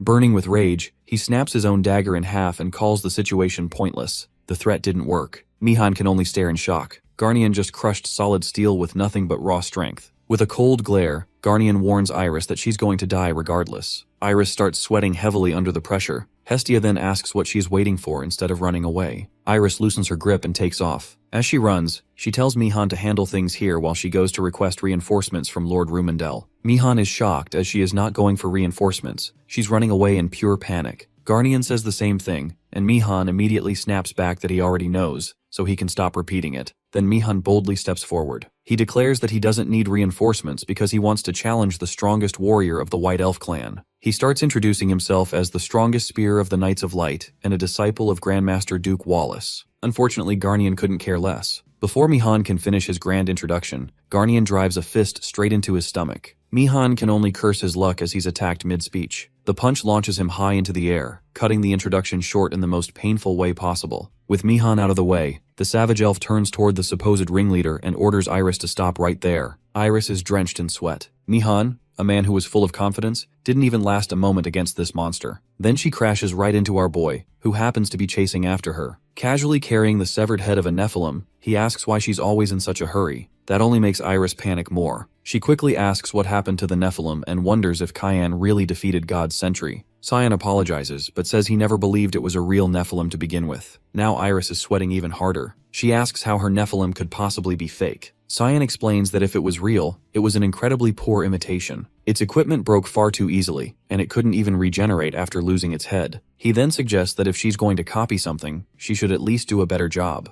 Iris is left stunned. She can't understand how the power granted to her by Rumendel could be nothing more than a fake. Karam can tell that Iris was completely clueless the whole time, but then she suddenly calls Cyan's words blasphemy. A strange pattern appears on her glove, and she declares that she'll prove her power by doing it again. She never gets the chance. Before she can activate anything, our boy drops her with a clean kick and knocks her out cold. Grabbing her by the arm, he prepares to take her away for questioning. Then a new problem appears. Hestia suddenly clings to him, and Cyan realizes he almost forgot she was there. She's in tears, saying she was terrified because of the Titan earlier, but now she's relieved to see him unharmed. Unfortunately, the trouble isn't over. Garnian suddenly appears behind Cyan at ridiculous speed and throws a kick. Cyan narrows his eyes and tells him to back off, but Garnian attacks anyway. Cyan blocks the kick with one arm. Even so, he's forced backward. In fact, he's sent sliding across the ground. His arm trembles slightly as he realizes something alarming. Garnian pushed him back using nothing but raw strength. Seriously, what kind of elf is this guy? Garnian demands that Cyan hand Iris over. Before things escalate, Hestia jumps between them and insists that Cyan isn't an enemy. Only then does Garnian take a closer look. He realizes the person he's attacking is Cyan Verte and asks if he's related to that child. That single question catches Cyan completely off guard.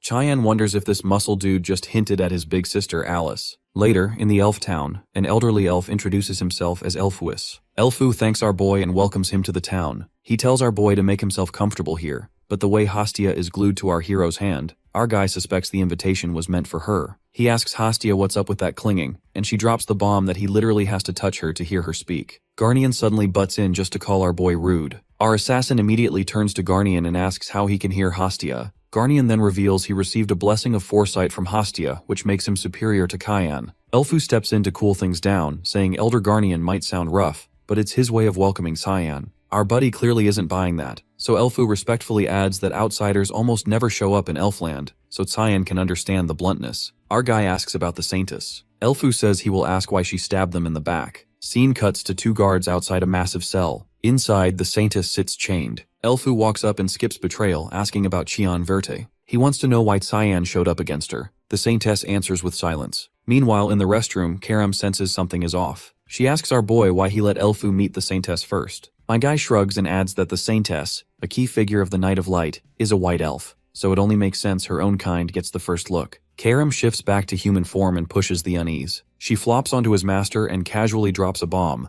Nephilim was fake and had a creepy dark skeleton in its head that looked like an ancient giant, like a puppet. That gets our hero up fast. His mind starts racing with bad ideas, and now both of them are on the same page. Something feels very off. Back in the cell, Elfu repeats the claim and asks if Cyan is Black Fog. He finds it odd that the one who crushed Rumendel was that outsider. He asks if this follows the Oracle plan. The Saintess replies that even a short while ago she believed it, and never doubted the voice she heard was Lord Rumendel's. She turns her spellcasting hand as she says she is no longer sure. Garnian tells her it is too late for excuses. She has already killed countless of their kin. Elfu asks why she is called Nephrodite, when no white elf uses that name. Elfu demands her true name. The Saintess is about to reveal her true name, then a voice speaks to her. I hereby bestow upon you a new prophecy. Her eyes widen as it calls her name. Elfu wonders if she's okay because her face has certainly turned pale. Out of nowhere, a surge of mana slams into them, so Garnian snaps at everyone to stand back. The voice commands the Saintess to kill. The eyes on her hand glows and she summons a giant skeleton, forcing Garnian to pull back. The monster is so big the huge cell breaks with its explosive force. However, Garnian still maintains a composter, but the skeleton beast mere arm is the size of the entire door. The summoned beast is a boss-level titan. It roars to scare the enemies, but Elfu commands Garnian not to get distracted and save the townspeople. Right then, the building started to crack. Garnian curses as it starts crumbling. One huge boulder is about to fall off a few folks, but Garnian pops out of nowhere and lifts it up with sheer strength. Everyone starts to evacuate and Elfu presses them to move fast. Meanwhile, the Titan is asking for the Prophet's direction, but it sees no one.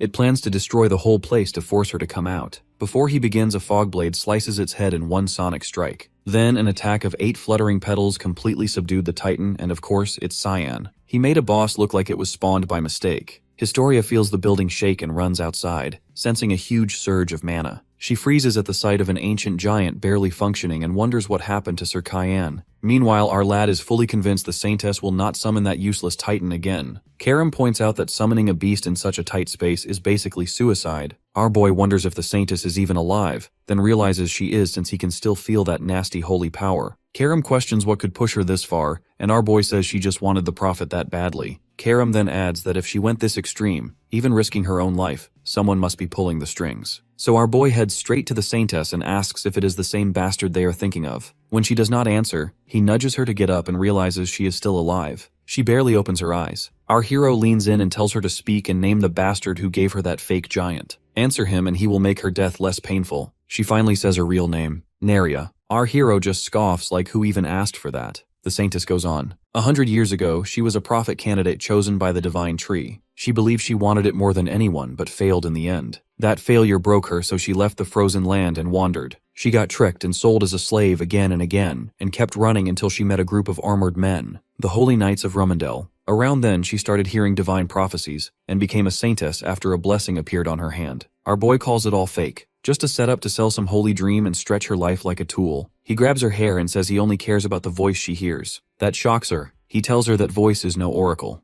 She asks what it is supposed to be. Our hero switches his tone and tells Boris to quit hiding and show himself already. The Saintess almost gets chills. Suddenly, a man appears lounging on a throne. He says, as expected, you never disappoint, Black Fog Tyan Verde. Then he casually drops that Boris is already dead, and he is far older. Our hero is confused. The ancient guy just snaps his fingers and says they will meet soon and he will be waiting. Suddenly, the glow in the Saintess' eyes fades as she screams in pain and then collapses to the ground. She dies just like that. But the real concern is the ancient being our boy knows nothing about. Our hero asks her if she knows anything. Right then, Hastia comes sprinting over and she latches onto our boy, thanking he is still alive. She admits she was honestly worried something could have gone wrong with him. Soon after, Elfu arrives too and says he now feels even more indebted and thanks again. Hastia says they both did well, adding that it is actually comforting that the two of them are elders of their kin. Garnian drops his usual comment, and this time our hero interrupts, asking Hastia how Garnian is even able to understand her. She explains that Sir Garnian is her guardian, the warrior who is chosen to protect a prophet. Guardians are granted a blessing that allows them to communicate with the prophet even from a distance, known as the blessing of foresight. That same blessing also helps the guardian onto the path they are meant to take. Our guy thinks for a moment, then says he does not fully get it but still wants to become a guardian. She pauses and asks if Chayan means he wants to be her guardian. Garnian cuts in at once and shuts it down hard.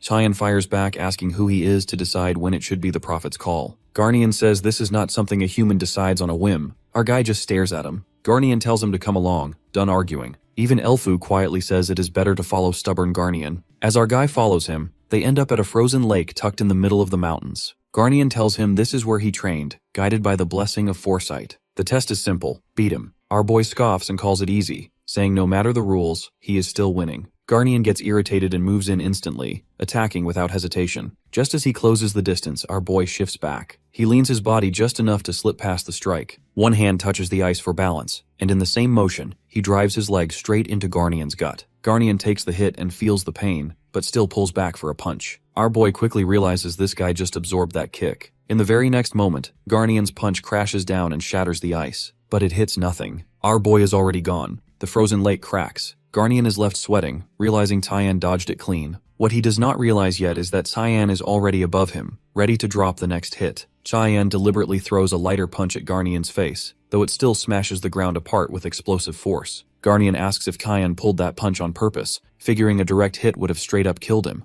Looking at the massive crater in the lake, he admits Cyan has clearly gone past the limits of a normal human. Then he half-seriously wonders if Cyan is planning to go around killing gods next. But our boy brushes that aside and simply asks if that settles it, if he is now the better pick for the guardian role. Not long after, the prophet officially declares him her guardian. She sits on her divine tree and starts casting the spell, but nothing happens, and our boy gets annoyed that he cannot hear a thing. Hastia turns to him and asks if he can hear her now. Cyan says yes, and she confirms that from this moment on, he is her official guardian. But instead of reacting properly, our boy casually asks about tomorrow's weather. That completely throws her off and she just stares, confused. He repeats the question and she admits she has no idea about the weather. Our guy instantly concludes that foresight might not be all that impressive after all. Hastia tries to recover, saying she can at least predict snowstorms and heavy rain. But our boy is clearly not convinced and starts thinking becoming a guardian might not help him much. Right then, Hastia says to follow the goddess of water, claiming his path will reveal itself there. She just got this prophecy from the divine tree, but our boy already turns away and tells her not to just say whatever pops into her head. She nearly breaks down, begging him to believe her. Then she adds that the tree mentions someone from his family waiting there after many years. That finally makes him pause. This time our boy actually believes it, because that can only mean one person, his sister, Lady Alice. Then our boy calls out, asking about his sister Alice. He wants to know where she is. Elfu explains that after she left for the temple of Lady Aquentis, there has been no contact at all. Our guy double-checks if Aquantis is the goddess of water. Elfu nods and says the goddess lives somewhere in Ferwina, guiding water spirits. But her identity is hidden behind a veil, so no one actually knows where her temple is. Our hero then turns to his so-called prophet and asks if she knows anything.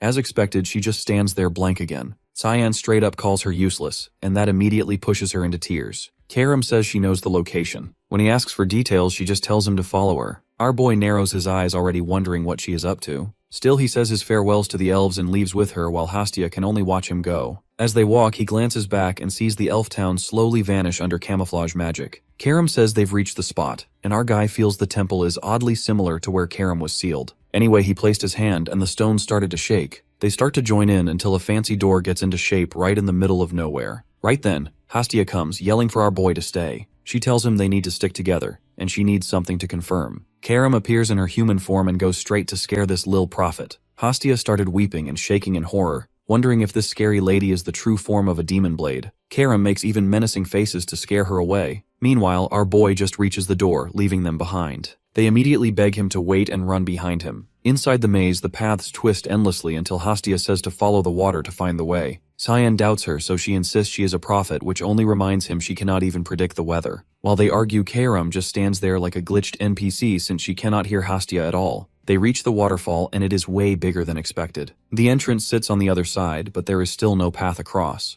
Then our boy suddenly warns them about incoming danger. Hastia tenses up while Karam cracks her knuckles ready to throw hands. In the swirling water, a red-eyed monster glides below. It rises and towers over them, clearly trying to flex its ridiculous size. Our boy asks what this thing is, and Hastia says it is the ruins guardian of the relic serpent. Meanwhile, Karam is already stretching like she has been waiting all day to fight. She summons her sword and says this will not take long. The serpent locks onto her and gives chase. Its long body helps it hound Karam nonstop, but she knows it's slow, so she swings her fog blade and slices off its tail in one clean move. Then another slash takes out its venomous fangs. The serpent drops its guard and ends up getting its whole body stabbed and battered. As it collapses, Karam still wants smoke, so she starts hitting it with sharp words. The relic serpent basically begs her to stop spitting venom after already winning. Then our boy walks in, asking the serpent if it saw any women come here. Karam feels Cyan just hijacked her moment. The serpent tries acting tough and loyal, but a solid beating from our boy fixes that fast, and it spills about an outsider who came here recently. Cyan asks why she came. This time the serpent admits it has no clue, and practically begs Cyan not to beat it again.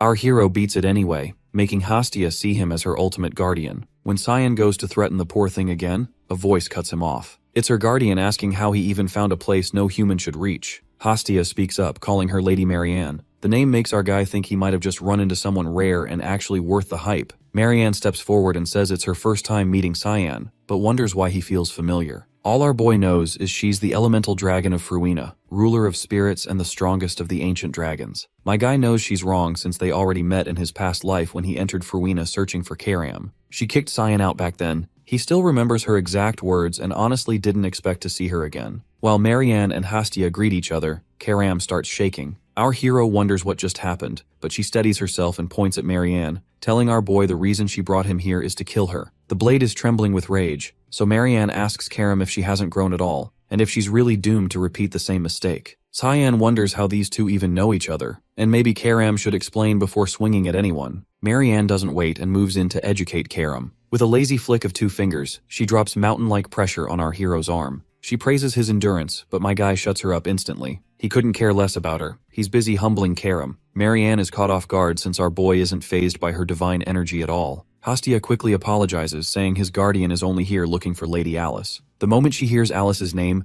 the pressure lifts off our boy. Marianne asks how he knows Alice. Our guy casually says she's his big sister and asks where she is. Marianne replies Alice was here but left long ago. He asks why she came, and Marianne just shrugs, saying she has no clue. Then she adds this place is the holy water source blessed by Lady Aquinas. If he came for Alice, she suggests he leave. Our boy sighs and agrees there's no point sticking around. Hastia looks at him like that's it, but Cyan says staying longer is just wasting time. Then, out of nowhere, he asks Marianne if she's got beef with his demon blade. Marianne dodges, saying he should ask the blade himself. Our boy notes Karam's been suspiciously quiet lately. Deciding that's a problem for later, Cyan grabs Hastia and launches upward. The speed almost rips his soul out for a quick trip. Just before leaving, our boy glances back but says nothing. As he goes, Marianne admits she had thought about this moment, just didn't expect Cyan to actually show up. Behind the door, a woman notes he's no ordinary guy and has leveled up a lot. It's Alice. Marianne asks if she's still hiding until she gets stronger. Alice admits she used to drag him down, so now she wants to power up before facing him again. Marianne then drops the bomb that Cyan already sensed her presence. Our guy, casually reading her mind, but chose not to call her out since she chose to stay hidden. As they leave, Marianne quietly hopes they'll cross paths with Cyan again soon.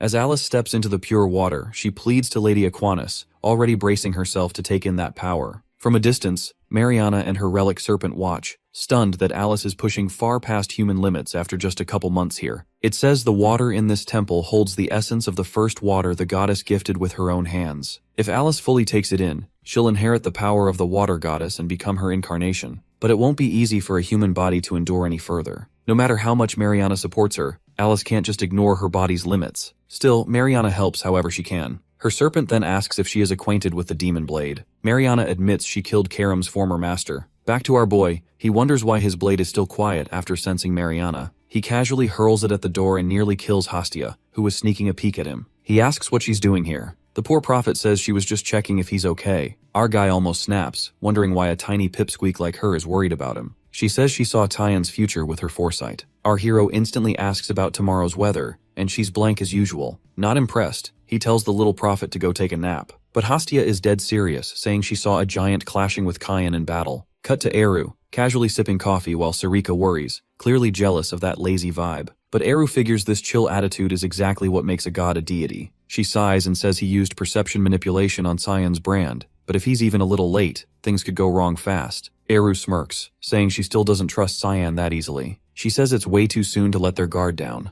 Cyan shrugs and says he'll just prove her wrong. She asks what he means by that. Eru casts a spell and says those 3 years training with Cyan weren't for nothing. The scene cuts to our boy walking, thinking it's pretty disappointing to leave empty-handed. He came here for a profit, but there's no way he's dragging that young elf into his fight. Suddenly, Mariana appears, asking if he is leaving. Our guy wonders if the elemental dragon came just to honor him by seeing him off. She says she is here to send him off by force. He smirks and says he can leave quietly without trouble. She says that is a relief since he is unlike his blade. Our hero asks how she knows his demon blade. She figures he's not on good terms with his blade and tells him to ask for it himself. He's confused, so she adds he might need that demon blade very soon. Right then, a shock hits his body. He drops, thinking the brand has already kicked in. Mariana says the spell she cast when they first met is fading. He asks if the perception trick is gone and if the sky is changing. She smirks and says it means his end is near. Our boy instantly fumes at Eru. Elsewhere, Eru sneezes and wonders who's talking about him. Sarika snaps, asking if he's really trying to kill his own heir. Eru stays chill, saying nothing will happen to Tyan, but Sarika questions his opponent being a god sentinel. Eru is sure his 3 years of training means Cyan won't lose. Eru adds that the oracle already determined Cyan's win.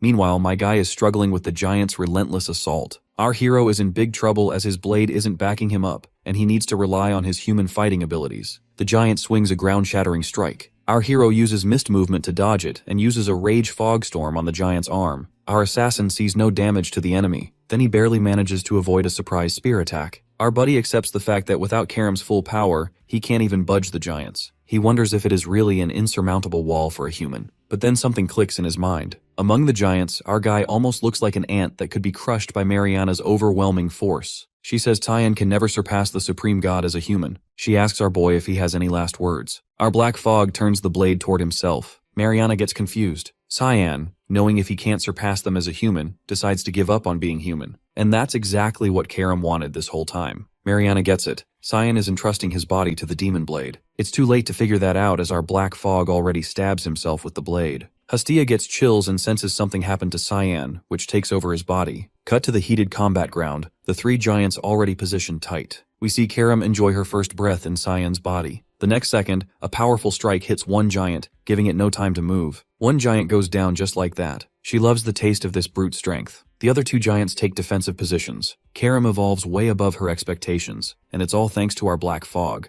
Hastia rushes barefooted to see Cyan. In a flashback, she sits on a woman's lap talking about the blessing of foresight. The woman tells Hastia the divine tree favors the guardian to protect the prophet, not wander off. Hastia wonders if Garnian found his way to her. The story reveals she is the 11th prophet Frisia. She says Garnian earned his path the hard way, and foresight only pointed it out. Hastia loves the idea of being a prophet and telling people their path. Frisia replies it comes with a heavy burden, and you cannot reveal every future. Hastia asks if some futures are off limits. Frisia says anyone with authority of a dead god is unreadable. Pick one as your guardian, and even your own future goes dark, so choose wisely. Hastia says she would never pick someone that hopeless. Now she feels like an idiot for doing exactly that and cannot even find him here. She spots giants fighting, sees her boy, and realizes they are from foresight and must be stopped. Marianne cuts in and tells her to drop it or die trying. Hastia asks why she is here. In the middle of the chaos, Marianne says the giants were sent by the god of light Rumendel to punish thine who was branded. Cyan tried to defy fate, gave his body to a demon blade, and if he wins things spiral out of control, so stop him at all costs.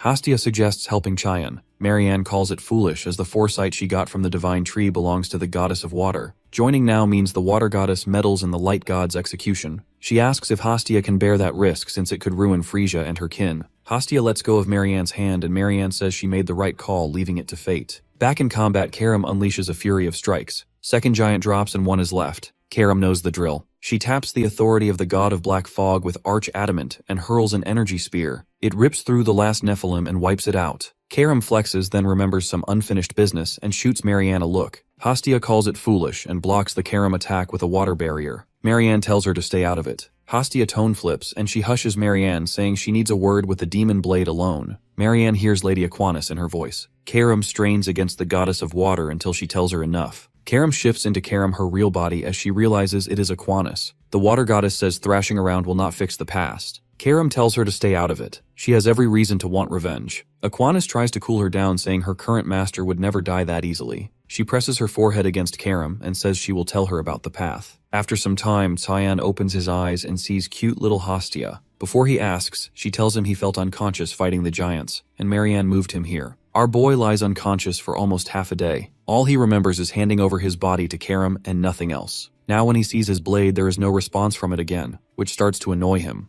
Hastia eyes him and asks if he's really Cyan. He fires back with a casual question about tomorrow's weather and boom, instant trust. Then he says he's leaving. She wastes no time and asks to tag along. Words out, the battle rumors already hit the elven lands and made Elfu uneasy. Mariana handled it and put Cyan's protection spell back up like nothing happened. Garnian wants the threat like Cyan to be neutralized once for all, but Mariana shrugs since Cyan is leaving Farina anyway. What she can't wrap her head around is why Lady Aquinas even stepped in. Then boom, a massive presence crashes in and Marianne feels the pressure from miles away. Elfu asks what's going on. She just takes off. No answer, sensing Farina is in trouble. Elsewhere, a new character surfaces, calm and scary strong. She says she'll land right on target since Cyan's scent keeps getting stronger every step. Mariana walks up to the newcomer and says she's only the second human to step into Elfland. She summons a sword and makes it clear she won't repeat herself. She accuses the stranger of carrying ominous energy and orders her to leave immediately. Lunav fires back, asking if this is how she treats first meetings, then says she'll leave once she finds the person she's after. Mariana narrows it down, asking if she means a certain human. Lunav asks if he had a smell. Mariana is lost. So Lunav leans in and asks if he smelled like a huge pool of blood in a dark, damp basement. Mariana is even more confused. Lunav adds it's an oddly tempting scent. That settles it for Mariana. This one is trouble. She points her weapon and says she's too late since she felt that child leave just now. She warns the guards to stay sharp and not let that profane half-demon Rem slip in. Lunav clearly has a point, and her guardian suggests listening to Mariana. Its name is Rem. Rem admits Mariana is not someone she can handle alone. She's an elemental dragon, a rare ancient favorite of the world. As Mariana flies off, Rem mutters that it's surprising she's still alive. Lunav shrugs and says you never know. She then asks if Rem knows so much because he's lived that long. Rem says that's only half true since experience stacks over time. Lunav wonders if a human like her could ever reach that level. Rem says it's not impossible, maybe through necromancy. Lunav looks like she might actually consider that option. Cut to our hero returning home while Sarika is busy grabbing Eru. She's shocked Cyan slipped past the Nephilims. Eru starts to praise the clean escape, but Cyan nails him with a snowball right to the face. With a dead serious look, Cyan cracks a joke and Eru realizes the young boy got better at jokes. Our boy asks Eru why he dropped the perception trick. Eru casually says he just wanted to see how much his air improved. Cyan, annoyed, says that's not a good excuse to toss him into a death trap. Eru then asks why he and his blade seem so out of sync, but Cyan is clearly not in the mood. Later, after hearing the story, Eru notes the fight must have been pretty wild. Both Cyan and Sarika silently agree that's on him. Cyan adds Karam has been quiet since then, and wonders if she's asleep. Eru says she likely shut herself off completely and won't wake soon. Plus, she's holding some strange energy. He can't say when she'll return, but Cyan can still use the demon blade, so no issue. Cyan shrugs it off but admits it still bothers him. Sarika then spots a kid behind him and asks what he dragged in. Cyan bluntly says it's an elf and asks her to take care of her. She snaps, asking if she looks like a daycare. The small Hastia tugs her clothes and politely introduces herself. Sarika shuts her down instantly, telling her not to interrupt elders. Hastia panics and apologizes fast. Still irritated, Sarika demands why he brought a prophet kid who should be meditating in the mountains. Cyan says she can see the future, so she might help. Eru suddenly dotes on Hastia, calling her cute and saying she's welcome anytime. Sarika explodes, telling him not to invite more trouble when he already does nothing. She rants that she's buried under the mess he left and losing patience daily, so no more burdens. Cyan quickly agrees, already thinking this won't end well, while Eru happily plays with Hastia anyway. Cut to a stoic statue. Boris reflects that people are painfully simple, loyal to those who hurt them, and he finds it outright disgusting. A woman approaches, annoyed by the meeting spot. He calmly says she has done well to come this far. She reminds him she is a ruling princess and warns him not to waste her time. Boris says he came to honor the dead. She asks who. He drops it plain. Cyanvert kills the saintess. The blonde recalls the center sent people to Fruina to check ruins. Boris shrugs, says this is only the start. Cyan's blade will turn on the empire that cursed him. Then he asks her where it all ends, since she holds the empire now. She cuts to the point. What do you want and where is he? Boris says he does not know where Cyan is, but he wants full support for a ruin expedition with top Imperial Knights. He believes something big waits there. She agrees easily and guesses the place is the Romar ruins. Boris is surprised. She says someone else is heading there too and asks if he wants to join them. Cut to Princess Erin saying she is ready to leave for the Romar ruins. An old man warns her the plateau will be harsh. She says she has made up her mind. Something there is tied to her past. He hands her a book on the plateau and worries out loud. She thanks him and tells him he has done enough. He still insists on sending someone with her. Later, Reshmus greets Erin and mentions the books. A voice cuts in, saying if Reshmus is coming, this trip might actually be fun. It's Sarika, excited to travel with her own students. Yet she sighs inside, wondering if this is just a daycare. Transition to Hastia. She has been with our boy for 2 days and still hasn't received a single oracle. She breaks down and regrets choosing someone so hopeless to be her guardian. She even starts doubting her own foresight, wondering if she is even fit to be a prophet. As she lies there in despair, she hears someone nearby angrily asking why his fortune turned out unrequited. An ugly woman snaps back that fate cannot be changed, and if he keeps annoying her, she will have him thrown in jail. The guy ends up weeping while the woman bluntly tells him to go earn more money. Hastia watches him leave and then quietly steps into the tent. The woman asks who she is. Hastia introduces herself and asks if she is a prophet too. The woman confirms it and quickly guesses that Hastia is dealing with some kind of problem. She casually shuffles her cards and says she can read everything through them. As she lays the cards out, she asks Hastia to pick one. Thinking the granny is kind of cool, Hastia eagerly grabs a card. The granny reveals that Hastia feels stuck because she wants to help someone but has already hit her limit. Hastia nods in agreement. Then the granny flips another card and says this must be the source of her trouble. As Hastia looks at it, the granny calls it the Hermit. She explains that the person Hastia wants to help is probably extremely hard-headed.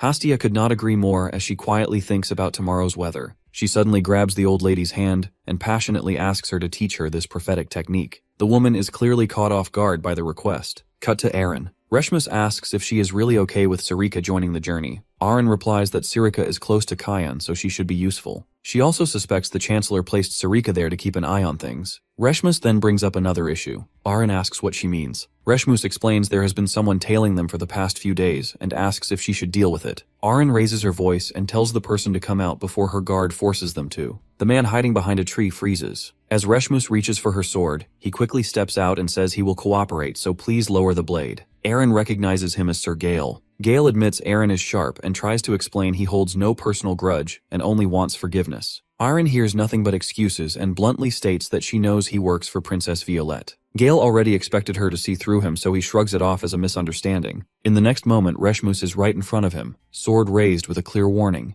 Gale instantly draws his blade and their swords clash, sending sparks flying. His expression hardens as he tells Reshmus to stay out of their conversation. Arin shuts him down, saying she has no interest in talking to someone this rude and suspicious. Instead, she challenges him to avoid bloodshed by revealing what he reports to Princess Violette. Gale responds that he now serves in the Imperial Knights, but was once an elite knight of the Knights of Light. There is no way someone freshly graduated like Reshmus could defeat him. Reshmus shifts her footing and attacks again, this time landing a solid hit to his gut. Gale staggers back and decides to withdraw, sticking to his orders to avoid further conflict. Before leaving, he tells Erin to tend to Reshmus's wound. Only then does Reshmus realize she has been cut. Erin rushes to her side as Gale adds that the injury is not fatal and should heal quickly with proper magic. Erin's expression turns cold with anger as she says she will not forget this. Gale casually replies that he is simply following orders from the Imperial family with no personal intent. He adds a final warning that many others will be watching her since she was once the fiancée of the killer Cianverte. That pushes Erin over the edge. As Gale walks off, Reshmus apologizes, but Erin tells her this was never a fight she could have handled alone. It is then revealed that Gale had risen to the level of swordmaster within the Knights of Light. Only a handful in the Empire could stand against him. A little later, once he is far enough, Gale suddenly collapses, trembling from the pain of Reshmus's strike. She had nearly caught him off guard and he barely managed to defend. She was even about to release her sword aura. He never imagined someone as skilled as Reshmus would be serving Princess Erin.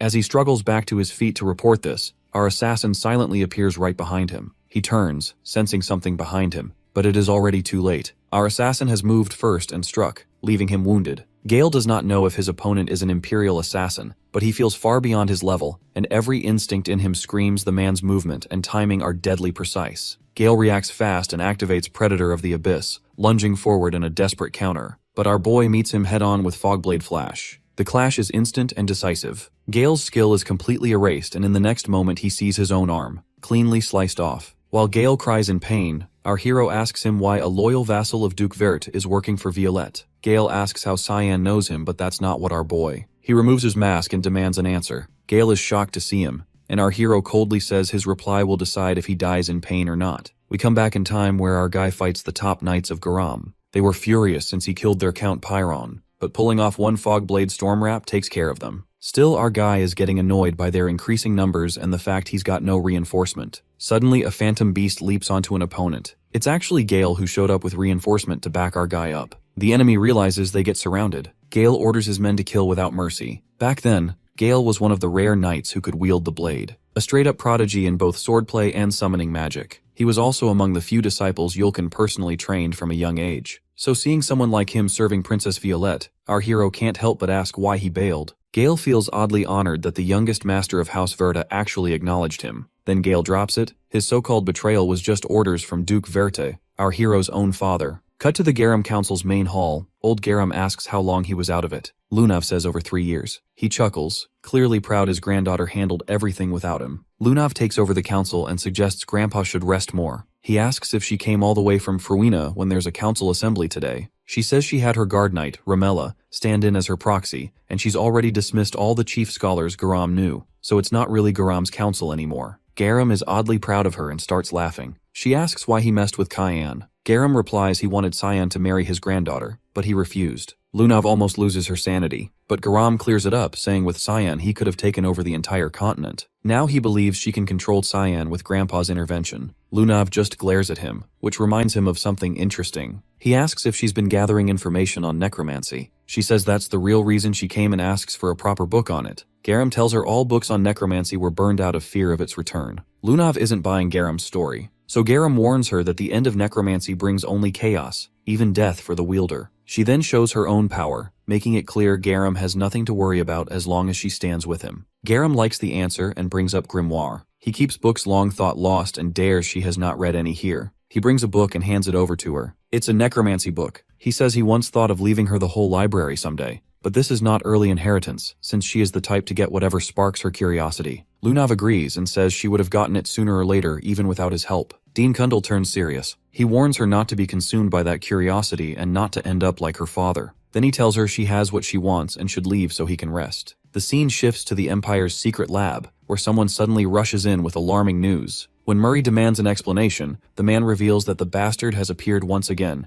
instantly sending Murray into a furious rage. Outside, our guy is casually talking with the guards. A girl asks if he is really the one who messed with Garam's warp system. Our assassin questions if they aren't the guys who secretly built a warp on someone else's island. The girl says Cheyenne talking back sounds cute. She is Annie Murray. She says she isn't like her brother and starts to use mind magic on our boy. Her arm grows purple as she throws a dark spell to swallow my boy's inside out. Cyan realizes it's mind destruction magic. Surprisingly, Annie starts to sweat heavily with face all pale. As she looks inside Cayenne's state of mind, there is pure chaos. Annie falls as she could hold to watch the horrific sight any longer. The guards accuse Cyan of doing some magic to her. Murray steps in the chat and orders the guards to step back as Cyan isn't someone they can mess around with. One guard asks Murray that his sister has been defeated and whether he will just stand by. Murray calmly says he will not interfere, which stuns the guard. Our hero walks past them, praises his decision, and says he will use this route often so he needs Murray's support, and Murray agrees while sweating heavily. Actually, Murray fears Lady Lunav's death threat for even touching Cyan, whom she calls her target, so he prefers to never see Cyan again. Later, Lunav hears Cyan show up again. Murray reports that Cyan just slipped through the warp gate at the ruin branch. She asks if there are any injuries. He says only one is hurt. She clarifies she means if that man is hurt. He says Cyan passed through the warp just fine, but Murray notes he did seem to have a companion. They all spot a girl chasing after him. Lunav immediately asks where he warped to. Murray says it was the Romar Plateau. As our boy arrives, he remembers Gale telling him Princess Erin had headed to the Romar Plateau. His mission was to keep an eye on Erin and report everything directly to Duke Verte. Our hero had asked what Gale's real goal was. Gale had said he wanted to uncover the truth behind everything happening. The Duke believed the Emperor's worsening condition was somehow connected to Princess Violette. He also believed Princess Erin was in serious danger, especially now that Violette was tightening her hold over the Empire. Cheyenne had asked why Gale cared so much. Gale had replied that it all came down to a promise. When our boy pushed him for an answer, Gale explained that Duke Verte had rejected every request from the Imperial family to deploy the Knights of Light. He always claimed they had once been abused as personal soldiers. Cyan had wondered if that could get the Duke branded a traitor. He could not understand why someone so obsessed with protecting his family would take such a risk. Gale answered that it was because of the Duke's loyalty to the Emperor. The responsibility he carried for his children mattered more than anything else. Cyan had pointed out that it still sounded like a theory. Gale replied that he had fought beside the Duke for over 10 years and understood him better than Cyan. Our hero then cut him off and asked the real question, why Princess Erin was heading to the Romar Plateau. Gale had no clue either, but he mentioned that Romar was rumored to hold ruins containing methods capable of killing a god. Cyan had grown uneasy and wondered why Erin would ever need something like that. Gale was not sure either, but he thought she might have been trying to find Cyan. After all, he had been her fiancé, and maybe she truly loved him. Gale said Erin had been secretly obsessed with gathering information on Cyan. While watching him, she had learned a few things too. Cyan had asked what she discovered. Gale replied that she found out Cyan was not a demon. The real ones pulling strings were Eshelvert and Prince Ruinel. My guy had brushed Gale's findings off as useless, but Gale reminded him about the accusations placed on him and still offered to help despite his terrible condition. Our boy had felt guilty, so he asked Gale if he would ever be able to use a sword again. Gale casually laughed and said he still had his left arm. Now back in the present, our boy feels bad for what he did to Gale, but then he suddenly stops and calls Hastia out for hiding nearby. She asks how Cyan noticed her, and he replies that her sneaking skills are trash. Hastia gets annoyed and asks that if he already knew she was there, why did he not invite her along earlier? Our hero shrugs and says it does not matter since she is going to follow him anyway. He even mocks her for being useless even with her oracle, which instantly pisses Hastia off. She claims she can predict anything, and instantly lays out her cards. Then she tells him to pick one so she can answer whatever Cyan wants to know. Cyan honestly does not expect her to know witchcraft. He wonders if that idiot god actually taught Hastia something useful for once. Still, he decides to play along. He picks the knight card and casually asks where they should head next. Hastia says a group of warriors gathered somewhere ahead, and the place holds the clues Cyan needs. Cyan can barely believe these dead highlands actually have people living nearby. Later, they really do find a guild. Hastia smugly brags about her flawless foresight, but our boy stays ice cold and says even a broken clock gets lucky twice a day. He fixes her hood properly before entering a guild. Cyan quietly scans the area around him while Hastia shrinks a little since everyone there looks rough as hell. Cyan quickly realizes they are mercenaries, though they might still be easier to handle than they look. Then some thug walks over and starts mocking Hastia for looking so pale. The second that idiot reaches for her, a sonic slash slices through his fingers. While the guy screams in pain, my boy calmly tells them to start talking. The guild head instantly shows up and praises our boy's fighting skills. But the second he reaches out for a friendly handshake, he gets a dagger aimed his way. Rick quickly clears things up, saying he only wants to talk and has zero interest in Hastia. Later, they sit around a table loaded with food. Rick asks if this is their first time here because they clearly are not tied to any guild yet. Then he casually offers them a spot in their rusty sword guild. Our hero shuts that idea down without even blinking. He asks Rick if any weird phenomena happened around here. Rick looks a little disappointed in our boy, but he explains that around 3 years ago, strange mutations started appearing near the Ramia Valley almost like demonic beasts. That is when mercenaries flooded the area since civilians kept getting caught in the mess too. Then our boy brings up the ruins, and Rick immediately asks if he means the Romar ruins. Rick says this is not the kind of topic to discuss with half the room listening in, so he takes our boy outside. But the moment they are alone, his whole tone changes. He asks who Cyan really is behind that shady mask. Add in the questions about the ruins, and now Rick is wondering if Cyan might actually be a spy from the Garum Council. Our hero throws Rick's suspicions in trash by overpowering him in a single move, then coldly warns him that if he does not start talking, he is going to lose his head. Rick explains that the Romar Plateau originally had no beasts or even weeds growing around it, but 3 years ago the ruins started leaking some strange energy. After that, twisted life forms began appearing as all kinds of monsters. Once the civilians started getting slaughtered too, the Empire finally sent troops to contain the mess. Now Rick's group guards the area surrounding the ruins. Our hero asks if Rick is secretly the Knight of Light keeping a low profile instead of fighting inside the ruins. Rick ignores the question and says Duke Verta has not been cooperating lately. Then he suggests Cyan travel with his guild since he can guide them through the area himself. Rick also warns them about the monsters nearby, though he casually mentions they sell pretty well to men. Cyan wonders why their blood carries power similar to demonic beasts. Rick suddenly gets weirdly embarrassed and mutters what else could it possibly be.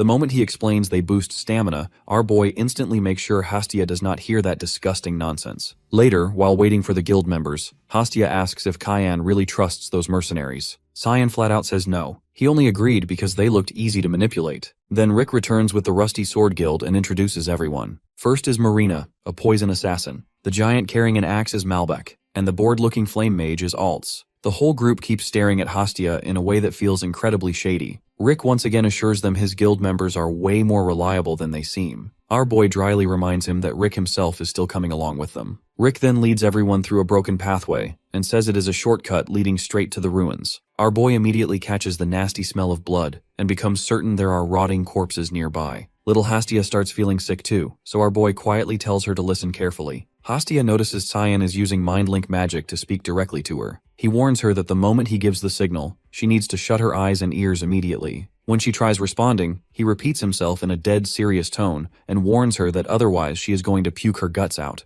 As they continue deeper inside, Rick mentions they have gone so far underground that even sunlight cannot reach this place anymore. Meanwhile, our boy notices the blood stench growing stronger with every step they take. Then Rick suddenly says they have arrived. They stand before a disgusting pit overflowing with corpses, and our boy asks if this was Rick's plan all along to dump them into a graveyard full of bodies. Rick drops the act and grins, saying Cyan will die while the virgin elf stays useful to the guild. Malbec suddenly jumps from behind, trying to end it in one swing, saying it is already too late for him to react. He brings his axe crashing down on Cyan's head, but weirdly, our boy doesn't even flinch and calmly says he knew everything from the start. The axe slams into the ground instead, and in that instant Cyan's body melts into black fog. Malbec instantly realizes he picked the wrong target and starts to feel real dread. At that moment, Hastia drops down and shuts her eyes and ears tight. Our hero activates the authority of the god of black fog. In a single move, he slices through Malbec and a nearby guard, then vanishes again inside mist-like shadows. Rick shouts to capture the elf. Marina grabs Hastia fast, but she tells her to run, which only confuses her. What she sees next is a raging fog storm tearing through everything in its path. Hastia remains untouched while Marina drops dead. Rick orders his mage to buff him and prepares to strike, but the mage cannot even track what is attacking them.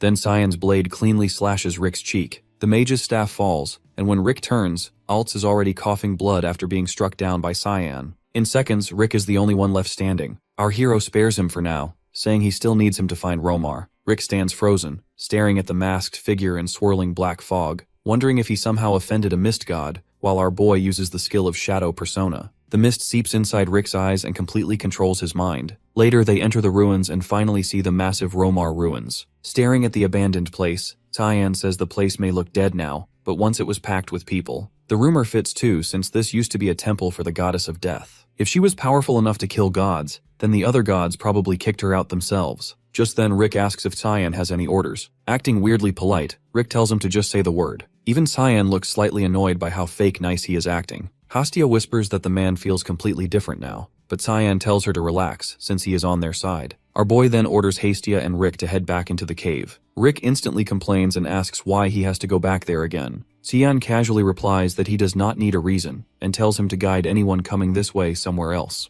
Rick asks again, so our boy bluntly tells him to send people the opposite direction and avoid fighting if possible. Back at the guild, the members are still furious. The bald guy is especially losing it after Cyan chopped off his hand. He swears he will get revenge personally. Then someone mentions that Cyan apparently left this morning with the Rusty Sword Guild. Another guy jokes that those dudes are basically slave drivers. The bald guy says revenge will feel pointless unless he handles the masked guy himself. Then he suddenly remembers Hastia and mutters that she looked like a white elf. Everyone knows how insanely valuable she is. Even the dagger Cyan carried looked suspiciously rare. Now the bald guy is regretting being careless because all of that could have been his. Then someone from behind asks him to explain more about the raven-haired man. The bald guy scoffs, wondering who is crazy enough to order him around. But the moment he turns, he freezes after seeing a line of Imperial soldiers and a Commander Boris standing behind him. He asks if they are from the Empire. Boris calmly says to tell him more about the dagger user. The bald guy snaps back, asking who the hell he thinks he is. Without even blinking, Boris tosses down a pile of gold coins and says that should be enough to hire everyone there. The bald guy gets humbled instantly and reveals everything he knows. Cyan headed toward the Romar Plateau ruins with some kids. Boris immediately realizes the kid must be the white elf prophet. He then offers the bald guy double the pay if he guides them to the ruins. The bald guy jumps up so fast that his chair crashes behind him.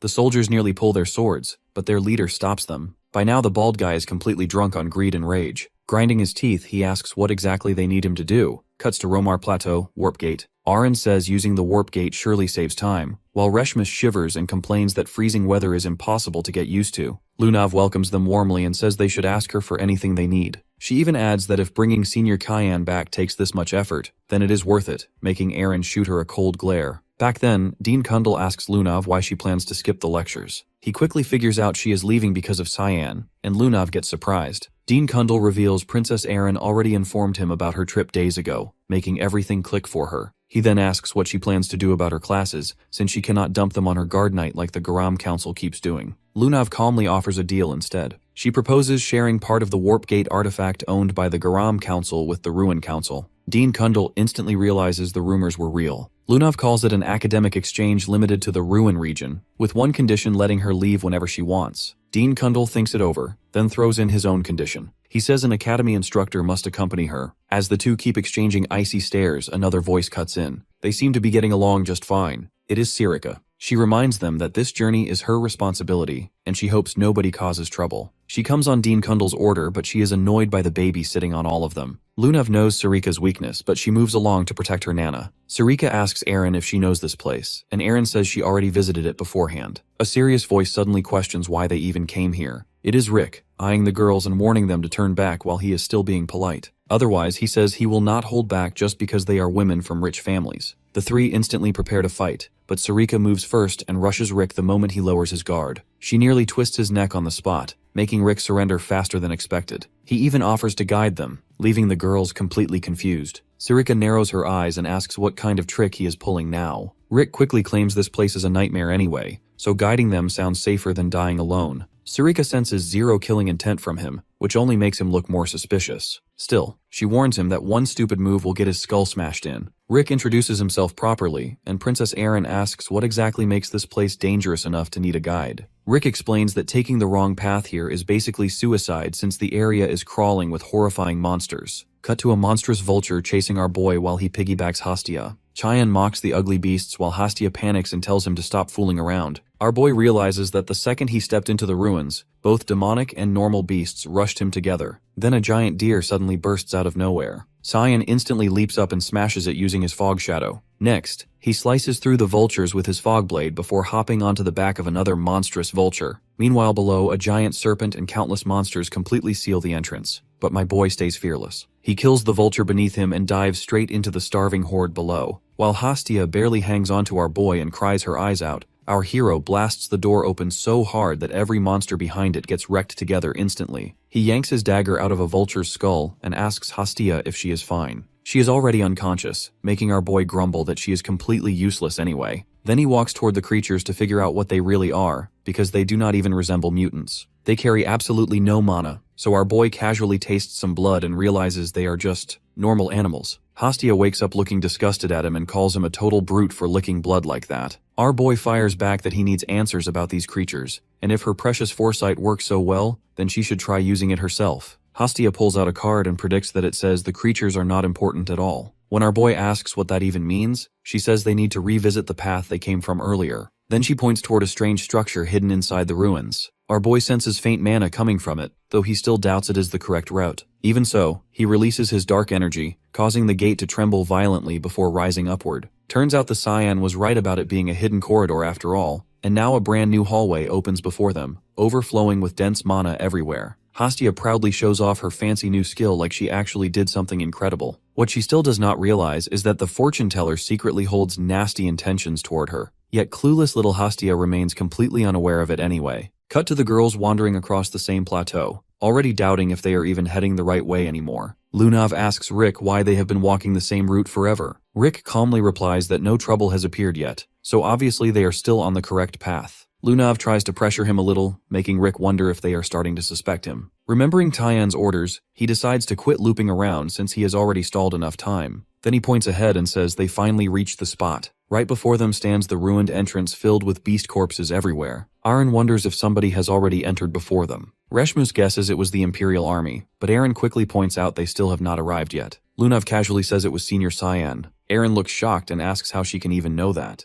Lunav explains that she can literally smell Cyan around here. Then she urges everyone to hurry because they are already close to finding him. Rick gets quietly moved by Lunav's absurd tracking ability. Just then, Sarika notices another route nearby. Rick explains that it is the main entrance and says they purposely took a shortcut because entering through there would have meant dealing with the Imperial Army first. Sarika suddenly announces she will handle that route herself. When the others ask why, she simply tells them to move ahead before dashing into the main entrance path alone, clearly planning to stall the army herself. The girls stand there surprised for a second, but eventually continue deeper into the ruins anyway. Rick points at the collapsed gate ahead and says, "Getting through will not be easy." A second later, a star-like explosion blasts the blockage apart and clears the entire path instantly. Rick stares in disbelief, realizing Eren is far more dangerous than rumors claimed. He never expected the fifth princess to possess such ridiculous power. Meanwhile, Lunav notices more monster corpses scattered nearby and points them out casually. Eren asks where these creatures even came from. Lunav replies that the ruins probably hold the answer. Meanwhile, Rick stays suspiciously far away while urging everyone to hurry over. Lunav immediately senses something off. She walks toward a sealed wall and says Cayenne's scent suddenly ends there, meaning another hidden route exists behind it. Rick nearly panics at how accurate her guess is,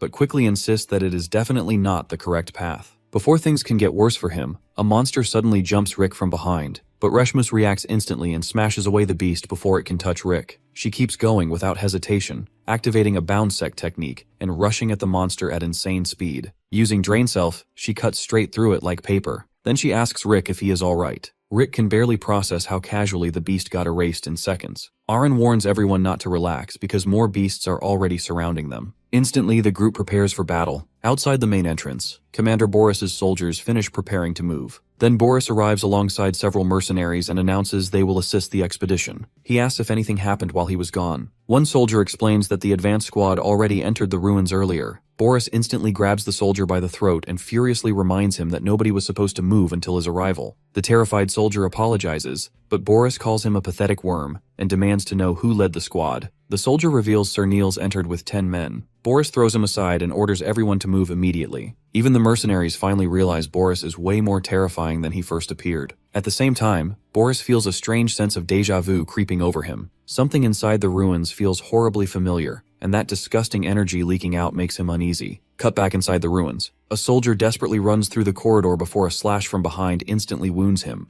The attacker is none other than Sarika. Niels begs for mercy. She coldly stares down at him with completely merciless eyes. Meanwhile, on our hero's side, Hastia drops to the ground because her legs are trembling from pain. Cheyenne gets annoyed and asks why she even bothered following him in the first place. Hastia points out that they have been looping through the exact same path forever. She swears she has already seen the same creepy statue multiple times now. Our boy starts suspecting some hidden mechanism is involved. Hastia nervously suggests the statue itself might be forcing them back toward it on purpose. Our boy agrees that the thing definitely has business with them. Maybe it even belongs to the true master of the ruins. Suddenly, the statue begins crying blood before the scene cuts to a severed monster head nearby. Reshmus stands over the corpse and says that should be the final one. Aren also mentions she already cleared the monsters on her side too. She checks if everyone made it out safely. Lunav notices one member missing, the guide who brought them there earlier. She guesses the coward probably ran away while everyone else fought for their lives. Since he was useless anyway, she just tells the group to move on without him. Eren points out they still have no clue where to go next. Lunav casually says that will not be a problem.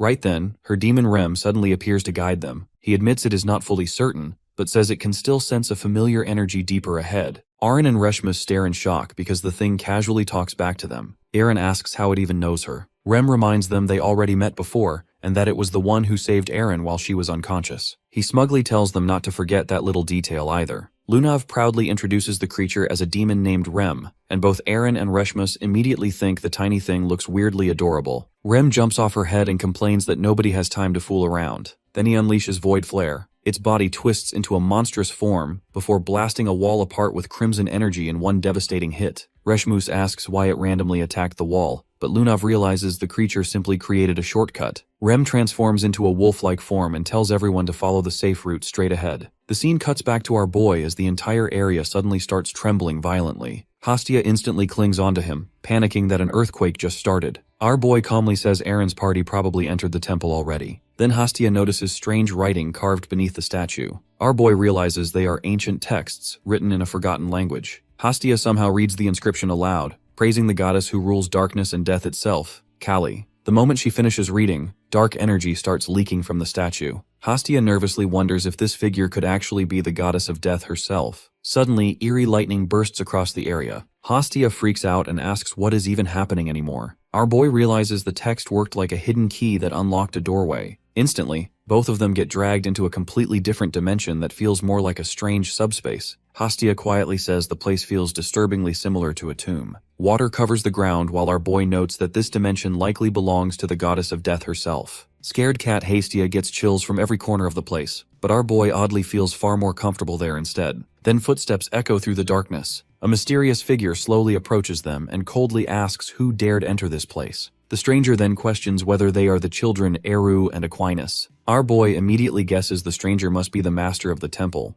but Hastia just stares in confusion because the terrifying figure looks like a little kid instead. The dark woman calmly introduces herself as the goddess of death, Kaylee. Then she asks our hero what name he goes by. Our boy gives his name without hesitation and casually declares himself the heir of that fool, Eru. Callie welcomes our boy and asks what dragged him all the way into her domain. Our hero realizes his idiot god is notorious even among gods, and bluntly asks how to kill a god. Callie finds the question amusing and calls Tian interesting. Before answering, she thanks Hastia for guiding Tian to her. Then she slowly steps closer and says she needs to confirm something beforehand. She warns our guy to keep quiet while Hastia almost melts down from the heat. The goddess suddenly leans in and starts sniffing him. Even our hero looks disturbed and asks what exactly she thinks she is doing. Callie quietly calls him a poor little thing before revealing he was rejected by Rumendel too. According to her, that perfectly explains why he wants to murder a god so badly. She explains that the current age belongs to light, while darkness remains hidden beneath it. Killing the god of light would not simply remove one deity, it could destroy the entire era itself. Our boy immediately asks if she is basically saying the god cannot be killed.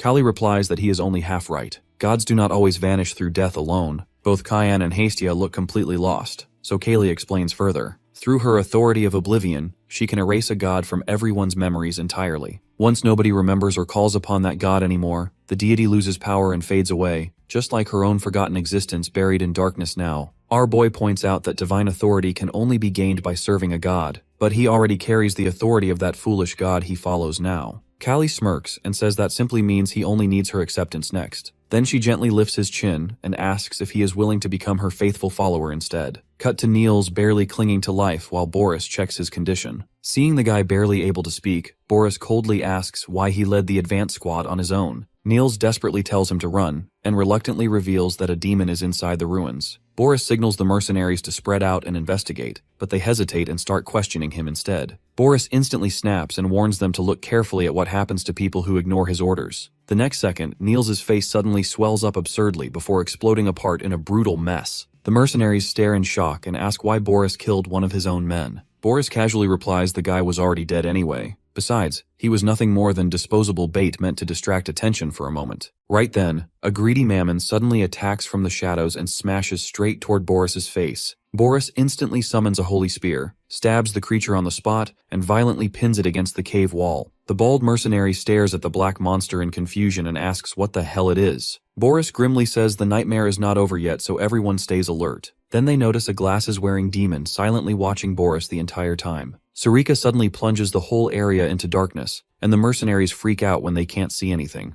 Out of nowhere, a flash of lightning slices through the dark, taking one mercenary out in an instant. More bodies hit the floor as only glimpses of light can be seen. Boris quickly unleashes his lightning of purification, sending holy lightning crackling through the cave. The light reveals Sarika mid-attack, going at another mercenary. A bald mercenary charges at her with his gauntlet hammer skill, but she effortlessly blocks it with a counterkick. He's stunned. Sarika coolly tells him to scram since she's not interested in lowlifes like him. When he doesn't back down, she uses another skill, and in a blink, she unleashes 12 slashes, taking him out for good. Next, she leaps at Boris, ready to settle an old score. Boris just laughs, convinced that no matter how much she's grown, she's still just a human. A weird energy flickers around his hand as he flicks his fingers, thinking even a fraction of his holy power can squash her. But just then, Kaylee shows up, which throws Boris's powers off balance. Sarika seizes the moment and starts raining down sword strikes, with Boris barely dodging some of them. She notices some strange dark energy swirling around them too. Boris coughs up blood from Sarika's hits and wonders if Kaylee's powers are really waking up. Sarika demands to know who he really is, but Boris just smirks, saying he's not dumb enough to spill anything to a worm. Meanwhile, we switch to Rem, who's now transformed into a giant beast, carrying the girls through the ruins. They finally reach a massive chamber where Lunov spots something up ahead that definitely looks out of the ordinary. A skeleton dressed in old robes sits on a throne. Arin thinks to herself that it's probably just a corpse and questions why it's still there. Rem explains that the skeleton was a loyal servant of the god worshipped in this place, and used mana to keep the ruins intact over the years. Arin realizes that the cave surrounding the ruins was made artificially. Rem gives her props for figuring it out so quickly. Lunav suddenly suggests bringing the skeleton back to life with necromancy, which totally throws Arin off. Rem chimes in, saying necromancy isn't a bad idea after all. But Arin quickly warns Lunav about the dangers of messing with it. Still, Lunav stands her ground. Even Rem backs her up, assuring Arin that he'd never let Lunav die. Then she turns to Reshmus, wondering why she's not stopping this crazy plan. Reshmus admits she just doesn't have the strength to intervene. Lunav opens her spellbook and starts chanting. Magic circles light up around her as she commands the darkness to rise. Suddenly, black flames burst out from the skeleton, and a growling voice asks who dares disturb it. Dark arms reach for Lunav, but she holds her ground. Rem tells her that the veil is against the revival, but it'll help her out, so she should keep going. He even jokingly mentions she can send his regards once the skeleton is up and about, and adds he might need a nap from the necromancy backlash. Curious, Lunav asks if Rem knows the skeleton. He tells her to keep her focus on the spell and just ask the skeleton later. The whole place starts buzzing with dark energy. Arin warns Lunav that she's pushing too hard. Stubbornly, Lunav counters that the knowledge in these ruins could really help Senior Cyan, so the risks are totally worth it. She then challenges whether Princess Arin's determination matches hers. Arin falls silent. At that moment, the skeleton cracks open its jaw, rising back to life. Dark energy explodes around the throne as the entire chamber shakes. Lunav suddenly collapses, making Arin rush over in a panic. Lunav weakly whispers that the revival worked, and Arin asks what she means by that. Just then, the skeleton asks if she's the one who brought him back. Lunav is speechless as the skeleton declares it's been ages since he was alive and thanks them for reviving him. He goes on about how he feels he didn't deserve it since his life was a failure, and he couldn't protect what mattered most to him, then asks if they're disappointed. Lunav shakes her head, saying she's not disappointed because she actually managed to resurrect an old man. The skeleton laughs and tells her she got one thing wrong. When she asks what it is, he proudly states that he's not an old man. Someone as handsome as him could never be old. The girls stare at him, dumbfounded. Then the skeleton casually asks for a mirror. Lunav hands him a mirror, feeling bad for not restoring his flesh. But the mirror slips from his hands, and he freaks out about how cruel it is to wake him up looking like this. Lunav nervously mentions that her demon Rem sent his greetings. The skeleton immediately recognizes the name. Shocked, Lunav asks how he knows him. The skeleton introduces himself as Varian Arcania, the faithful builder of this temple and the former master of Demon Rem himself. Callie notices our guy is taking his sweet time and asks what's up. She reminds him he clearly wants something from her. He throws out the question of whether she really doesn't care that he's already got another god lining up. Kaylee just laughs it off, saying she doesn't mind sharing, and she's so desperate that she'd take even a two-timer. After all, a god without followers is pretty much the same as a dead one. Eventually, our guy decides to pledge his loyalty to her, and Kaylee's grinning like she just hit the jackpot, telling him he made the right call. But then his eyes go wide. Hastia freaks out, calling his name as he suddenly disappears into the dark water. Now Cyan finds himself sinking through a weird red pool, totally confused about where he is. As he keeps dropping, he feels a ton of people all around him. Looking down, he realizes it's everyone he's ever killed. The undead mock him, bringing up how he thought he could just live peacefully after trampling over them, saying it's the fate he deserves. They curse Cyan and get a kick out of turning their dying hatred into his curse. Callie calmly asks if their words even make sense. Our hero questions if she really expects him to feel guilty now. She explains that those voices are his buried thoughts, and that guilt is now part of his memories. In the end, she asks if he's actually ready to face them. He just grins and pulls out his dagger, saying he hates all this complicated stuff. Kaylee is left stunned as he nonchalantly says it's way easier to just destroy everything. Then he charges forward, hacking through those memories. Even while he's taking down the undead, he shouts that they can curse him all they want because he'll keep slaughtering them over and over again. As he slices through the blonde guy, he decides he's going to be the curse of this world. Meanwhile, Hastia is nervously sniffing around, worried because she never explained this place to Cyan and is clueless about what to do. Suddenly, the water pool bulges out. Someone bursts out of it at full speed, freaking her out. He lands nearby and tells her to stop making noise. Only then does she realize it's Cyan. He asks Kaylee why she keeps showing him those dead guys again and again. Callie says it was all a test to see if he's worthy of being her follower and admits he exceeded her expectations. She adds it's been ages since a human entertained her this much. She says she'll personally grant her authority to the first faithful of this era, the heir of the Black Fog. The scene shifts to an exhausted Rick, who's impressed the girls are fighting monsters instead of running away. He feels relieved his job is done. Now all he has to do is survive and wait. Suddenly, he spots a barbarian lying at his feet. Rick freezes.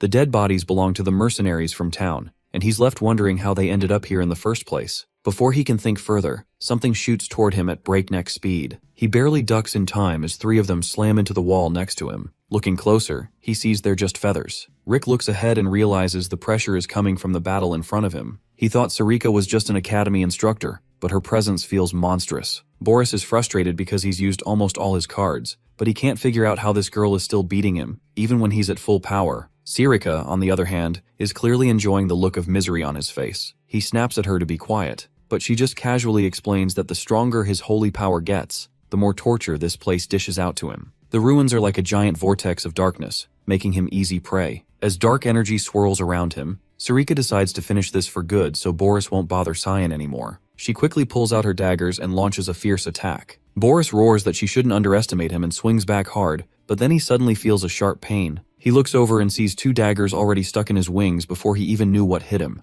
Right then, Sarika unleashes her Mistflower Blossom move and lands a heavy blow. An explosion rips through his wings, and Boris screams in agony, sweat dripping down his face as he grits his teeth. But Sarika isn't done yet. She drives her knee right into his stomach and sends him crashing onto a rooftop. Boris coughs up blood, shocked that he's actually losing to a human. She doesn't care about giving him time to recover. Instead, she leaps up again and slams him with her raging fogstorm while he's still stuck with the daggers. Now really hurt, Boris finally realizes that surviving is more important than his pride. He activates Angel Descends, and a blinding light bursts from his body. Sarika can't see through the light, but she quickly figures out he's about to blow up the whole ruin. And that's exactly what he does. The explosion knocks her to the ground, but she lands safely. Feeling a bit guilty for letting Boris escape, she notices a huge hole in the cave where he got away. Suddenly, her eyes narrow. One of the half-dead mercenaries grabs her leg. Without hesitation, she drives a dagger into its skull, realizing Boris planned to turn the mercs into puppets all along. She looks ahead and spots Rick struggling against the undead puppets but decides he's not worth her help. Rick desperately pleads for assistance, but now he's facing the consequences of his own actions. The scene shifts to the undead skeleton, who reveals that he was Rem's master ages ago. Lunav is caught off guard to find out her demon Rem used to be human. Varian explains that demon Rem is still missing a part, which is actually protecting this old, run-down temple. Aaron asks how the goddess of death, once adored by so many, ended up in ruins. Varian tells them that when the era of darkness ended, it gave way to the era of light, and that's when people slowly forgot about the goddess. To a god, being forgotten like that is pretty harsh. Because of this, he throws them a deal. If they become followers of the goddess of death, he'll hook them up with some rewards. Lunav jumps in and asks if he can seriously grant any wish. Varian calmly replies that he can and asks what she wants. Without missing a beat, she asks for the power to protect someone and promises to follow him faithfully. Suddenly, black sludge spills from Varian's mouth, and he says the first step is to stand before the goddess. Lunav is ready, but the other girls are a bit freaked out. Varian's jaw drops right off his face, and when he awkwardly asks for it back, she just hands it to him like it's no big deal. After he reattaches it, Varian pulls out an old piece of paper and reveals it has the key to finding the goddess. Lunav struggles with the ancient text and passes it to Aaron, who knows she's doing it on purpose because she thinks Aaron can figure it out better. The manuscript tells them to go through the swamp of memories in reverse and acknowledge the mother of death and darkness, Lady Caligona. The second Aaron hears the name, she freezes. Flashbacks of Caligona and a bunch of demonic beasts flood her mind. She remembers that Caligona created demons and all those nightmares that haunt humanity. Varian calmly mentions that might be true in the Age of Light, and he asks if that's a reason to hesitate. Lunav quickly says no. She doesn't care who Caligona is. She wants to be her follower to unlock the full power of the demon Rem. She's tired of letting others take what's hers. Varian nods, acknowledging her choice, and then asks the other 2 girls what they plan to do. Aaron claims she'll find her own way without taking the deal. Varian then asks Lunav for her name. After she tells him, he gently touches her forehead and wishes her a safe journey. Out of nowhere, Lunav finds herself in a bizarre celestial space filled with memory fragments. She sees the moment she was kidnapped and watches someone take her heart curve. As she focuses on that person's face, she realizes it's Cyan. She smiles, feeling certain her guess was right all along, and rushes toward him to give him a hug, saying how much she missed him. But just as she reaches him, her smile drops. Cyan suddenly backs away, and she chases after him, only to end up back in that dark pool. Finally, they see each other inside Kaylee's domain. Lunav wonders if this is a dream or just her imagination. Cyan simply asks how she got there. She slams into him, sending him flying back for what looks like a cozy hug. Outside the cave, the other girls are freaking out as Lunav passes out. Reshmus grabs her sword, demanding to know what Varian did to her. But, weirdly, she can't even pull it out. Varian coolly warns her not to misuse his name, saying Lunav's just asleep, so there's really no reason to panic. Callie chimes in, asking what it actually means to be one of her followers. Varian shrugs and says all Lunav has to do is live like one of them. Nothing too crazy. He points out that Lunav looks pretty happy while snoozing. Aaron wonders what she could be dreaming about, while Varian assumes she's content after becoming a follower. But then Aaron jumps in, saying that legends paint Caligona as an evil god. Back when Rumendel defeated her dad and stopped Kaylee's corruption, the world was basically chaotic and dark. She can't wrap her head around how anyone would want to worship someone like that. Varian questions what exactly makes Kaylee impure. Aaron just says it's because she brings death. Then Varian spills a different take on history. He points out that way back, before civilization, people were just suffering all the time. They were always dying from storms, hunger, or bad hunts. Death was basically part of life, so they prayed for it to bring peace and end their pain. That's when Lady Kali showed up, but not as some monster, but as a savior for those wanting a painless end. Seeing the girls' shocked faces, Varian jokes if they slept through their history classes. He explains that as humanity got better and escaped suffering, they stopped fearing death and moved away from the dark times into an age of light. Aaron starts to realize that this must be that age. Varian nods in confirmation. Now even Aaron is feeling conflicted about what's actually right or wrong. Then Varian hits her with a simple question. If she believed in the era of light so much, why did she even look for the Temple of Death in the first place? Her eyes go wide at that. Varian calmly points out that she probably isn't happy with Rumendel already. Suddenly the whole cave starts shaking. Aaron asks what's going on, and Varian just says it looks like an old friend has arrived. He tells the girls it's time for them to bounce because he has some urgent stuff to take care of. Before disappearing, he can't resist reminding them that at least he's a good-looking guy on his way out. Cut to Boris barreling through the Romar Plateau and crashing hard outside. One of his wings is messed up, and he lands rough on the ground. As soon as he lands, Varian greets him casually, like they're old buddies, asking if it's been a while. Boris instantly knows that voice. Then Varian's tone shifts, getting dark as he says he's finally here to settle a debt, calling Boris by his divine scripture, Hearthcrea. The scene shifts back to Kaylee, who welcomes Lunav and asks if she wants to join her crew. Lunav jumps right in and mentions that Varian sent her. Kali smirks, saying Varian still finds ways to surprise her even after kicking the bucket, especially since she had given up on everything. Lunav demands to get Cyan's back and tells Kaylee to hurry up. Kaylee just calmly says there's nothing to worry about because the moment Lunav stepped into this dimension, she was meant to be there. Our guy asks how she even found this place. Lunav rolls her eyes, saying it's a silly question, especially after disappearing for so long. She mentions that Princess Aaron left the imperial family and hung out at the academy while everyone else was looking for him. Hastia grabs Lunav's finger to explain that Cyan didn't have a choice because he was running from the Rumendel curse. Lunav realizes Hastia is mind-linking with her but teases her for being a pipsqueak who hung on to Cyan the whole time. When Hastia gets bummed out about that, Lunav actually compliments her for watching out for Cyan while she was away, which makes Hastia feel all warm inside, thinking maybe Lunav isn't so bad. Then Lunav asks Cyan what the Rumendel curse even is. He explains it's the punishment for going against the Holy Sword, which leads the Titans of Light and the Nephilim to chase him forever. Even if he takes them out with the Demon Blade, they don't stay dead.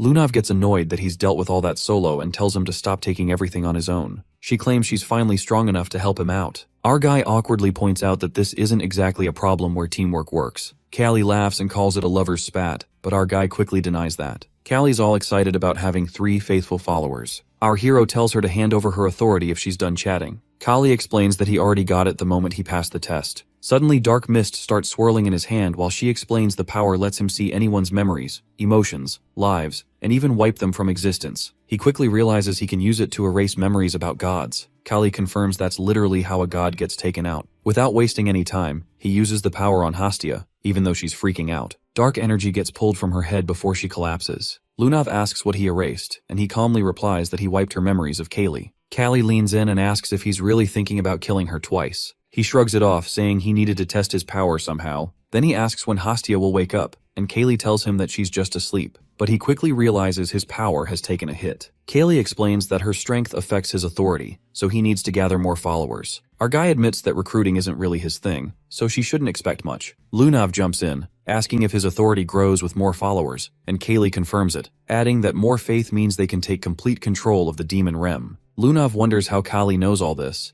and she smugly reminds her that she's an all-knowing goddess who can even see the tiny, precious Rami Haram inside her. Just then, the whole place starts shaking like crazy. Massive stone pillars start folding in, and Lunav points out that this tremor feels worse than before. He quickly realizes that the creepy presence he feels means the holy book must be nearby. Kali says it's time to get out. Both of them stand there confused while Kaylee explains she's just tossing them out of the dimension. He complains that now that they're her followers, they should help clean up the mess. Kali flat out refuses, saying she doesn't want to lose her hard-won followers and will deal with Boris herself. A moment later, he and Hastia pop back in the cave near the statue they saw earlier. As he looks around, he wonders if Kaylee has other followers hidden away who can take on Boris. Hastia suddenly wakes up, and he asks what she remembers last. She says he told her to read the text under the statue, which means the authority worked like a charm. Then it cuts back to Lunav, where Eren is relieved to see her awake. But the first thing Lunav asks is where Senior Cyan is. Shocked, Eren exclaims that Cyan is actually alive. Lunav says they can talk later because the ruins are about to come crashing down. Back in the dimension, Kaylee quietly connects to Varian and asks if he still can't find peace after death. Varian's excited to finally have a shot at getting back at the ones who took their darkness. He calls on the goddess for power to avenge her, while Boris is protected inside a glowing ring, teasing him for always finding sneaky ways to survive. Varian shoots back, saying the real counterattack is just getting started. Boris laughs and says darkness will always lose to light. That's just how things work. Varian unleashes a massive magic circle, saying it'll be different this time because he's got her backing him up. Seeing that Kaylee has awakened makes Boris nervous. He tells Varian that the dead should just accept their fate. Varian flatly refuses, saying they'll always stand against people like Boris because that's what his goddess wants, and it's the path to oblivion. The magic circle bursts into blinding light as Varian declares he'll show Boris true oblivion. A huge beam shoots forward, and Boris calls Varian crazy, yelling that he's ready to go down with the attack. Varian accepts that without hesitation, saying Boris won't take anything from them again. The explosion slams Boris into the ground hard enough to leave a massive crater. Back at Ruin Academy, Dean Kundal says he already told the Imperial family Princess Aren will take responsibility for destroying the Romar ruins and asks if she is truly sure about it. Aren calmly accepts it, saying the responsibility falls on her as royalty and she is ready for any punishment. Dean Kundal agrees, but admits Regent Violet will not go easy on her. Still, Aren refuses to back down, saying her mind is already made up. After dismissing her, Dean Kundal regrets letting her visit the ruins and feels guilty watching the world crush someone like her. He believes she has everything needed to become emperor, but wishes she could be selfish for once. The scene shifts to Lunav as Rem mentions Kali wants more followers. Lunav says Kaylee can only regain her full power by gathering believers. Rem sighs and says at least Lady Kali waking up is already a miracle. Lunav notices Rem looks exhausted and asks if he is alright. Rem says some rest will fix it and asks if she has any plan to gather followers since spreading a forgotten foreign god's faith sounds impossible. Lunav reveals she plans to head to Hildev, the first city to worship Rumendel. Rem nearly loses it hearing that. He asks if she seriously plans to spread Kaylee's faith inside the enemy's front yard. Lunav casually points out that old systems always develop cracks eventually, and she simply plans to pry those cracks wide open. Rem admits she has a point but still feels the whole thing sounds insane. Lunav confidently tells him it will work, and even if it somehow fails, he will still help her anyway. Since Rumendel rejected her Kayan, she plans to hit that god exactly where it hurts the most. The scene cuts back to Reshmus training with her sword when Gale suddenly shows up and greets her. She immediately notices his missing arm and asks what happened. Gale brushes it off, saying he has his own problems and she should stop staring at it. Reshmus points out that he is still following them around even in that condition. Gale acts offended and says the least she could do is show some concern for a one-armed man. Reshmus tells him to leave if he only came to crack bad jokes because she is busy. Gale pulls out his sword and says he will get straight to the point instead. The second he moves, Reshmus instantly rushes him and smashes her sword against his sword. The impact shocks her as she realizes he switched to left-handed swordsmanship and asks what suddenly got into him. Gale casually spins his blade and says they should finally settle the fight they never finished before. Reshmus immediately gets into stance while Gale warns her not to underestimate a one-armed swordsman. The two start clashing across the area in a rapid exchange of blows. Gale quickly notices her movements became cleaner and more precise with barely any openings left. But the moment she charges mana for a powerful sword skill, Gale simply watches calmly. She thrusts straight for him but Gale ducks effortlessly. Reshmus gets caught off guard as Gale points out her biggest flaw. Her attacks are way too direct. The moment she realizes she left herself wide open, she braces for a slash. Instead, Gale casually kicks her flat onto the ground. He mocks her for panicking while Reshmus angrily asks what the point of all this is.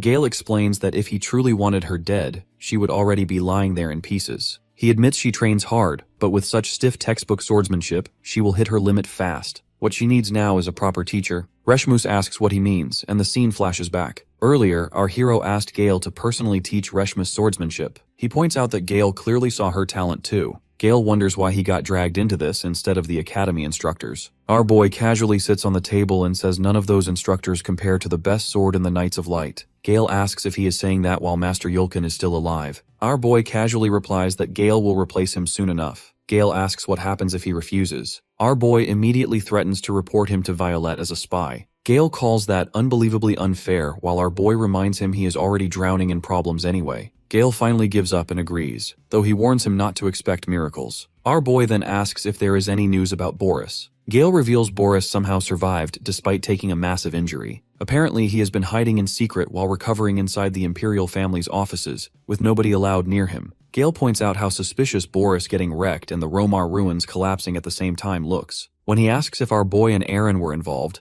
our boy praises his detective skills instead of denying it. Gale warns him the Apostles of Light are already turning the whole thing into a conspiracy theory circus. As he gets up, Gale mentions he is heading to Princess Aaron next. Our boy asks if he finally stopped tailing them around. Gale says it is only an escort mission this time since he has to accompany her to meet her new fiancé. That instantly catches our boy off guard. Gale notices Kyan visibly reacts and quietly feels they will probably meet again soon. Back in the present, Gale snaps Reshmus out of her thoughts and proudly says the Knights of Light's greatest swordsman will train her while staying with them under Princess Violette's orders. Later, Gale arrives with a carriage and thanks Aaron for accepting things quietly. Aaron calmly says refusing would only create more trouble for others. Gale promises to escort her safely while Reshmus cannot hold back anymore. She says this whole thing feels completely wrong. In her eyes, Violette is practically sending Aaron to her death. Punishment was one thing, but forcing her into an engagement with absolute human trash is crossing the line. The scene then cuts to that very trash himself completely drunk out of his mind. A butler named Frederick enters and informs him that Princess Aaron has already departed from Ruin and preparations will begin for her arrival. The arrogant drunk, young Master Barrett, smirks with that punchable rich boy face of his and says he has been waiting a very long time for this reunion. Later our boy enters Eru's domain through the gate along with Hastia. Sirika already knows Kyan contacted the Goddess of Darkness on his own and even turned into a heretic. When he asks how she knows, she casually reveals she was there too. Aaron and Lunav were too stubborn, so she followed them while they searched for him, and even heard Lunav met him personally. Our boy wonders what exactly she is planning. Sirika says no matter how monstrous he may be, having faith in two gods with one body is still insane.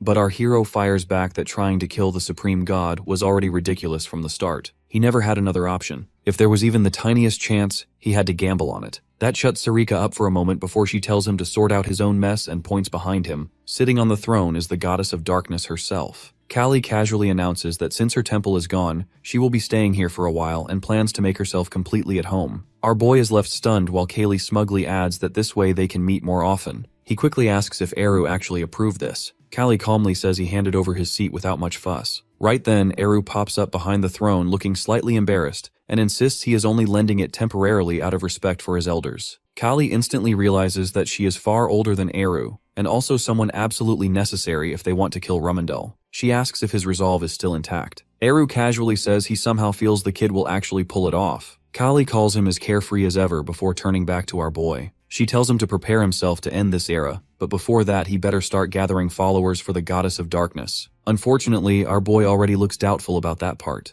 Sarika says she already knows the perfect person for the job. He asks Tyan if he knows House Rabihane. Our hero says it is the family near Spanya's outskirts, and she confirms, telling him to find their youngest son who recently entered Ruin and already seems closer to their side. Our boy asks what she means and if she knows him. She says he will understand when they meet and warns him to hide his identity, since he will not be seeing just one familiar face there. This leaves our hero even more confused. Meanwhile, Aaron finally arrives at Ravelon on the eastern border of the UCF Empire. Aaron asks Reshmus if she is tired, but she says she is fine. Gale says training must have worn her out and then presses her bruises, making her cry in pain. He smirks and says she looks sleep-deprived and adds that surviving his training means she has rare talent, so she should keep going. Reshmus quietly thinks he might respond well to Carrot and Stick. Aaron asks why he is suddenly so friendly and if it is because of Violette's orders. Gale calmly says he holds no grudge against her and is only doing his job, which irritates Aaron even more since she still cannot relax around him. Gale tells her not to be so negative since this trip could benefit her. He explains that Ravelon borders the Spania Kingdom and House Rabihane controls the area with a giant wall that keeps demi-humans out of the Empire. When he mentions building ties with House Rabi, Aaron cuts him off and says that would make it easier for the UCF Empire to control its eastern borders. Aaron already knows House Rabi earned its status by protecting the eastern border. House Remil also helped them rise by supporting them through trade, and the two houses became closely connected. She explains that House Rabihane recently adopted Barrett Ruimil, the disgrace of House Ruimil. After the mysterious attack at Ruin Academy, he lost his mana and was abandoned by his family, but his engagement to her made him valuable again. Reshmus says they still need Princess Violette's approval. Arin replies they have no choice since they can only obey orders from the imperial family. Gale says she looks like her world is ending, which stuns her. He asks if sulking will change anything. Arin snaps back and asks what he knows to talk so casually, but Gale just smiles and says the world has not ended yet. Since she has not given up either, she should quietly wait for her chance, which annoys them. Right then, the carriage stops as they finally arrive. Frederick greets them outside while Gale quietly thinks it is pretty rude Barrett himself could not bother showing up. Still, Aaron greets Frederick politely and follows him inside. On the way, Gale notices a lone swordsman training by himself. He thinks the guy is definitely working hard, but it is sad the poor fellow has absolutely zero talent. In Gale's eyes, all that effort is basically getting thrown into the trash. Meanwhile, the red-headed swordsman keeps training alone while someone silently watches from the rooftop. It is our boy. He already knows the guy is Shirts, but still wonders what the leader sees in him. Even though Shirts trains hard, his talent is terrible, so our hero decides to keep watching for now. Even late at night, Shirts keeps training and our boy almost starts respecting his stubbornness. By the time Shirts finally stops in exhaustion,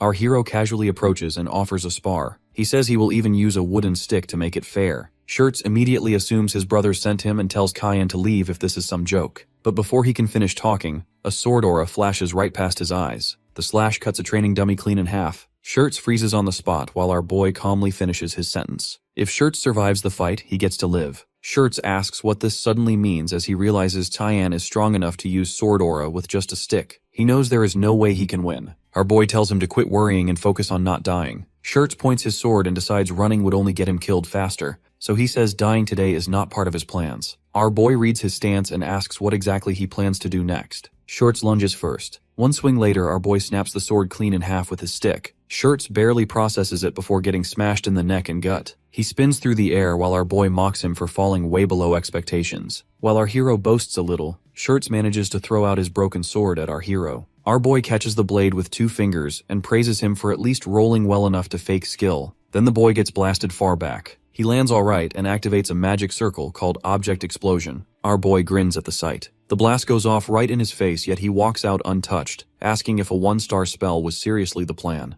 That is when Shirts realizes his opponent has powers of black mist. A second later, our boy stomps his face into the ground and gives credit to the kid for the previous sneak attack. He tells Shirts to become an assassin for having eyes that suit the job too well. The scene shifts to the UCF Empire at Imperial Palace. A servant reports that Princess Arin has arrived at Revillion. The woman listening is the second Princess Violette. She says an engagement is one thing, but letting Arin roam free feels reckless since she could join House Robbie and return for revenge. The third Prince Fabian brushes it off and says there is nothing to worry about. Behind him stands the fourth Prince Nerobian. He says they know Barrett better than anyone, and he will deal with her himself. But Violette says that is no longer enough and reveals Boris barely survived the Romar Plateau expedition, while Arin visited the same place that very day. Fabian instantly calls that nonsense and asks if she seriously thinks Arin reduced council head Boris to that state. Violette says the truth is even worse. She recalls Boris speaking about the goddess of darkness Kali resurrecting him. Completely confused, she asks if the Ruins expedition was ever just exploration and demands to know what happened there. Boris then reveals that Cyan apparently awakened the goddess. That alone chills the room. He warns them a massacre is coming for the Empire and they better prepare before the blood starts flowing. Back in the present, Nerobian says they should kill Arin first, but Fabian calls him an idiot since drawing attention now would be suicide. Violette agrees and says that is why she needs to know Barrett can erase Arin for good. Fabian calmly tells her not to panic and says even if her future fiancé is called a cripple, his talent is still monstrous. After being abandoned by his family and taken in by the Count, he stayed quiet, but Fabian says he has probably been hungry for blood this whole time and is close to losing his mind. Cuts to Shirts asking if Kyan seriously wants him to join the Mist. Our boy says yes, plus Shirts has no choice unless he wants to die. Shirts asks what he gains from it. Our hero tells Shirts will become strong enough to kill the real trash of the world quietly. Shirts asks if that means he can slaughter his own family too. Our boy looks confused because House Robbie is not even on their target list. Cyan asks him why he does that when his father is famous as the Frontier's Sentinel for protecting the border from demonic beasts and traffickers near Spania. Shirts says that is exactly the problem. His father values the family more than anything while he himself is just the bastard son of some nameless woman. The house treats him like dirt. His siblings use him as a toy because he inherited none of their talent. Even Barrett, the adopted son, looks down on him. So as far as he cares, the whole house can burn. Now our guy finally understands why Sarika sent him here. He tells the kid fine then, let's see for ourselves what kind of family this really is. He removes his mask and says he will decide personally whether the house deserves ruin or not. At the same time he realizes this brat feels way too similar to himself. Shirts immediately recognized our boy as Kyan Verda. Our hero asks if he wants to change his mind, but Shirts immediately refuses. That makes our boy wonder if perception manipulation is useless against him, so he decides to use this chance to test Kaylee's authority instead. Dark mist spills from his head. Shirts nearly jumps out of his skin and shouts that his face is on fire. Our assassin tells him to relax. He is only changing faces for a bit. Our hero slowly replaces his old look. Even his voice shifts completely. From now on, Cyan is no longer there, as his new name is Gunter Richtus. The scene shifts to the guards at the gate. One notices Shirts looking miserable and asks what happened while eyeing the stranger behind him. When they try to stop them, Shirts casually says he got sick and introduces our hero as his new guard knight, Gunter. Our boy quickly notices the guards treat Shirts like trash. The moment one of them starts talking down to him, dark energy leaks from our boy as he coldly says he does not waste words on weaklings and tells them to move. The guard instantly freezes and starts sweating before hurriedly announcing Shirts' arrival and ordering the gates opened. Inside, a man named Alphonse Robbie mocks Shirts for finally coming home. He keeps insulting him and asks if it is really that hard to show himself while Princess Erin is visiting, then tells him to hurry inside. His sister Rosalina Robbie joins in and says Shirts has always been pathetic, and nothing more can be expected from the family's disgrace. Shirts simply lowers his head and apologizes with no excuses. Then Alphonse notices our hero and asks who he is. Still acting the part, our boy introduces himself as the new guard knight. The moment he properly sees the couple, disgust crawls up his throat. Our hero already heard House Robbie had 8 siblings, and now he finds 5 more walking piles of trash. Shirts quickly pulls him back and apologizes by saying his knight lacks manners. Even that small disrespect almost drives the siblings crazy. Shirts enters a room where a man stands quietly by the window. The moment he turns around, both Shirts and our boy greet him carefully. This man is Shirts' father, Count Robbie. He immediately notices the unfamiliar face beside Shirts and asks who he is. Our boy gives his fake introduction while quietly thinking the man carries the same heavy presence as his own father. Without warning, Count Robbie suddenly attacks and reaches for our boy's face, but he smoothly dodges to the side. Shirts panics and calls out to his father, but the Count only seems impressed by the quick reflexes. Our boy politely thanks him, and the elder says someone with skills like that can protect his son well. He then asks Shirts if he plans to quit the academy. Shirts says yes and tries to explain, but his father cuts him off and says he already told the academy this was just a rebellious phase. According to him, Shirts does not lack talent but effort,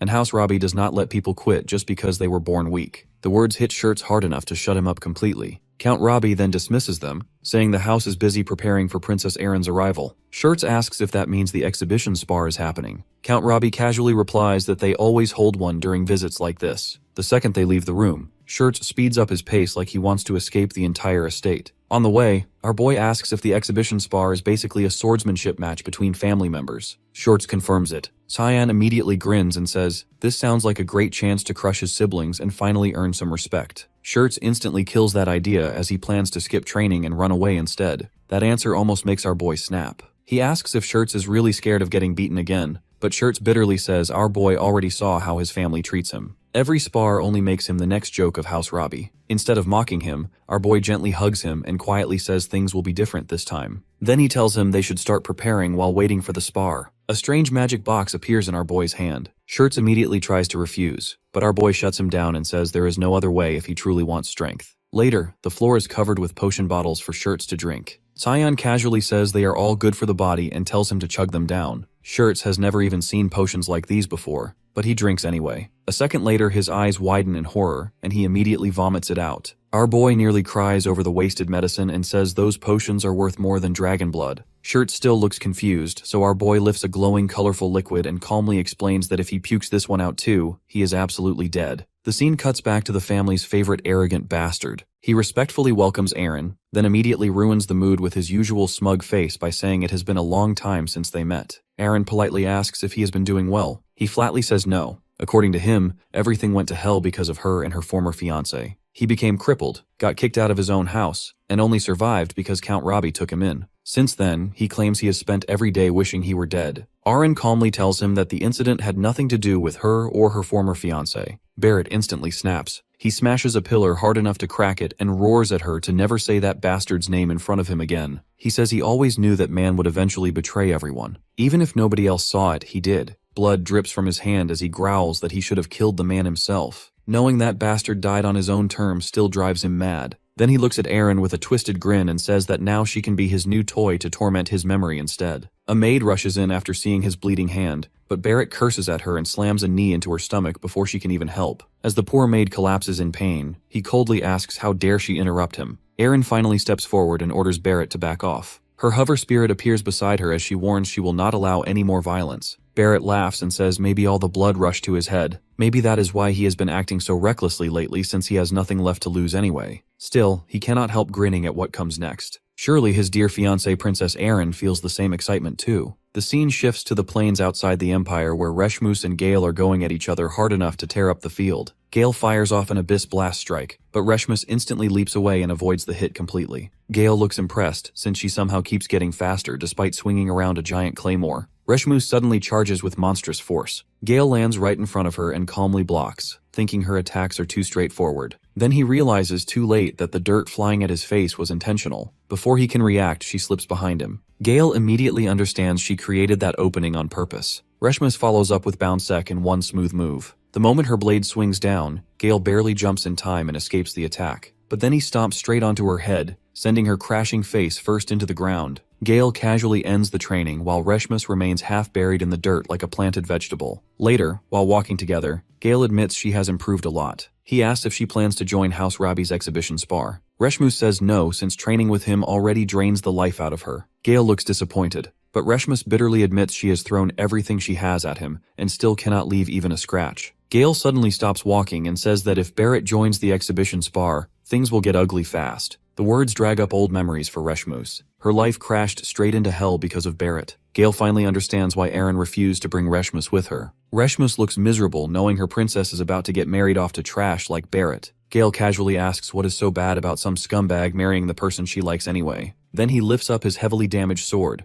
the same blade that somehow always looked brand new before. Gale tells Reshmus her problem is obvious. She fights like someone still too inexperienced and too soft. Even so, he believes she could someday become the strongest swordsman on the continent. He tells her to stop dwelling on the past and focus only on getting stronger. That way nobody will ever dare touch the people precious to her again. Reshmus finally smiles at that, and the two head back toward the Empire together. The next day, a referee officially began the exhibition spar and ordered all participants to take their positions. Alphonse mocks Shirts for not running and actually chose to fight. He says it changes nothing since he will still get mocked anyway. Even his own elder brother looks down on him. Then he glances at Erin and realizes it has been a while since he stood this close to her. He cannot believe how she accepts all that just over one imperial order. Then his eyes land on the Barrett and turn nasty. A cripple like him must already be suffering enough, but our boy still plans to smash him. The referee starts the match. Alphonse rolls his sword around and mocks Shirts for always being a human sandbag. He even brings up the beatings from their academy days. Our boy already hates Alphonse after hearing he is from Ruin. That alone explains why he is such a disaster. Alphonse activates a new skill called Excel Rush and appears behind Shirts in an instant. Shirts simply turns around since he already decided the fight is over. Then a brutal strike slams into Alphonse, blocking the attack and shattering it into pieces. Shirts says Alphonse is painfully slow. He already read his movements and mana flow, so he beats him down without even using magic. One clean jab lands right on Alphonse's face. Every brother is stunned. Even the Count sits frozen. One punch is enough to send Alphonse crashing down while 3 teeth fly out. As Alphonse coughs up blood, Shirts already knows the bullying at home will only get worse. The pain in Shirts' arm tells him beating this trash is still not enough. Then our boy asks why he is even worrying about revenge. Of course they will come back for payback. Losing once only makes people hate harder. Shirts wonders if he should just lose instead. Our boy tells him to crush them so badly they never dare try again. Leave enough fear behind to haunt them for life. Back in the spar, Shirts drives another jab into Alp's face and slams him into the ground. Even Erin stands speechless with the other brothers. Rosalind instantly yells for the match to stop before Shirts kills him. Our boy smirks. Now that is a proper impression. Shirts' hand drips with Alphonse's blood as the referee declares him the winner. Rosalind trembles under his stare and nervously wonders if she is next. Just then, the eldest brother, Oliver, breaks the glass of wine seeing Alp knocked out. He says their youngest brother looks frustrated and reminds Rosalind that her reputation as the eldest daughter is on the line. Surely she is not planning to just stand there and watch. Rosalind stays silent. Later, Shirts walks into a room and our boy praises him while recalling the ridiculous look on his sister's face. Shirts gives all the credit to the dragon blood and says he is taking a break. Then he asks who the next fighter is. Our boy casually says it is him. Shirts is shocked and asks if he is seriously joining the sparring matches. Our boy says his target is Barrett since that vermin is participating too. He plans to finally teach him a lesson for tormenting people. Shirts asks if he knows Barrett personally. Our boy reveals he was the one who made Barrett mana impaired. He fed him a mana orb hoping it would stop him from ruining lives. but sadly the pest survived and hurt people again. Through Shirts' memories, our hero realizes Barrett kept causing misery. At that point, he decides the problem should have been crushed from the start. Right then, Rosalind storms into the room. Shirts is about to ask why she came when she suddenly slaps him across the face. She demands to know how he dares look at her like that. Then she mocks his unknown mother and tells him to remember his place in the family. She raises her hand for another slap, but this time Shirts catches it midair. He coldly tells her she should stop before something ends up broken. Rosalind instantly starts sweating as fear creeps into her face. She quickly backs down and says she will let it slide for now. Before she goes, she warns him that his guard knight is about to get crushed because Dekao will be facing him. She proudly says Dekao is a quasi-sword saint and his guard has zero chance against him. After she leaves, our boy asks if this opponent is really that strong. Shirts explains that Dekao is the guard knight of his third sister, Saris, a mysterious swordsman rumored to cut even stars apart with a swing. On top of that, the guy is annoyingly handsome, so Saris practically worships him. Our boy remains cold, but Shirts just laughs inwardly since no swordsman alive is beating someone who drinks dragon blood like juice. Soon the Imperial officials call the contestants forward for the next match. Our hero steps into the arena opposite Dekao, beloved knight of Lady Saris. The girls in the crowd are practically melting over him. Dekao proudly asks if he can feel the passionate gazes of the audience. That, he says, is the difference between them. Then he proposes a fair match. Meanwhile, the crowd keeps mocking our boy's rough appearance, though Erin cannot stop staring at him. Her heart keeps racing as if she somehow already knows him. Nearby, Barrett keeps glaring possessively at his fiancée. At the same time, Saris Robbie loudly cheers for her knight's victory. She arrogantly talks about the overwhelming gap between nobles and lowborn trash, making Shirts think she sounds as stupid as ever. Then the match starts. Dekao instantly unleashes his signature shooting star blade, aiming to finish things in one strike. But his sword suddenly stops, because our boy catches the blade with his teeth. The sword shatters into pieces inside his mouth. Dekao freezes in disbelief since that weapon was forged from a fragment of a fallen comet. Then our boy casually smashes his forehead into Dekao's face and sends the so-called star-cutting knight flying across the arena. The audience cannot believe what they just witnessed. Moments ago they praised Dekao like a hero. Now he is rolling on the ground after getting bullied in seconds. Our boy walks away thinking it was the most boring match ever. Shirts already expected this outcome. Meanwhile, Sarah straight up faints from shock after watching her precious knight get folded like cheap laundry. Guards rush her away for medical treatment, while Rosalind quietly loses her sanity in the background. Even the father and Oliver admit the youngest son's guard knight is frighteningly skilled. Still, Oliver notices something strange about his movements. The father agrees. Without real combat experience, nobody would notice it, but his attacks come from blind spots and impossible angles. In darkness, his movements would be nearly invisible. That man is definitely an assassin. Later that night, Shirts excitedly talks about how much stronger he became in just one day. He proudly declares he is finally ready to become an assassin. Our boy says there is one condition. To gain that power, he must serve the goddess of darkness. Shirts has no clue what that means but agrees immediately anyway. Then our boy says he will begin the modification process. Shirts asks what modification even means. Suddenly our boy's arm turns pitch black. He calmly tells Shirts to stay still because he just wants to test something out. The next day, Shirts keeps crushing match after match. Now he is even using our hero's techniques. After watching his swordsmanship, the crowd cannot hide their shock anymore. His movements are too sharp and unpredictable for most opponents to handle. He even beats fighters twice his size without much effort. What confuses everyone most is his weapon choice. Nobody in the family uses daggers, yet somehow Shirts suddenly learned them and mastered them like a veteran overnight. Of course, the answer is our boy's shady little upgrade system. Back when our hero used the modification on him, Shirts admitted it looked suspicious as hell. But our boy activated the authority of the goddess of darkness called Enshroud,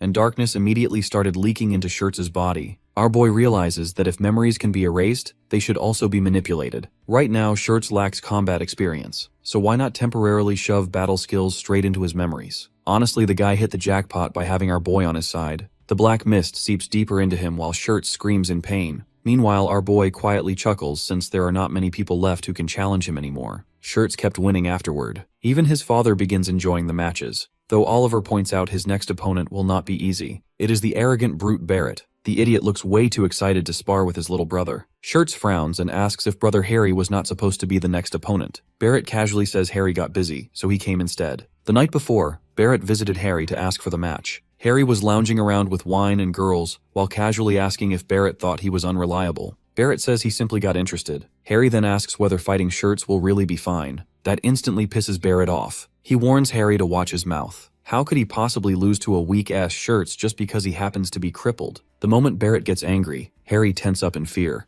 Barrett says he could erase someone like Harry without making a sound. Then he mocks Harry's house, saying they would never have prospered without House Rumel's support. He reminds him that adoption into the family does not mean he can forget his place. Harry immediately apologizes while shaking. Barrett likes the reaction and lightly punches him before telling him to keep drinking himself unconscious, since he will handle the spar instead. Still, what truly interests Barrett is confirming the strange swordsmanship he noticed from Shirts. Soon the match begins. Even Aaron immediately recognizes Shirts' stance as Tyan's swordsmanship, making her wonder if Kyan himself is somewhere nearby. The daggers clash with the sword. This time Barrett easily pushes Shirts back. He mocks him and asks where all that confidence went before rushing in again. Our boy quietly watches and wonders what Barrett is planning when the idiot cannot even use mana. Shirts counters with a savage dagger strike, but the moment his blade hits Barrett's armor, the mana completely disperses. Worse, Barrett's sword cuts straight into Shirts' stomach. Even the crowd gasps. Our boy instantly realizes Barrett came prepared. The armor he is wearing is called Cabana, a counter mana artifact. Barrett proudly explains that no matter how skilled Shirts is, he will never scratch this armor, because it is the ultimate bane of magic. It was forged from a rare mineral discovered by the Graham Council. Even Graham refused to use it because it blocks the wearer's mana too,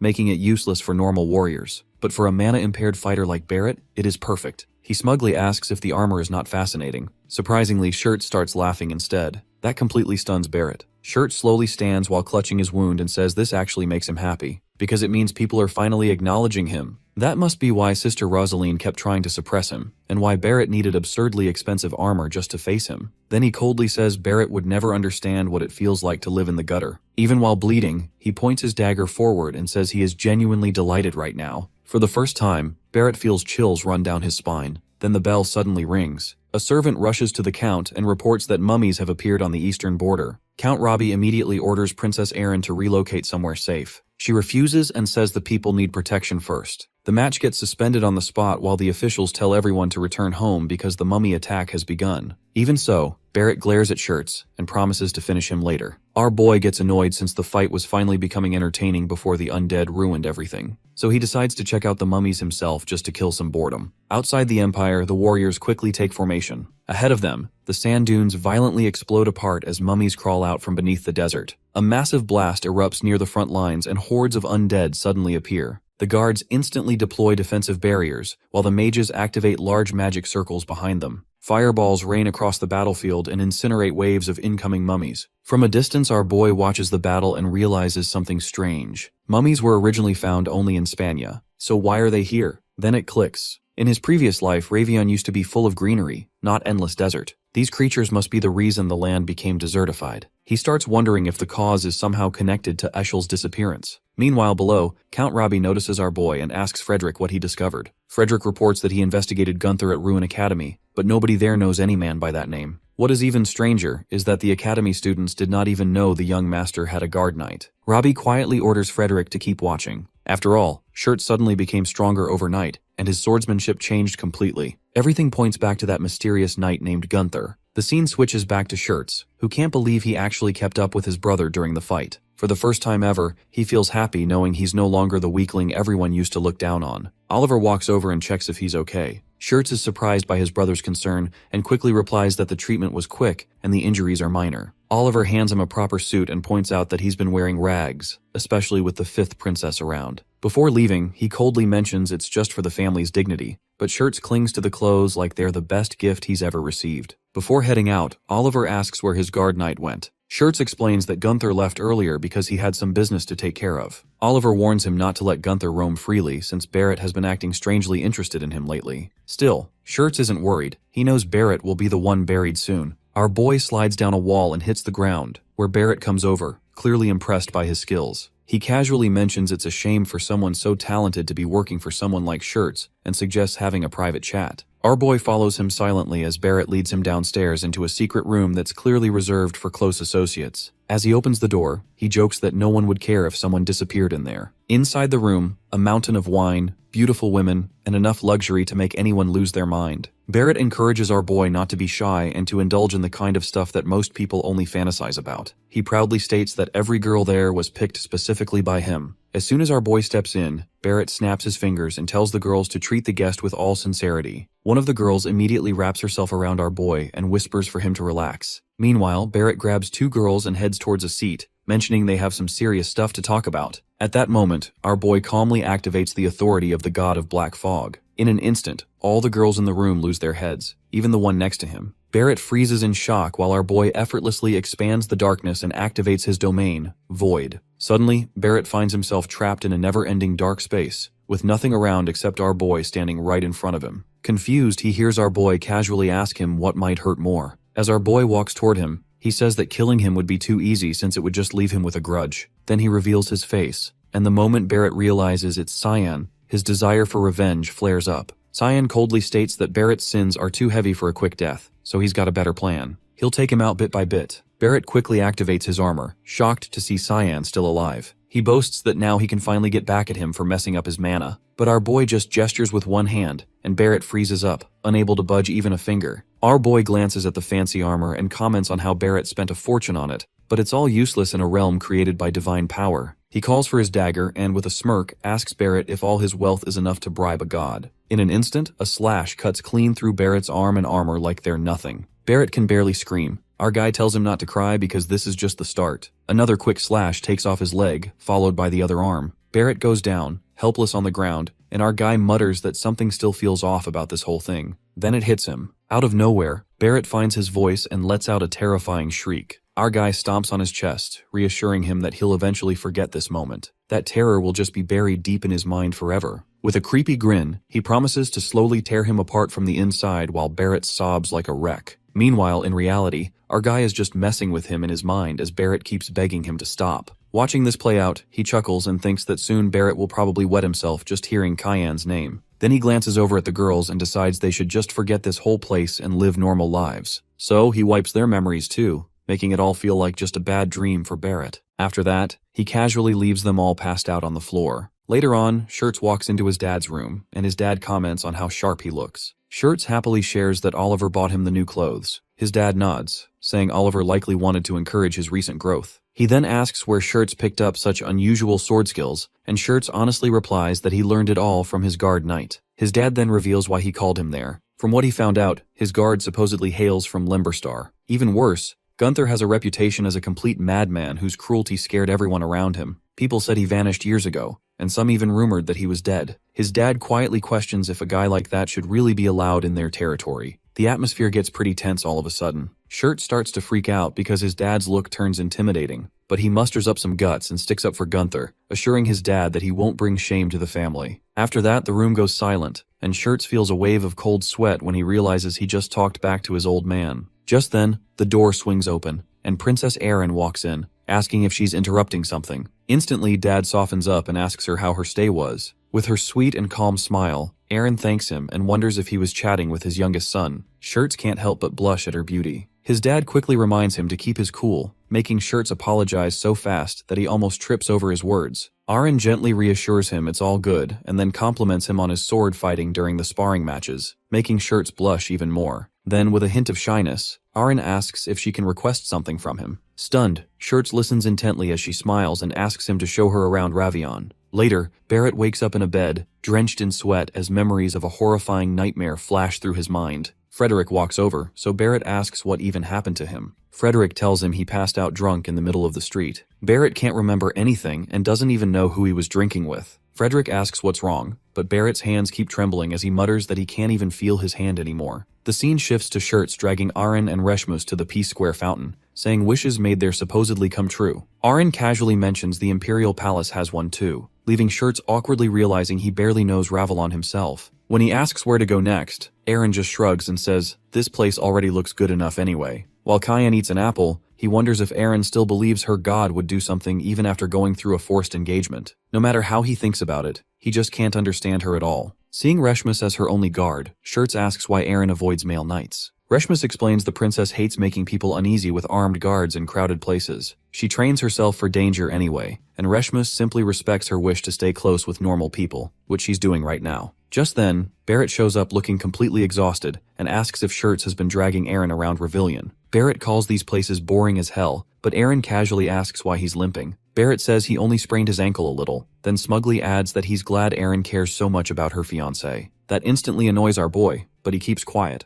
Then Barrett notices Reshmus and says she's changed a lot since the last time he saw her. He notices the hatred on her face and mocks her, asking if becoming the princess's escort knight suddenly made her bloodline valuable. Aaron finally cuts in and warns Barrett to stop crossing the line. But Barrett ignores her and keeps harassing Reshmus like she's the one pushing him to snap. Then he starts bringing up her miserable past just to get under her skin. Reshmus coldly reminds him that Aaron already warned him once, and if he keeps acting uncivilized, she'll personally put him down. Barrett nearly loses it when Shirts draws everyone's attention to his injuries. He mocks Barrett, saying he must have gone too hard during their spar and apologizes for beating him up too badly. Aaron and Reshmus are stunned. Our hero instantly relaxes, thinking he doesn't even need to interfere anymore. Shirts keeps teasing him while Barrett shakes in rage and says they never properly finished their spar, so he orders Shirts to follow him to the training grounds. The scene shifts to the arena as Barrett says no one will interrupt them this late. Still furious over being mocked, he declares they'll fight to the death. If Shirts wants this match, then he better face the consequences. Watching from the side, Reshmus asks if this is really fine. Aaron admits she wanted to stop it, but also wants to see Barrett get beaten up. Reshmus feels the same and plans to step in and erase Barrett if Shirts gets seriously hurt.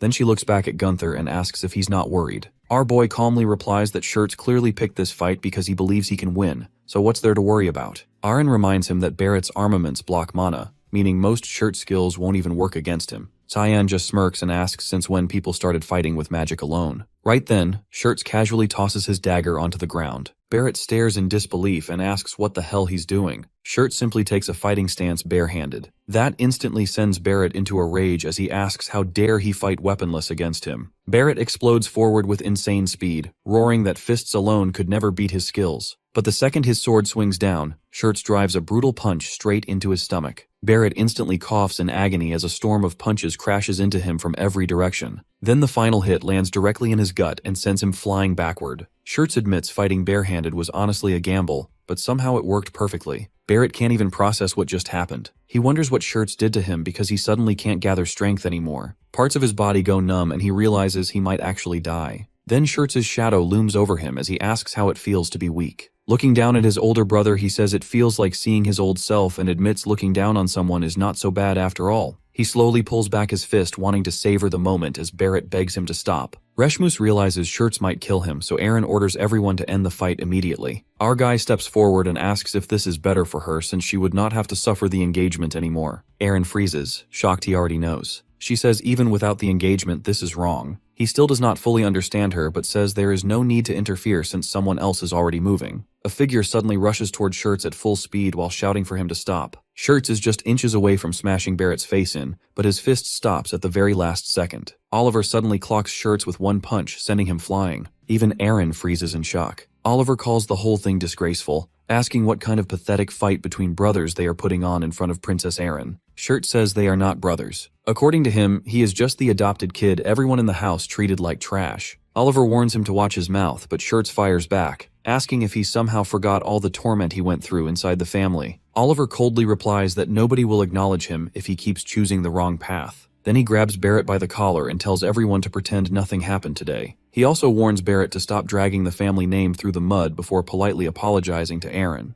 Watching all this, our boy realizes Oliver clearly is not on Barrett's side. As Oliver leaves, Aaron immediately rushes over to Shirts to check if he is alright. Meanwhile, our boy notices Reshmus standing there with a blank face like she had been waiting all day for Barrett to disappear. Looking at Aaron, our boy starts wondering if this is her way of choosing the righteous path even when easier options exist. Sure, she is still stubborn as ever, but maybe that stubbornness is exactly what a future ruler needs. Later, our boy asks Shirts where the princess usually goes. Shirts is busy squatting under a ridiculous amount of weight while looking one rep away from death. He explains that Aaron often visits the eastern side of Ravalon, where an ancient spire stands. Our boy casually asks if he is struggling. Shirts' exhausted face already answers the question. A second later, he drops the weights and collapses dramatically, saying his body is about to split in half. Without mercy, our boy hands him another potion. Shirts stares at it in horror and asks how long he has to keep drinking this stuff. Our hero reminds him that he lost badly to his eldest brother Oliver, so he should start treating the potion like water. Honestly, at this point, he may as well mix it into his snacks too. Then our boy asks about the ruins. Shirts explains they were first believed to be nothing more than a giant pile of stone in the middle of the desert. But after people discovered an entrance, mummies started crawling everywhere. According to his father, the place is deeply connected to them. Right in the middle of explaining, Shirts suddenly vomits the potion. Completely unfazed, our boy keeps questioning him anyway and asks if Aaron and you are going there alone. Shirts explains that his father and several knights are accompanying them since the area is extremely dangerous. Then Shirts asks if our boy still has ties to Aaron since she used to be his fiancée. Our boy bluntly tells him to stay away from her if he values his peace. Shirts watches him leave and quietly wonders if Tyann still has feelings for Aaron. After a brutal trek through the desert, Oliver points ahead and announces that this is the spire of Ravelon.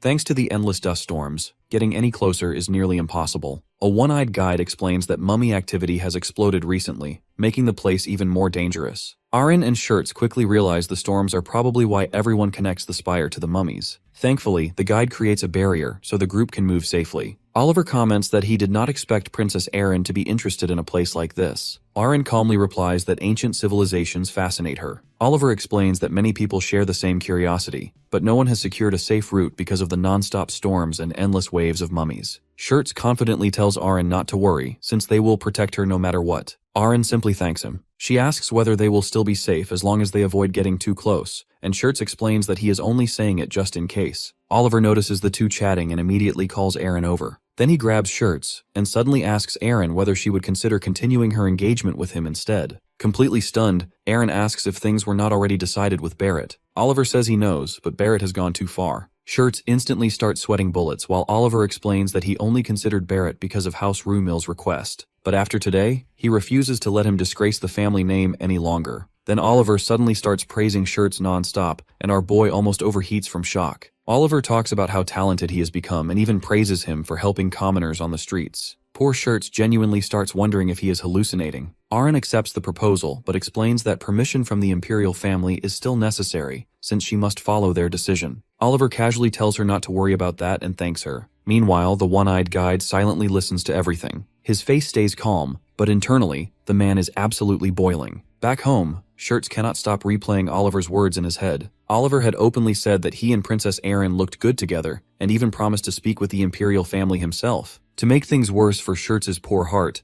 Oliver also admits he was impressed by how he handled Barrett. Then he pats him on the head and says he truly deserves the name of House Robbie, despite growing this far without anyone's help. At that point, Shirts is basically floating. The guy finally got acknowledged. Then he suddenly wonders what Cyan would say about all this. A second later, he decides Cyan would probably poison him for changing his opinion about Aaron. Honestly, fair enough. Still, Shirts decides he should start focusing on his own happiness for once. Maybe he can even tell Cyan he is finally in a good mood, though that immediately reminds him Cyan is literally never happy. The moment Shirts opens the door, Aaron is standing there waiting for him. Aaron immediately apologizes for showing up so suddenly and asks for forgiveness in advance for what he is about to do. Shirts is still confused when Reshma suddenly appears behind him and presses a blade against his throat. Completely stunned, Shirts asks why they are doing this. Aaron coldly replies that this is the only method she has before getting straight to the point and asking when House Robbie started conspiring against them. The scene then cuts to Barrett, who can barely see or even feel his own hands. The one-eyed guide stands beside him before casually stomping him into the ground. Barrett curses blindly since he cannot even tell who is beating him. The strange man mocks him in disappointment, asking how he managed to screw up everything just because he could not make one woman his.